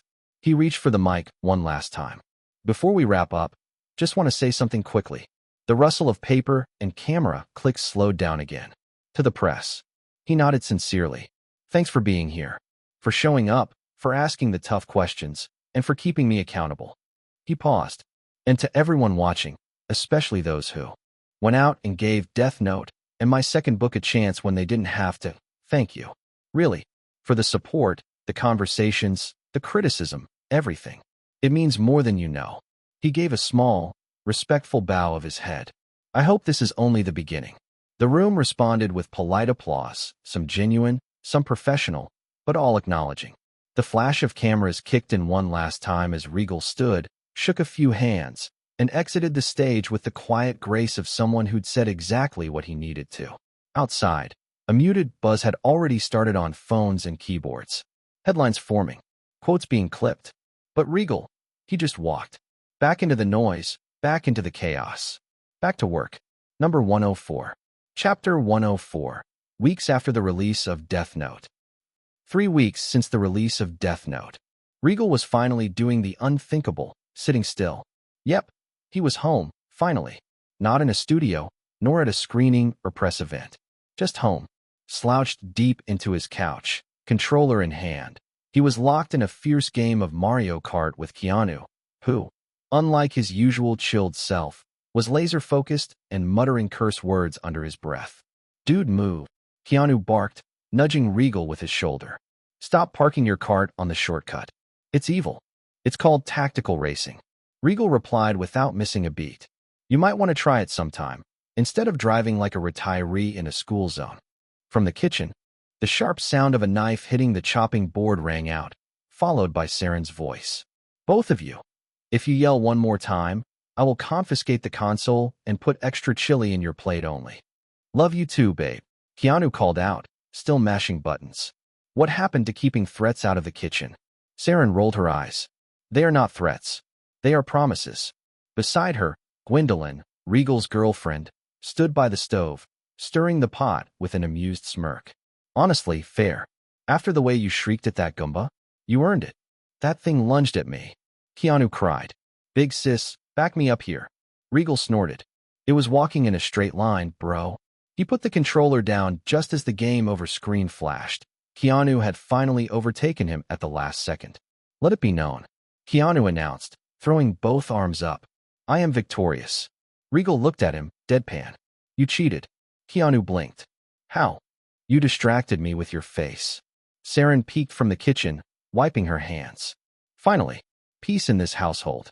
Regal rubbed his eyes and reached for the glass of water on the table. I am so tired, man. Like, weirdly tired. Mentally tired. Gwendolyn slid onto the arm of the couch, brushing her hand across his shoulder. You were literally on a press tour last week, got cornered about nepotism, then made a joke about kids writing teacher names and fake death notes. And now you are playing games all day, so of course you are. Tired. Keanu nodded. Yeah, man. You have been running on fumes since, like, October. Don't remind me. Regal said. You two are being dramatic. Saren chimed in as she started plating food. That man's been horizontal for 3 days straight. He is fine. Regal gave her a tired glare. Excuse you. I have had 3 hours of sleep, 2 bowls of cereal, and I have blocked Keanu from 3 shortcut jumps. There is so much I have been doing. Saren gave him a look and pointed. See? Still cracking jokes. He is fine. Stop babying him. She brought the plates over to the table and snapped her fingers at the boys without missing a beat. All right, food is ready. And after that, guess who is doing dishes? Regal groaned. Do we get to vote? Nope. It's you and Keanu. Gwen and I are off duty tonight. Of course, whatever you say, little sis. Gwendolyn gave a slow, theatrical thumbs up as she sank into the chair with a smirk. Keanu blinked, confused. Wait, me? What did I do? Yep. Regal nodded solemnly. You existed. Saren said sweetly as she handed him a plate. Huh. Regal chuckled, shaking his head at her. Keanu muttered under his breath. You do realize we are both going down for this, right? Regal didn't answer. He just leaned back into the couch with a long, satisfied sigh. This isn't actually that bad. And for the first time in months, the noise outside, the pressure, the headlines, the industry whispers could wait. Soon, the table was set for 4 warm plates, low conversation, and laughter that filled the space between bites. But as Regal quietly sipped his soup and nodded at something Gwendolyn said, a thought lingered just beneath the surface. This was just the calm before the storm. Because if everything continued to unfold as it should, the releases, the reveals, the next project already beginning to breathe, then in 6 months, the storm would arrive. And not just any storm. One that would rattle the walls of Hollywood. A shakeup, a shift, maybe even a little destruction. And Regal knew he would be the center of it. Not because he wanted chaos, but because the system needed breaking. And some things only moved when you shoved hard enough. Next day, 7:23 a.m. Regal's phone buzzed relentlessly. He groaned, half awake, tapping blindly on the nightstand until he found it. 3 missed calls from Red Studies, and 2 texts from his distributor in Japan. A voice memo from Gwen. Don't forget to have breakfast. Also, I left coffee on the counter. Love you too. He was up in seconds. 8:11 a.m. Conference call. Something about the final numbers sales of Harry Potter and the Chamber of Secrets, book sales from Europe. Someone mentioned the term cult hit. Another used unpredictable demographic spikes.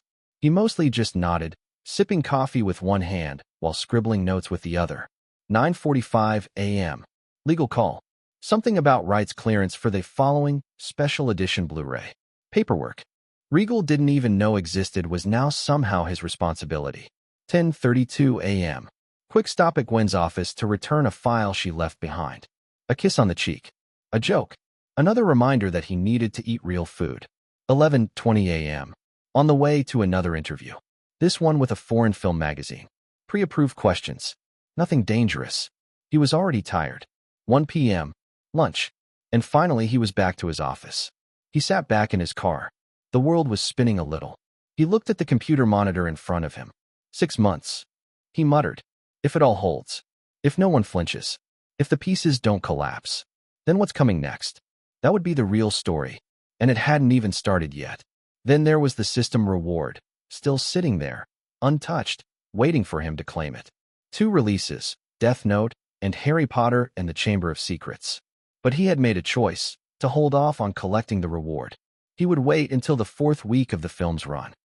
The first, and by far the easiest, thing on Regal's plate now was his next project. It was already decided. The Hangover. A fun film. Maybe too fun.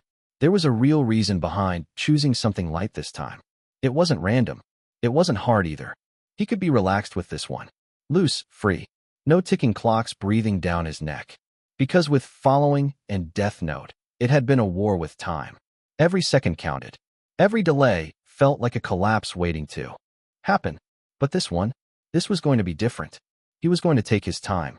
Because, really, he needed that time. Not for the hangover, but for what came next. To prepare.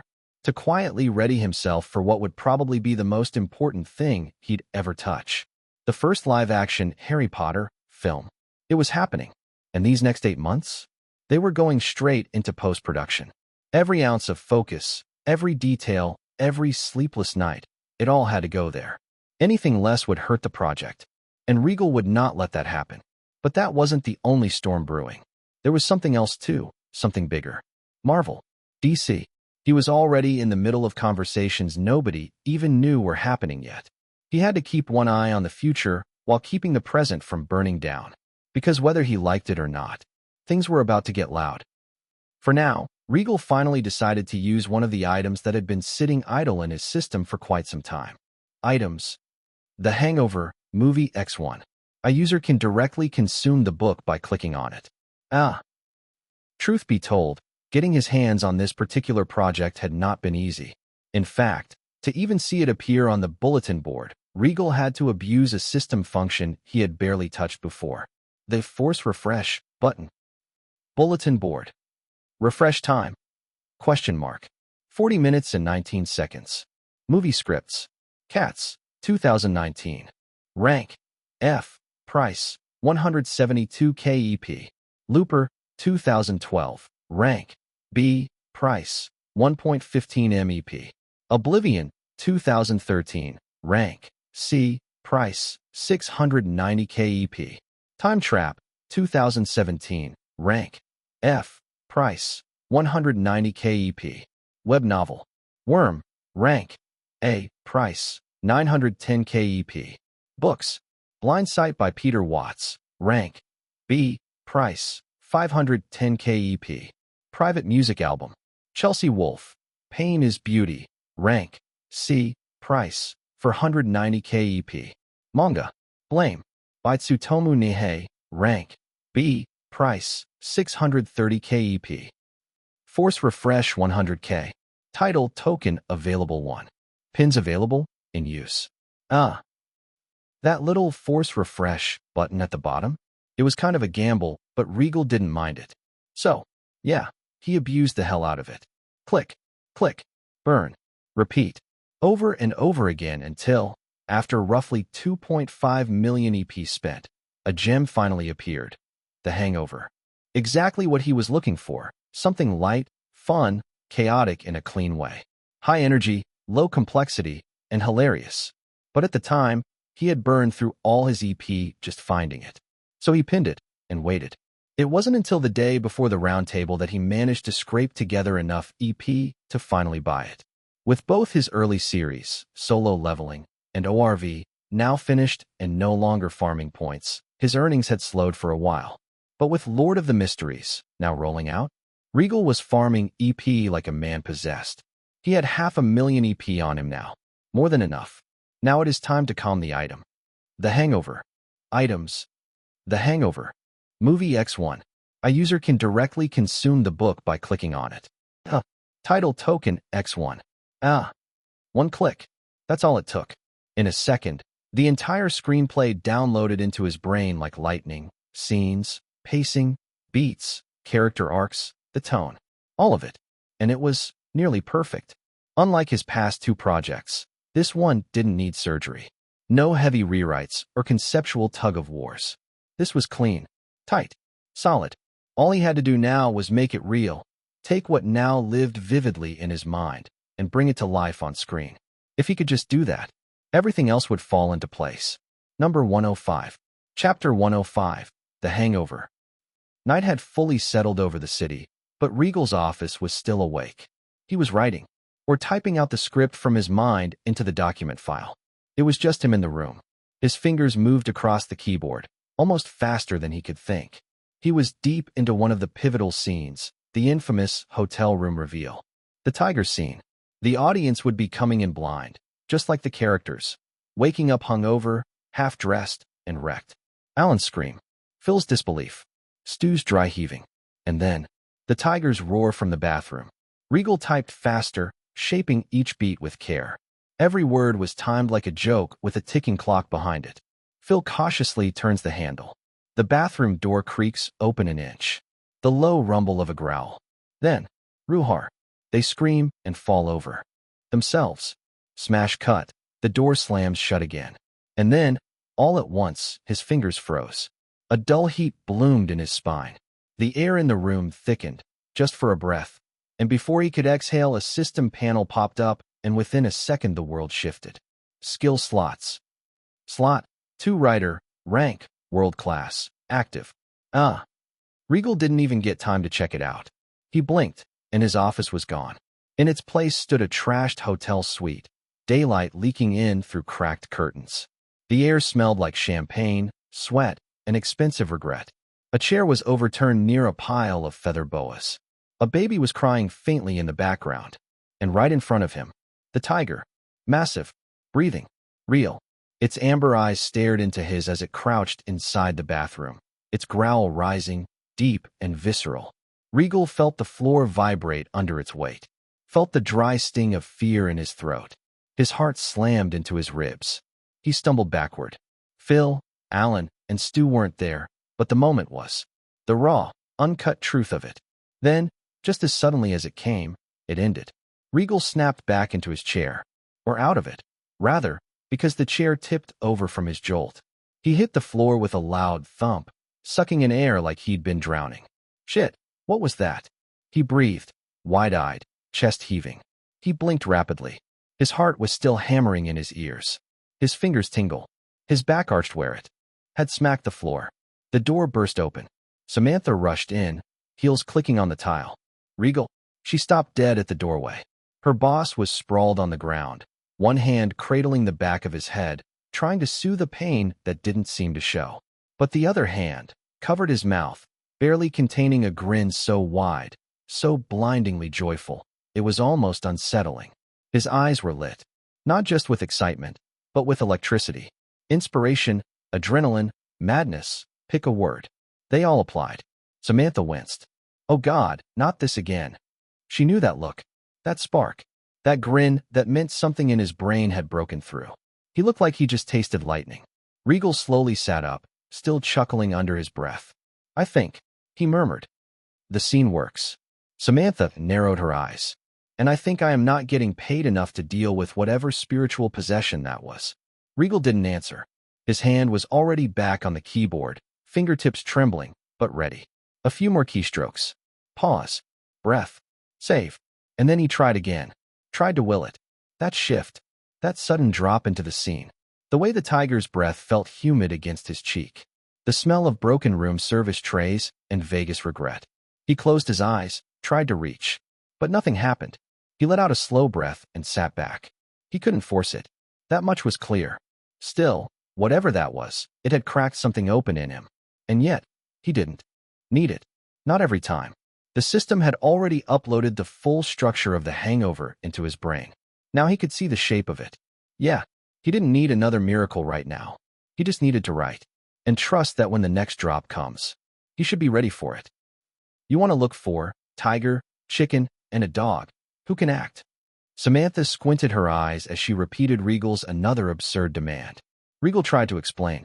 Only tiger, and maybe a dog too. Chicken could be negotiable. I mean, we can fake that one with enough takes, as long as the actor isn't allergic. Samantha ran a hand down her face. That's not the point, Regal. Can't we just use VFX? I mean, I don't want to brag, but we kinda knocked it out of the park with Death Note, didn't we? What Samantha had said is indeed true. If there was one thing the industry, critics, and audience unanimously praised about Death Note, it was visual work. The CGI. In fact, Regal was certain people still hadn't fully grasped the level of detail packed into that film's visuals. It would age well, like all great craftsmanship does. The offer's unique FX studio is getting itself is the undeniable proof of their success. And Regal heartfully believes they deserve it. Anyway, that's about it for Death Note. But it can't work for The Hangover. He wants the real deal to be on the sets and film it. Samantha exhaled like she already knew he wasn't changing his mind. Because he wasn't. This conversation wasn't negotiation, it was curiosity. She was just poking at the corners of his decision to understand it. It had been about a week since Regal started actively working on the Hangover script, which, frankly, was very unlike him. Completely and truly unlike him. If this were the old Regal, the one she knew from Death Note days, the first version of the script would have been done by now. But this time was different. If what he told her was true, he was just working on a comedy. A road trip gone wrong. A bachelor party. Some weird animal stuff. He narrated a few bits to her here and there. Funny moments, absurd setups, something about a stolen mattress and a baby with sunglasses, and sure, it sounded fun. But whether it would actually work, she couldn't say. Comedy was tricky. Still, Regal didn't seem worried. Not at all. He really wants to relax a little while working on this project and wants to feel the comic gigs himself and make sure they work before going on to sets. It is an important step in his future plan, especially with the thoughts he has for those two giants of his past life. But when it comes to The Hangover, unlike both of his first and second films, Following and Death Note isn't something where everything can be written in the script and simply film it as close as possible. Not that it is as simple. Yet it has the structural assurance of making sure things are working. But The Hangover won't have any of the assurance. The film's premise is inherently chaotic. A missing groom, a tiger in a hotel room, a baby with a briefcase, and a drug lord's revenge. The clean three-act arc buried under all that disorder. The genius in the absurdity. Stu's unraveling anxiety, Phil's reckless charm, Alan's unpredictable wild card energy, and the ticking bomb of Doug's disappearance tying it all together. The challenge lies in making the madness feel plausible within the story's logic. If the madness felt random, the whole thing would collapse. It wouldn't be funny, it'd be exhausting. Regal's job was to make sure it all tracked. That each ridiculous beat looped back to the heart of the story, the unraveling of three idiots trying to solve their own blackout. That's why the actors mattered so much. Not just acting ability, chemistry. Phil, Stu, Alan, the trio's dynamic is the film's heart. Balancing Phil's leadership, Stu's anxiety, and Alan's insanity while giving each character moments to shine is key. The single most crucial element Regal was determined to lock down for The Hangover was the team, not just talented, but positive. After the emotional tightrope of Death Note, he wasn't about to gamble on unstable egos or behind-the-scenes drama derailing his set again. That experience had taught him a brutal lesson. Even the most precise filmmaking could crack under the pressure of a toxic work environment. This film needed to be different. Lighter, freer, fun. But that didn't mean careless. Despite The Hangover, chaotic, comedic premise, Regal wanted the script to hold the same standard of storytelling precision as his earlier works. Following had been minimal but surgical. Death Note was a psychological thriller. Now, The Hangover, even with its wild energy, had to be just as tight under the surface. Its biggest challenge? Structure. The story unfolded backwards. A blackout night in Vegas pieced together through fragmented memories, photos, and conversations. Each clue was a breadcrumb, leading the characters and audience deeper into the mystery of Doug's disappearance. That kind of nonlinear puzzle required a very careful hand. One misstep in pacing or clarity, and the audience would be left behind, confused, disconnected, or worse, bored. Regal needed to make sure every timeline jump landed cleanly, that viewers always knew where they were, and more importantly, why it mattered in that moment. And then there was the climax. A showdown with Mr. Chow that veered between absurd and dangerous, followed by the mad dash to salvage a wedding that hung by a thread. Everything had to click. The humor, the tension, the emotional payoff. The audience had stuck through the insanity. Regal owed them a landing that didn't just answer the mystery, but justified the ride. Because at the end of the day, even chaos needed meaning. And The Hangover, for all its wild, drunken spirals, still had a story to tell. Number 106. Chapter 106. Do you think you can buy them for me? March 14th, 2011. It seems everyone's hard at work, Regal announced as he stepped into the room. His eyes drifted over the scattered papers, whiteboards, and monitor-lit faces. There was a casual curiosity in his tone, but his gaze was sharp. At one of the center desks, a man looked up from a spread of concept sketches, panel drafts, and layout grids. "Regal, you are here," he said, offering a smile, but the weariness in his posture showed just how deep into setup mode he was. Regal nodded, stepping closer. "So, Gregor, how is the adjustment going? Settled in?" Gregor shrugged with a half-laugh. "Still syncing with the workflow, but it's getting there. The team is solid. We are just fine-tuning the pipeline." Officially, Gregor was now head of narrative and visual direction in Everleaf's newly launched comics division, an ambitious vertical aimed at building original IPs through serialized graphic storytelling. Also, it's the same Gregor, the one from the WB who tried every means necessary to get Regal 2 web novels comic adaptation rights. But in a way it seems he did get them in the end, but just a little different in the company he will be working for. It wasn't an easy decision for Gregor. He had left behind years of work, a leadership post, and a studio he helped shape from the ground up. Here, he would be starting over, surrounded by unknowns. But he had taken the leap, and Regal had made a silent promise to himself the day the deal closed. He wasn't going to let Gregor regret that choice. "Anyway," he said casually, "how is it going so far?" "Actually," Gregor began, "I was about to reach out. Wanted to run some of the progress by you before presenting it to the boss, just for cross-verification." By the boss, he clearly meant Gwendolyn. Gregor was always particular about structure. While he valued Regal's creative eye and feedback, he knew where the final say rested. Gwendolyn was the one signing his checks, and in Gregor's book, that made the hierarchy clear. And he also knew, without needing to explain, that Regal understood what he was implying. What mattered more was that Regal respected it. He never made things political, never pulled rank, never interfered.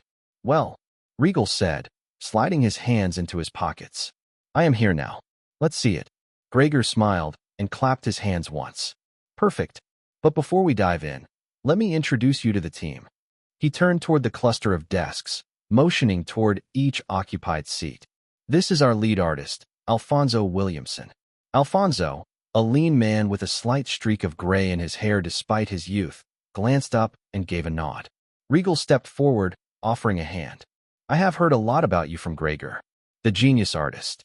Alfonso blinked, surprised, then chuckled as he shook Regal's hand. "I appreciate the compliment, sir." Gregor continued with a small grin. "Next to him is Amanda, our character colorist. She is responsible for giving our cast life on the page.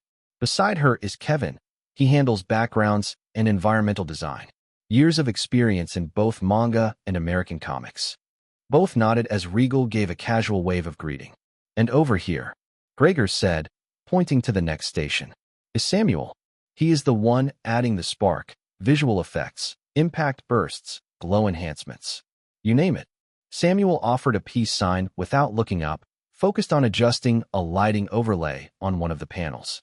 And finally, Gregor gestured toward the youngest member at the end of the row. "This is Nick, our letterer. Dialogue bubbles, font treatment, SFX. He has got an eye for flow and timing." Nick gave a shy nod, clearly a little starstruck. Gregor turned back to Regal. "And everyone, while you may know him as the director, there is one more thing." He paused. "This," he said, his voice carrying just a touch of formality, "is Regal Seraphsail, the author of the novel we are adapting. He will also be serving as the project's editor moving forward." There was a ripple of surprised murmurs. Regal smiled faintly, giving a small nod to the team. "Looking forward to working with all of you." Regal spent the next several minutes chatting with them. Nothing too formal, just getting a feel for their personalities, hearing about their backgrounds, sharing a few thoughts on the tone and feel of the adaptation. It was light, easy, intentional. After that, he reviewed the progress so far. Truth be told, there wasn't much. But that was expected. The team had only officially come together a week ago. Still, they weren't starting from scratch. The adaptation of Solo Leveling had one big advantage. Regal had already provided them with example material, draft panels, and stylistic samples he had created during pre-development. He had made it clear they were free to use or ignore it. Take it or leave it. Your call. But the problem was, the panels were too good to ignore. The team eventually decided to use Regal's style as the visual foundation, adjusted, of course, to blend with Alfonso Williamson's artistic hand. Alfonso couldn't just mimic Regal's style. That would never work long-term. It had to feel natural, organic, his own. So, the current focus was finding his version of the style. Right now, they have 3 variations locked. All 3 were visually strong. 2 of them were quite similar, with only subtle differences, facial expressions, anatomical features, the way shadows played across the characters' bodies. But the third one?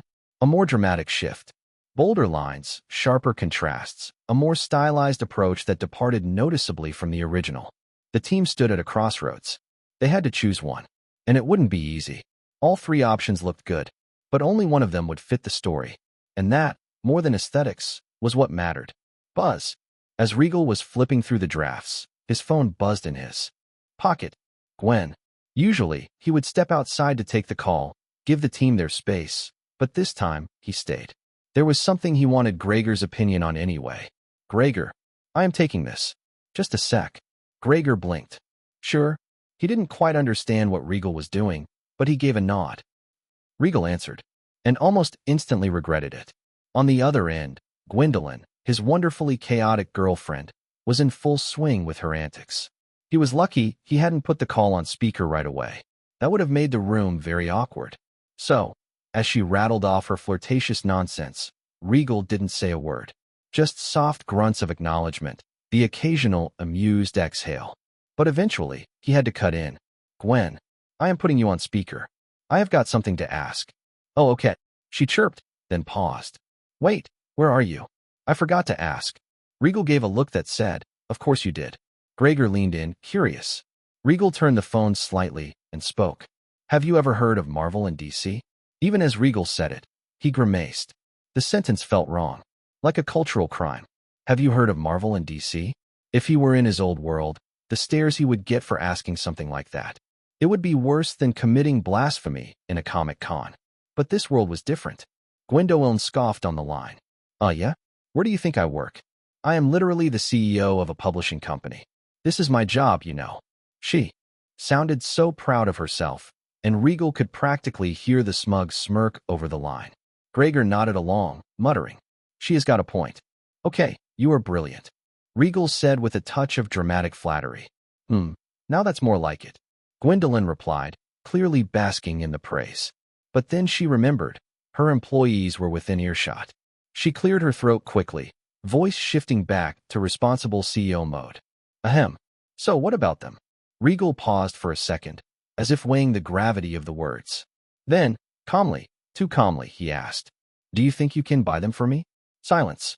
It almost sounded like he was just casually asking her to buy him his favorite candy. The reaction was obvious, deep silence. On the other side, Gwendolyn nearly choked on her water.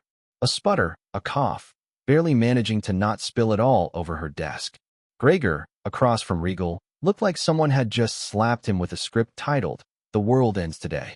Even a few of the team members who overheard froze, stunned. Regal glanced around, noticing the stares. Deadpan. Not because he didn't care about their reactions, but because he didn't expect them to be this strong. He thought maybe a chuckle, a confused eyebrow raise. But this? It seemed. He had underestimated the room. Just a little. So he added, Of course, I will pay. You just need to act as the publisher. Gwendolyn arched an eyebrow. Are you seriously rich enough to invest in something that unworthy of your time? Unworthy of my time, huh? Regal sighed inwardly. It seemed he had underestimated just how little regard this world had for what, in his last life, were the 2 most successful cinematic superhero franchises of all time. Well, guess I should just change it. Regal thought. He liked the challenge. In fact, the more underestimated something was, the more people dismissed it, the more motivated he became to prove them wrong. This wasn't about nostalgia. It was about potential. And if no one else could see it, then good. That just meant no one would get in his way. Number 107. Chapter 107. 107. Marvel. Regal's decision to buy MDC wasn't about nostalgia. It was about potential. And if no one else could see it, then good. That just meant no one would get in his way. But of course not everyone around him thought so too. On the other end of the line, Gwendolyn winced. She shouldn't have called it unworthy. It was a gut punch, too sharp and dismissive, especially for something so many still cherished, herself included. But she couldn't take it back. This wasn't about trust. She believed in Regal's conviction, of course she did. But she also knew conviction wasn't a shield, not against history or failure. He was diving headfirst into a shipwreck. And no matter how skilled the swimmer, some wrecks drag you under. Still, part of her guilt wasn't just about what she said. It was about what she wasn't saying. And couldn't. Not yet. Not until. Believe me, Gwen. Regal's voice cut through, unwavering. She closed her eyes. Too late. He was already planning. Gwendolyn barely heard his next words. I am not doing this out, fanatic. I believe I can make it work. She tuned it out. Her mind was racing ahead of him now. All right, she said quietly, too aware of the weight behind it. He blinked, surprised. I said all right. Firmer this time. But, she snapped, buying it outright. You are serious? There wasn't mockery in her thoughts about his inability to afford it. It is just sheer disbelief, the kind that came from knowing exactly how absurd the idea sounded, and also from knowing Regal well enough to realize he wasn't joking. Then she said it, the name that made everything feel real. You think the old Stan Lee, is just going to say yes? Gwendolyn asked, her voice tight. There was a pause on the line, not because of the question itself, but because of the way she said it. Something in her tone shifted, just enough for Regal to notice. She realized it too and immediately clamped down, like she'd said more than she meant to. Too quickly. She tried to cover. He is going to lash you out of the room the second you bring it up, she added, hoping the bluntness would steer him off course. And it did, as it managed to get Regal distracted. In that instant, things started to fall into place for Regal. Stanley, Regal thought understandingly.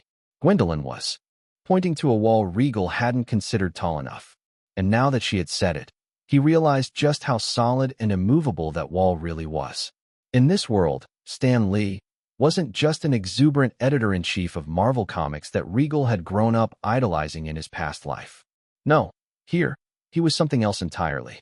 A founder, a mogul, the architect of a shared empire. When Regal first arrived in this world, one of the first things he did was dig into the landscape of entertainment, comics, film, television. He needed to understand what had changed and where the opportunities were buried. That's when he discovered the odd, almost surreal divergence in comic book history. In this reality, timely publications, the original seed that was supposed to blossom into Marvel Comics, never made it to its destined greatness.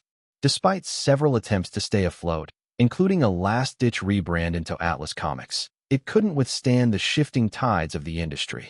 Eventually, it declared bankruptcy and was put up for acquisition. That was when Stan Lee stepped in, not as a staff writer climbing the editorial ladder, but as the ambitious founder of a modest but growing publishing firm of his own. And he wasn't alone. Beside him stood Jerry Siegel, the same Jerry who was the original co-creator of Superman. In this world, Stan and Jerry weren't from rival camps. They were friends, visionaries who saw beyond the petty divisions of publisher labels. They shared something deeper than market share or brand loyalty, a belief in the transformative power of stories. And together, they founded a new creative force, Marvel Comics, or in short, MDC. But of course, both the individuals were smart enough to understand that the Marvel and DC universes were fundamentally different realities. Trying to fuse them into a single, shared continuity would have been foolish, like blending oil and water. Marvel thrived on flawed, human characters set in grounded, real-world cities like New York.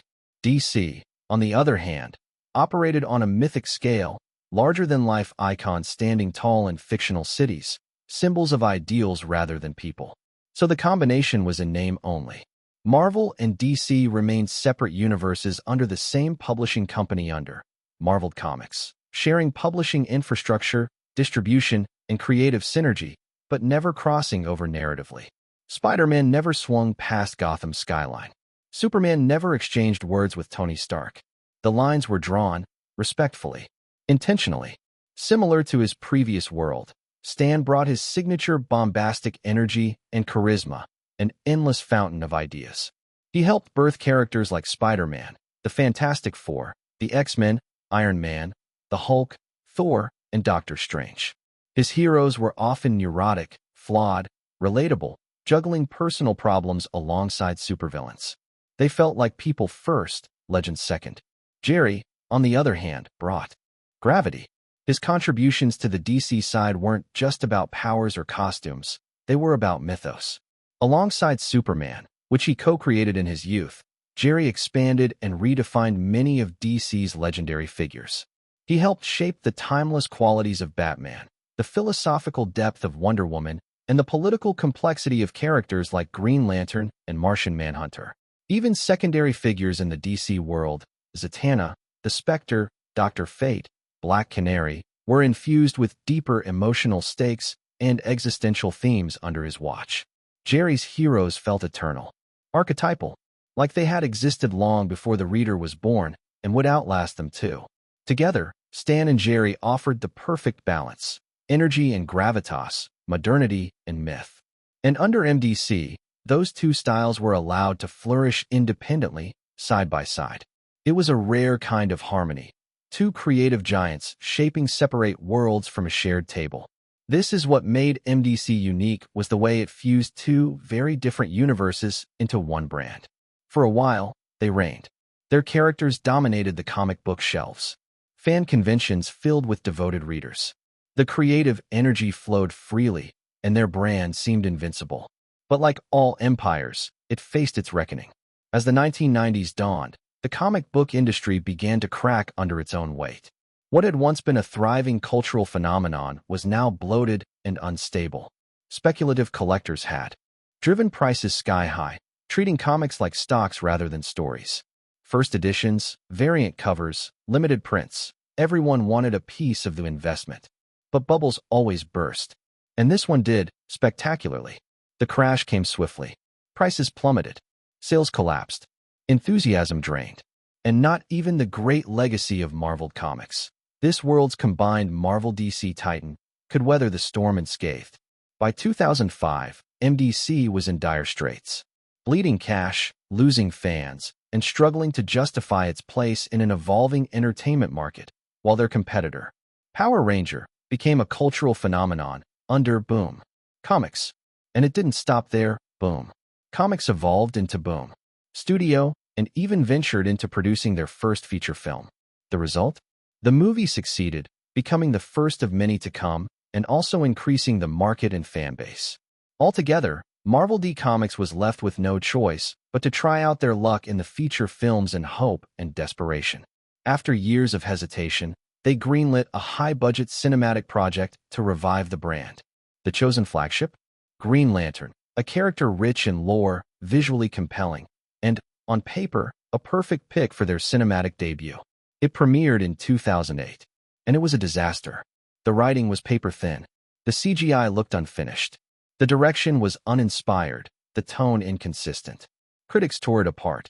The audience were confused, then disappointed. Longtime fans were outright furious. And investors? They vanished overnight. The financial fallout from Green Lantern was catastrophic, so severe it nearly collapsed the entire company. The dream of building a cinematic universe, something that had already begun to flourish in Regal's old world with Iron Man, was dead before it even began. The failure convinced MDCV's leadership that the comic book genre simply didn't belong on the big screen. Not in this world. Not under their name. The company limped along. The only thing keeping the lights on were the personal funds of its founders, Stan Lee and Jerry Siegel. It was a bitter irony. These two men, whose vision had outlived wars, survived shifting cultural tides, inspired generations, had finally met their match in a single failed film. And that's what Gwendolyn meant. That's why she had looked at Regal like he had gone insane. Because this wasn't just about acquiring a struggling brand. This was about prying open the rusted gates of a legacy buried in shame. It was about approaching two ghosts, Stan Lee and Jerry Siegel, and asking them to sell off the last piece of their dream. Then came the final blow, the one no one saw coming. Jerry Siegel died. Or her grandfather. or more like her father's adapted father. Number 108. Chapter 108. Marvel 2. Jerry Siegel died. The heart attack came swiftly, exactly a year after the Green Lantern disaster, just as the company was gasping for air. For the world, it was the loss of a legend. 4. Stan Lee. It was the loss of his other half. Jerry hadn't just co-built the company.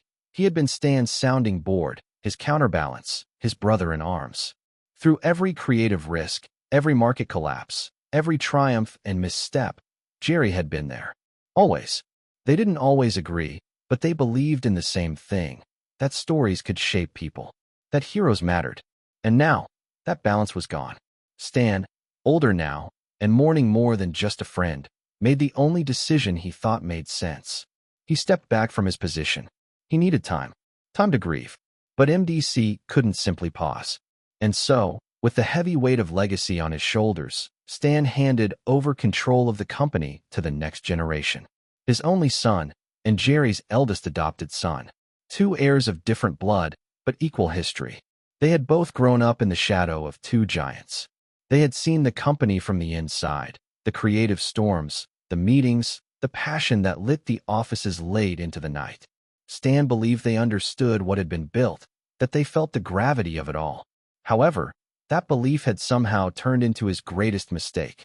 Both successors were businessmen, and unfortunately, in the worst sense of the word, opportunistic. Short-sighted, hungry for profits, impatient with the process. Under their leadership, MDC spiraled from struggling to outright embarrassment. The editorial direction collapsed. They recycled old storylines without understanding why they worked in the first place. They introduced gimmicks, shock deaths, edgy reboots, crossover events for the sake of sales spikes. What they lacked in creative vision, they tried to compensate for with brand exploitation. It backfired. The fans noticed. Loudly. Social media turned into a battleground.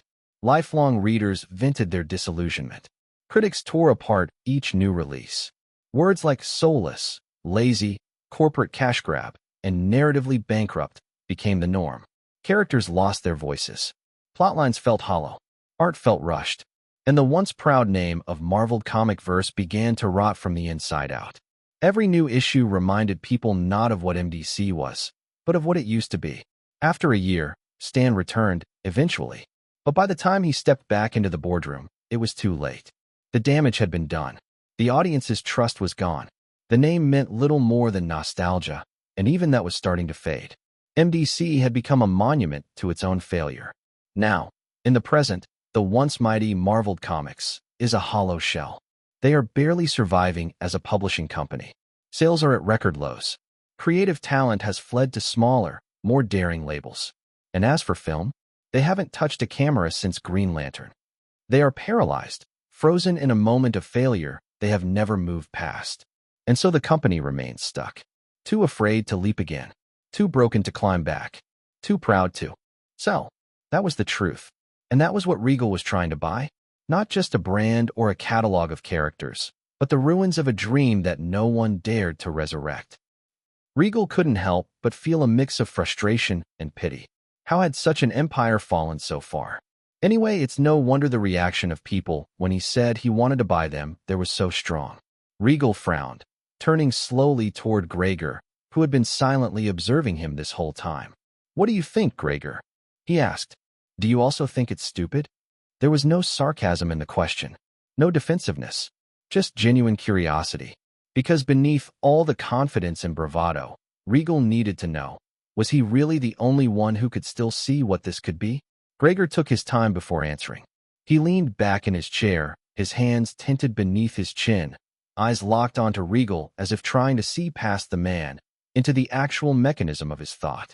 From the phone speaker still perched on the table, Gwendolyn exhaled sharply. "Oh, don't wait too long, Gregor. He might change his mind and try buying Disneyland next." Regal huffed out a dry breath, but Gregor's eyes didn't move. "It's not stupid," Gregor said finally. That surprised both of them. "I mean," Gwendolyn started. "No, it's not," Gregor cut in smoothly. "It's dangerous, potentially ruinous, borderline career suicide, but not stupid." Regal arched an eyebrow. "That's the most backhanded compliment I have ever gotten." Gregor cracked the faintest smile. You are welcome. There was a beat of silence. And then Gregor got to his feet, crossed the room, and began scribbling numbers onto a whiteboard. All right, let's say you were serious. Let's say you actually want to buy MDC, lock, stock, and flaming dumpster fire. The first thing you need to know is their last reported valuation was around $78 million. That was 3 years ago, pre-Green Lantern collapse. They have lost value since then, Regal said. Obviously, Gregor nodded. Post-movie flop, brand dilution, spiraling publishing losses, and hemorrhaging fan base. If I had to guess, you could probably get them for something between 30 and 40 million, maybe 28, if you find a way to leverage their debt against them. But that's just to buy the company. Right, Regal murmured, eyes narrowing. Then come the other costs. Exactly. You will need operating capital, staff overhaul, new publishing lines, legal fees, IP licensing audits, maybe even cleanup lawsuits, depending on how bad their leadership really was. He turned and underlined a new total on the board, $60 to $65 million minimum, assuming you want to do it right. He added. Regal didn't flinch. That told Gregor more than any words could. From the phone, Gwendolyn muttered, Jesus. But then she surprised them both. You will also need to pull their international distribution contracts out of limbo. She added thoughtfully. Last I checked, their EU and Asian markets are technically active, but the reps haven't been paid in months. Regal turned his head slowly, blinking at the phone. Wait, how do you know that? Even Gregor looked a bit confused. I just know. Somehow, she said. Unlike you, I don't think this is a good idea. But if he is going to ruin himself, I want to make sure he at least does it correctly. Gregor couldn't help the grin that pulled at the corner of his mouth. Regal just raised an amused brow. But he could tell she isn't that happy with his decision, but he also sensed something else. Like there is a lot more going behind her mind than what she is letting on. And you will need to renegotiate the character estate licenses too. She went on. Some of the original contracts, like for Wonder Woman and Batman, aren't owned by MDCV outright. They're partially tied up in old creator rights clauses. You will need to either buy out the rights or restructure. Regal straightened slightly. How many of them? Depends. I know for a fact the Batman and Superman estates were renegotiated in the 90s, but only granted MDC film rights for a 25-year span. That expires in 2021. Gregor gave a low whistle. And that's only 10 years away. 10 years. Gwendolyn scoffed. You think the public forgives a dead IP in 10 years? You would need 5 minimum just to restore fan faith. At that point, the clock's already half gone. Gregor blinked, genuinely impressed. I have been in the comic world for 10 years. Since when do you know more than me? I am dating a peculiar man. So I am prepared. She said flatly. Regal barked out a laugh. But Gregor was still watching her name flash on the speaker, something unreadable passing through his eyes. He didn't say anything, though, just nodded. You are right. He said finally. This isn't just buying a name. It's buying liabilities with legacy. Then you think I shouldn't? Regal asked. Gregor paused, then said carefully, I think. If you are trying to save MDC, then don't. Let it die. Let the fans remember it fondly or angrily, but as something that was. But if you are trying to rebuild something new from it, then maybe it's worth the blood.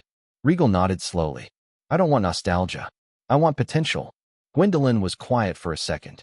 Then, softly, just don't let the past blind you. Even legends rot if you don't cut out the decay. Gregor wiped the board clean. Well then, he said, let's see if we can save a few corpses. Gregor crossed his arms. So the question becomes, how do we even approach them? You don't. Gwendolyn said, her voice sharp and sure from the phone speaker. Both men turned toward it instinctively. You can't just show up at their door with a checkbook. She went on. This isn't a garage sale. Even in the state they're in, there's too much pride. Too much history. Too many eyes watching. If you make noise, they will dig in or, worse, tip off competitors. So, Regal asked slowly. I will handle it. She said. Leave it to me. Gregor raised his eyebrows, genuinely caught off guard. You? No offense, boss. But Everleaf Press only just started dipping a toe in comics. How would you have the pull to talk to MDC's board, let alone Stan Lee himself? A beat of silence. Regal narrowed his eyes. Gwen, are you hiding something? More silence. Gwen. He repeated. Then came a long breath. And finally, he was my grandfather. Stan Lee's friend Jerry Siegel and the co-founder of MDC. Neither man spoke. Gwendolyn's voice was calmer than they expected. Not dramatic. Just resigned. Honest. As you know, one of the current heads at MDC is Jerry's adopted son. But what no one knows is, there were two adopted sons. My father was younger. He kept his birth name, the one his mother gave him before Jerry took him in. Legally, there is no trail. Jerry wanted it that way. Said it was about giving a kid a life, not making headlines. Regal's expression shifted slowly from surprise to realization. Gregor, however, was already muttering, doing the math. Wait, that would explain it. That is why I couldn't trace anything back. All the public records for Siegel's family stop at the first adoptive son, the one that stayed. The second one just vanished. He didn't vanish. Gwendolyn said. He walked away. Gregor frowned. My father left everything after Jerry died. He couldn't take it. The fighting, the lawsuits, the legacy being twisted. He loved Jerry, but he didn't want any part of the mess MDC became. So he started something of his own. Everleaf. Regal whispered. Yes. And now he is sick. She confirmed, softer this time. I have been running things quietly while his condition worsened. He is still lucid, sharp, on good days, but he can't lead anymore. And I didn't think I wanted to be part of this world either. Until today, Gregor said. Gwendolyn hesitated. Until I saw someone who actually wanted to fix it. That landed hard. The silence that followed wasn't uncomfortable. It was heavy, reverent. So, she continued, steady again. If anyone is going to reach out to MDC's board, it will be me. I have old contacts. There are people on that board who still respect my father. They will take my call, at least long enough to hear us out. Regal leaned back, studying the speakerphone like he was seeing her for the first time. You have been full of surprises today, Gwen. I plan to stop now. She quipped. 2 is enough for one morning. Gregor, meanwhile, was still scribbling notes. You think they would actually be willing to sell? They might not want to, she said, but they may have no choice. Their finances are wrecked, their investors are ghosting them, and their leadership is splintering. And you will reach out to the board directly? Not all at once. I will. Start with the 2 people that are in charge currently, Caro and Prisha. If even one of them is willing to listen, we will have an opening. Regal gave a slow nod. Do it. You sure? She asked, one last time. Yes. Then I will make the calls tonight. She ended the call with a soft click, leaving a hollow echo in the room. Gregor stared at the now dark screen for a long beat, then shook his head, chuckling under his breath. That woman was the first one calling you crazy for even thinking about this. Regal smirked. And now she is the one kicking the door in for us. World is strange, Gregor muttered. But I will take strange over predictable any day. Regal didn't respond. He was already thinking ahead. MDC had been a graveyard for years. But now, for the first time in a long time, someone had found a way in. Number 109. Chapter 109, my team? The office had calmed after the whirlwind of revelations. Gwendolyn's voice still echoed faintly in Regal's head, but time was moving again. Regal stood, brushing a few specks of lint from his coat. All right, I am heading out, he said. Gregor looked up from the notepad he was already scribbling in again. You sure? Could use another set of eyes on the solo leveling panel revisions. Regal gave him a crooked smile. I trust you, and I have got my own monsters to wrangle. Gregor grinned faintly, rising to his feet. They shook hands. Good luck, Gregor said, genuine in tone. You too, Regal replied, then turned and walked out. Once Regal left, the comic division continued alive with energy. The digital art bullpen stretched across the floor, rows of tablets, ultra-wide monitors, sketch pads, and lightboxes. 2 colorists were reviewing gradient overlays, while the animation tech team monitored the cloud render queue. Gregor slid back into work mode like it was muscle memory. His team was already at their desks, digital boards aglow. All right, team, Gregor called, clapping his hands once. We are back on solo leveling, Chapter 3 layout. Tighten the pacing between pages 5 and 9, and we will resync the climax on 12. We will rework the panel flow so it lands harder. Also, double-check weapon consistency. Jinwa's dagger is still off by a few pixels in shot 19. A flurry of typing, pen strokes, and Cintiq styluses followed. Everleaf office. The skyline outside was bathed in orange dusk, casting soft shadows across. Gwendolyn's minimalist desk. A thick binder lay open across it, labeled MDC Internal Structure, 2009, present. Where do we begin? Maggie asked, quietly. Gwendolyn didn't respond right away. She was staring at a small picture frame on her phone, an old black-and-white photo. Her father, Jerry Siegel, beside him. Only now did she answer. I need a full breakdown, she said. Current MDC board members. Publicly known ones. Anyone with old ties to my father. She flipped pages carefully, fingers resting over the names. Caro, Tolliver. These two weren't just board members, they were the face of MDC. Caro, her father's half-brother. Tolliver, practically his family. She didn't just know them by reputation. She remembered them. From the hallways of her childhood. From voices in the next room when the grown-ups thought she wasn't listening. Maggie stepped in, tablet in hand. You wanted the investor to spread too? Gwendolyn nodded. Walk me through it. Maggie tapped once. A web of data blinked onto the screen. 5 major investor groups hold just over 70% of MDC's stake. 3 have started pulling back, ever since the Q2 crash in 2008. If one more wavers, the board will be forced to reassess liquidity. That's where we strike. Gwendolyn nodded slowly, thinking. Good. Set up 2 calls, Caro first thing in the morning. Tolliver tomorrow night, her time zone. Maggie was already typing. Gwendolyn exhaled through her nose, her eyes drifting back to the faded photo on her phone. Maybe it's time I finally had that conversation with my father. Regal stood by a corkboard in his living room, half in the shadows. The board was filled with planning, sticky notes, printed timelines, rough concept art, all tacked up. The hangover. He muttered to himself. He pulled out a note labeled Q1, 2012 concept pitch. He pinned it on the left corner. They hadn't started official pre-production. He hadn't even pitched the story to any studio yet. Just mapped it in his head. Next to it, another paper, marked Harry Potter. Pre-production estimate. Not for half a year. But he wanted to build the world from scratch. Then finally, he pinned a new label, bold and red. This one MDC. Marvel D Comics. The board was still mostly blank, but Gwendolyn's call had shifted everything. He grabbed a marker, leaned in, and underlined a word beneath the MDC heading. Entry. The door wasn't open yet, but it wasn't locked anymore.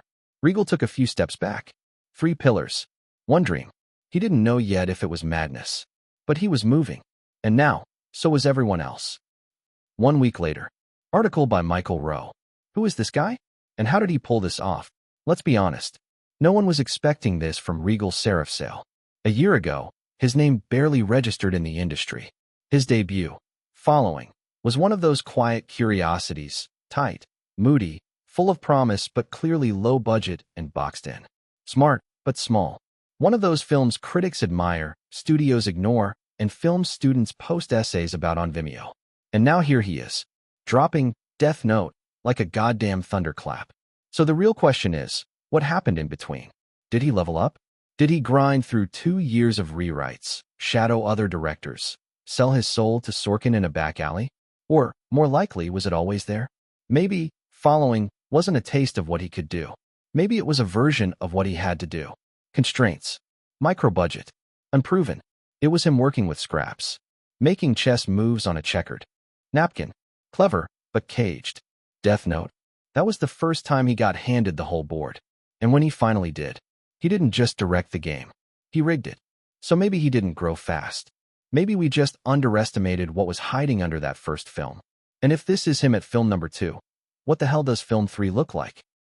The numbers game he wasn't supposed to win, but did. Let's talk numbers. Not because they usually matter, but because this time, they shouldn't have made sense. Death Note was not built to win box office wars. It was R-rated. Talky. Introspective. No capes. No easy kills. No broad appeal. And yet, here's what went down.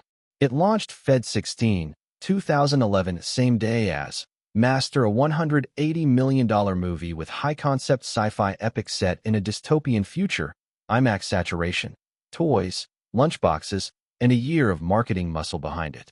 Regal's film barely got 2,500 screens. Then something weird happened. Week 2. Death Note didn't drop 50%. It held. Word of mouth. Forum threads. Midnight screenings.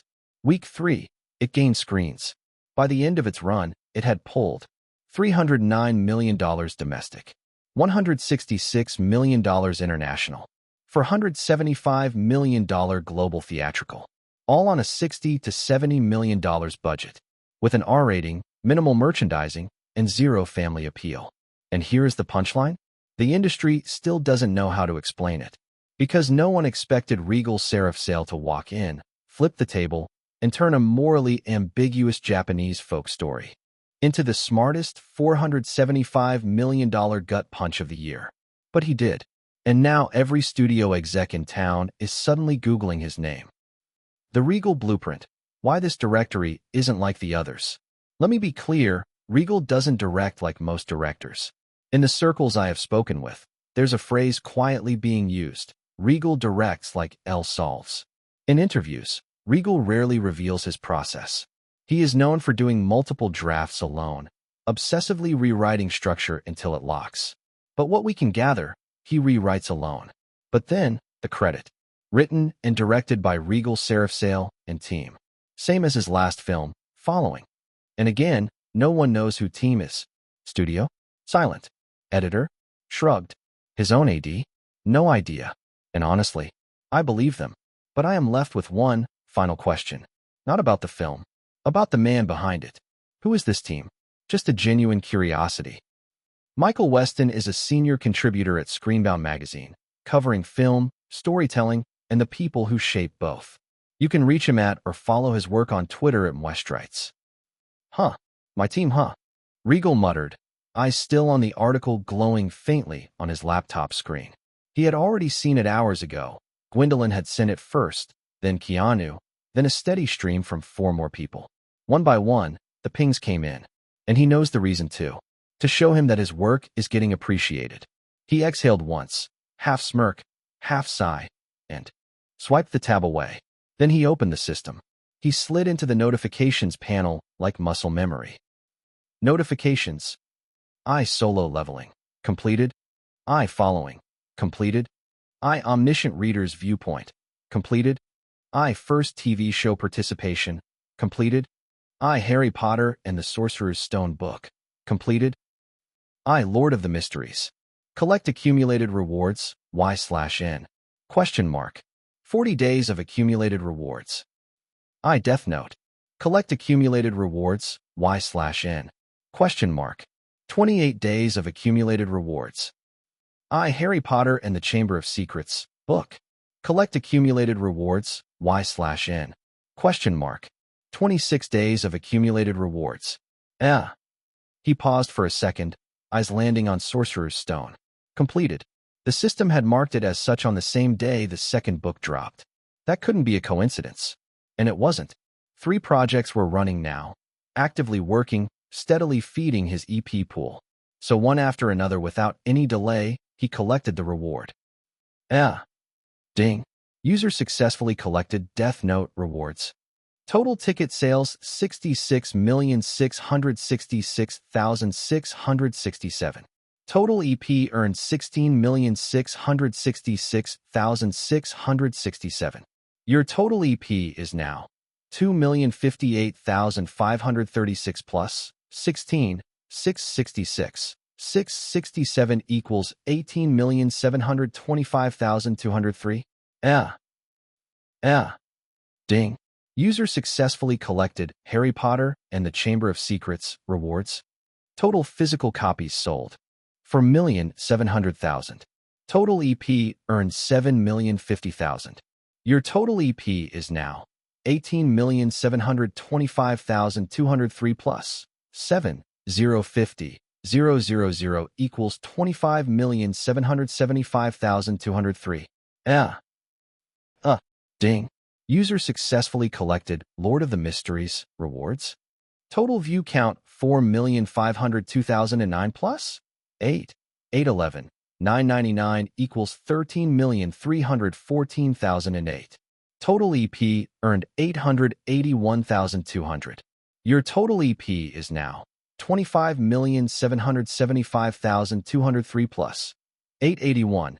200 equals 26,656,403.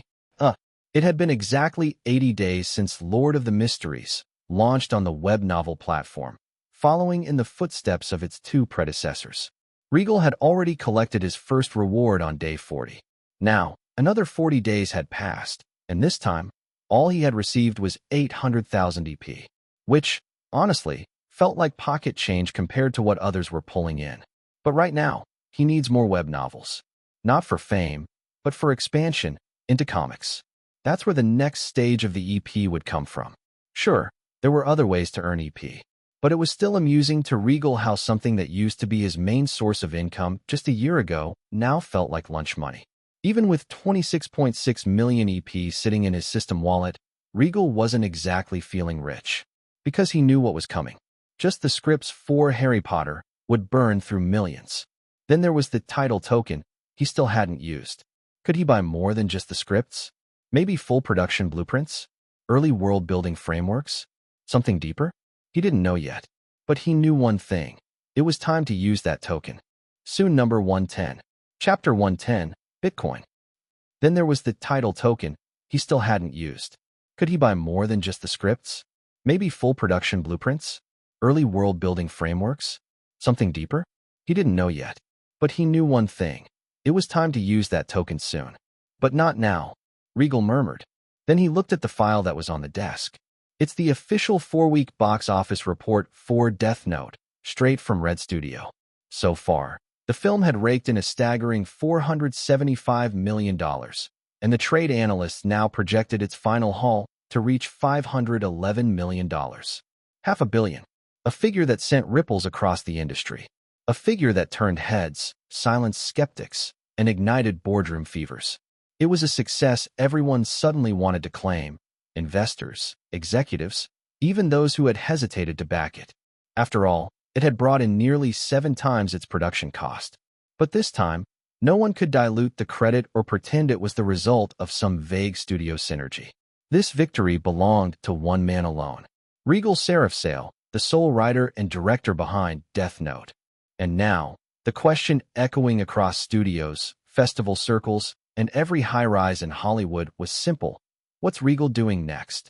Some asked out of admiration, eager to witness his next stroke of brilliance. Others, out of greed, desperate to attach themselves to the next golden ticket. But for many outsiders, aspiring filmmakers, self-taught, writers, dreamers on the fringe, Regal had become something else entirely. Proof.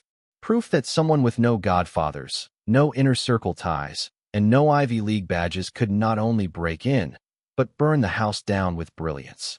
Naturally, many assumed he would follow it up with a sequel to Following. The original was a breakout hit. And yet, Regal had already said, repeatedly, there would be no part 2. Still, the whispers persisted.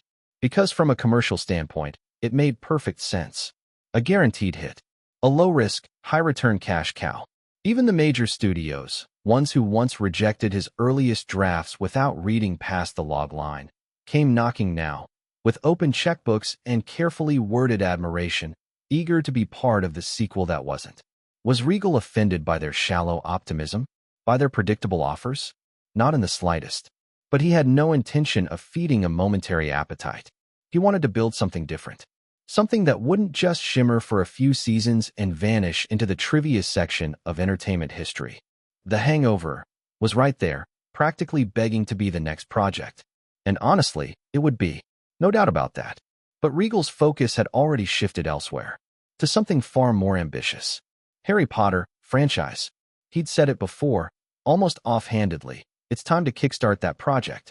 And he hadn't been joking. All of it would be running in parallel now. The Hangover, Harry Potter, and the slow burn takeover of MDC. For now, his immediate focus would stay split between The Hangover and Harry Potter, both active, both demanding.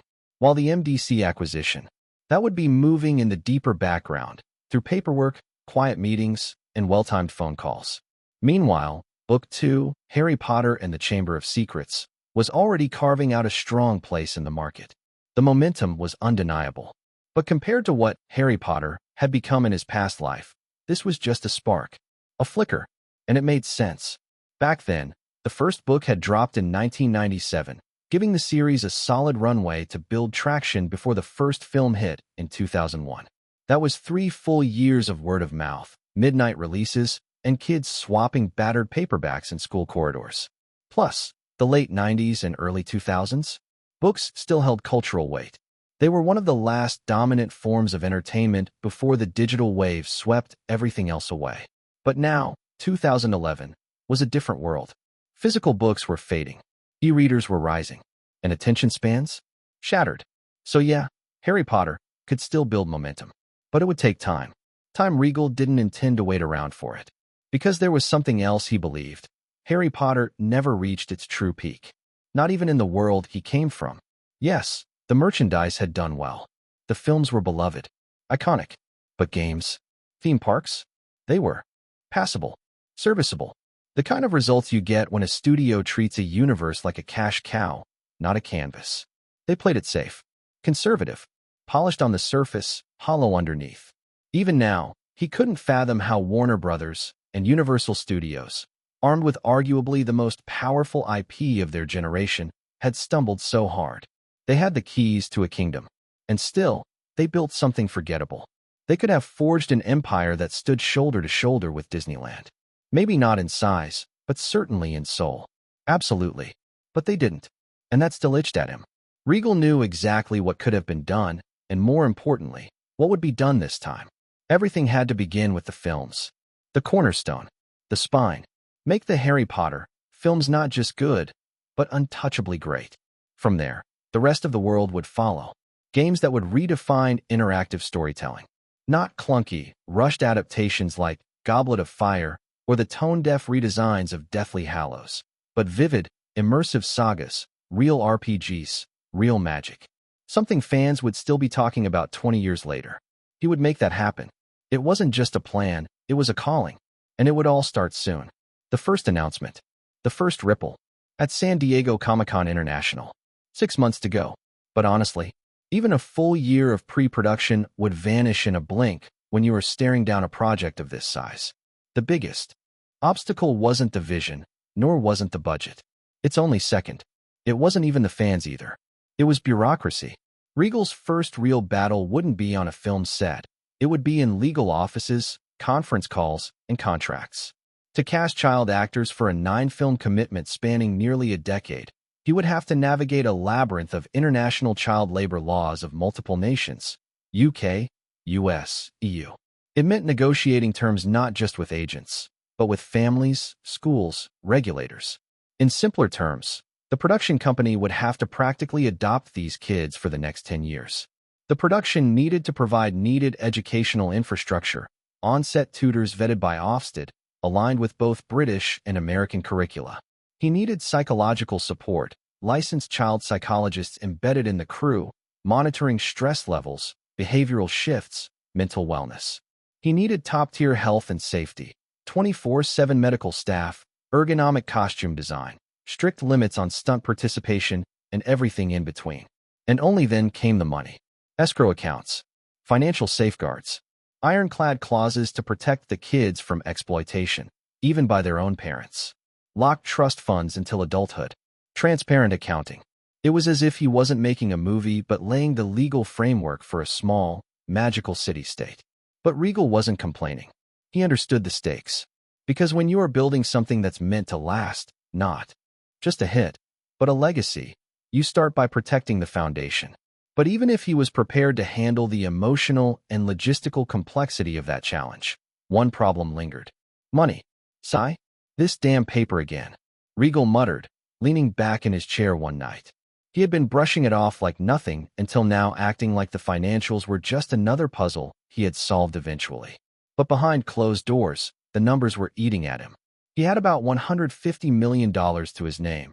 Not bad for someone who came in with zero industry contacts. But when you are trying to shake up multiple industries at once, it dries up fast. And just a few minutes ago, he bragged about his intent to buy shares in MDC, a move that would cost him at least $50 million just to get a foothold in the boardroom and gain a voice that mattered. And that left him with scraps to cover everything else. And then came Harry Potter. Movies, sure. If the plan was just to make a film or two, He could probably juggle the financing, stretch it, stitch it together. But Regal wasn't just making movies. He was preparing for an empire: films, games, theme parks, merchandise, spin-offs, interactivity. A whole magical ecosystem. It wasn't a money pit. It was a black hole. However, he still had time for them, at least 5 years. So he took a breath and made a choice. Bitcoin. In 2011, it was still a rumor more than a reality. You couldn't buy a coffee with it, and barely anyone even understood how it worked. Tech nerds and online anarchists were trading it like digital baseball cards. Price? Last time he checked, it was around $0.003 per coin. Most people saw it as nonsense. Useless code. A solution to a problem that didn't exist. And even if someone was curious, buying it wasn't easy. There wasn't even a reliable way to get your hands on it unless you were okay navigating shady forums or downloading clunky wallet software that could melt your hard drive if you blinked wrong. The average person couldn't even find a reliable way in. There were many problems. But for Regal, who had seen what the future could look like, this wasn't confusing. This was an opening. There was BitcoinMarket.com, one of the first true exchanges allowing USD to Bitcoin trades. It was basic, clunky, and prone to outages, but it worked. Mining was another option, but far too time-consuming and physically taxing for someone already buried under film logistics. Still, Regal knew this was his moment. The window. If he moved now, quietly, efficiently, he could turn a portion of that $100 million into a financial foundation that could carry his projects through the next decade. Not just MDC, not just Harry Potter, everything. So, while the world still called it foolish, and while investors laughed it off as digital air, Regal began moving. Because he knew. And soon, the world would catch up. But by then, he would already be miles ahead. Number 111. Chapter 111. Narration. Samantha, Simon, and Darren sat across from Regal in his office. The room was quiet, at first. Then Regal cleared his throat, held up the script like it was about to change their lives, and said, "Okay, so the next scene on." He was giving out his first ever narration in his life. Or more like a full-fledged one. He explained scenes before, but never a full-length one. So it was kind of a new experience to him too. And he was enjoying it too. Of course his delivery wasn't polished, his acting even less so, but that didn't matter. He was committed. He gave each line life with over-the-top gestures, wild voices, and bizarrely perfect timing. The scene? A group of friends wakes up after a wild bachelor party in Las Vegas. The hotel room trashed. Like, real bad. There's a chicken walking around. One guy's missing a tooth. And there's a tiger in the bathroom. And no one remembers a damn thing. Regal went on. The groom? Gone. Nowhere to be found. And one of them finds a baby. A baby. In the closet. A baby. Darren repeated. Yup. Regal said, flipping a page. And they are just rolling with it. Like, okay, we will figure this out later. Where's Doug? That's the groom. And Regal was acting it all out. Somehow, watching him perform made the absurdity 10 times funnier. Samantha tried to stay composed. She really did. But even she had to bite her lip every few minutes to stop herself from cracking. Darren chuckled steadily, leaning back like a man who had given up, trying to resist. Simon, he was in shambles. So they go looking, Regal continued, already acting out the scene. And suddenly they're in a stolen police car, crashing it on the strip, getting tossed by actual cops during a school demo. Simon snorted. Loud. And Alan, he's the wild card. Dead serious. Just goes, I think I roofied myself. That did it. Simon let out a wheeze and bent over, laughing so hard he nearly slid off the couch. I can't. He gasped. I can't already. Regal kept going, barely hiding his grin. Simon thought of walking off to take a moment to breathe in. But he couldn't. Every instinct told him to crawl out of the room for air, but the story was too damn good to leave. As ridiculous as it was, it had him hooked. It wasn't just funny, it was unpredictable. Every time he thought he had it figured out, it zigged when it should have zagged. It played with tropes and twisted expectations until nothing made sense anymore. And somehow, that made perfect sense. Simon loved that. Let the audience think they know what's coming. Let them try to guess. But then flip it. Not in a cruel way, not in a way that leaves them feeling cheated, but in a way that makes them laugh even harder at how wrong they were. That, he realized, was the genius of the script. That was the real magic of this absurd, off-the-rails ride Regal had titled The Hangover. Simon was still wheezing when Regal reached the next scene. Then they find out one of them got married to a stripper. Like full-on marriage. There's wedding photos. A ring. The whole thing. Please tell me they at least liked her. Samantha said, trying not to laugh. Oh, she is cool. But the guy's a dentist, and he is losing it. Meanwhile, Alan's just vibing with the baby like he is its dad now. Simon was gone. He slid off the couch and hit the floor. He tried to speak, but failed. He just pointed at Regal with one shaking hand, wheezing like a man on life support. You okay down there? Regal asked, raising a brow. I am gonna die. Simon gasped. You mad bastard. Stop. Stop already. Regal grinned and held up the last page like a cliffhanger. Oh, buddy. I haven't even gotten to the rooftop yet. Simon curled up like he was bracing for impact.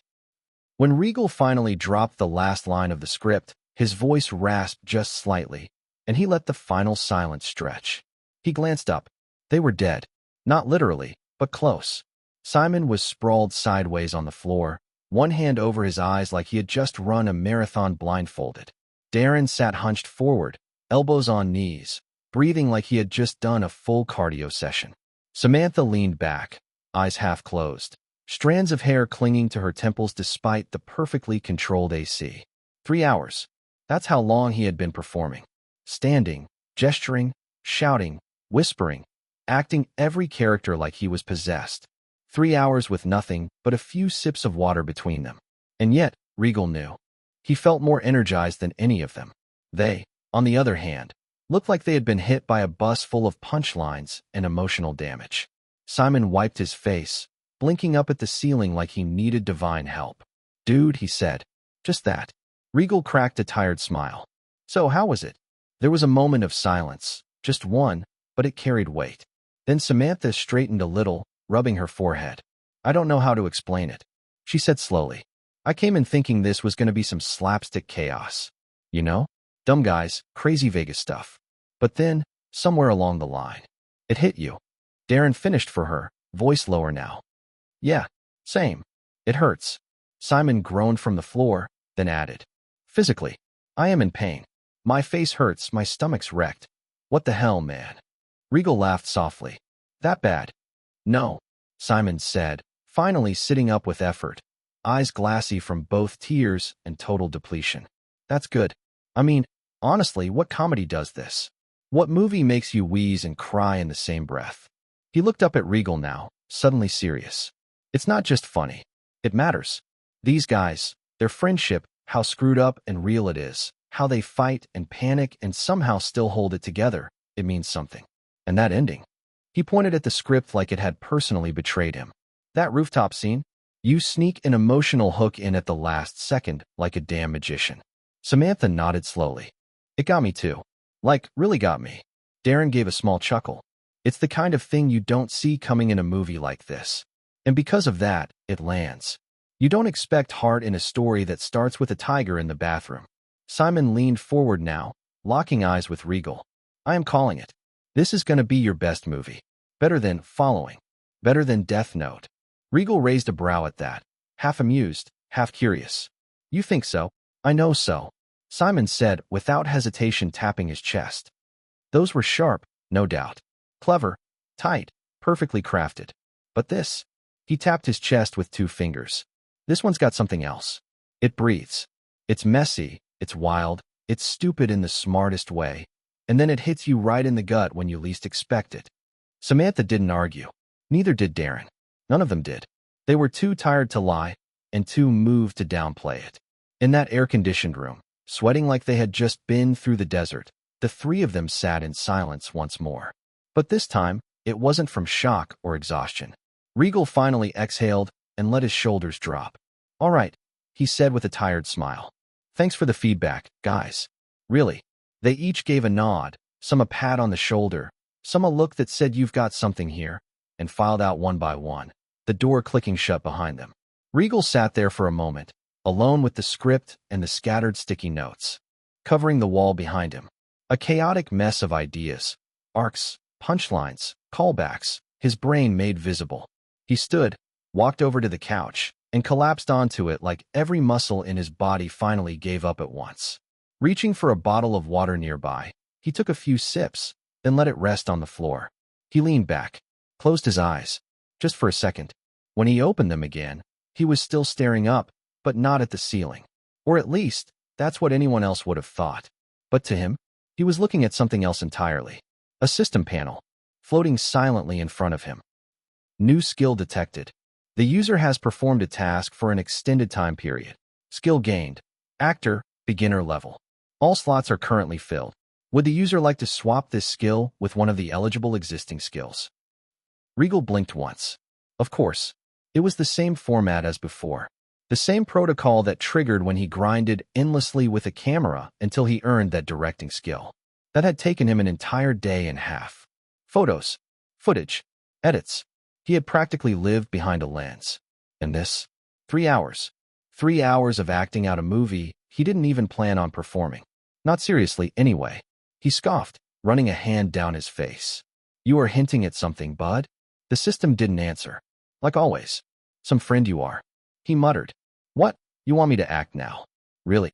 No response. Just that screen. Just that choice. He leaned back again, staring at it in silence. Number 112. Chapter 112. Non-human characters and the baby. It had been over a week since the final draft of The Hangover was completed, including the storyboarding. He had also given a full narration to 3 of his most trusted people. The entire scripting process had taken Regal 3 weeks. A full week longer than either of his last 2 projects. Not because the script was especially complex, but because this time, Regal hadn't completely isolated himself.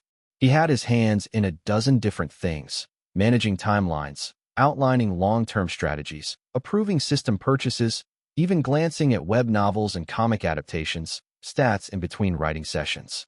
Still, the final script came in at just 120 pages. That number startled him at first. Regal was used to layering in detail, every shot, every beat, every reaction meticulously described. But somewhere during the drafting process, he realized something. Comedy is deceptively hard. Harder than he remembered. Harder than Following or Death Note. With all their noir shadows and moral dread. In those films, he could feel when a scene worked. The tension, the pacing, the character arcs. He knew how to build them. He knew exactly what to tell his actors. But with comedy, even with world-class, activated under his writing skill, there was still that lingering sliver of doubt. Would the gag land? Would the timing hold? Comedy didn't follow the same rules. It couldn't be forced. And no matter how perfect it looked on paper, the performance would always be the deciding factor. And yet, he liked that. The risk. That slight uncertainty before stepping on a set. It gave him a thrill. Still, he couldn't just leave it to fate. Casting was everything in a film like this. Every line depended on delivery. Every joke on chemistry. It would take time, possibly more time than the writing itself. Then, his mind wandered. Why were comedy filmmakers rarely given the same respect? Even in his past world, actors who excelled at comedy, who brought joy to millions, were often boxed in. Typecast. Underrated. Take someone like Jim Carrey. A genius in comedic timing. Unmistakable presence. Loved across all age groups. Quoted endlessly. But when it came to critical acclaim, he had to fight to be taken seriously. Drama actors walked into the Oscars.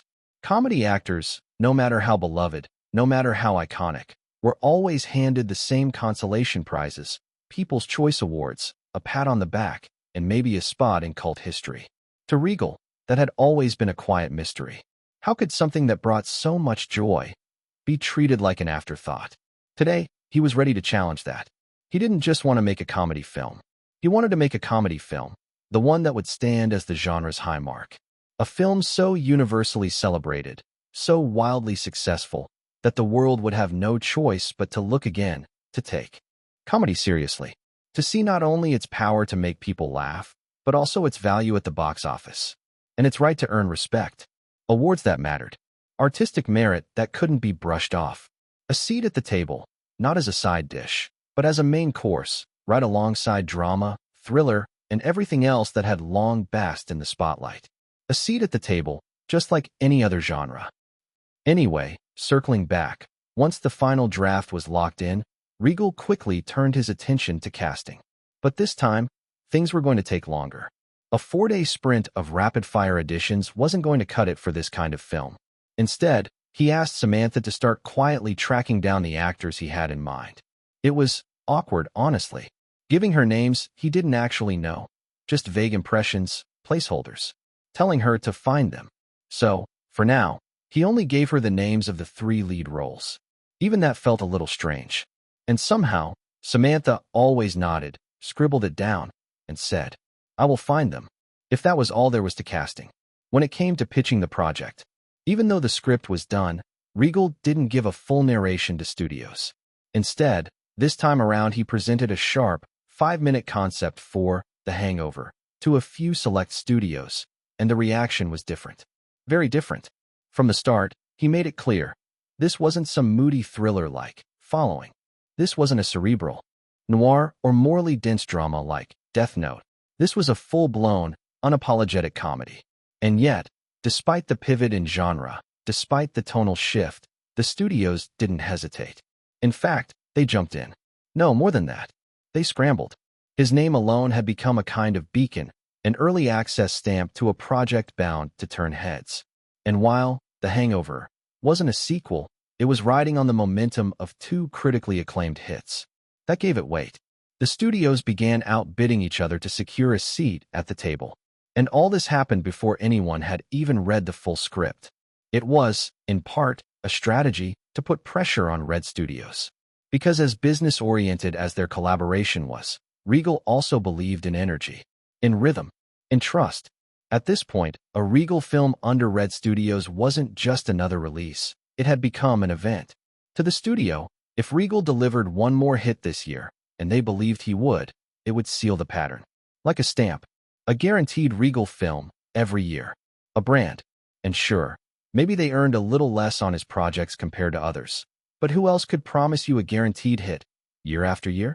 With that single move, Regal reminded Red Studios of his value. The negotiations were now almost entirely in his favor. Creative control? Granted. Final say on casting, editing, marketing? On the table. Of course, he wasn't going to rip them off. He believed in fairness, but he was going to take his rightful share. Still, there was a catch. Even Red Studios, despite their excitement, initially hoped to fund the entire project themselves. Their preferred deal? Hire Regal on a flat writer-director fee. Toss him a modest 4 to 5% of the profits, if they felt generous. A few studios went further, offering a 50-50 co-funding arrangement to sweeten the pitch. But it was clear what they were really after. Control over the lion's share. Keep Regal boxed in. Let him build the house while they own the deed. That's the reason Regal pulled this trick. To remind them that he is indeed doing them a favor. Naturally, Regal didn't let that happen. All of this unfolded in the 2 weeks following the completion of the final draft. While Samantha was still busy tracking down the names he had given her, Regal decided to shift his focus. He turned his attention to something entirely different. The casting of the non-human characters. And, most importantly, the baby. Ironically, it was shaping up to be the hardest casting decision in The Hangover. That process had quietly begun in the background, even while Regal was still finalizing the script. Per his early instructions, the search had been spearheaded by Simon, his line producer. They had prepared themselves for what they knew would be a long and demanding process. After all, they weren't just looking for supporting actors. They needed a tiger, and a hen, and a baby. And as luck would have it, they found the baby. First, the role of the 6-month-old, Tyler, aka Carlos, was somehow locked within a week. A stroke of fortune. One of the crew members had a close family connection who happened to have the perfect baby for the part. Since the baby would essentially function as a specialized extra, with a limited number of scenes, the legal side of things was fairly straightforward. The entire role could be wrapped in about 15 days of filming, tops. With that out of the way, the team shifted focus to the animals, just yesterday, in fact. And this, they already knew, was going to take some time. Yes, you heard that right. Tigers. Even though there would only be one tiger on screen, the production would require 2 behind the scenes. More precisely, 2 male Bengal tigers. Both were seasoned professionals, Hollywood veterans. Misha, age 7, and Dharma, age 6. The pair would be loaned from an accredited exotic animal training facility based in Acton, California. Regal had been clear from the beginning.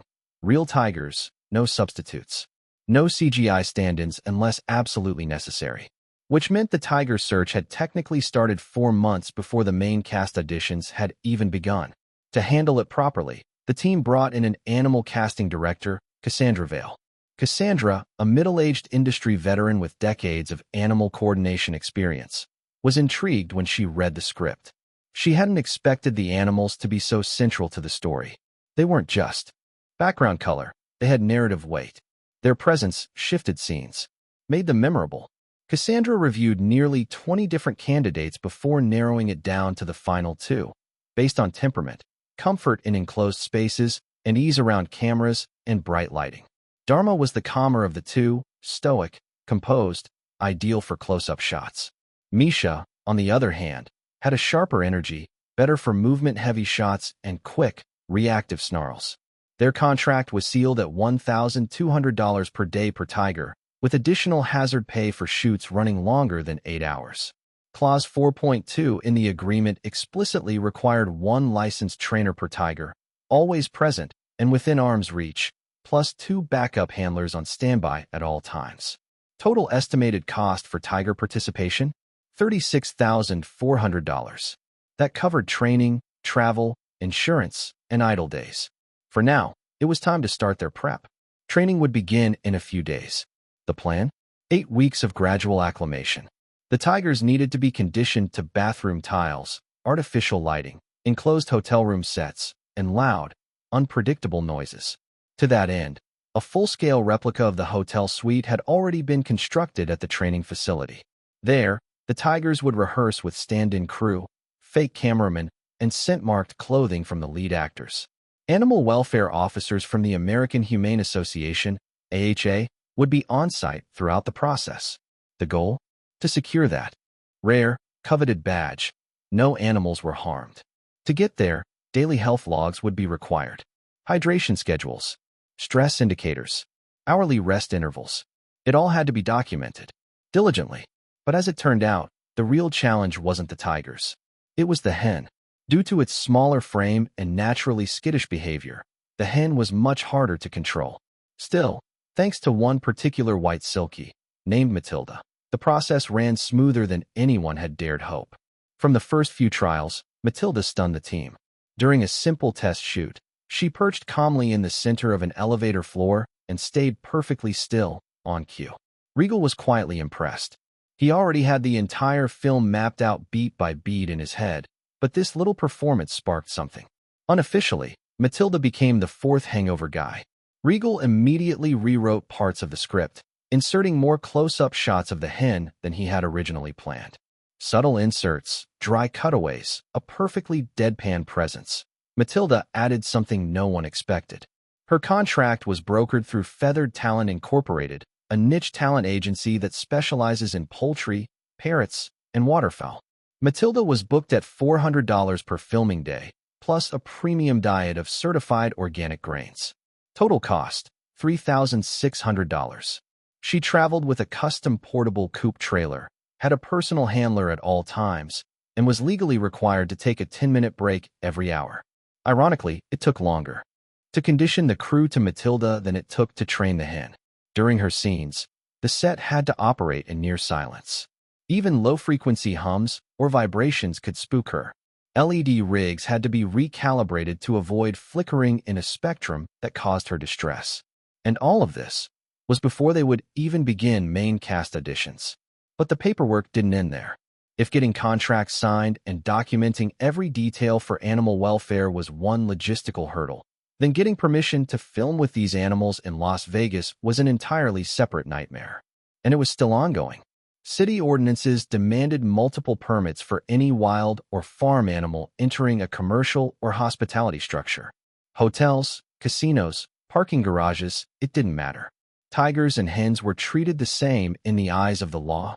Security risks. The Nevada Department of Wildlife, alongside the Clark County Animal Control Board, eventually issued temporary clearances. With a condition. A licensed vet had to be on call 24 hours a day throughout the shoot. And then came the public heat. PETA attempted to call out the production, demanding Regal switch to CGI tigers. In response, the team released behind-the-scenes footage of Dharma and Misha's off-camera environment, a lush, temperature-controlled trailer compound, complete with enrichment toys, open exercise yards, and nightly rubdowns from their dedicated handlers. It was a smart counter. Still, the production was required to send daily health and treatment reports to the AHA. In total, the animal-related documentation reached a staggering 172 pages. All of this before they had even stepped on a set, before they had auditioned a single actor from the core trio. Regal stood alone, scrolling through updates on his tablet, his eyes scanning the cluttered production schedule. A quiet sigh slipped out. Sigh. And this wasn't even the hard part. Still, a faint glimmer of relief crossed his face. At least, he muttered, I might have just found the first member of the Hangover gang. I know I can count on Samantha. Number 113. Chapter 113, Stand-Up Comedian. Location, Downtown Comedy Club, night. It smells like spilled beer and hot cables. Regal stands near the side door, leaning casually against the wall in a plain gray jacket and jeans. Nothing flashy, just another guy in the crowd. He checks his phone once, then tucks it away. ========================================================================================================================No name, no photo. Typical Sam. She trusted Regal's instinct more than any casting tape. He appreciated that about her. The muffled thump of a bass-heavy playlist cuts out. The host's voice crackles through the club's tinny mic. All right, next up, a guy who looks like he might have wandered in from a bookstore but stayed to tell jokes. Zach Galifianakis, everyone. Polite applause. A few cheers. Regal slips into the crowd near the back, arms folded. Soon, the said man walked up. Taking the stage, Zach Galifianakis. He was slightly hunched, beard full and uncombed, wearing a brown corduroy blazer that probably used to belong to a substitute teacher.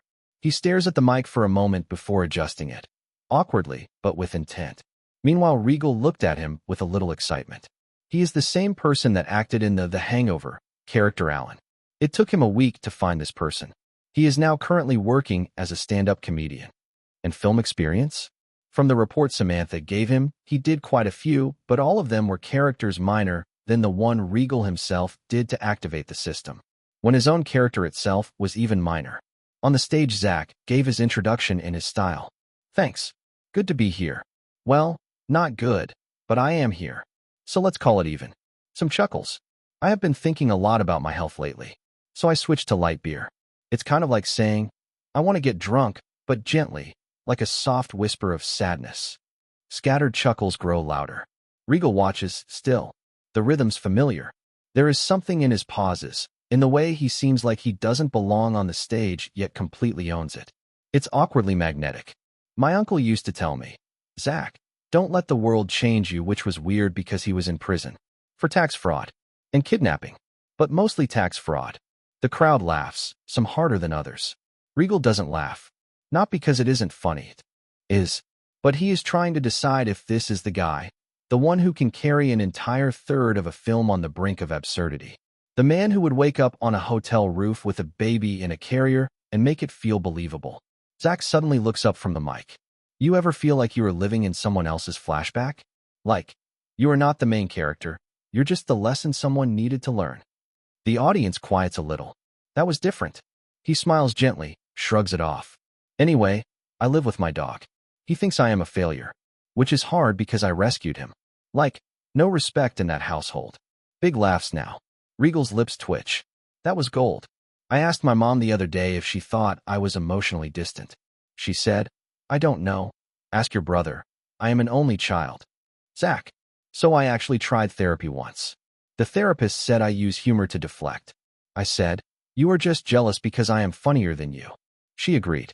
Then billed me for 2 hours. Haha. This time Regal couldn't hold it in. The guy is weird. Yeah, but there's timing. Presence. A kind of sincerity hidden in sarcasm that hits deeper than just jokes. When the set ends, Zach exits with little fanfare. Regal waits 5 minutes, then slips out the back, stepping into the alley where the night air is thick and buzzing. A few smokers hang around. The door creaks open. Zach steps out alone, rubbing the back of his neck, cigarette already in his hand, but not lit. Regal was direct. You got a second? Zach looks up, cautious. If you are about to ask me if I know where the bathroom is, it's inside. Like most bathrooms. Chuckle. Regal clicked his tongue in humor. Then he added, not wanting to get swayed. No, nothing that weird. I just wanted to talk. Name is Regal. Zach pauses, eyeing him for a beat. He asked absurdly, you are not trying to sell me anything, are you? Regal revealed, following the style of Zach. Not unless you are in the market for a lead role in a movie. Zach huffs a dry laugh, lights the cigarette, takes a long drag. That's original. You a director? Regal was taken aback by his guess, but he nonetheless confirmed. Yeah, made a couple so far. Following, Death Note. For an instant Zach was stunned, but in a moment, he nods slowly, exhaling smoke. That Death Note one? That was you? I saw it. Pretty intense stuff. Thanks. Regal accepted the compliment. He went on, almost pitching the idea. This next one is a bit different. A comedy called The Hangover. It's going to be weird, messy, dumb, but smart about being dumb. Zach lights the cigarette. The flick of the lighter's brief glow dances over his face. Sounds like my last relationship. Regal didn't say anything after that, because he is sure that by now Zach is hooked. After all, he is desperately trying to make it into movies. Now a chance just dropped into his lap. Why wouldn't he want to grab it? But first of all, is this all real? Or a prank? Zach looks at Regal, really looks at him now. For the first time, he is not filtering with sarcasm. All right, I am listening. Regal nodded, finally getting through. Good. But before anything, you will have to shave your beard. Zach nearly chokes on his cigarette. You son of a b ******. They both laugh. Their laughter dies down, but the moment lingers, charged, like they both know something just shifted. You are serious about the beard? Regal grind. Dead serious. For a couple scenes, at least. You will get to grow it back. Probably even make a whole monologue about it if you want. Zach leans back against the wall, weighing it. He looks up at the stars like they might give him a sign, then back at Regal, who is watching him, not with desperation, but with quiet belief. It's almost unnerving. Zach expressed his opinion. Man, you must be either crazy or very, very confident. Regal didn't shy away. Both. I am a director. That gets a smirk. Zach explained, wanting to make sure one last time. I haven't even done a proper movie role. Closest I came was getting punched by a mime in a student film. It didn't even make it to Vimeo. Regal was strong with his statement. I don't care about your resume. Anyway, it's a story about 3 guys who wake up in Vegas with no memory of the night before, and everything's gone to hell. You would be playing one of them. Zach asked curiously. Which one? Regal. Alan. He is off. Socially weird. Kind-hearted. Says the wrong thing 90% of the time. But he kind of glues the whole mess together without realizing it. Zach flicks Ash to the ground. So, the weirdo? Regal nodded. The heart. But yeah, also the weirdo. Zach doesn't answer right away. He watches Regal, sizing him up. You just see one stand upset and come to offer me a movie role? That normal for you? Regal didn't know what to say, other than confirm. Yep. A beat. Zach smirks. You are serious about this? Regal. Completely. I have already got one producer. We are hunting for the other 2 leads now. You were the hardest piece of the puzzle, actually. Zach seems amused by that. You don't even know if I can act. Stand-up comedy and acting are 2 different things. Regal. I am glad you are aware of that. Zach studies him for a moment longer, then chuckles to himself, shaking his head. All right, screw it. I am in. Regal offers a hand. Zach hesitates for a second, then takes it. Welcome aboard. Zach. What happens next? Regal. Auditions. For the other 2. Doug and Stu. We need the straight man and the neurotic mess. You will balance them out. Zach. You mean they will balance me out? Regal nodded his head. They both laugh again. It's easy now, like the foundation of something strange and brilliant just clicked into place. Zach. Let me know when I meet the other clowns. Regal. Soon. But first, coffee tomorrow. My office. He pulls out a card. No frills, just his name, a number, and Lie 120 Studios stamped across the top. Regal. Contact to this number. My assistant, Samantha, will reach out. Try not to insult her. She carries a taser and has no sense of humor. Zach. I think I am in love already. They share a small smile. Mutual understanding. Something about this just feels right. What is the pay? Zach was hoping for much, but he wanted to make sure he will at least get the same pay as his stand-up gigs. Regal. Decent. But if this works, you won't be asking about pay next time. Zach nods, tucks the card into his pocket, then walks off, still smoking, muttering to himself. A tiger. Jesus Christ. Regal watches him disappear around the corner, already thinking ahead. One piece down. Zach stands there a bit longer, staring at the glowing tip of his cigarette. He opens his phone and then a browser. He typed the Death Note, movie director. Few images popped by. Huh. So the dude is legit, I guess? And it's not that I have become insane. He shakes his head, flicks the cigarette into the street, and walks off with a crooked smile. Number 114. Chapter 114, Zephyr Ellsworth. Location, Marvel D Comics, HQ. The view outside the glass wall would be breathtaking if the atmosphere inside weren't so frigid. The skyline glows behind the glass walls, but the energy inside the room is anything but warm. Gwendolyn, confident without being cocky, sits across the table from Tolliver Lee, Stan Lee's only son, and her uncle in a way. Due to Stan and Jerry Siegel's brotherhood. Coming back, Tolliver is a man in his late 40s.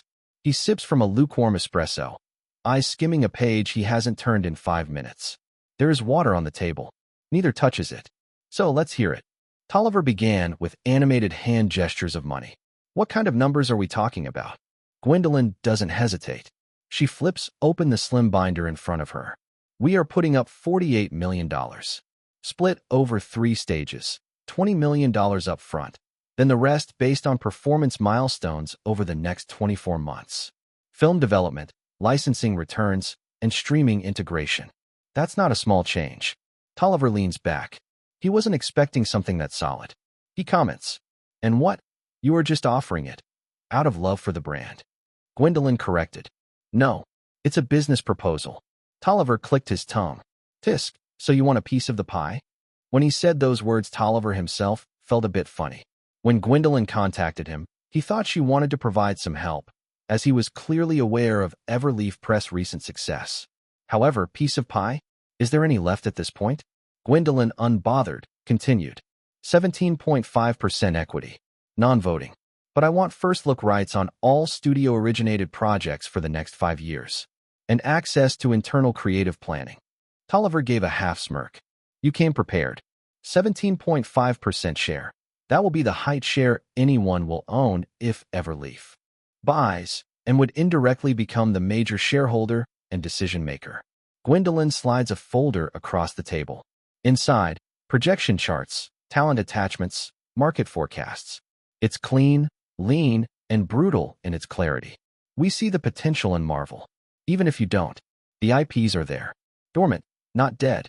But they won't survive another 3 years with this model. Licensing everything out. No original creative vision. Zero long-term strategy.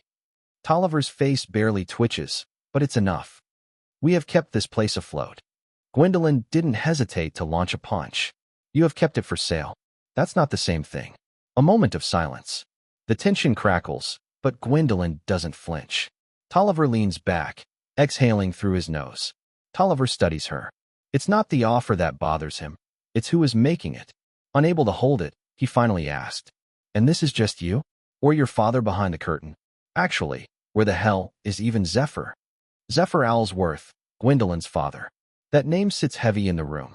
Alas, Gwendolyn did not indulge in his rants. It's a consortium. My father's got nothing to do with this, so I am here on my own terms. Tolliver drums his fingers on the table, glances down at the numbers again. You realize how risky this is, right? The last movie that 2 old men made tanked so hard we are still trying to scrub the reviews off Google. Gwendolyn nodded. Yeah, I have read them. Doesn't change what's possible. You just need someone who knows what they are doing with this IP. He watches her. She doesn't flinch. Doesn't oversell. That bothers him too.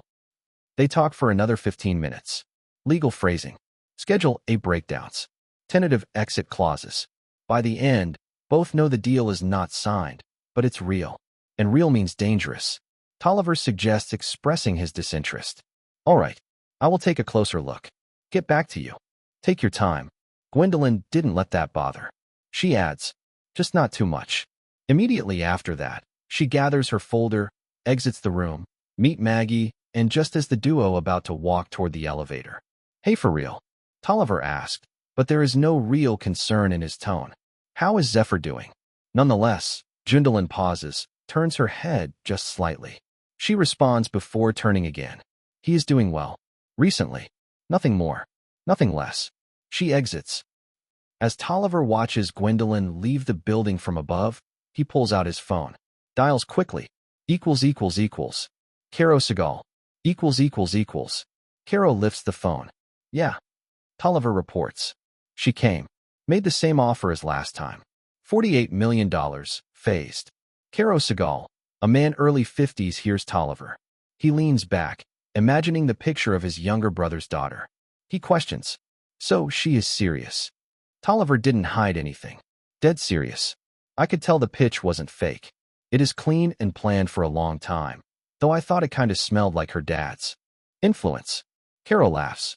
Heh, still trying to save this place, huh? Looks like it. Tolliver sounded like he didn't care. He adds, further pleased. Your little brother didn't let go completely. Not surprising. Nostalgia's a stubborn disease, and I was certainly not expecting his daughter would be walking down the same path. Caro comments. Let her keep dreaming and waste their money. If they're dumb enough to put cash into this mess, we are smart enough to take it. Sentiment is not going to save this place. Tolliver responded, mimicking the same flair in his tone. Tour. Milk them. Let them think they are buying back hope. We take their investment, buy ourselves some breathing room, then move before they realize it's a corpse dressed in a cape. Caro asked, clearly understanding. And if it sinks? Tolliver. Then we leave with cash in hand. Better than pennies on the dollar in a bankruptcy auction. Caro takes a sip of his coffee, kicks his feet up on the desk. Just don't sign anything without running it by me. Tolliver reposes coolly. Relax. I am not in a hurry here too. They hang up. Gwendolyn sighed. Gwendolyn watches the numbers tick down. Her expression is unreadable, but her grip on the folder tightens just a little. She knows exactly what kind of men she just sat across from. She also knows they have no idea what's coming. Regal sighed. The sunlight in LA always hits differently this time of year. Sharp, reflective, bouncing off the chrome of expensive cars and glass buildings like the city was trying to show off. But Regal didn't care. He had just finished what could either be a game-changing conversation or a waste of gas and time. With Zach Galifianakis, no less. He stepped out of the quiet comedy club, a half-hidden place near La Brea. His black Chevrolet Impala sat parked across the street, a little dusty from the wind last night. Regal crossed over, glancing once, habitually, at the rearview mirrors of a nearby car. Nothing felt off at first, but as he drove off, something scratched at the back of his mind. 3 minutes in, he took a left. Nothing weird. The same gray sedan behind him took the same turn. Okay. Another block. He slowed slightly and took a casual right. Sedan still behind him. He exhaled, trying not to overthink it. But then he made a third, random left. Then a right. Loop complete. The same gray sedan. Still there. Regal was almost annoyed at himself. Nope. That ain't coincidence. To confirm it fully, he made one last random right, bringing himself back toward a part of town with an old cafe he vaguely remembered. Not a chain, not busy. Quiet. Off radar. He pulled into the faded lot and parked directly in front of the place. The paint on the cafe sign was flaking, one of the letters was missing. He got out slowly, eyes scanning the sedan as it pulled up behind him and parked a little awkwardly, tires slightly over the line. The driver didn't get out. He just sat there. But now, from this close, Regal could see him clearly through the windshield. Stocky guy, thick build, late 30s, maybe 40s. Short, messy hair, beard trying to grow back in. Looked vaguely familiar. Regal muttered, "Where do I know this guy from?" Still watching, Regal turned and entered the cafe. A tiny brass bell above the door gave a tired jingle. The cafe was dead silent inside. Only one other customer sat in the far corner, face buried in a laptop. Regal walked to the counter. Since his focus was elsewhere, he didn't even clearly see the face of the barista. Just efficient, silent service. He ordered a black coffee, grabbed one of those neon-colored hangover recovery drinks from the fridge, and walked over to a booth by the window. He set the extra drink across from him on the table. A minute passed. Then the bell jingled again. A large, broad-shouldered man stepped in. His build screams X something. Cop, military, maybe bouncer. Regal doesn't need to wave again. The guy's eyes find the drink, then him, then the empty chair. He walks in, Regal grabbing his cup. Hey, over here. The man approached and sat down across from him. The booth creaked a little under his weight. He didn't say anything at first, just looked down at the drink, then at Regal, like he was waiting for something. Regal tilted his head. So, want to explain the part where you followed me halfway across town? I already called the cops, by the way. Hope you are not on parole. The man gave no reaction. He just blinked once, slow. Thanks. Regal. Huh. There was a brief pause. The man glanced out the window, as if checking the sky, then looked back. From the other night. On the road. I have had too much, whatever it was. You and that madam. You helped me out. You and madam? Regal could see the difference in his tone when he said those words. He stared at him. Wait, you're that guy? The face finally clicked. The same guy Gwen had nearly gotten out of the car to drag off the sidewalk. A mess that night, sweating, mumbling, couldn't even walk straight. Now cleaned up, but still rugged. Not quite sober-looking, but better. Regal. Damn, you cleaned up well. He sipped his coffee. Regal. Well, good on you. Next time just write a thank you note, instead of following me like a psycho. Are we good now? He started to rise from the booth. The man said, Wait, the thanks wasn't for you. Regal froze mid-motion and sat back down. All right. Then who? He replied. The one with you. I know I was drunk, but I remember clearly. The lady. She is the one who insisted. You were just following her orders. So I figured you were her subordinate. Regal stares at him. For a second, he wonders if the guy is joking. But his face is dead serious. Regal mouth twitched. You think I work for Gwen? The man didn't answer. Regal added. Super. I mean, technically, I guess. I write for her. She manages my deals, production, whatever. It's a partnership, not servitude. That doesn't seem to have any effect on him, though. She helped me. She insisted. I owe her. That's all. Regal added. Then go thank her. The next thing the man said was to throw Regal in a loop. It's inappropriate to follow a woman like that. Regal blinked. Who said anything about following around? But at least it's good to know that he won't be doing that. Regal said with an irritated tone. But following a grown-ass man across 4 blocks is cool. The man nodded, dead serious again. Regal stared at him. And for a second, he couldn't tell if the guy was just old school or flat-out weird. Probably both. Regal sighed. Fine. I will pass it along. Mysterious bulky man says thank you. I am sure she will be touched. The man picks up the can, studies it like he is not sure if it's poison, then takes a small sip. His face didn't change. Regal stood up again. The man didn't move. Regal said, Why aren't you leaving? He replied, You said the police were coming. If I leave now, they might miss me. Regal let out the slowest exhale of his life. You really believe that? The man sipped again, looking almost proud. Regal blinks, then rubs his temples. Okay, enjoy your drink. Don't follow me next time. Also, just a tip, if you were trying to show gratitude, maybe a card or a fruit basket next time. The man actually considers that. He nodded. A fruit basket. That could work. Regal didn't respond. He just shook his head and turned to leave, muttering under his breath. This city's full of lunatics. But just as he reached the door, he paused. Someone had caught his eye. That guy? He glanced back, then slowly returned to his seat. The same one. The man who had followed him earlier looked up from his drink. You're not leaving. Regal sat down again. Well, since I was the one who called the cops, I figure it's only right I stay here until they catch you. The man squinted at him for a moment, mild suspicion in his eyes, then shrugged. True. Regal let out a quiet laugh. Man, this guy? But his gaze drifted past the man, toward the counter, and landed on the real reason he had turned back. The barista. Regal lips curved. This detour might not have been a waste of time after all. He may have just found his second hangover guy. Number 115. Chapter 115. Welcome to the Regal set. Few days later. As a few weeks passed, the final production house which will produce The Hangover was decided. Obviously, it was the Red Studio that has stayed persistent till the end despite Regal's outrageous terms. Nevertheless, once everything was settled, the pre-production was completed with the help of Red Studio, and things fell in place eventually. You seriously dragged me all the way here just to play some throwaway character? Ross barked, scowling as he stepped onto the lot. Regal barely looked up. Why are you acting so grumpy now? We are literally on set. If you didn't want to do it, you could have just said no from the start, dude. I did say no, you little brat. Brat this, brat that, always the same. Regal muttered, then turned to face him fully. It's 2 days of shooting, okay? 2. Or maybe a few more extra. I don't know. And come on, it's fun having you around. Just do what I say, get through it. And I will give you a role in every movie I make from now on.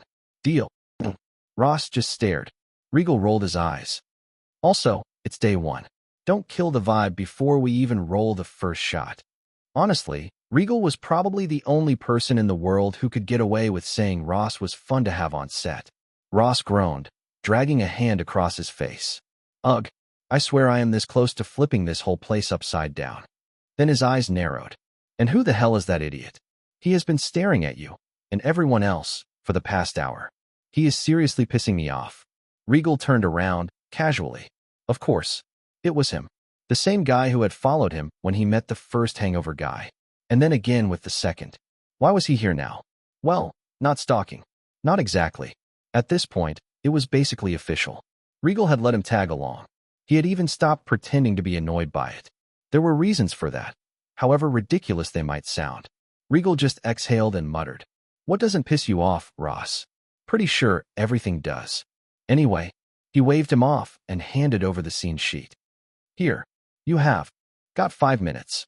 Then we roll the camera. First shot of the film, don't mess it up. The script page in Ross's hand read, Interior. Suburban dining room, night.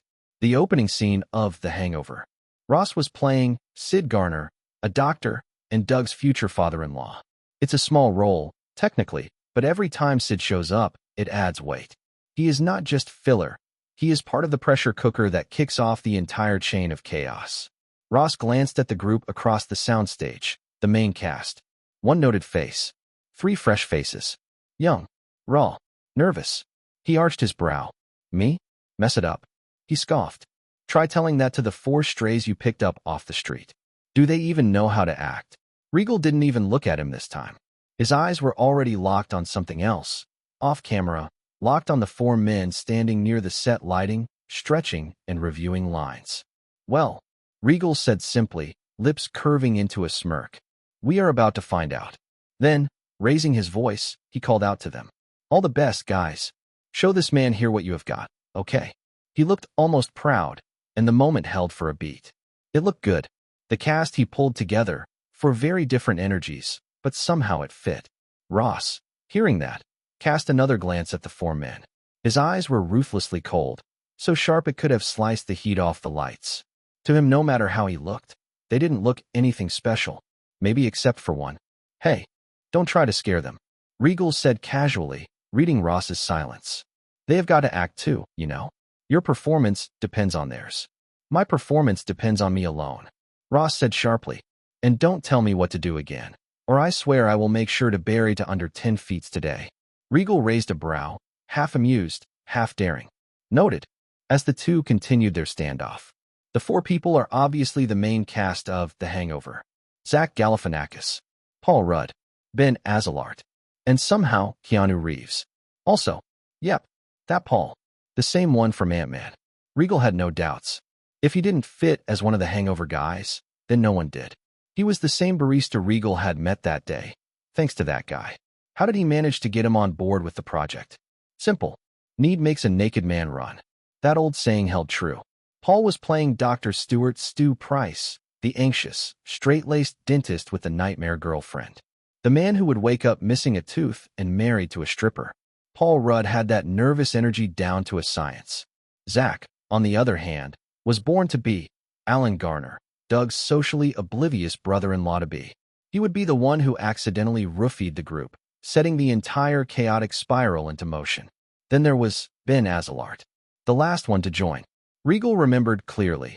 Ben was the first actor he ever auditioned for, following. Back then, his acting grade had been a disaster. Acting grade E+. But during his film, Death Note, changed that.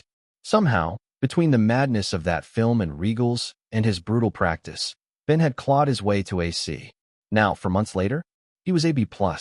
Regal blinked when he saw the report. That wasn't just improvement. That was hunger, determination. He hadn't even noticed it happening until it had. Name Ben Azalart. Traits cheerful, resilient. Acting grade C, B+. The role had been the last one left to cast. Regal had held off on it, undecided. And then Ben walked in for a separate audition, without a word, without ego, just this strange energy. Regal had understood immediately. Ben wanted this. He wasn't coasting. He was chasing it, and with everything he had. So Regal let the audition roll. No bias, no favoritism, just the work. And Ben earned it. Regal had been fair with his judgment. Sure, there were others who might have matched Ben Azalart's performance level. But just acting talent wasn't what Regal was after. Not anymore. Not in a project like The Hangover. He needed someone who could gel with anyone. Someone with a positive attitude, resilient under pressure, able to handle chaos without falling apart. Ben fit that profile exactly. He was someone Regal was sure wouldn't cause trouble down the line. And in this kind of production, that mattered almost as much as skill. Still, none of those things would have saved him if the acting hadn't backed it all up. But it did. And that is what made the decision easy. Ben would be playing Doug Billings, the poor groom who goes missing after getting left on the hotel roof all night. Ironic, really. The entire film revolves around him, yet he is absent for most of it. And then there was Keanu playing Phil Winneck, the true lead. The smooth-talking schoolteacher, confident, street-smart, the guy who takes charge when everything falls apart.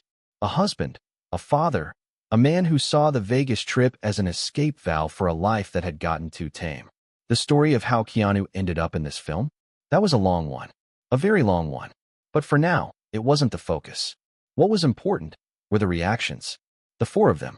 Their first moment together on set. The cameras weren't rolling yet, but the energy was thick enough to taste. They were holding the scene papers. Quiet. Focused. But the silence wasn't because of the scene. It was because of the argument exploding right in front of them. Regal and Ross. Even off script, it was a performance that demanded attention. No matter how much they tried, the four actors couldn't ignore it. Each of them reacted differently. Zach Galifianakis and Paul Rudd looked visibly uncomfortable. Shifting weight. Avoiding eye contact. Nervously glancing at the crew. Ben Azalart looked completely laid back. Like he was watching a mildly interesting rehearsal. Keanu Reeves? Calm. Collected.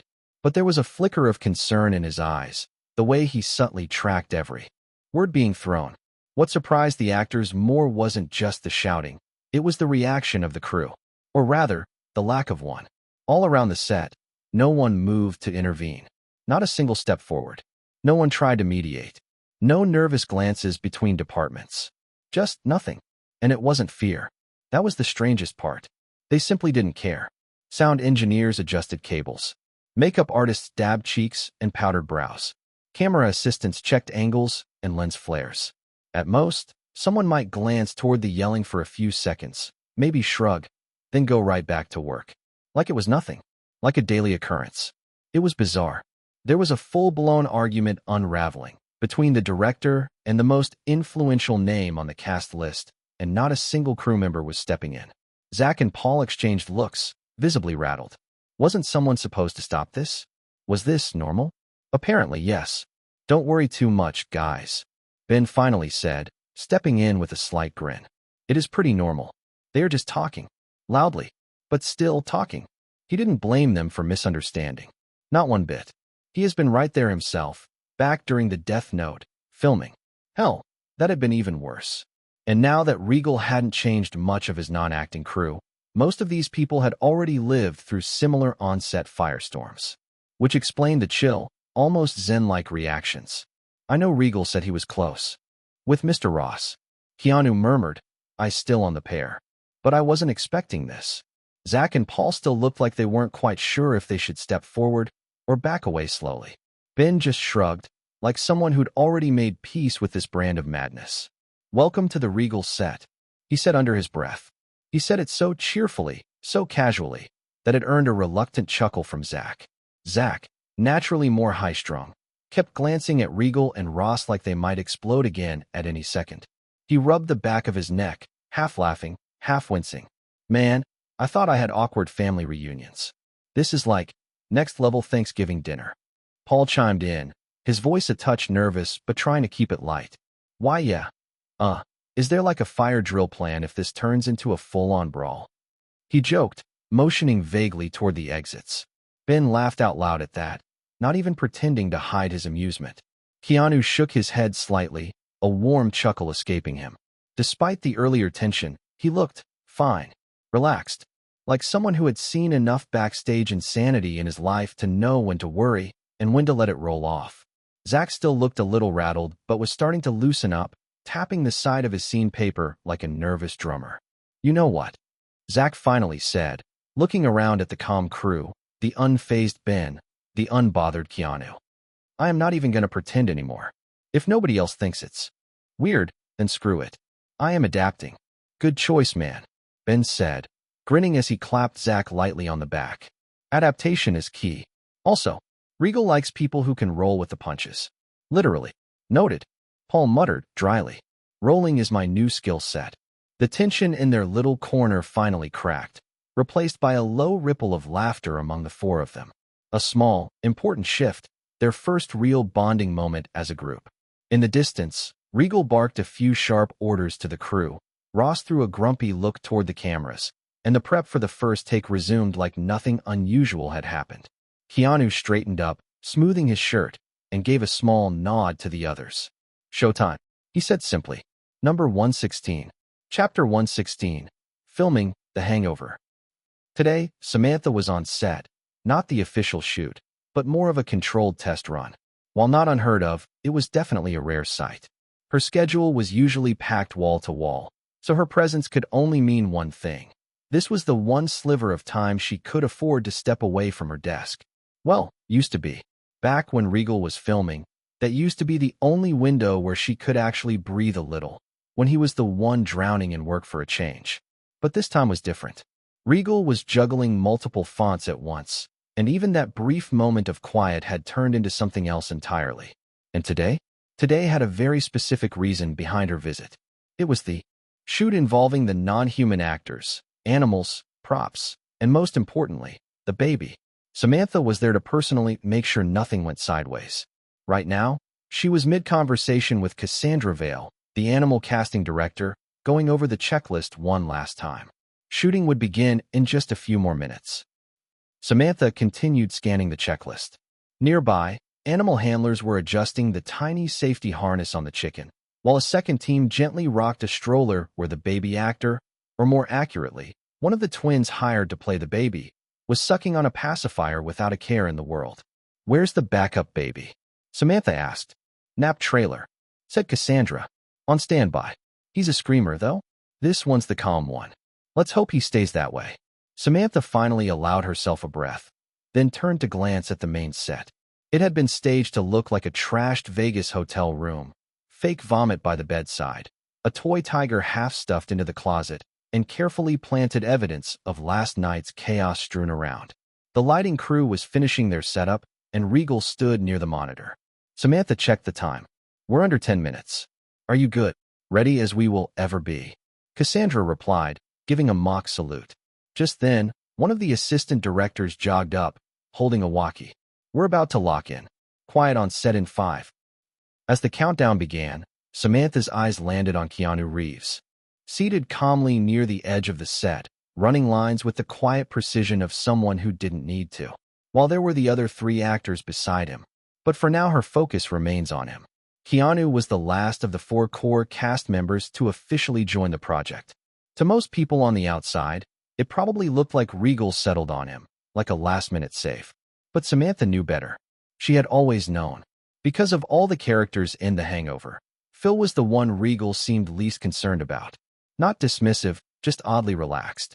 Where Alan had sent him into an obsessive spiral of rewrites and casting indecision, and Doug and Stu required weeks of auditions and chemistry reads, Phil had been untouched, delayed, unassigned. That had bothered her. Back when she, Simon, and Andrew were moving like clockwork under Regal's direction, scrambling to cast Stu, Alan, Doug, and even Chow, Phil remained this odd void. It nagged her, but she didn't push. By that point, she had figured Regal already had someone in mind. And he did.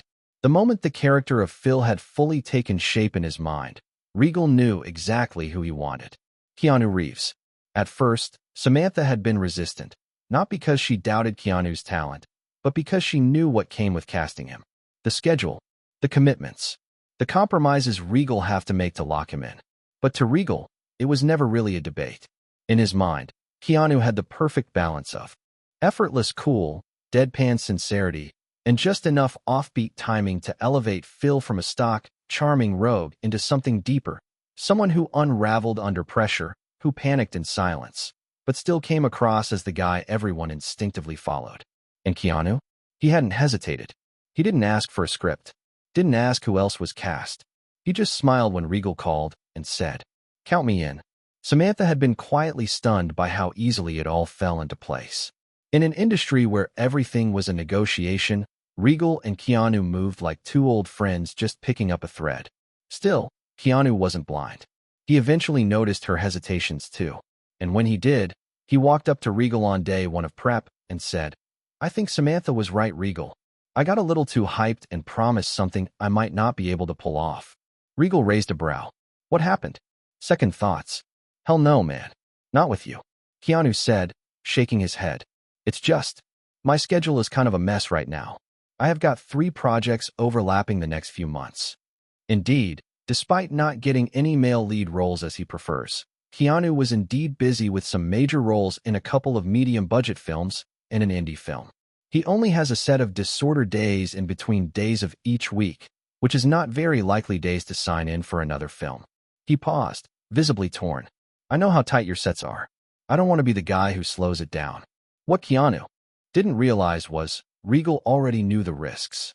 Every one of them. "I checked your schedule with Chris," Regal said casually.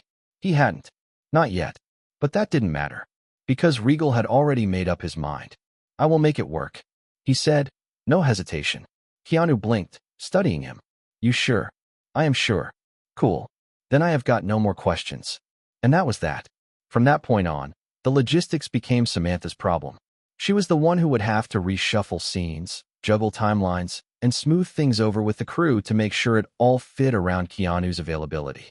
A quiet scramble behind the scenes, managed with her usual precision. But when all was said and done, Keanu Reeves was officially in. And for the second time in his career, he was teaming up with Regal. As for why Regal was so chill about rearranging the schedule, simple. Unlike his last 2 intense, precision-timed productions, Regal wanted The Hangover to feel like a vacation. No rigid constraints. No pressure. He knew once he stepped into the next massive machine, Harry Potter, or anything Marvel or DC related, he wouldn't get a chance to breathe like this again. And The Hangover? It was the perfect sandbox. Sure, he had informed a close circle of people that he was already working on the Harry Potter film. But the truth was, real pre-production wouldn't even kick off until The Hangover wrapped. As for Marvel or DC, that was another minefield entirely. Ever since, learning there were strings tied to Gwendolyn, strings he didn't fully understand yet, he had decided to keep his distance. No pushing, no overstepping. If Gwendolyn wanted to open that door, she would. Until then, it stayed shut. For now, all that mattered was one thing. Keanu was in. Phil was locked. And Regal had his chaos crew ready. Still, Regal plans to attend this year's Comic-Con are still the same. So what was he planning to show at the event? Well, it was Comic-Con. Comics were the theme, after all. Regal's plan was simple. A short comic art teaser of Harry Potter, paired with a few CGI concept shots to showcase the world building, how magic looked, how Hogwarts breathed, how cinematic the whole thing could feel. It wasn't a production preview. It was a vision pitch. What he wanted was clear, to put his vision out there and draw the right eyes. Studio heads, investors, collaborators. Because truth be told, Regal had no intention of producing the entire Harry Potter series himself, not like his other films. He didn't need to, and more importantly, he didn't want to. He wasn't going to spend the next decade tied to a single franchise. He would direct the first film, set the tone, then hand it off to someone he trusted. Let the world expand without him needing to hold the wheel every step of the way. As for funding, he wasn't chasing that either. He already held the adaptation rights in his hands, which meant the studios would come to him. The writing gig alone, penning every script, would pay him more than enough. And that was the goal. Use the Harry Potter deal to fund everything else. The Marvel slate. The original ideas. The dreams that didn't come with built-in fan bases. In the end, all these things won't begin until he announces officially. And once he did it, there will be no pause. So until then, he simply wants to relax. Once The Hangover completed its pre-production, things started to move, slowly at first, then all at once. With the core cast locked in and the script polished to a gleaming, absurd brilliance, Regal and his crew eased into filming. Nothing too complex in the beginning, just montage shots. The kind of scenes that didn't need dialogue, just movement, mood, and a camera that knew where to look. And then came that day, the kind that started before the sun even had a chance to think about rising. By 6:45 a.m., the crew had rolled up to Caesar's palace. The real one. Its massive columns still cast sleepy shadows over the drive up as the team quietly unloaded gear, yawning into coffee cups and checking call sheets under flickering lobby lights. Caesar's palace was majestic, gaudy in all the right ways, a perfect mix of opulence and over-the-top Vegas charm.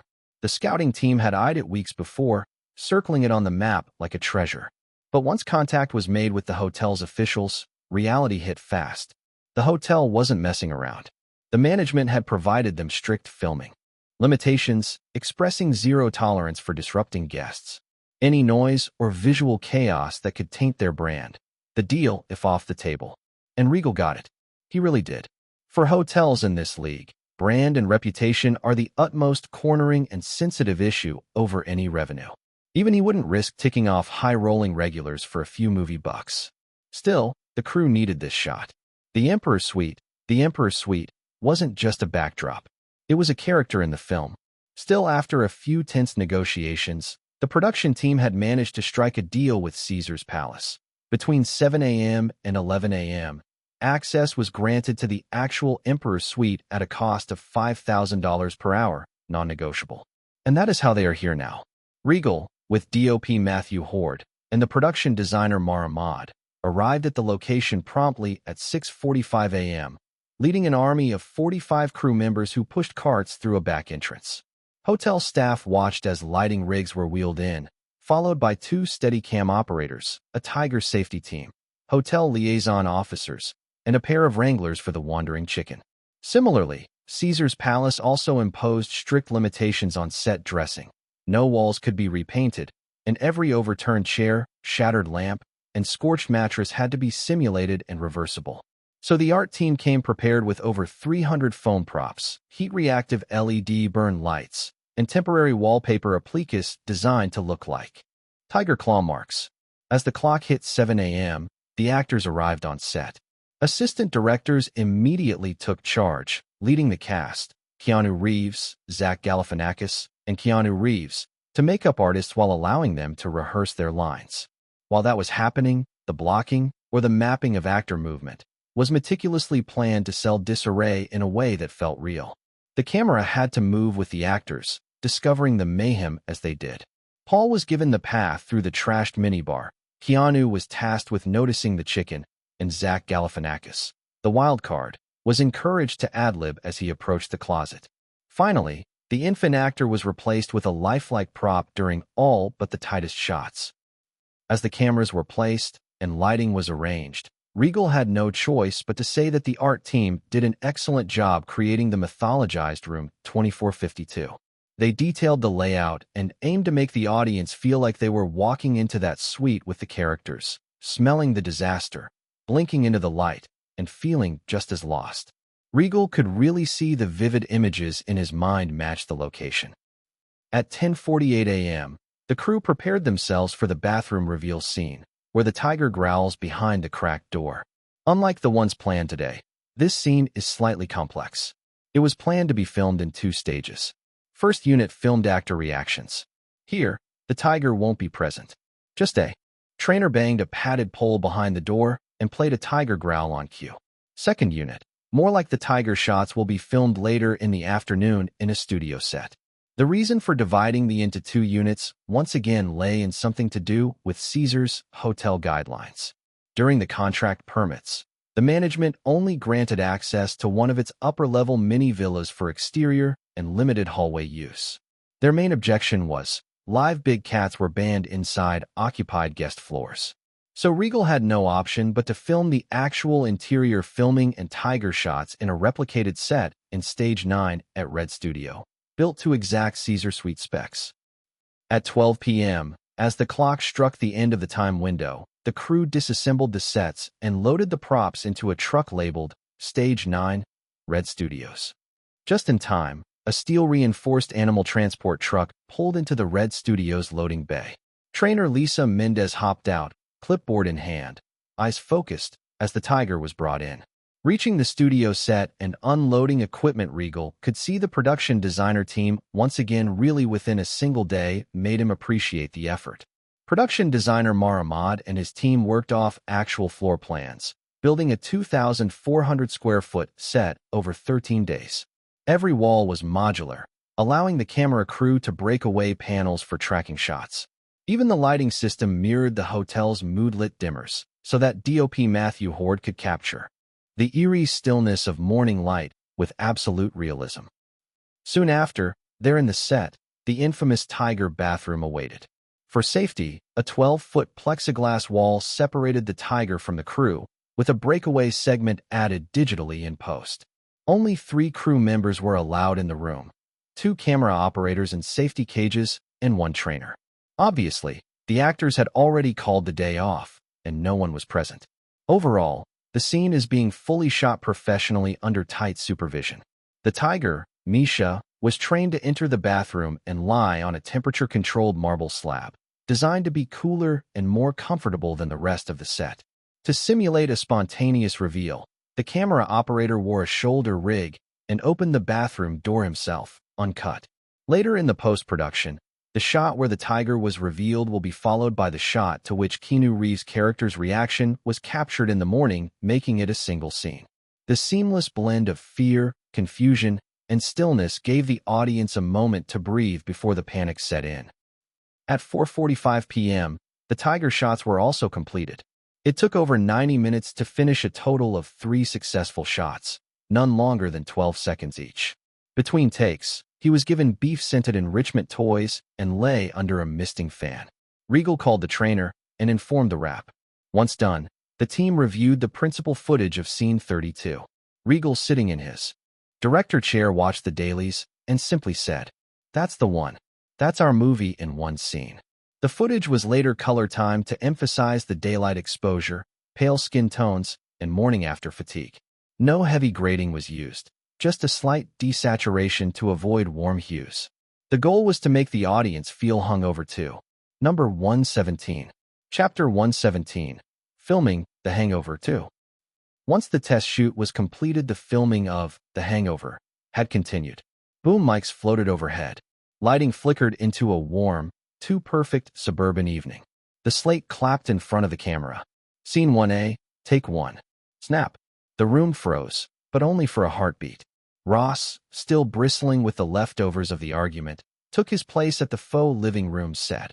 A cushy beige couch, framed family photos in the background, and a half-empty coffee table where the characters were supposed to gather before their fateful Vegas trip. Keanu, Paul, Zach, and Ben shuffled into position nearby, scene papers hastily tucked away, each man slipping into the skin of his character. For a breath, there was a strange, silent agreement between them.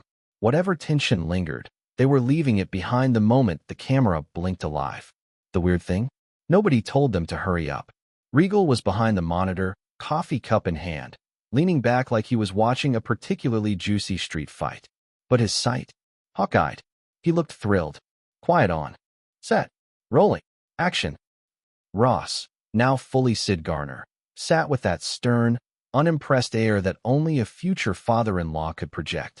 Doug, Ben, in character, sat upright on the edge of the couch, nerves practically buzzing out of him, pretending to sip from an empty coffee mug. Across from him, Zach slumped lazily in an armchair, scratching his temple, faking a distracted, vacant smile like Alan Wood, while Paul fidgeted beside him, channeling Stu's brittle anxiety. Keanu, standing at the back, leaned casually against the wall, arms crossed, a disinterested observer, pure Phil one neck. Ross started the scene. He gave Doug, Ben, the kind of look normally reserved for door-to-door salesmen and tax collectors. Ben, still clutching a fake coffee mug like it was a life preserver, nodded way too fast. "Why, yes, sir." Ross paused, stared at him for a long, painful beat, then added, deadpan, "Vegas will eat you alive, kid." Zach, who was supposed to be quietly listening, suddenly let out this weird puffed noise, trying not to laugh, but it came out sounding like a balloon deflating. Paul, trying to cover for him, faked a cough and accidentally karate chopped the side table, sending a prop glass of orange juice wobbling dangerously. Keanu, leaning against the wall in full Phil one neck mode, didn't move a muscle, just narrowed his eyes like a man watching a house slowly catch fire and wondering if it was worth saving. Ben, bless his heart, played it straight. Wide-eyed and innocent like Doug was auditioning for sainthood. Ross, keeping his poker face, turned dramatically toward the invisible Tracy, an off-camera extra playing Doug's fiancée, as if to say, "You sure about this disaster?" "Cut. Good. Not great." Regal called out cheerfully, standing up and clapping his hands. "Reset. Reset. Also, Paul, I love your improv choice. Keep it up." Paul blinked. "That wasn't a choice, bro." Regal grinned wider. "Even better." The actors shuffled back to their marks, laughing under their breath. Ben was the first to crack. He leaned into Zach and Paul. "Dude, the orange juice almost took you out. That would have been legendary." Zach wiped imaginary sweat from his forehead. "Bro, I saw my life flash before my eyes. And it was mostly bad stand-up gigs." "Shut up," Paul said, half mortified, half laughing as he adjusted the fake glass back onto the coaster. "I wasn't trying to improv, man. I almost destroyed the set," he muttered. Keanu chuckled slowly, stepping closer and offering a casual thumbs up. "You guys look natural. That is what matters." Zach leaned in conspiratorially. "Yeah, natural disasters maybe." Ben slapped his shoulder lightly, laughing. "Hey, better a natural disaster than a boring scene." But he didn't storm off or bark at them. Meanwhile, Ross sat stiffly on the couch, watching all of them like a substitute teacher stuck with a class full of gremlins. He was still in his grumpy Sid persona, or maybe he was just naturally annoyed. He opened his mouth, paused, then just shook his head and muttered under his breath, "This generation is doomed." "All right," Regal called, bouncing on his heels. "Scene 1A, take 2. Feel free to improv, guys. If you break the set again, just make it look intentional." He shot a cheeky wink at Paul, who groaned dramatically. The non-acting crew barely glanced up. They had seen weirder. Hell, in fact, they truly believe if someone accidentally set a prop turkey on fire during rehearsals, and Regal's only comment had been, "Nice lighting, keep rolling." The camera rolled again. The actors slipped back into character, slightly looser, a little wilder, like they were finally starting to understand what kind of movie they were really making. Not just a comedy, a beautiful mess. And somehow they all knew. If they messed up, if they slipped, or improvised, or completely blew it, Regal would probably just laugh, yell "print it," and call for a retake.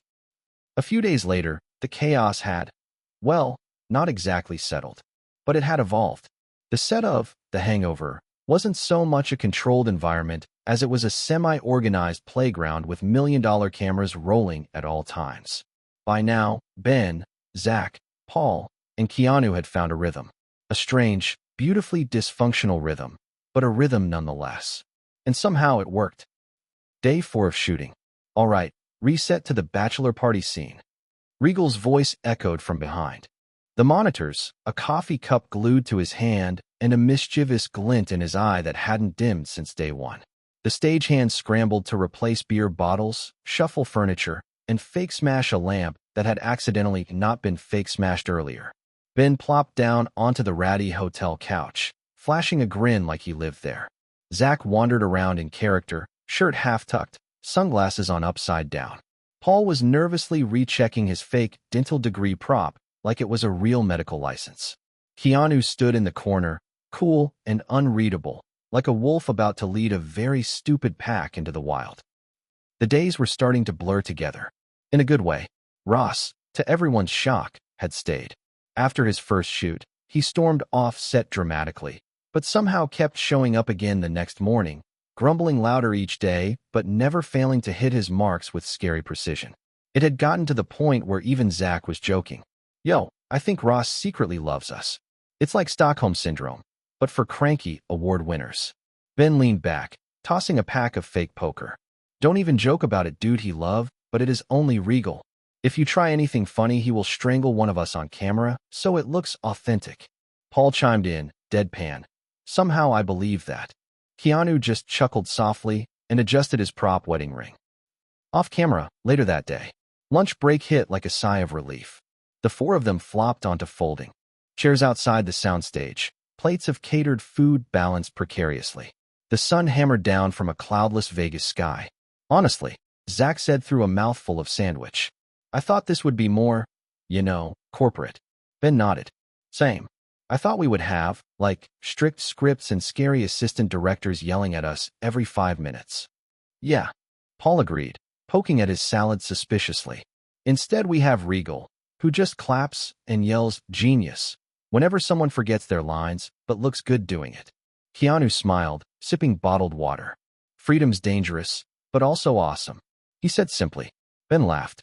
They all clinked their water bottles together in mock cheers. Somewhere across the lot, they heard Regal laughing uproariously at something. Probably another blown take. Probably loving every second of it.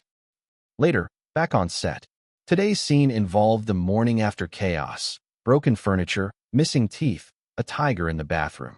Ben, still in full Doug mode, wandered around dazed. Zach leaned into every absurd moment like he was born for it. Paul was so convincingly panicked that even Regal believed that he might have actually broken his teeth for the movie. Thought Regal wouldn't have minded if he really did that. And Keanu. Keanu delivered each line with that effortless, razor-sharp coolness that made it seem like he wasn't acting at all. Ross, lurking off to the side of the set in a director's chair he had unofficially claimed, just muttered under his breath. Idiots. All of them. But there was no real heat in it anymore. If anything, he sounded almost proud. By the end of the week, the cast and crew were working like an improv comedy troupe armed with a $60 million budget. Mistakes aren't mistakes anymore. They are material. And Regal? He couldn't be happier. Every flub, every improvised insult, every broken prop that nobody planned. He wanted all of it.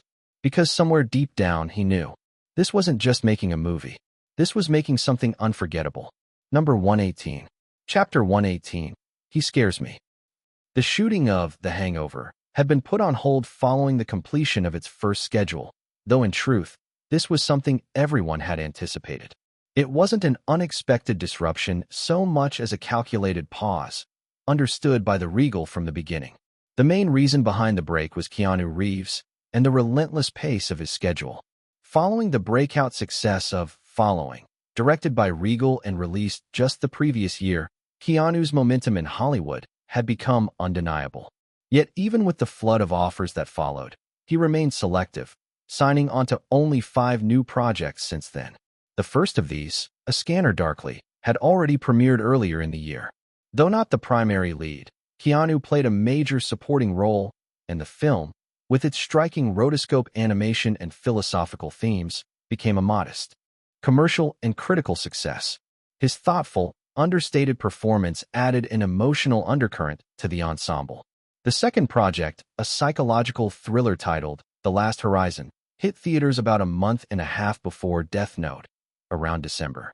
Unlike A Scanner Darkly, The Last Horizon faltered at the box office, failing to meet expectations despite an aggressive promotional campaign. However, critics singled out Keanu's performance for high praise, highlighting his haunting intensity and magnetic screen presence as one of the film's undeniable strengths. At present, Keanu was simultaneously working on 3 major productions. One was Driftwood Cross, a grounded action drama set in a windswept coastal town, where he played the lead, a disillusioned former soldier drawn into a web of corruption and personal redemption. Driftwood Cross was already deep into filming and edging toward completion. Early industry whispers suggested it could be a quiet, crowd-pleasing hit, with Keanu's gritty, emotionally charged performance drawing special attention. The other project was The Hangover, where Keanu took on a critical supporting role, bringing a sharp, unpredictable energy to Regal's unconventional ensemble comedy. While The Driftwood Cross had been signed shortly after The Last Horizon, The Hangover dropped into his schedule out of nowhere, just recently meaning. Now, with The Hangover officially on hold for a week, Keanu was balancing 3 active projects. Driftwood Cross was nearing its final days of shooting, while The Hangover, and a newly launched fantasy epic titled Evershade, had just begun principal photography. The reason for the break now is to finish Driftwood Cross and get ready for the release, and as a part of it. Right now Keanu is in a promotion. The interviewer leaned forward with a grin, a glimmer of curiosity in his eyes. We've already covered quite a bit about your film, Driftwood Cross, the interviewer said, shifting in his seat. So if you don't mind, Mr. Keanu, let's talk about your latest project. You're teaming up with Regal again. And, well, it might be a bit off topic, but considering the noise his last film made, I have to ask, what's it like working with him? Keanu let out a quiet laugh, his eyes lighting up with amusement. Well, first of all, I don't know exactly what stories are out there, but I will say this, Regal. He scares me. The interviewer blinked, half laughing. Wait. Scares you? Keanu nodded, surprisingly serious.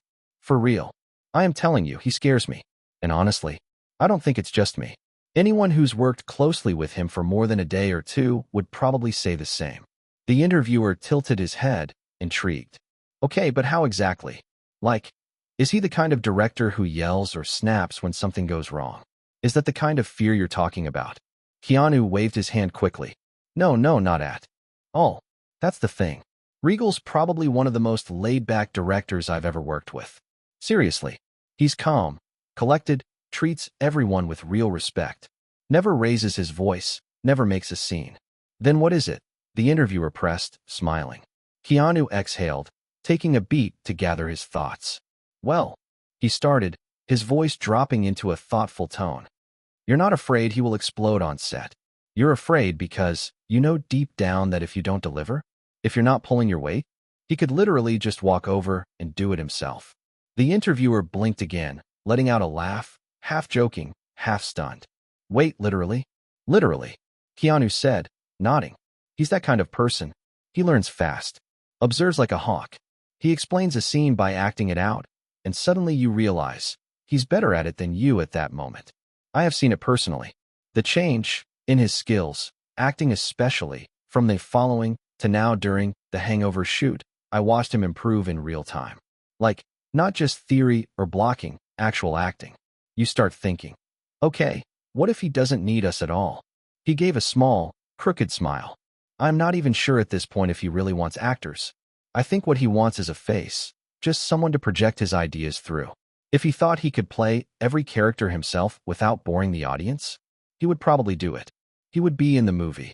And that's Regal. He finished simply. Regal Seraphsail. The interviewer stared at him for a beat, scribbling furiously. That's kind of terrifying, yeah. So he's the kind of director that keeps everyone sharp, whether he means to or not. Keanu shrugged a little, the ghost of a smile crossing his face. Yep, but here is the thing. He added, leaning forward slightly. He doesn't do it to be cruel. He does it because he knows what he wants. And if you are not giving it, he will find someone who will. But if you are on point, he is the first to back you, push you further, make you better. The interviewer nodded as he scribbled into his notebook. Interesting. Now, speaking of Regal knowing what he wants, there's been quite a bit of noise around the marketing campaign for Death Note. The anonymous letters, the broken website launches, the Times Square countdowns. He paused, leaning in. Some people are calling it reckless. Others are calling it brilliant. What's your take? Keanu's smile widened, but his eyes sharpened. The whole Kira is watching campaign. He said, tone light, but measured. That was all Regal, wasn't it? The interviewer nodded. His concept, yeah? But a few critics have really gone after it, saying it's manipulative, that it toys too much with real-world panic, that it blurs the line between fiction and ethics. How does Regal react to that? Keanu folded his hands and looked at them for a moment. You know, most directors I've worked with, they get defensive when people tear into their ideas. Regal doesn't. He just listens. Not passively, either. He absorbs everything. Then he'll say something like, okay, So we went too far. But did it move you? Did it make you look twice? Did it make you care? And suddenly the room's quiet. The interviewer gave a lopsided smile. Well, he's not wrong. Keanu leaned back slightly. That's the thing. Regal's not trying to please everyone. His goal isn't comfort. His goal is to make you feel. Whether that's discomfort, awe, tension, even outrage. Because in his mind, a strong reaction means he did something right. The interviewer nodded, jotting down notes. Fair point. But just one more thing. The Golden Globes speech. The weirdly timed talent show clip. Some people say he's just chasing headlines now. That he's more showman than storyteller. What would you say to that? Keanu laughed under his breath. That Golden Globes speech? That was pure Regal. Didn't mention the film once. Didn't thank anyone the way you're supposed to.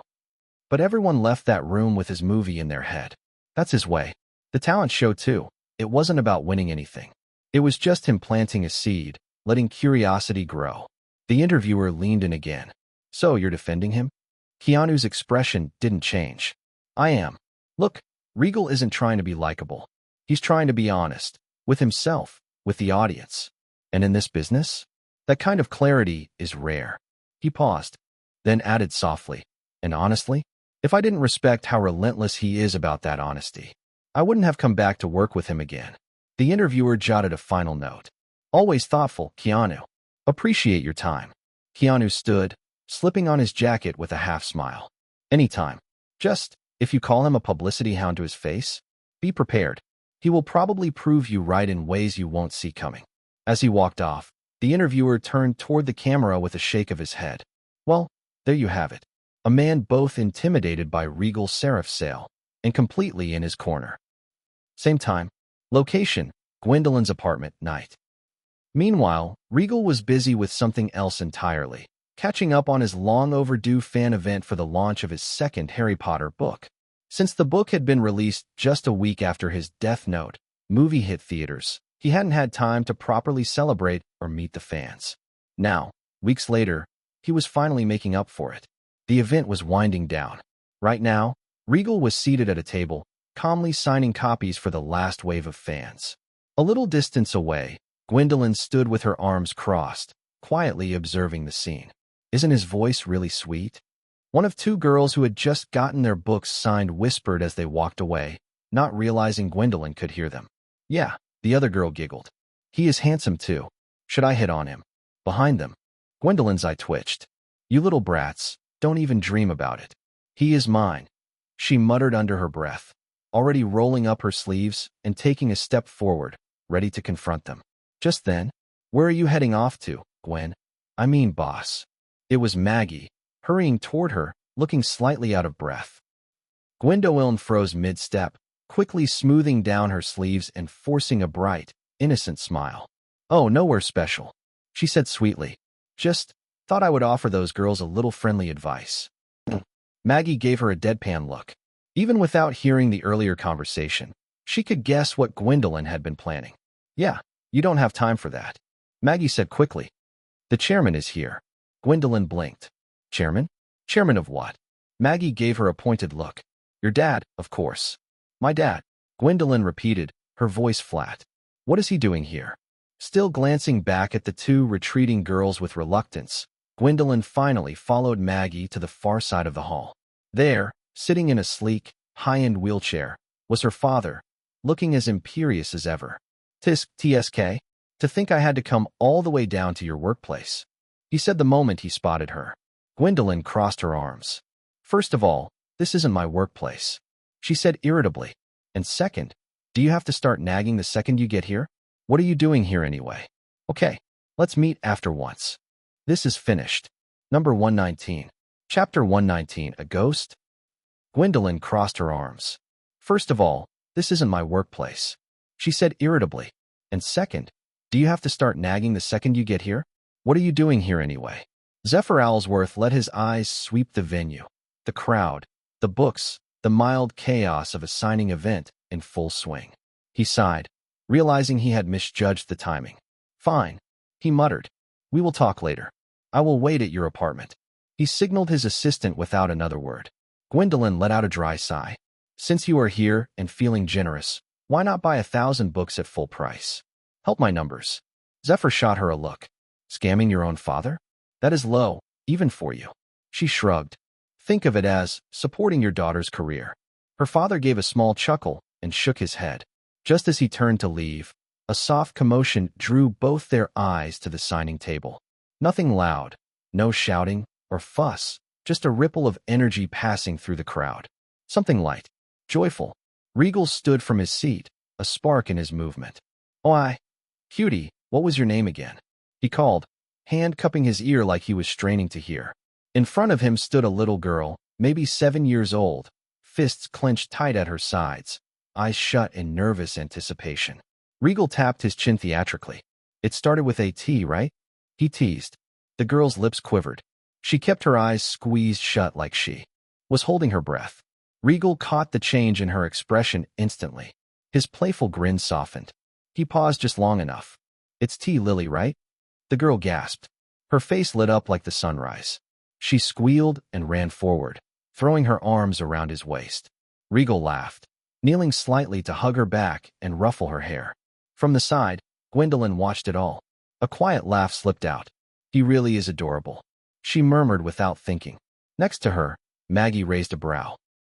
Gwendolyn blinked, realizing what she had said. She cleared her throat, awkwardly straightening her coat as if that would erase it. Her father, still watching from his wheelchair, leaned back slightly. Eyes narrowed with a glint of reluctant admiration. "That guy," he said, almost to himself. "He has got presence." His gaze lingered on Regal.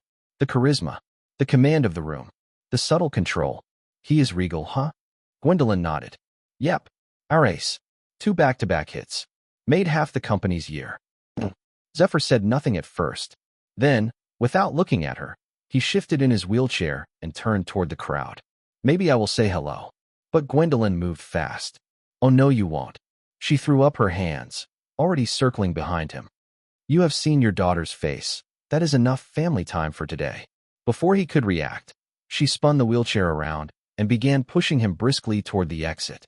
Maggie and the assistant scrambled to follow, trailing behind them like ducklings in a rush.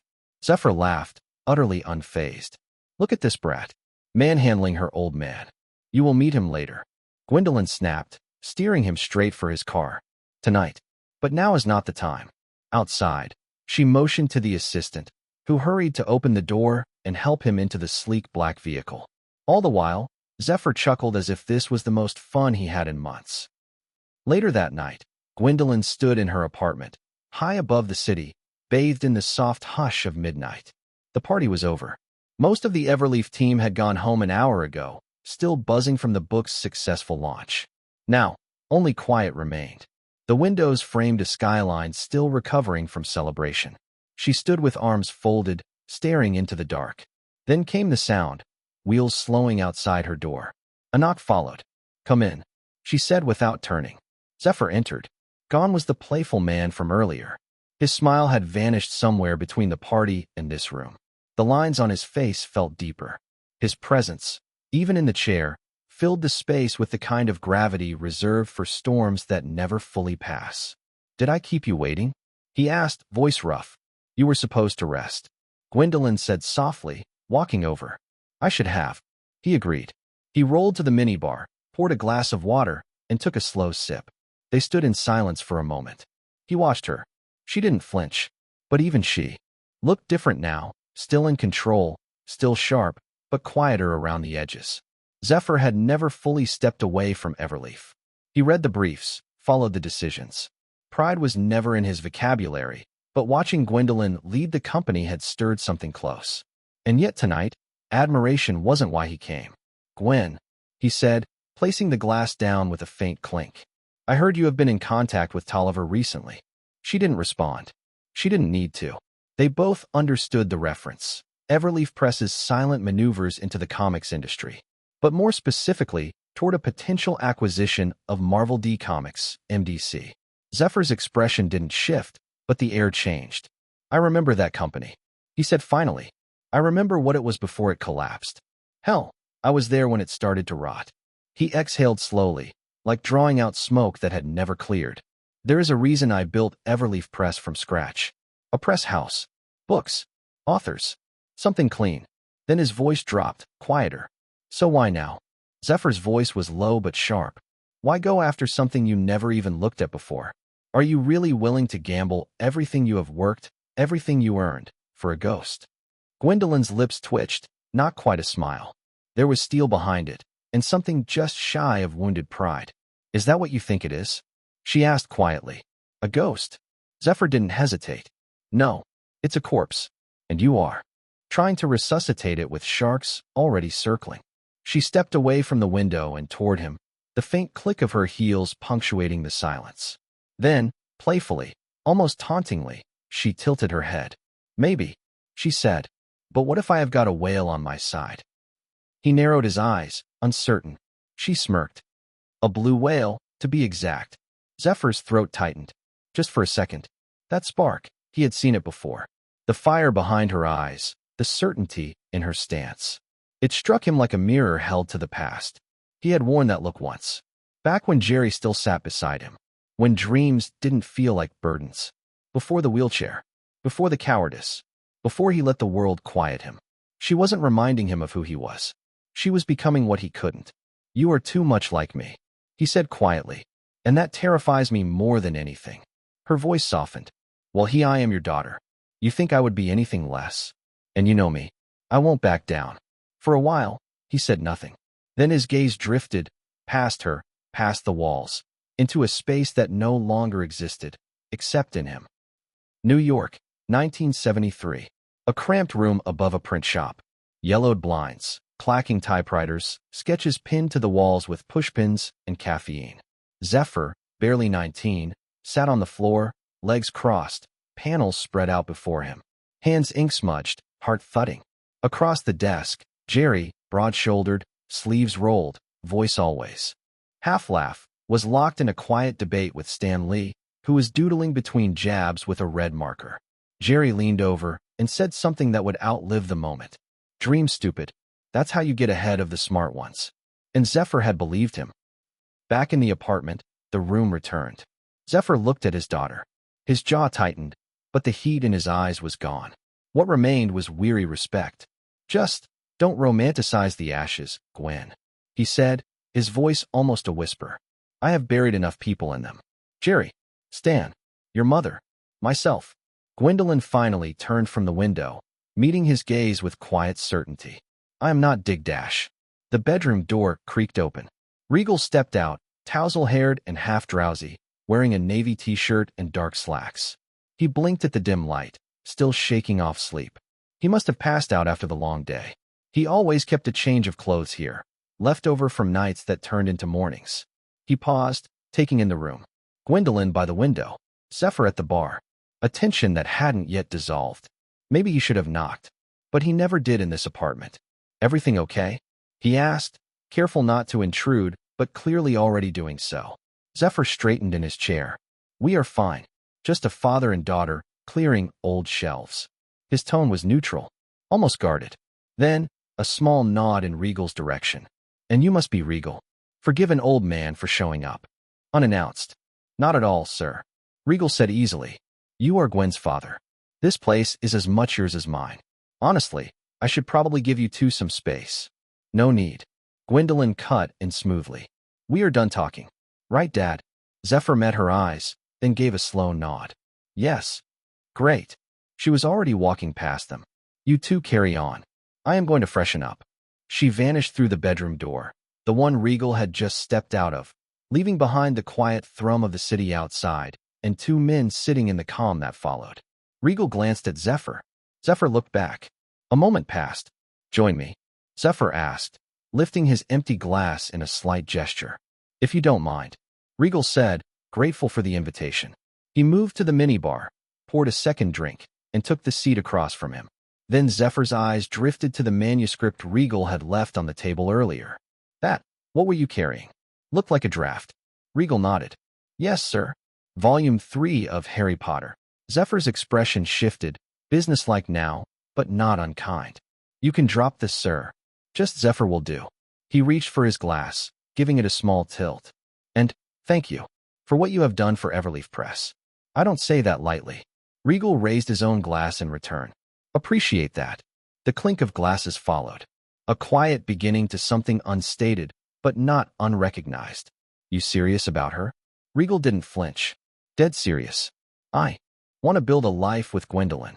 And if it matters to her, it matters to me to have your blessing. Zephyr didn't answer right away. Just looked at him, long enough to make most men sweat. Then he leaned back, exhaled, and his lips curved, faintly. I doubt she cares much about my blessing, to be honest. That earned a quiet laugh from Regal. Maybe not. But I do. Zephyr smirked, just a little. She is like her mother that way. Hard-headed. Don't ask for permission. Don't wait for it either. He poured another round, this time without asking. Regal slid his glass forward wordlessly. I still own 5% of MDC. Zephyr said, as if mentioning the weather. Used to have more. Was told to sell most of it. Walked away from the rest. Regal didn't interrupt. Zephyr continued, his voice low. Before I hand those last shares over to Gwen, she needs to prove something. I need to know she can take something on her own. Not inherit it. Not borrow it. Regal didn't hesitate. I don't think it's Gwen who needs to prove anything here. It's me. Zephyr tilted his head slightly, eyes narrowing, not with suspicion, but interest. It's the same thing. He said, you prove you are worth her trust, and that will be enough for me. A beat passed. Regal's voice was calm, clear. Then we are aligned. We have a deal, Zephyr. Zephyr didn't smile, but something in his expression softened, just slightly. A flicker of something older than pride. Maybe memory. Maybe regret. Let's see if you can hold up your end. Number 120. Chapter 120, A Hollywood War. After a week, Regal's phone buzzed violently across the glass table, the name flashing. John Wick. He answered it, not even getting a hello in before. Regal, you goddamn fucker. Keanu's voice exploded through the speaker. How the hell do you skip my movie premiere? I will fucking remember this, you hear me? Regal calmly pulled the phone away from his ear. Let the yelling soften into distant, angry muffling. He waited a beat, brought it back to his face. You done? No, came the furious reply. Wait, you aren't ignoring me, are you? Yeah, I am listening. Regal said flatly, stretching his legs on the couch. There was a pause on the other end. Faint shuffling. Maybe someone had walked into the room with Keanu. TCH, whatever, Keanu muttered. Look, just watch the movie. Tonight. No bullshit. Then call me. And if you don't tell me what you think by midnight, I swear to God, I will kill you. Got it. I am serious. I know. Midnight. Yes, Keanu. Click. Regal tossed the phone to the couch cushion beside him, then leaned his head back with a long exhale. Midnight review, or death. He smirked. It had been a week since Regal met Gwen's father, a meeting that still lingered in the back of his mind like an unfinished scene, half-scripted and full of implications. He had just over 2 weeks left before he was expected back on The Hangover set. The clock was ticking. Deadlines, production windows, actor schedules, all balanced on a knife's edge. And yet, today wasn't about any of that. Today was about Keanu. The film had just dropped. Word was already spreading like wildfire online. Critics didn't know what to make of it. Audiences were intrigued. But Regal hadn't gone to the theater. He wasn't scrolling through reviews. He was sitting alone in his office, quiet, focused, staring at something no one else in this world could see. A faint flicker hovered in front of him. The translucent, futuristic blue panel, his system interface, waiting. He inhaled, exhaled, then whispered, time to use it. Items. Title token X1.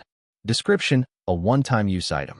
The user can redeem this token to unlock the full set of a series, including all available parts under the same title.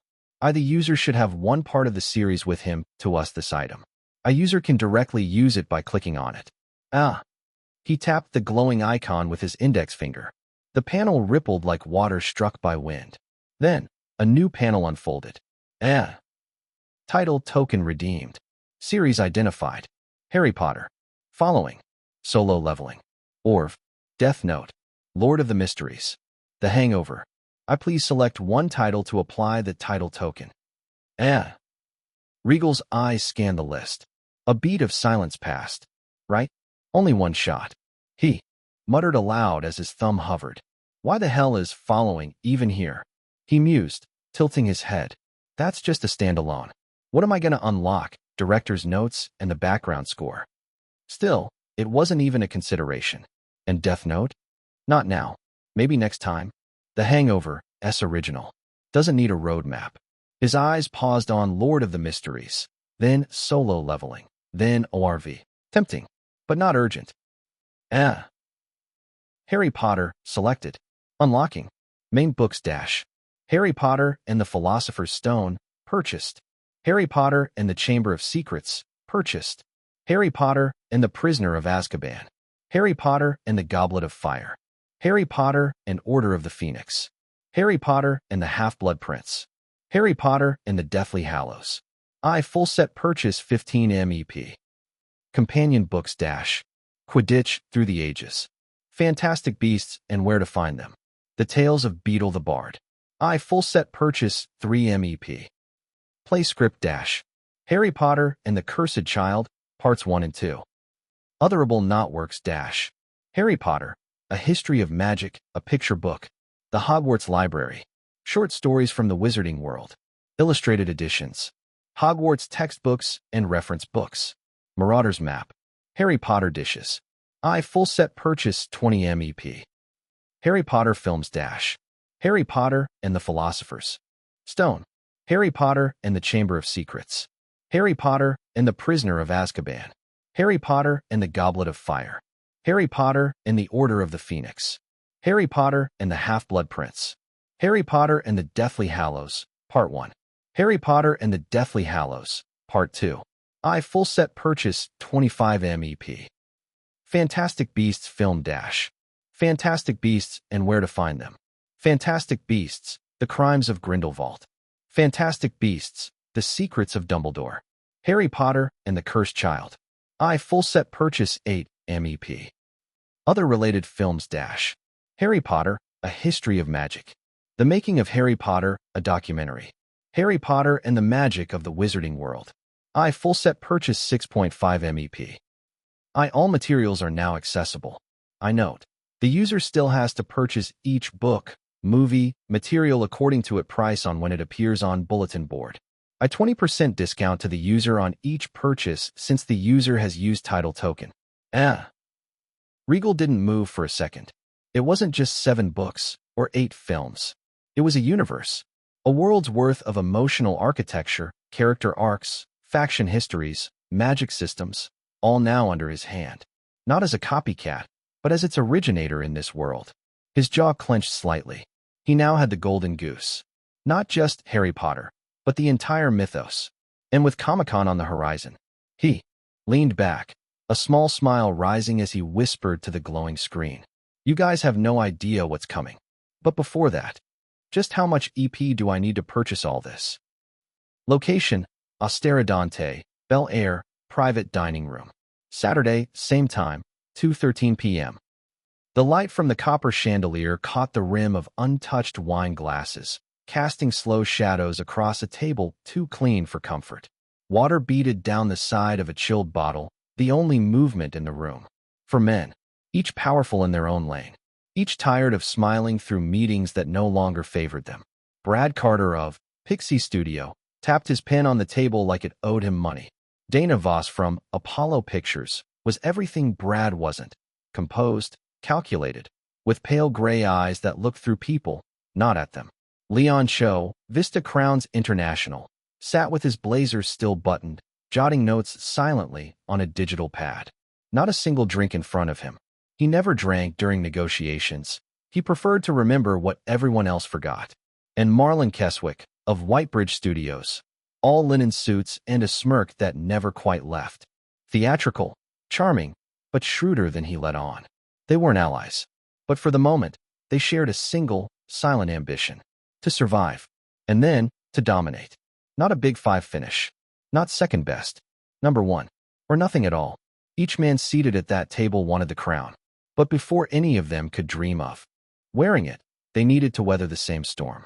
Regal Seraphsail. They had talked circles around a dozen issues that afternoon. Budgets, market shifts, overseas pipelines. But somehow, everything kept coming back to him. Brad was the first to break, as expected. Impatient. Wound too tight. Regal. He is an annoyance. More than we accounted for. Marlon sipped his Pellegrino. You say that, like he is the first guy to make a surprise hit. Calm down, Brad. Brad's teeth clenched. Don't call me Brad like we are friends. I passed on following, remember? You know what it did after that. Or should I draw you a graph? Leon didn't look up. You passed on it because it broke every rule we all banked on. No cast, no hype, no campaign. You thought it would sink. Instead it floated. And now you are drowning in your own call. Brad scoffed. No, I did think it would sell, sure. But it didn't just sell. It soared. Beyond what it was even built for. He leaned back. That wasn't a misjudgment. That was him overshooting and somehow landing on the moon. So you are angry he got where he aimed? That he succeeded where you thought he shouldn't? Leon said flatly. Dana, who had remained silent until then, finally stirred. Enough. Let's cut the self-pity. This isn't about bruised egos. It's about the line he is crossing. Marlon gave a soft, knowing laugh. Sure it is. Sounds a lot like ego from where I am sitting. Dana didn't bite. He has sidestepped the entire machine. Twice. Now with the hangover. And what does he do? He waves the project in front of all our studios. Not because he needs us, but to play us against Red Studio. We were leverage. Nothing more. A slow pause followed, the weight of that truth settling in the room. He never intended to partner. Dana went on. He knew exactly how far to push before walking away. Got the deal he wanted without ever opening the door. And we let him. He didn't need to say it outright, but the sting was clear. We were used. And the worst part, Dana added, voice low now. Some of us even considered giving him what he wanted. That doesn't sit well with me. The silence that followed wasn't agreement. It was wounded pride, shared and unspoken. Because in the end, no matter what they called it, strategy, precedent, disruption, this was about one thing. Ego. And Regal had just outplayed theirs. Leon added, he is making kids think they can skip the power ladder. Self-produce. Control their rights. Launch from nothing and still make noise. Marlon leaned back, fingers laced over his stomach, voice smooth like a blade slipping from velvet. So what? We crush him? Blacklist the boy like it's 1955? When it isn't. Dana didn't answer, but the look in his eyes was dangerous. Marlon let out a slow chuckle. Or we get smarter. That golden goose. I say we don't kill it. I say we teach it to lay for us. Dana frowned. You are saying we partner with him? I am saying we offer him power, but with a leash. We give him the money, the reach, the platform, but on our terms. Frame it like freedom, but slip in the reins. Brad scoffed. He would never go for that. The words came bitter, certain. Not just prediction, conviction. He and Regal couldn't exist under the same sky. Not as equals. Not as anything. To Brad, Regal's downfall wasn't just inevitable. It was necessary. And more than that, it was within reach. Within his reach. Brad scoffed. He is not that knave. Then added, voice hardening. And even if he agrees, he will find a way to screw us from the back end. That kid's a snake in auteur's skin. He muttered under his breath. Not like his father. Leon shot him a look. Easy, Brad. You are really getting personal with this again. Marlon smiled. He might just bite if the illusion is good enough. If it looks like we are conceding to him, let him think he is breaking into the castle, while we hand him a gilded cage. Leon said nothing for a moment. Then quietly, you want to sell him the system disguised as revolution. Marlon's grin widened. Something similar. Dana folded his arms, unreadable. And if he smells the trap? Marlon's voice dropped a note. Then we make sure the trap smells like gold. A silence passed. He wasn't joking, and they all knew it. Something darker passed between them, an unspoken acknowledgement that this wasn't just strategy. It was a war. A quiet war. A Hollywood war. And the name on their dartboard had just been circled in. Red. Number 121. Chapter 121. It's going to be a bloody bath. It was a war. A quiet war. A Hollywood war. And the name on their dartboard had just been circled in red. Obviously, it was regarding Regal's recent actions.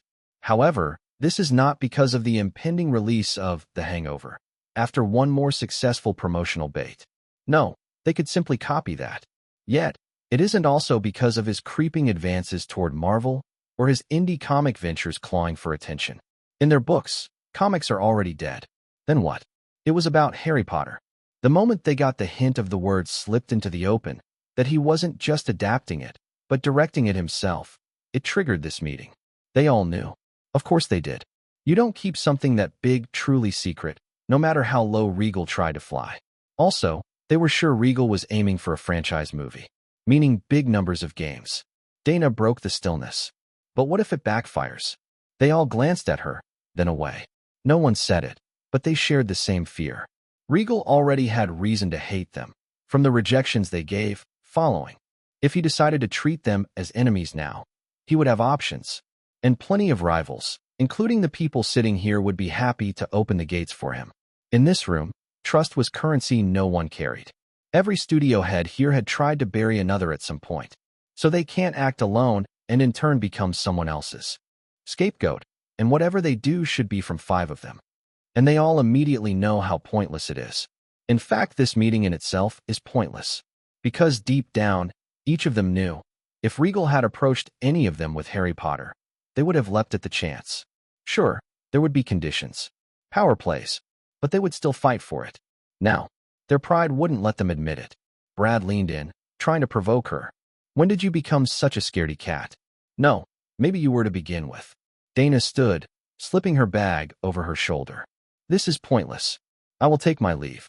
Leon finally looked up from his tablet. Let's not make it personal. We all know the truth. If he comes knocking, every one of you will grovel, some louder than others. What I want to know is, how far are you willing to crawl? Because judging by the silence, you are all waiting for someone else to make the first move. Marlon gave the faintest smirk. Look who's talking. I guess you are still pissed he rejected to direct your Power Ranger-esque film. Brad slammed as it was getting out of topic. Enough. This isn't the time for jabs. Marlon didn't flinch. Brad, you sound desperate. Why are you so eager to crush a bug? Starting to think you are scared of what he might become. Honestly, you seem pathetic to me. That earned a few dry laughs. Genuine ones, but edged. None of them said it aloud, but the truth hovered like smoke. They didn't really believe Regal could pull it off. Or maybe they don't care even if he could, because no matter what he did, they were sure he couldn't overpower their decades of work. So they don't care. Not really. Not after decades of dominance. Not in a town they had ruled like emperors. Hollywood didn't shift without their nod. And yet, beneath the polished wood of that boardroom table, something stirred. Just the willingness to actually come together meant one thing. They are at least wary of Regal's future potential. And that was enough to raise a flicker of doubt, an edge of unease. Yet that is all. He is still a brat in front of them. Location, Red Studios, Executive Conference Room. Monday, 2 days later, 10:41 a.m. The blinds were halfway drawn, letting in strips of sunlight that crossed the polished table like prison bars. The walls were lined with concept art from recent hits, but none of Regal's. His films were handled too independently for studio-branded flair. Inside sat 6 people, but only 2 voices mattered. Deontay Maravich, the president of Red Studios. Pete, mid-40s, and currently slightly anxious. He sat with one leg crossed, a tablet in hand, phone buzzing with updates. The kind of executive who knew the temperature of the industry before the thermometer even moved. Maravich spoke first, voice quiet but heavy. Pexi, Vista, Apollo, Whitebridge. Same room. A pause. Then, and no seat for us. Pete gave a small nod without looking up. Confirmed. Source says Brad Carter initiated it. Maravich's brow twitched. Brad Carter of Pexi? Pete stopped scrolling. You think this is about Regal? The both of them know the history between them, but only to the extent Regal is aware of. It's the first step in working with something. But here he is partially betting on Regal, so it is only obvious that they note down the ins and outs of the people they had to deal with if they are working with him. Maravich didn't answer right away. Then he did, cold and clear. No, not Regal. Maravich said quietly. It's about us. He understood the rules of this game. Always had. The Big Five didn't share a table unless the stakes were existential. Or, occasionally, embarrassingly petty. But this was neither. This was a move. And a message. Red Studio wasn't welcome. We are the ones giving him wings. Maravich muttered. Post-team, rental gear, tax incentives. None of them touched him until we did. Pete looked up from his screen. So what do we do now? Pull out. Maravich's jaw twitched. No, we don't drop Regal. Not yet. He still had use. Regal's fire was lighting their path, for now. But if that flame sputtered, if he failed or misstepped, then cutting him loose wouldn't be an act of betrayal. It would be survival. Because once they backed off, wrapped up what they needed, and left him to burn, they would be safe. That's how the system worked. Regal would disappear, and everything would return to the proper order. So no, they didn't have much to lose. 2 or 3 films. That was scrap metal in the machine. Expendable. Maravich told himself Regal deserved to survive. If not for their sake, then for his own. A useful disruptor. A pawn with sharp teeth. But what he hadn't realized, what he had fatally misread, was that Regal wasn't a tiger cub still learning the forest. He was already full-grown, fangs bared, roaming, a predator in his prime, and not looking to serve the jungle, looking to rule it. Pete's voice broke the silence again, quiet but tense. Still, he is becoming too much. A long silence. Then Maravich spoke, his voice low, like something spoken at a graveside. He is, and he will only get worse. Another pause. Longer. It's going to be a bloodbath. There was an old saying in Hollywood. The world may change. The stars may fall. But the big 5 remain. Because even if a new player rose from nothing, their first order of business wouldn't be to welcome him. It would be to erase him. Only then would the old war resume. But for now, all 4 swords were pointed in one direction, and Regal stood alone at the tip. Meanwhile, across the city, Regal tapped out a message with his usual unhurried confidence, thumb hovering for just a second before he hit send. A movie date. Barely a second passed before the screen lit up with a reply. Gwen, pick me up in 20, and I will pretend to be surprised. He smiled, subtle, amused, then stood from his desk, grabbing his coat from the back of the chair. On the way out, he passed by his secretary's desk. Samantha, I am done for the day. You should clock out too. Samantha looked up from her monitor, startled. You sure? You have got 3. Tomorrow. He was already moving.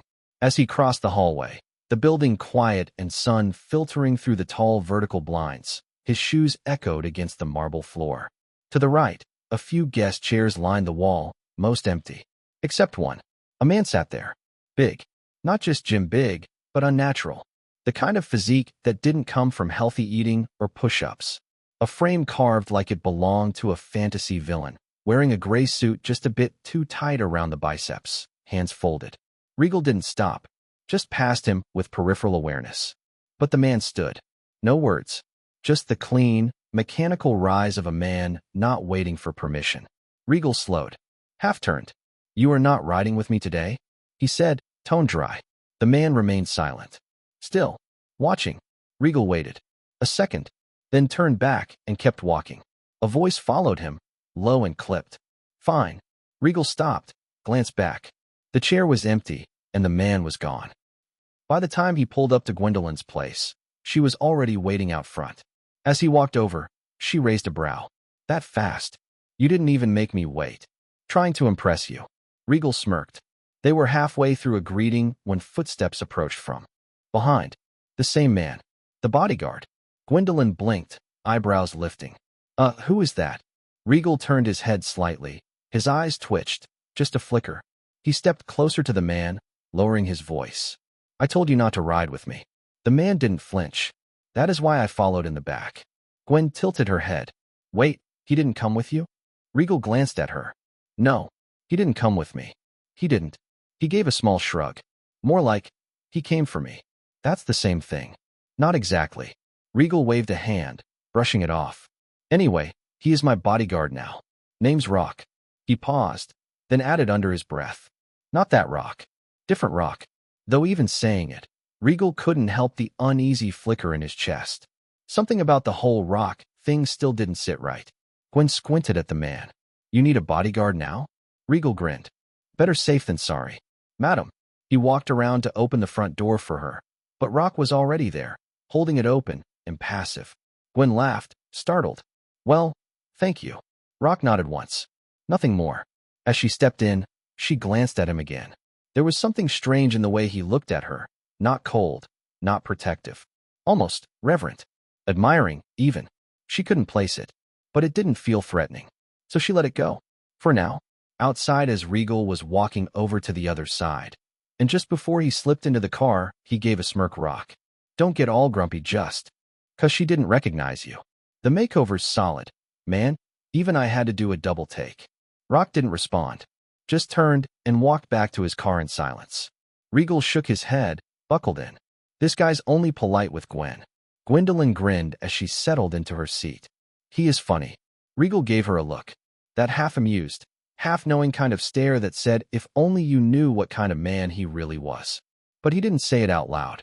There was a reason Regal had brought Rock in. Despite the rocky start, a few misunderstandings, and the total lack of charm. Because Regal could feel it. He wasn't safe anymore. Hollywood never had been. And never would be. Rock wasn't just a bodyguard. He was a signal. The first quiet step in Regal's shift toward real power. Not the kind won by deals or charm, but the kind you survive with. Because in this world, before you rise, you have to stay alive. And Regal was starting to see just how brutal the path ahead would be. 2 weeks later, Regal was calmly easing his way back into the hangover set, his mind already focused on tomorrow, the start of the second official shooting schedule. His checklist was half finished, notes scattered across his tablet, when his phone buzzed. Saren. It was his sister. He picked up without hesitation, only to hear a different voice on the other end. Hey man, it's me. It was Keanu. Got some bad news. And, sorry in advance. Regal's brows furrowed. You are still alive, right? Just checking. Of course I am, Keanu began. But his sister's voice cut in over his. Don't take forever, okay? My mobile bill is already overdue. A second later, a thud came through the receiver. Then Keanu again, wounded. Ow, why would you hit me? I am already hurt. Regal leaned back, shaking his head, a small smile tugging at the corner of his mouth. Yep, still alive, still dumb. All right. He sighed. Let's hear it. What happened? Number 122. Chapter 122. Do you think it's peaceful here? A month had passed since Regal's meeting with Gwendolyn's father, and a week since Keanu called, through his sister's phone. His voice, quiet, apologetic. Something was wrong. Within this time, behind the curtain, Gwendolyn continued maneuvering with MDC, steadily tightening the gears on the deal. But Regal? He hadn't resumed filming The Hangover. Not as planned. Or rather, he couldn't. The reason? Keanu, can you even kick that ball? Andrew's voice cut through the salty air with mocking ease, no sympathy behind it. His tone carried the same teasing bravado he had always had since the days of Following, their first film together. Keanu didn't flinch. He simply gave a half-smile, dry and laced with his signature deadpan cool. Maybe if the ball were on crutches. Regal stifled a chuckle. He strolled over and picked up the stray volleyball that had rolled near Keanu's folding chair on the sand. Wordlessly, he tossed it toward Andrew, who stood at the edge of the net with a teammate beside him. 2 others stood on the opposite side, already sweating under the soft, overcast light. Keanu sighed and leaned back, shifting slightly to accommodate the stiff, bandaged weight of his right leg, now held together more by pins and gauze than bone. Just wait, he muttered, a hint of fire beneath his otherwise cool tone. When I am healed, you are the first one I am spiking it at. It wasn't bluster. The injury had been no minor Hollywood mishap. Just a week ago, Keanu had taken his new Yamaha FZS 600 out for a solo ride. A sleek, black beast of a machine he had fallen in love with. But the danger hadn't come from speed. It came from a driver in the opposite lane, distracted. The sudden swerve left Keanu no time. His body hit asphalt at an unforgiving angle. The tibia and fibula in his right leg snapped in a jagged spiral, the kind of fracture surgeons grimaced at. The crash didn't just shatter bone, it shattered plans. Filming was undoubtedly halted, and Keanu, despite the pain, had spent nights sending apology after apology, his humility cutting deeper than any doctor's scalpel. Regal, never one to panic on impulse, remembered Andrew, who informed him about his plans to once again disappear to his now sweet vacation spot. Immediately, he asked the guy if he could bring some people over with, to which he agreed. Within a day, Regal postponed the shoot, alerted Red Studio, and booked 7 seats on a flight. 7 travelers. 4 of them were the core cast of The Hangover: Zach Galifianakis, Paul Rudd, Ben Azalart, and Keanu Reeves. The other 3? Regal himself, Andrew, and Rock. And brought them here, where the pines towered over the sea and the wind spoke in quiet absolutes. A place where broken bones and frayed nerves didn't feel like burdens. Just pauses. And for now, that was enough. Same day, evening. The horizon burned amber as the sun dipped beneath the cliffs of northern Malaysia, its last light gilding the waves in fleeting gold. The beach stretched empty and quiet, wind coiling around Regal's collar as he strolled along the coarse sand. His thoughts wandered until something interrupted them. A voice, low, measured, almost reverent. It's beautiful. The words brushed against him like mist off the tide. Regal's steps slowed. Japanese? He hadn't heard another soul for hours. And certainly not here, at the edge of nowhere. Without turning, he answered in the same language, his tone smooth, almost automatic. Comma, dot. It really is. A pause. Subtle, but palpable. You understood me? Regal smiled faintly and turned, half amused, only for his voice to catch mid-breath. Sitting on a crooked piece of driftwood was a man. Broad shoulders hunched slightly beneath a weathered jacket, posture relaxed yet alert. He stared at the sea, bald head catching the last flicker of dusk. Regal blinked. The resemblance was impossible to ignore. Nanami. He knew how ridiculous that thought was, and yet, there it was. The same composed air, the same quiet gravity. But not quite. This man was leaner. His eyes carried less weight. None of the bone-deep fatigue Regal associated with the fictional ex-salaryman. No scars or a curse-laced suit. Just serenity. And yet, the name floated up again, as if plucked from the wrong world and dropped into this one. I am Nanami, the man said, rising to offer a polite bow. His voice, deep, deliberate, articulate, matched the fiction far too closely. Sorry if I interrupted your thoughts. Regal hesitated, then extended a hand. Not at all. I am Regal. Nice to meet you. You speak Japanese? Regal chuckled, grounding himself again. Yeah, I learned it while working on a film last year. He wasn't lying. He had indeed started learning Japanese with his skill ever since working on Death Note. Nanami raised a brow, subtle, not exaggerated. You are surprisingly fluent for someone who just learned it. Comes with the job. Regal replied. Writer. Director. Nanami nodded once, considering. Hollywood. Kind of. Regal grinned. Taking a break with my team. And you? He added casually. What do you do? There was the faintest shift in Nanami's expression. A stillness, a pause. Like someone bracing before answering a question they had rehearsed 1,000 times and still hadn't found the right words for. I was a financial advisor. He said simply. Handled restructuring. Plans, debt negotiation. Helped clients, businesses, families stay afloat. Regal raised a brow. Sounds noble. Nanami gave a quiet, short laugh. It sounds that way. His voice wasn't bitter, just tired. But the truth is, the system is rigged to wear people down. Most of the time, all I did was delay collapse. Stretch pain into something slow and manageable. Some families thanked me. Others didn't survive the weight. He turned slightly toward the water, letting the wind brush against his face. His gaze didn't waver from the horizon. Eventually, I realized I wasn't saving anyone. I was just keeping them busy while they sank. Regal said nothing at first. He didn't have to. In Nanami's tone, he heard something heavier than defeat. It was the echo of someone who had carried too much, too long. And then, out of some cruel design of fate, had been forced to stop carrying it at all. Is that why you left? Regal asked, softer now. Nanami nodded. I didn't want to become numb to it. Better to leave when I could still feel something. There was silence. Regal let it stretch, not out of awkwardness, but respect. And when he finally spoke, his words came like a shift in the wind, gentle but deliberate. He looked back at the sea. Sometimes helping doesn't mean saving.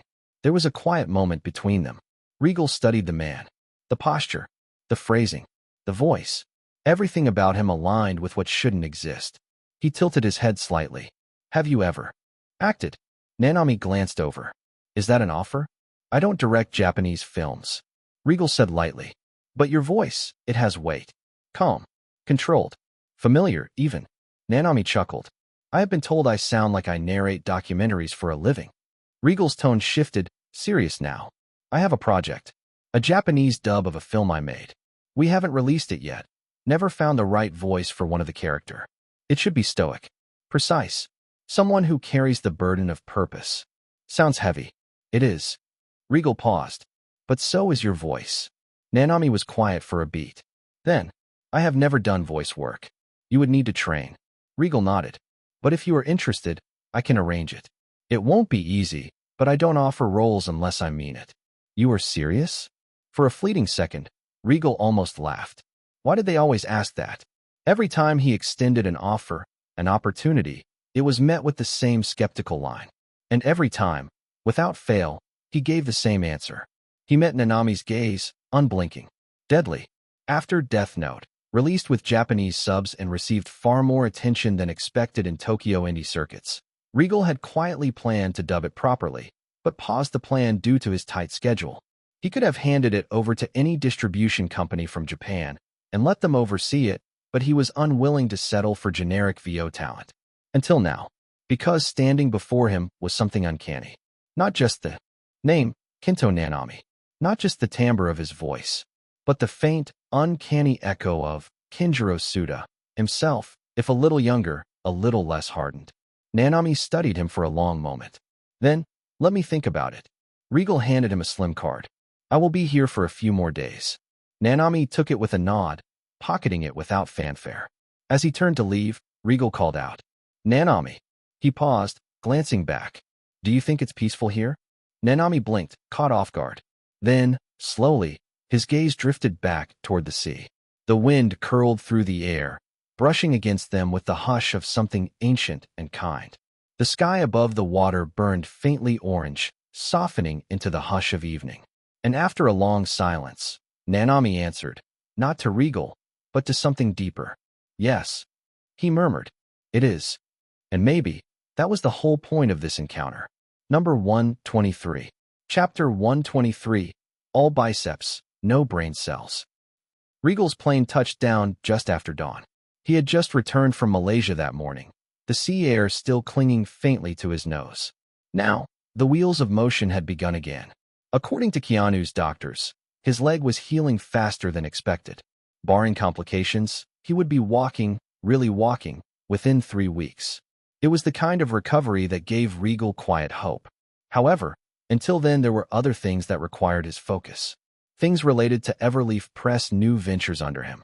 In exactly a week, their official entry into the comic world will begin. Volume 1 of Solo Leveling, the comic version, will be hitting bookstore shelves across the country. The launch was planned quietly, deliberately making sure there isn't overhype. They had chosen the book format model over monthly singles. Western comics typically drip-fed stories in thin, 22 to 30-page issues. But Regal had insisted on the second path, 120 to 180-page graphic volumes, full arcs bound in spine and substance.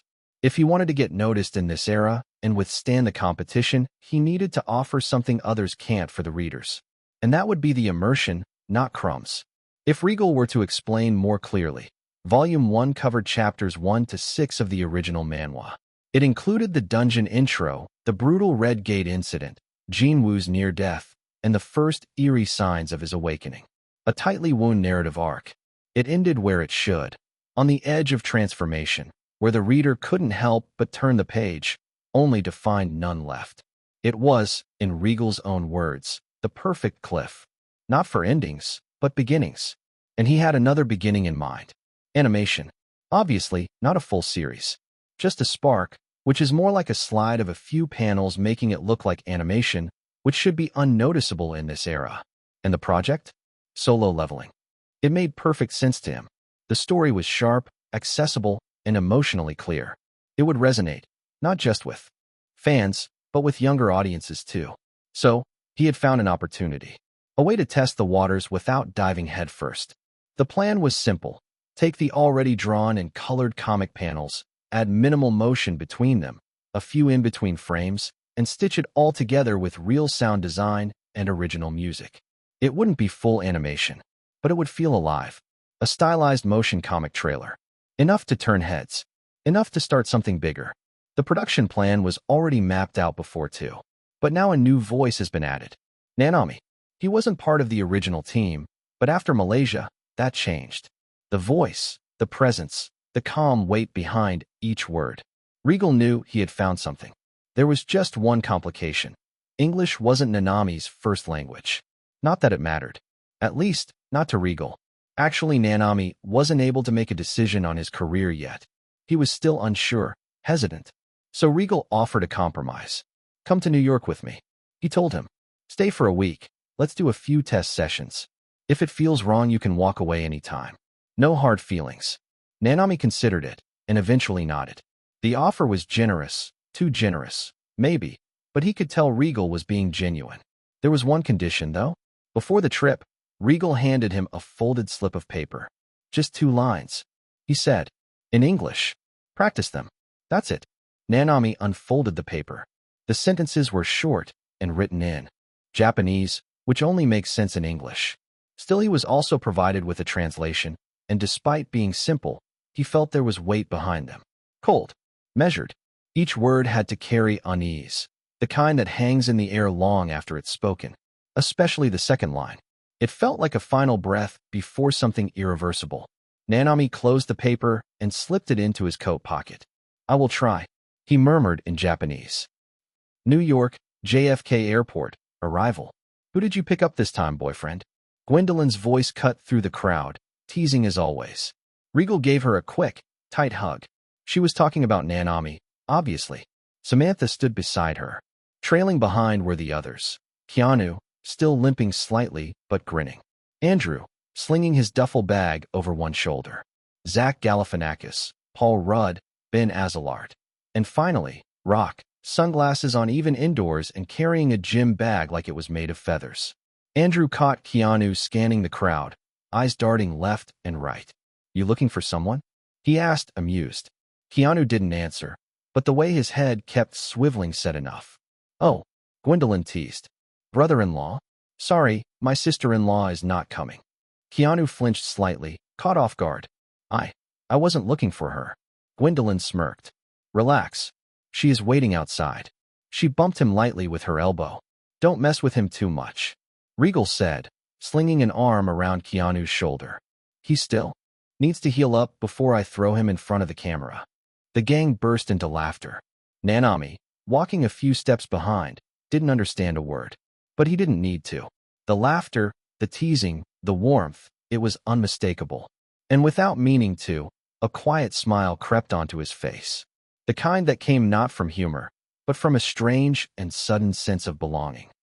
Regal, Gwendolyn, Rock, and Nanami broke off from the group, heading toward a matte black SUV parked just outside. The rest of the crew had a different destination, lunch and hotel check-ins. This ride, though, was headed straight to the dubbing studio after a quick freshen up. Samantha waved them off. She would join later after offloading the others. Nanami took the front seat beside the driver, looking stiff but composed. Rock was behind the wheel, eyes hidden behind dark shades. Regal lounged in the back with Gwen tucked comfortably against his shoulder, scrolling through something on her phone. About 10 minutes in, Regal leaned forward and switched to Japanese. Don't mind the gorilla driving, he said, keeping his tone light. He looks like a hitman from a B movie, but inside, he's a complete softie. All biceps, no brain cells. Nanami chuckled nervously. And then came the deadpan reply from the front seat in absolutely flawless Japanese. Comma, dot, comma, dot. Boss, I can hear you. I got a brain. Want me to prove it? Regal's face froze mid-smirk. Gwendolyn blinked, then cracked up laughing, even though she didn't understand a word. Wait, was that Japanese? Rock, you speak Japanese? Rock just gave her a respectful nod. Yes, madam. And that was it. Game over. Regal leaned back in his seat, arms folded, lips pursed in mock defeat. Why didn't you tell me you speak Japanese, Rocky? You never asked. Rock replied, as if that cleared the matter completely. Gwendolyn was now in full giggle mode. Regal sighed. Now, most people in his situation would probably be alarmed. Big, stone-faced bodyguard turns out to be a multilingual mystery man with combat stats that looked like something out of a Call of Duty cheat menu? Yeah, red flags everywhere. But Regal wasn't like most people. He had already seen the system panel, and the system didn't lie. Okay, but seriously, why do you even know it? Regal asked. I had to live in Japan for a while, Rock said, keeping his gaze locked on the road. Regal opened his mouth to press further, but then closed it again. There were still a lot of things he didn't know about Rock. A lot. But he wasn't worried. He trusted him. Or, more accurately, He trusted what he saw on the system panel. Name Rock. Skills. Gun handling, rank S. Hand-to-hand combat, rank A. Tactical awareness, rank B. Traits composed, guileless, straightforward, devoted. Unique skill, adrenaline cage. When health drops below 50%, Rock enters a controlled berserker state for 3 minutes. Strength, reflexes, and perception spike. Pain is suppressed. Decision-making is instinctive. Sometimes, Regal wondered how the hell Rock ended up working for him. Then he would remember that cold night in New York, a winter's back, when in the passenger seat, Regal behind the wheel, cruising down a near-empty street, and bam, Rock stumbled out in front of their moving car like a drunk moose on a dare. Regal braked just in time. No impact. Gwendolyn opened her door before the car even stopped fully. "We are helping him," she said. Regal didn't argue. He sighed, helped drag the guy to a bench, gave him water, and shoved some cash into his pocket. And that should have been the end of it. Then, the stacking incident happened. At least this time Regal thought it was an end for real. But apparently not. A few days later, Regal opened the door to find that same giant from the street, cleaned up, duffel bag in hand, posture military straight. And he delivered a line Regal would never forget. "I owe her. But a man shouldn't follow a lady." Regal blinked. "Okay, so I will protect you instead, since you seem important to the lady." And that was it. Rock just stayed, like an emotionally confused Labrador who thought bodyguarding was the human equivalent of chasing tennis balls. Regal hadn't known whether to laugh or start locking his doors. The man was sincere. Too sincere. To this day, Regal wasn't sure if Rock even remembered that Gwen had barely done anything that night. Regal had been the one doing all the heavy lifting, literally and figuratively. Gwen had just gestured. But apparently, that was enough to qualify as a heroic deed in Rock's oddly rigid personal code. Regal had never felt both so protected and so second-hand in his own story. "I swear to God," he had muttered at the time. "This man is built like a tank and thinks like a toaster." Still, he hadn't turned Rock away. Why would he? Anyone that loyal, that reliable, and that dumb in exactly the right way was a rare asset. Plus, the system's verdict had been clear. Loyal was basically glowing. Regal leaned back in his seat, eyes on the back of Rock's head. Yeah, he didn't know who exactly Rock used to be, but whatever he was now, he was on Regal's side, and that was enough. Number 124. Chapter 124. He was born for this. "Don't you think I am starting a little too late?" Nanami asked, the question slipping out quietly as he sat down, towel still around his neck, hair damp from a quick wash. Regal didn't even flinch. "Of course you are." Nanami blinked. The honesty was blunt, but not cruel. Just matter of fact. He was in his mid-30s now. Not old, not yet, but in an industry that prized young prodigies and polished veterans, it was a strange middle ground. Too late to be called a beginner, too early to be wise. Still, he nodded, resolute. "Okay, I will give it everything. Let me start practicing now." Regal shook his head, handing him a warm bottle of water. "No, don't push your voice. At least not until we finish this first job of yours." Nanami frowned. "What do you mean? As you said, I am already late. So shouldn't I be training nonstop this week? I thought the point was to get better, to be ready." Regal leaned back in his chair, letting out a short breath. "Nanami, you are not going to become a voice artist in a week. The job now is to understand it. Shape it. Lightly. We will figure that out in the booth. For now, just focus on memorizing the lines. Let your instincts do the rest." "But that doesn't make any sense," Nanami said, frustrated. "If you trust me with this, I have to put in the work. I have to earn it." "You are already starting late," Regal said with a shrug. "So being a little more late won't matter. Just take it slow. What's the worry? You rush now, you will burn out before you even begin." Those words. Somehow, they made sense in a way they shouldn't have. He couldn't argue back. Not with that kind of calm certainty. "In fact," Regal added, "I think if you do practice nonstop without rest, it will only backfire. First of all, your voice could get damaged. And second, if you don't improve, which might happen, you only end up disappointed in yourself. You will start doubting everything, thinking things like, I'm putting in so much effort. Why am I not getting better?" Nanami's shoulders loosened slightly. "Instead, I would say, treat it like a part-time thing. Practice only when you have real free time. That's when actual results show up. When a person takes the little spare moments in their life, puts aside comfort, and chooses to practice in the time he would otherwise rest. That's when real improvement happens. Silence hung between them. Then Nanami gave a small nod. It still didn't make complete sense to him. But maybe that was okay. Maybe some things only made sense after you did them. For now, he just had to trust. Wow. Regal, are you always this good at making people do your bidding? Samantha, who had been quiet until now, finally spoke. Can you please not put it that way? Regal replied, exasperated. You really do have a natural talent for convincing people. Gwendolyn added, smirking. See, now that is much more pleasant to hear. Regal said, with a satisfied nod. But it seemed Samantha wasn't finished. So this is how you recruit everyone, huh? I get it now, she said, nodding to herself as if she had uncovered some big secret. That's when there was a knock at the door. Regal called out, already guessing who it might be. Come in. But instead of the door opening, there was another knock. This time, Gwendolyn gave the call. Yes. And the door cracked open. Standing there was Rock, towering, as usual, his broad arms loaded with drinks and something to eat.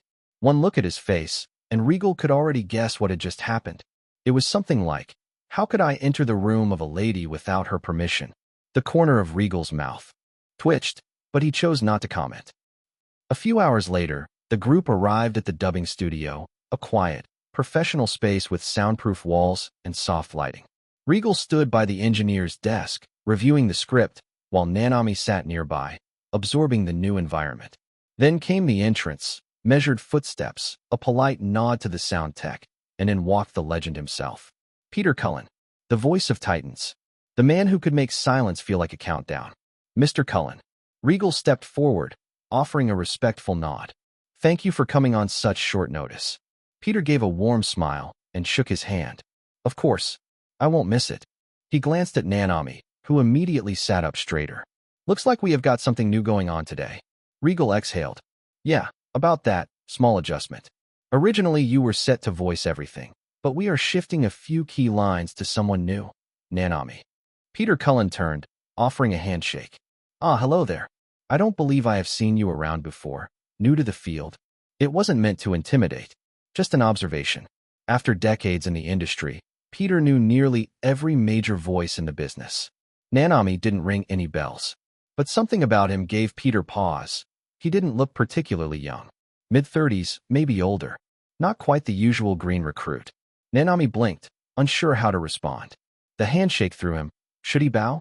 Speak? Shake his hand. His body tensed. As he glanced at Regal, caught between cultural instincts and confusion. Regal chuckled. He doesn't speak English, Mr. Cullen. Peter raised an eyebrow, briefly confused. He doesn't. For a moment, he looked unsure. Why would someone who couldn't speak the language be brought into a dubbing session? A brief silence. Then he just nodded, deciding to see where this was going. They moved closer to the recording booth. Regal handed Peter a sheet of dialogue, just half a page. Nothing for a veteran like him. He scanned it once, then twice, and it was already locked in. Nanami stood nearby, scanning the screen nervously, mouthing something to himself. There was effort. Focus. Maybe too much of it. Then he leaned closer to Regal and whispered in Japanese. Is he famous? Regal smirked. Yep. Let's say if he ever narrated your life, you would sound 10 times cooler. Nanami nodded solemnly. Peter glanced at Regal, then tilted his head toward Nanami. After a few more minutes, Regal shrugged. You are up first. Go on. You have been practicing, right? Nanami flinched. He thought Peter would go first. But before he could react, Regal gave him a gentle shove toward the booth, and the door clicked shut behind him. A headset dropped over his ears. He had no choice now. His fingers trembled as he adjusted the mic. He took a breath. In front of him, the screen came alive. The scene began.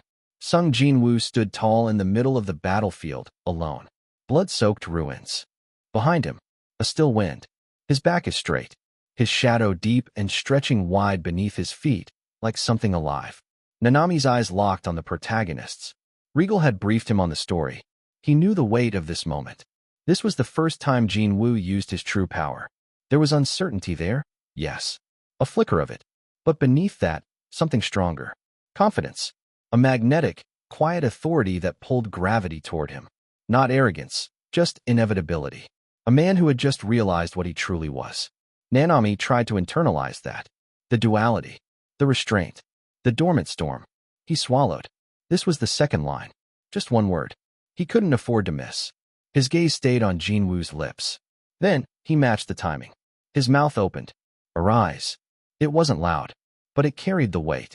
Like an incantation spoken by a king in exile, returned. Low, resonant, and absolute. Behind Jinwoo, the swirling black mist tightened, spun, and began to coalesce. One by one, bodies rose from it. Not human, not quite. Shadows. Soldiers. Eyes glowing pale violet. The dead, reanimated in devotion. A knight in cracked armor lifted its massive sword, kneeling before its master. Another, a beast-like shadow with serrated claws, lowered its head as if in reverence.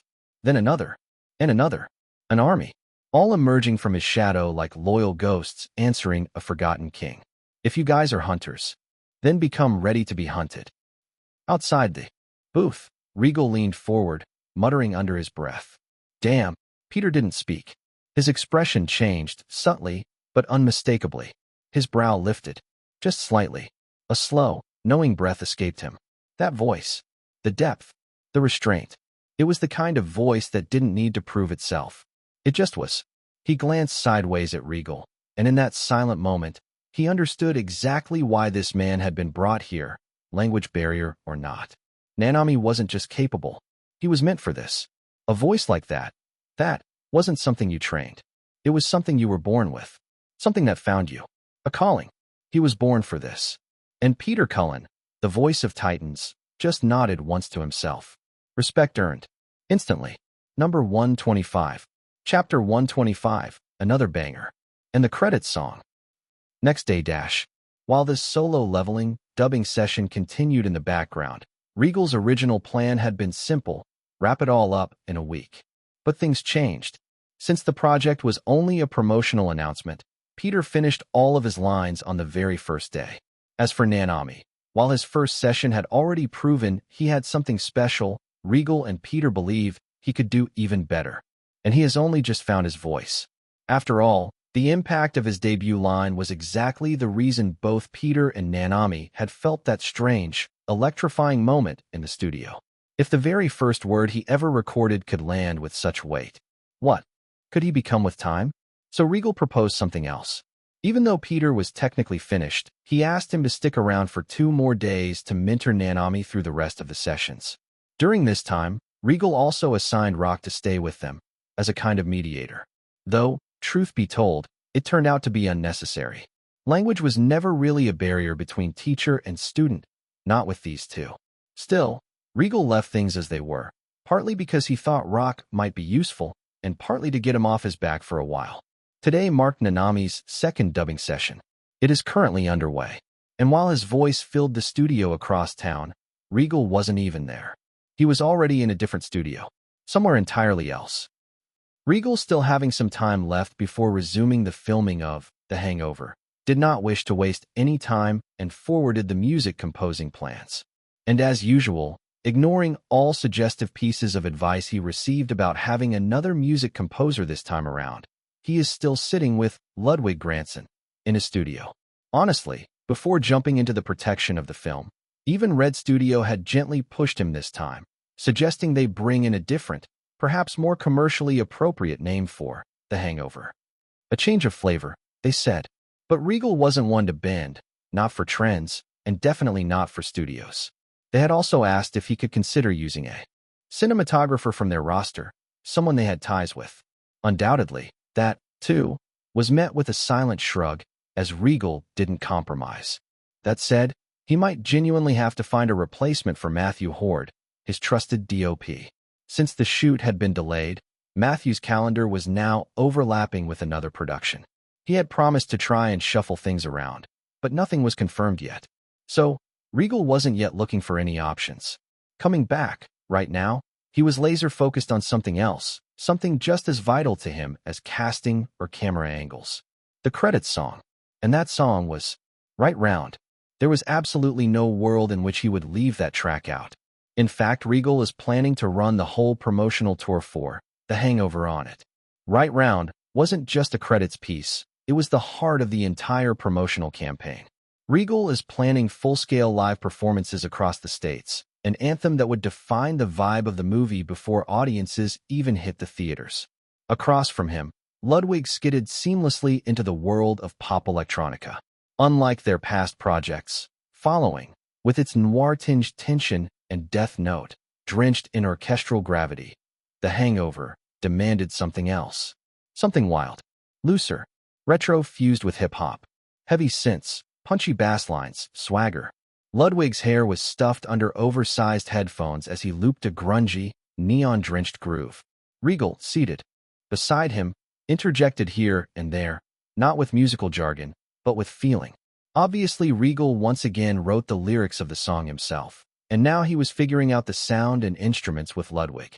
Despite not receiving sheet music from the system when he absorbed a script, ever since leveling up his direction skill to world-class, Regal had noticed something odd, but useful.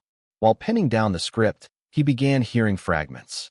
Snatches of imagined melodies, tones that hovered faintly in the back of his mind. Unfortunately, they weren't full songs, but they were guideposts, which should be enough for him to direct Ludwig toward the sound that felt right. That had been their workflow for the past month, meeting once or twice a week, working for half a day at a time. Bit by bit, they had sculpted Right Round into what it needed to be. The lyrics, of course, were once again penned by Regal himself. Now they were nearly there. One final session away from recording after a few more practice sessions. On the other hand, Ludwig had picked up on something different this time. Regal, so usually sure in his timing, his scheduling, was a little less anchored than usual. Probably because of Keanu's unexpected injury. Locations needed renegotiating. Cast dates had to be reworked. The whole calendar had to be redrawn. But even so, Ludwig wasn't worried. Delays were delays. They were part of the process, unpleasant, sure, but not deal-breakers. He believed without hesitation that once Regal set things back in motion, everything would fall into place. He had already experienced it before, twice already. If anything, this exact chaos was what convinced him the most. Because out of all departments, music was the one where Regal was the most unpredictable. He jumped timelines, made him rewrite tracks mid-session, swapped instruments on a whim. It was wild, unruly, but it was also where he came alive. So for Ludwig, none of this was unusual. It was just another day working with Regal. And that, oddly enough, was exactly why he trusted it would all work out. Sometime later, another figure stepped into the studio, this time into the booth itself. A young underground rapper known as Rio Flame. The name wasn't mainstream.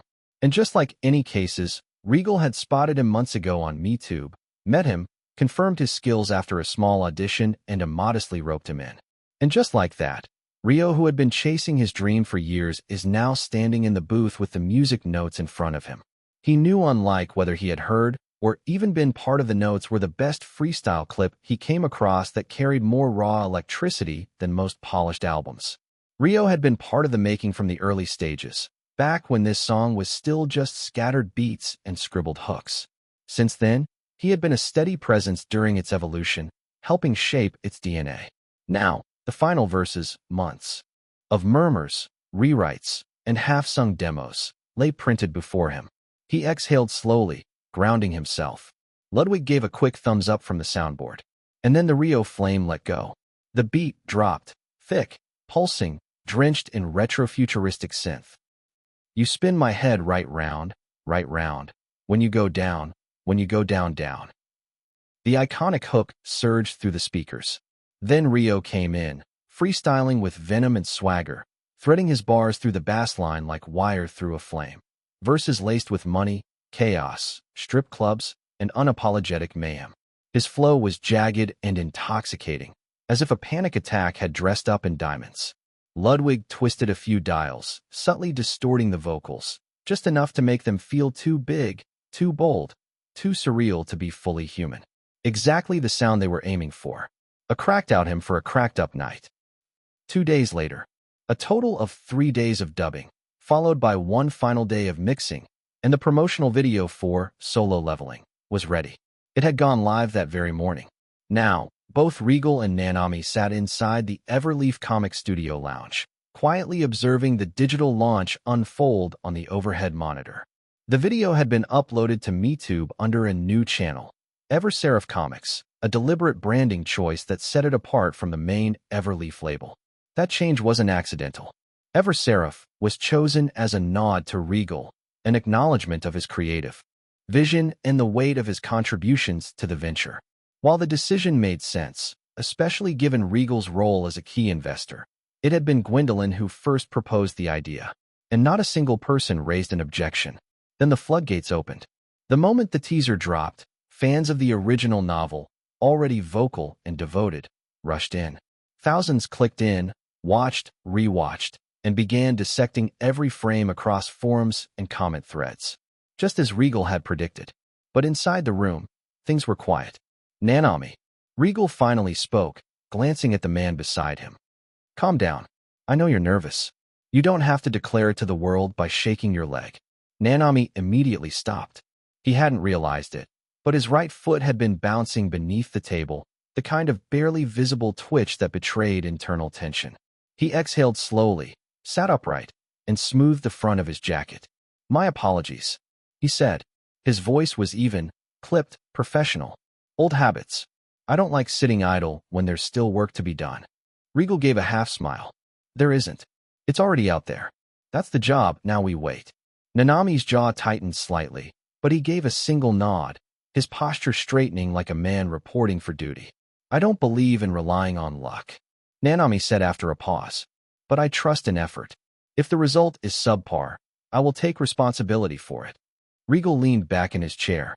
"You're not a soldier anymore, Nanami." "But I never was one," he replied, a bit perplexed. Regal let the silence hang for a moment, then muttered under his breath with a smirk. "And here I thought Peter Cullen was the serious one." Just then, a soft ping echoed from the wall-mounted screen. The view count had just doubled. Regal glanced at it. "Well, looks like the world just heard your voice." Nanami didn't smile. He didn't react much at all, but he did lean forward slightly, eyes sharp with quiet intensity as the screen flickered through comments. "It's only one word," he said. "Let's see if it was enough." But what was not seen coming was the enthusiasm of other neutral or general fans who never heard it. Lurker McLurk face. "Damn, when did a comic announcement get this dope? I haven't even heard about the novel until now, but there is no way I am missing this one." Noodle Arms, right? "This is a straight-up epic stuff. The quality's insane. I never thought a color comic would be what pulled me back into reading again." Comic Enthusiast, what is all the hype about? Weeba Wanderer, bro, were you living under a rock? Also, change that username. You are embarrassing the comic community right now. Following the trend, many articles were released about how Everleaf Studio just dropped another certified banger. Hats off, undoubtedly, due to the extra 100-mile effort put by the duo Gregor and Alfonso under Regal. The art style and animation quality were widely praised. Even those unfamiliar with the source material were spellbound by it. And just like that, another group was laser-focused on something else entirely. The voice acting. Hey, let's do some real talk. I need to know the voice actors of the announcement video right now. Please help me find them. I swear the opening narration sounds like Peter, but the last line? No clue. I checked the credits though, Peter's name is there. The other one just says Nanami. The name had no attached legacy in the voice acting scene, but that only added to the mystery and intrigue. And just like that, Regal's carefully crafted debut for Nanami was already starting to ripple across the community. Not bad for someone who didn't even know what he had been doing 3 weeks ago. Regal had expected the announcement video to gain traction. He had even anticipated a strong wave of enthusiasm from the fans. But this was more than he bargained for. It wasn't the number of viewers that caught him off guard. It was the intensity of their reactions. The few who had already seen the teaser weren't just excited. They were fired up, ecstatic, hyped beyond reason. That was the moment Regal felt it, a quiet shift in the air, like pressure building just before a storm. Maybe I overhyped them a little too much. He didn't doubt the comic. Not for a second. No matter how high the expectations soared, he knew the comic would deliver. The art, the pacing, the tone, he had poured too much into it for it to fall short. He was confident in that. But the next step? That was the real source of his unease. An animated series. The promo video had only used pre-drawn panels from the comic, each carefully selected and polished to a near-perfect standard. Visually, it was breathtaking. Every frame was deliberate, detailed, and emotionally charged. And that might have been a miscalculation. In comics, a single chapter could have 30 to 35 panels at most. But in animation, it took roughly 30 frames per second just to sustain motion. And there was no way they could give that same handcrafted intensity to every single frame in an anime production. It just wasn't feasible. So naturally, there would be a dip in quality. Not in storytelling, nor in impact. But visually, it was inevitable. Now the question crept into his mind like a whisper. Will fans be disappointed once they realize the anime can't match the comic's frame-by-frame artistry? Was this a genuine problem? Or was Regal simply overthinking it? That, only time would tell. Regal, what are you thinking about so deeply? Gwendolyn asked, her eyes flicking briefly toward the monitor where Nanami was still absorbed, scrolling through fan reactions with a focused intensity. Regal didn't look up.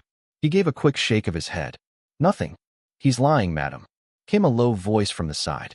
Rock stood there like a statue, arms folded, unreadable as always. Regal didn't even glance at him. You. Just shut up. But before anyone could press further, his phone buzzed. He looked down. The screen read, "Unknown, New York." He didn't hesitate. He picked it up. Regal speaking. A beat. Then the voice came through, gravelly but unmistakably alive with rhythm. You know, back in my day, people used to call before they tried to buy the whole damn building.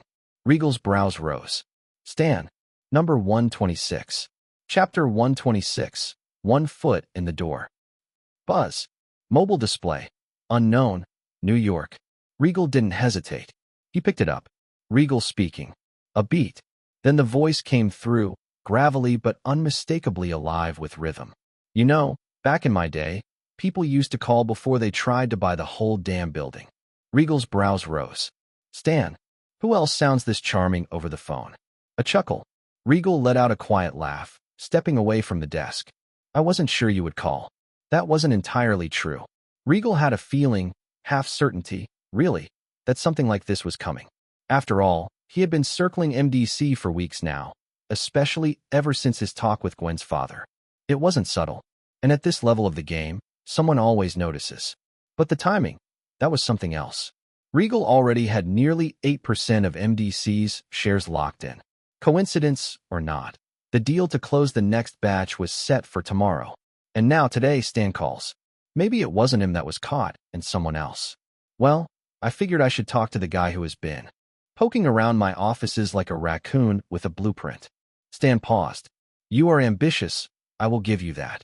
Ambition's the only way to survive in this business. Nah, Stan said. Charm. Charm's the real superpower. But ambition's a close second. Regal paced slowly to the window. The city below stretched out like a grid of possibilities. Okay. First and foremost, I am sorry, I guess. I know what you've built, Stan. I'm not here to step on it.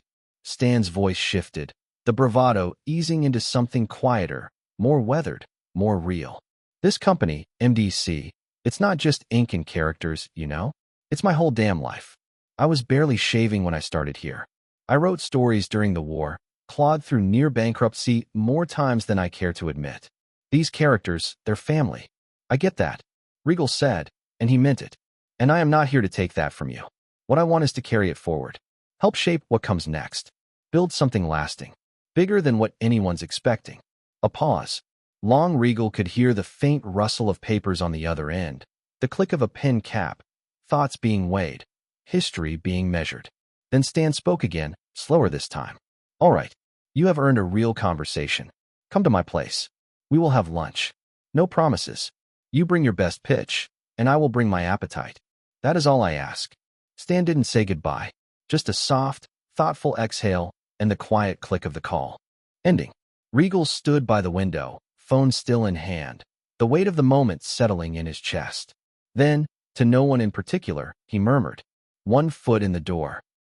As the call ended with a quiet click, Regal lowered the phone and stared at it for half a second, then slid it into his coat pocket. Silence gripped the room. Nanami, who had been glued to the monitor screen watching MeTube comments fly in, suddenly turned around, eyes sharp. He sensed something had shifted, but, as always, the conversation was a blur to him. While Rock just stood by the wall like a silent sculpture, gave the slightest tilt of his head, but said nothing. It was Gwendolyn who finally broke the silence. She dropped into the leather chair, exhaling so sharply it was nearly a gasp. "Thank God," she muttered, dragging a hand through her hair and letting it fall behind her shoulders. "I wasn't sure he would call." Regal turned to her, his eyes unreadable for a moment. "Neither was I. You were bluffing this whole time?" He gave a faint smirk. "More like hedging." Nanami blinked, then muttered something in Japanese under his breath, sharp, clipped, confused. Rock didn't miss a beat. He said, "Can someone explain why you all look like you just walked out of a war zone?" The words weren't a perfect translation. Rock had clearly flavored them with his own spin. Gwendolyn managed a tired smile. "Let's just say if things go our way, the next time you're in a booth, it won't just be for solo leveling." Nanami furrowed his brow, still not following. He said something else, a touch impatient. Rock rolled his eyes and translated again. He asked if this means there is another series in the works. Regal was already walking past them, voice cool. "No, something bigger." That caught Nanami off guard. He blinked once, then twice, his posture shifting with intrigue. Rock finally pushed off the wall, boots thudding quietly on the studio floor. "Should I prepare for security? Just in case this thing's a trap?" Gwendolyn and Regal both paused, but neither of them replied. Regal simply moved toward the far wall and stared at the calendar, his hand hovering over a date. "Tomorrow," he said quietly. Comics. Once a cornerstone of American literature, they shaped pop culture in ways few other mediums couldn't even put a proper fight. From the late 1930s to the mid-1950s, fondly remembered as the golden age of comics, superheroes didn't just exist on the page. They became cultural icons, leaping into the hearts and imaginations of millions. But industries rise and fall. The comic book market suffered a brutal decline in the mid-90s, a collapse that nearly wiped it out. By the time 2010 rolled around, the industry was still recovering from what many had come to call the dark age of comics. Once celebrated, comics had been vilified, blamed for corrupting young minds, and socially condemned. Now in 2010, comics were trying to make their comeback medium, but still they are an afterthought in mainstream entertainment. Publishing them in this climate? A sinking ship. Yet, despite all of this, Regal wasn't just thinking about producing comics. He was planning to buy two of the most doomed comic book publishers. Samantha looked over at Regal from the back seat, her eyes sharp but steady. "Are you sure about this?" Regal didn't look at her. "Honestly, I am a little nervous too." She raised an eyebrow. "You? Nervous?" "Yeah," he said, almost under his breath. "I am meeting someone I have admired for a long time." Samantha smirked. "You really show your age in the weirdest ways, Regal." The car came to a slow stop in front of the building. Regal pushed the door open, stepping out onto the pavement with Samantha following closely behind. In the driver's seat, Darren remained, hands resting on the wheel. Regal glanced at him and knocked lightly on the roof of the car. "Park the car and join me soon, okay?" He held out a fist. Darren smirked, returning the gesture with a solid bump. "Yeah, good luck." With that, the car rolled forward toward the parking lot, leaving Regal and Samantha standing before an old, worn-out building. The structure looked as if it hadn't seen proper maintenance in years. The paint on the walls was chipped, the windows bore a layer of dust, and the doorframe had visible cracks. At the top of the entrance, a weathered board hung slightly askew, the faded letters barely holding onto their former glory. Marvel D Comics, the once mighty publishing house, the home of legends. Regal exhaled, adjusting his cuffs. "Off we go." Samantha said nothing, simply following as they stepped inside. The moment they crossed the threshold, Regal's sharp gaze swept across the room, taking in every detail.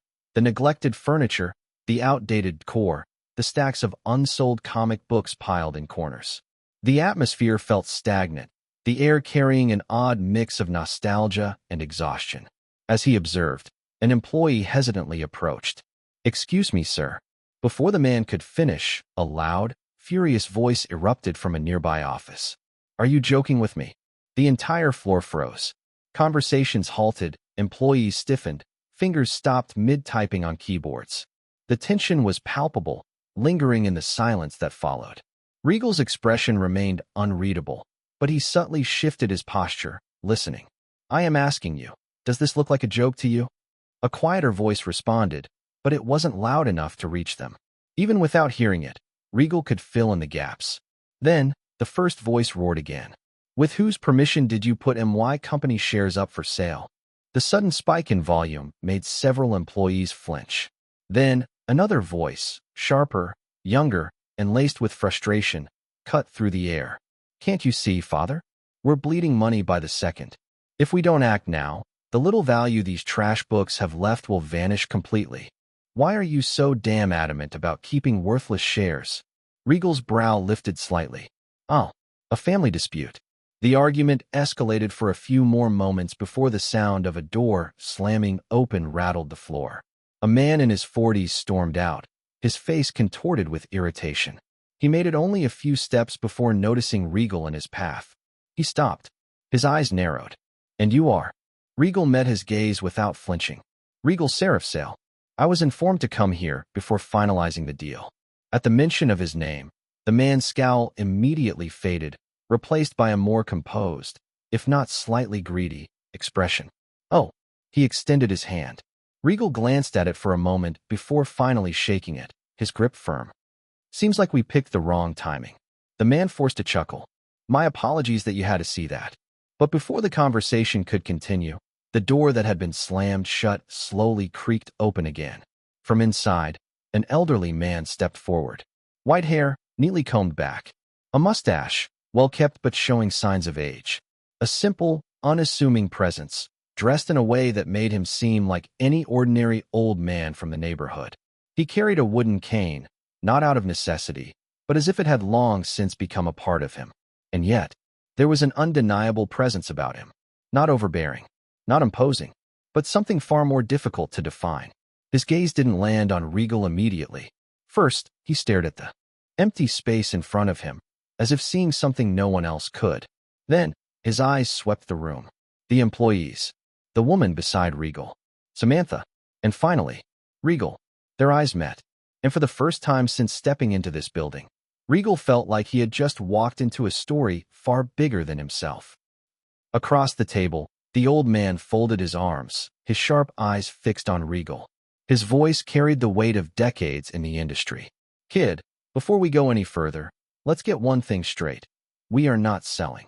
Stan had made that much clear from the start. Number 127. Chapter 127, A Wager. Across the table, the old man folded his arms, his sharp eyes fixed on Regal. His voice carried the weight of decades in the industry. "Kid, before we go any further, let's get one thing straight. We are not selling." There it was. No room for doubt. Stan Lee, the man, the legend of Marvel Comics. Regal had known this was how the meeting would begin. Stan had made his stance clear from the moment they had agreed to talk. Still, seeing him now, this version of him, alive, clear-eyed, and still sharp, made him remember something. A strange mix of reverence and sorrow. Because Regal remembered another version of this man. The one from his past world. A legend, yes, but one who hadn't been treated like one when it mattered most. That Stan Lee had been exploited in his final years. Robbed, figuratively and literally, by those who were supposed to protect him. There were legal filings about elder abuse, allegations that his own inner circle had manipulated him for money. His former manager, his so-called business partners, even his own blood had turned into vultures. By the time he passed away, it wasn't in peace, but in a haze of controversy, isolation, and commodification. Even his death had become another product to be packaged and sold, a final cash grab for those circling around him like scavengers. Regal signed in his heart, then exhaled slowly. This Stan sitting in front of him, this version, was still whole, and more so. He was more powerful than the version of his past world had ever been. And Regal knew, with absolute clarity, that he had no intention of taking anything from him, only of giving him back what the world had once failed to. A legacy that ended right. Meanwhile, Regal leaned back slightly in his seat, letting the silence hang. Not awkward, just respectful. Then, softly, "I figured you would say that, sir." Stan raised a brow and waved a hand dismissively. "Ah, don't sir me, kid. I have been Stan since the Kennedy administration. If you knew what I was going to say, then why were you sit in here wasting both our time? There was no bite in it. Just blunt truth, wrapped in the kind of voice that had sold dreams for decades. Regal didn't answer right away. His gaze held steady, unflinching, but not arrogant. Just a present. That bothered Stan a little. He had seen this look before. Years ago, in artists burning themselves alive over panel layouts, in young editors sleeping under their desks to meet a deadline, in Jack, when he was sketching with a broken wrist. That impossible sincerity. Not the kind you fake. And for all the fantasy Stan spent his life spinning, he had always kept his feet in reality. He didn't like crowds, didn't do long dinners. He kept distance for a reason. Too many people came close, only to take. But gut instinct? That he still trusted. And something about this kid's eyes kept his hand from waving him out of the room. But Stan wasn't the type to let people in easily. Not anymore. Not after what happened when he ignored his gut, handed over the reins to people he thought he could trust. Regal offered a small smile. I am not here to take Marvel from you, Stan. He said, voice even. I am here to make sure no one else does. Stan leaned back in his chair.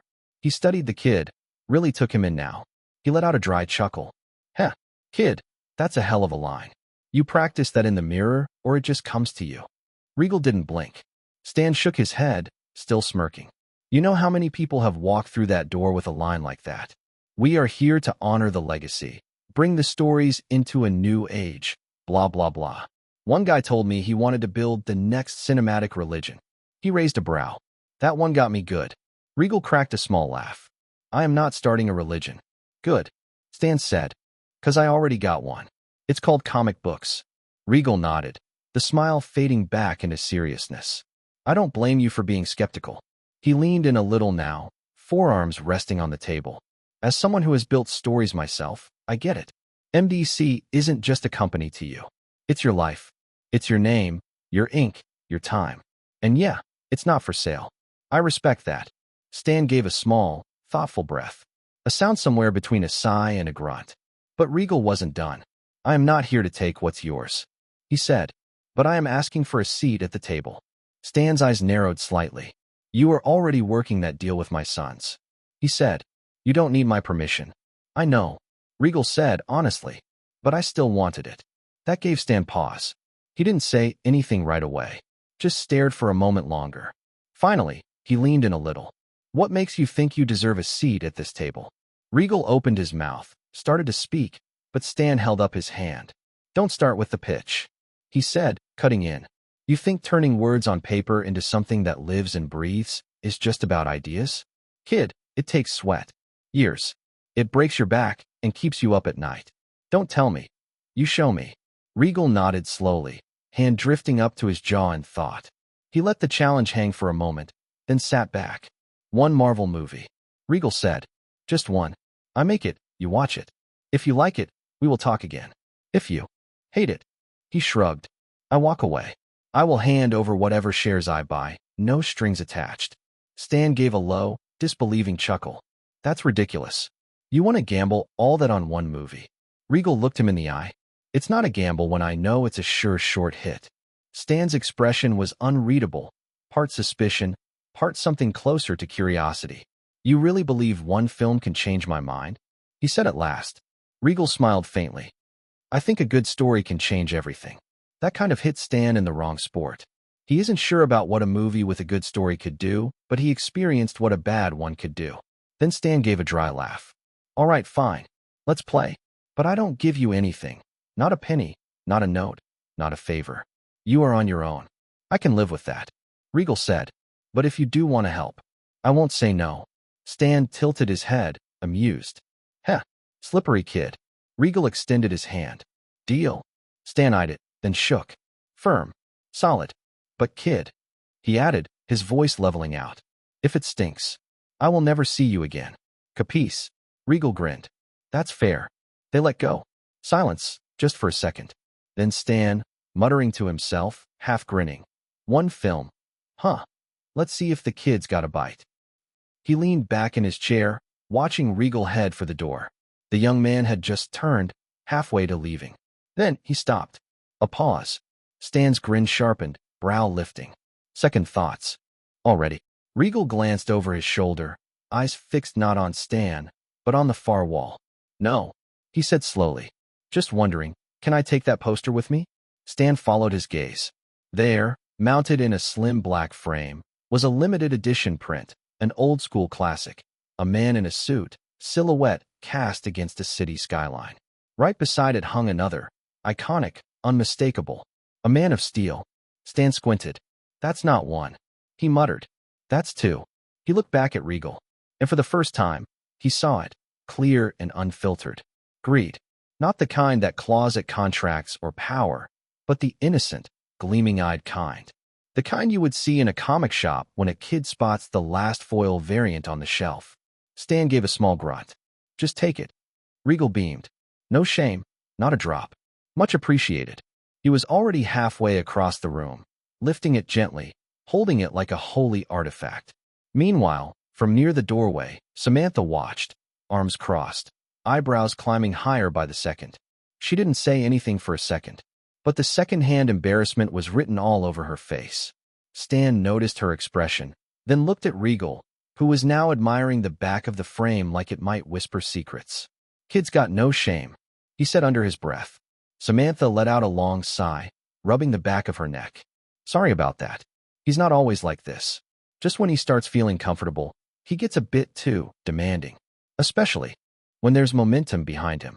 Stan chuckled, leaning back with a knowing shake of his head. It's fine. Part of the business, isn't it?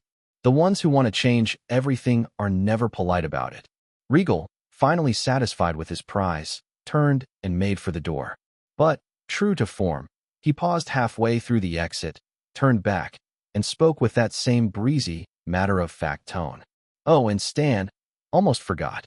He pointed a finger like he was circling back on a minor item, but his eyes were already gleaming with purpose. Since principal photography on my movie doesn't kick off until next week, I have got about a day or two of breathing room. So I thought I would join the publishing team's pre-release planning session. Stan raised an eyebrow. Planning session? Regal nodded. Yeah. The comic marketing and development meeting, layout revisions, variant cover strategy, print run projections. You know, all that internal cycle stuff. I want to sit in. He took a few steps forward again, gesturing casually with the rolled-up poster under his arm. I figure since the comic adaptation is going to be the narrative bedrock for the film, I should be there to help streamline world building. Just a few tweaks and maybe some reboots. You will see. Stan squinted, a little unsure. Reboots. Yep, something along those lines. Samantha turned her head slowly toward Regal, her expression a cross between admiration and preemptive stress. Clearly, she knew the pitch was only the beginning of what he planned to unload once inside that meeting. You did say you wouldn't interfere with my film, right? Regal added, offering Stan a playful half-shrug. I am just asking for support in shaping the source material. Stan gave a slow exhale through his nose and waved him off. Go on. Crash the party. Regal gave a mock salute. See you in the war room. With that, he turned and finally exited, for real this time, leaving Samantha to follow after him, pausing only to glance back at Stan with a helpless smile. I apologize again, she said. This is going to be a long week. Stan didn't answer at first. He just stared at the door for a moment, then leaned forward, resting his elbows on the table, fingers steepled. I made the right call, didn't I? He murmured. The silence offered no answer. Then, quietly, he added to himself. But why do I feel like the next pre-publication sync is going to be an absolute disaster? Number 128. Chapter 128. 1,825 days. 3 days later. Outside the conference room, Regal's footsteps slowed. Rock, wait out here, he said, glancing up at the towering figure beside him. If you get bored, there is a CAF across the street. Grab something to eat. He didn't explain further, but the reason was clear. A man of Rock's size could easily be misread in a boardroom full of sharp egos and old insecurities. The last thing Regal needed was someone assuming he'd brought muscle. To a strategy meeting. Rock stared at him for a second, processing the request in his usual slow, deliberate way. Then he simply nodded and held out a massive hand. Regal sighed, already reaching for his wallet. He placed a black card in Rock's palm, where it looked comically small, more like a scrap of receipt paper than a bank card. As Rock turned to leave, he muttered over his shoulder, "Stay safe. You are a fragile one." Regal smirked. "I am perfectly healthy.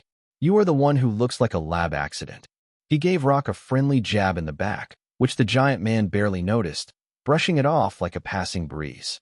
As Rock walked off, the tension that lingered around Regal seemed to lift slightly. To his side, Samantha gave a short laugh. "He is a real character, isn't he?" "Yeah, no kidding." Regal chuckled. "Just a few steps away from the destination." "Regal, you have a plan, right?" Samantha asked, her voice low but tense. She clutched a file of backup notes, Plan B, in case he crashed. "I do," Regal said, eyes fixed on the door ahead. "But I am still figuring out how to go about it. Should I walk in there and push it through? No room for debate? Or should I take it slow? Explain everything. Let them come around on their own?" Regal knew time is not a luxury he has, but also knew forcing it could backfire. Those people, some of them have been building this world since before he was even born, and the room he is about to enter isn't going to be about egos, it's about pride. A sigh slipped from him. This is complicated. But there was no time to think. He was already at the entrance. Inside, the meeting was already underway. Stan was seated at the head of the long walnut table, calm but watchful. Flanking him on either side were two figures, his own son, Tolliver Lee, and across from him, Caro Segal, the adopted son of Stan's longtime friend Jerry Siegel. The rest of the room was filled with editorial leads, illustrators, and market analysts from MDC's upper rung. Stan introduced Regal briefly. "Everyone, this is Regal. He will be overseeing creative direction on the upcoming feature and collaborating on continuity sync across the expanded materials." There was a polite round of nods, some curious, some blank, a few faintly skeptical. Regal offered a respectful nod and took an empty seat near the end of the table. He remained silent as the meeting commenced. For half an hour, Regal said nothing. He listened, took notes, studied dynamics. They discussed timeline restructures, character trajectories, variant arcs, and long-term publishing rhythm. To his surprise, it was more coordinated than expected. Efforts to stabilize continuity across issues, balance art timelines, and even early forecasts for international distribution. The conversation was surprisingly productive, even smooth. It was going better than Regal had expected. Until, "Regal," Stan said, leaning forward, hands clasped. "You have been quiet. Got anything to add?" Regal adjusted in his seat, looking around the room. "I do have a question," he said carefully. "Actually, just one." A pause. "Whose idea was it to kill off Spidey in last month's issue?" The room froze. Not metaphorically, tangibly. Eyes darted, half involuntary, toward two people. Stan's son, and Jerry's adopted son, Caro. "What?" Caro snapped. Frustrated. "You got something to say?" "I made that call." He continued, unbothered. "Best move we made in months. Sales spiked, and you saw the biggest spike in half a year. That's a win." Regal didn't argue. He knew they were right. On paper, at least. The numbers had indeed spiked. Headlines had exploded. The internet buzzed nonstop. The death of Spider-Man had brought in the highest sales MDC had seen in over a year. But at what cost? He didn't say it aloud. Didn't need to. Instead, he stood. "Stan," he said calmly, "can I borrow 10 minutes?" Stan nodded once. Two voices rose in protest, one from marketing, another from editorial. "We are already over time. Let's stick to agenda." Stan lifted a hand. They fell quiet. Regal walked slowly to the front, and Samantha was already ready. She handed him a rolled sheet from her folder. Without a word, Regal unrolled it, pinned it to the board, and then stepped directly in front of it, blocking the view entirely. Eyes narrowed. Murmurs flickered. Then he began. "First," he said, his voice firm but measured, "I am here to officially confirm a partnership between Live 360 Studios and MDC." A ripple passed through the room. "And as part of this collaboration, the first movie adaptation under our new banner will be formally announced next week." Murmurs ignited into low, cautious unrest. "A movie?" someone whispered. "Now of all times. Remember what happened last time?" Another muttered. "We are still cleaning the ash off that disaster. I haven't touched green tea since that film." Someone joked, drawing a strained laugh from their last venture. Green Lantern. Still, Stan said nothing. Just sat quietly, arms folded, face unreadable. Regal continued. his tone unshaken. It's already been greenlit, he said. By our chairman. Stan simply nodded once, without meeting anyone's gaze. The murmuring surged. Regal raised his voice just a notch. As part of our foundational arc, I am requesting a reboot for 3 lines: Spider-Man, Iron Man, and Batman. More murmurs, sharper now. And though it's outside the immediate scope of this project, he continued, I want editorial to seriously consider reworking Batman's narrative. It's long overdue. Now the murmurs cracked into audible tension. Iron Man. Someone scoffed. Seriously? My grandson thought he was a talking robot. Another editor added. Didn't even know there was a man inside the suit. If we reboot Spidey again. Someone near the back growled. Whatever credibility we have left. Gone. Fans will think we have lost the plot. At the far end of the table, 2 figures shared a smirk. Stan Lee's son and Jerry Siegel's adopted heir. Neither had spoken through the meeting, but their silence now felt pointed. Still, their expressions said everything. This kid's going to get eaten alive. Then Regal moved. Without a word, he stepped to the side of the board and revealed what he had been hiding. A single large sheet with 2 clean, bold logos. The paper held 2 symbols, or 2 logos. One in bold, passionate red, sharp edges, clean curve. Marvel. The other in serene, midnight blue, solid and dignified. DC. In this world, neither logo had existed until this moment. Even Stan tilted his head slightly in intrigue.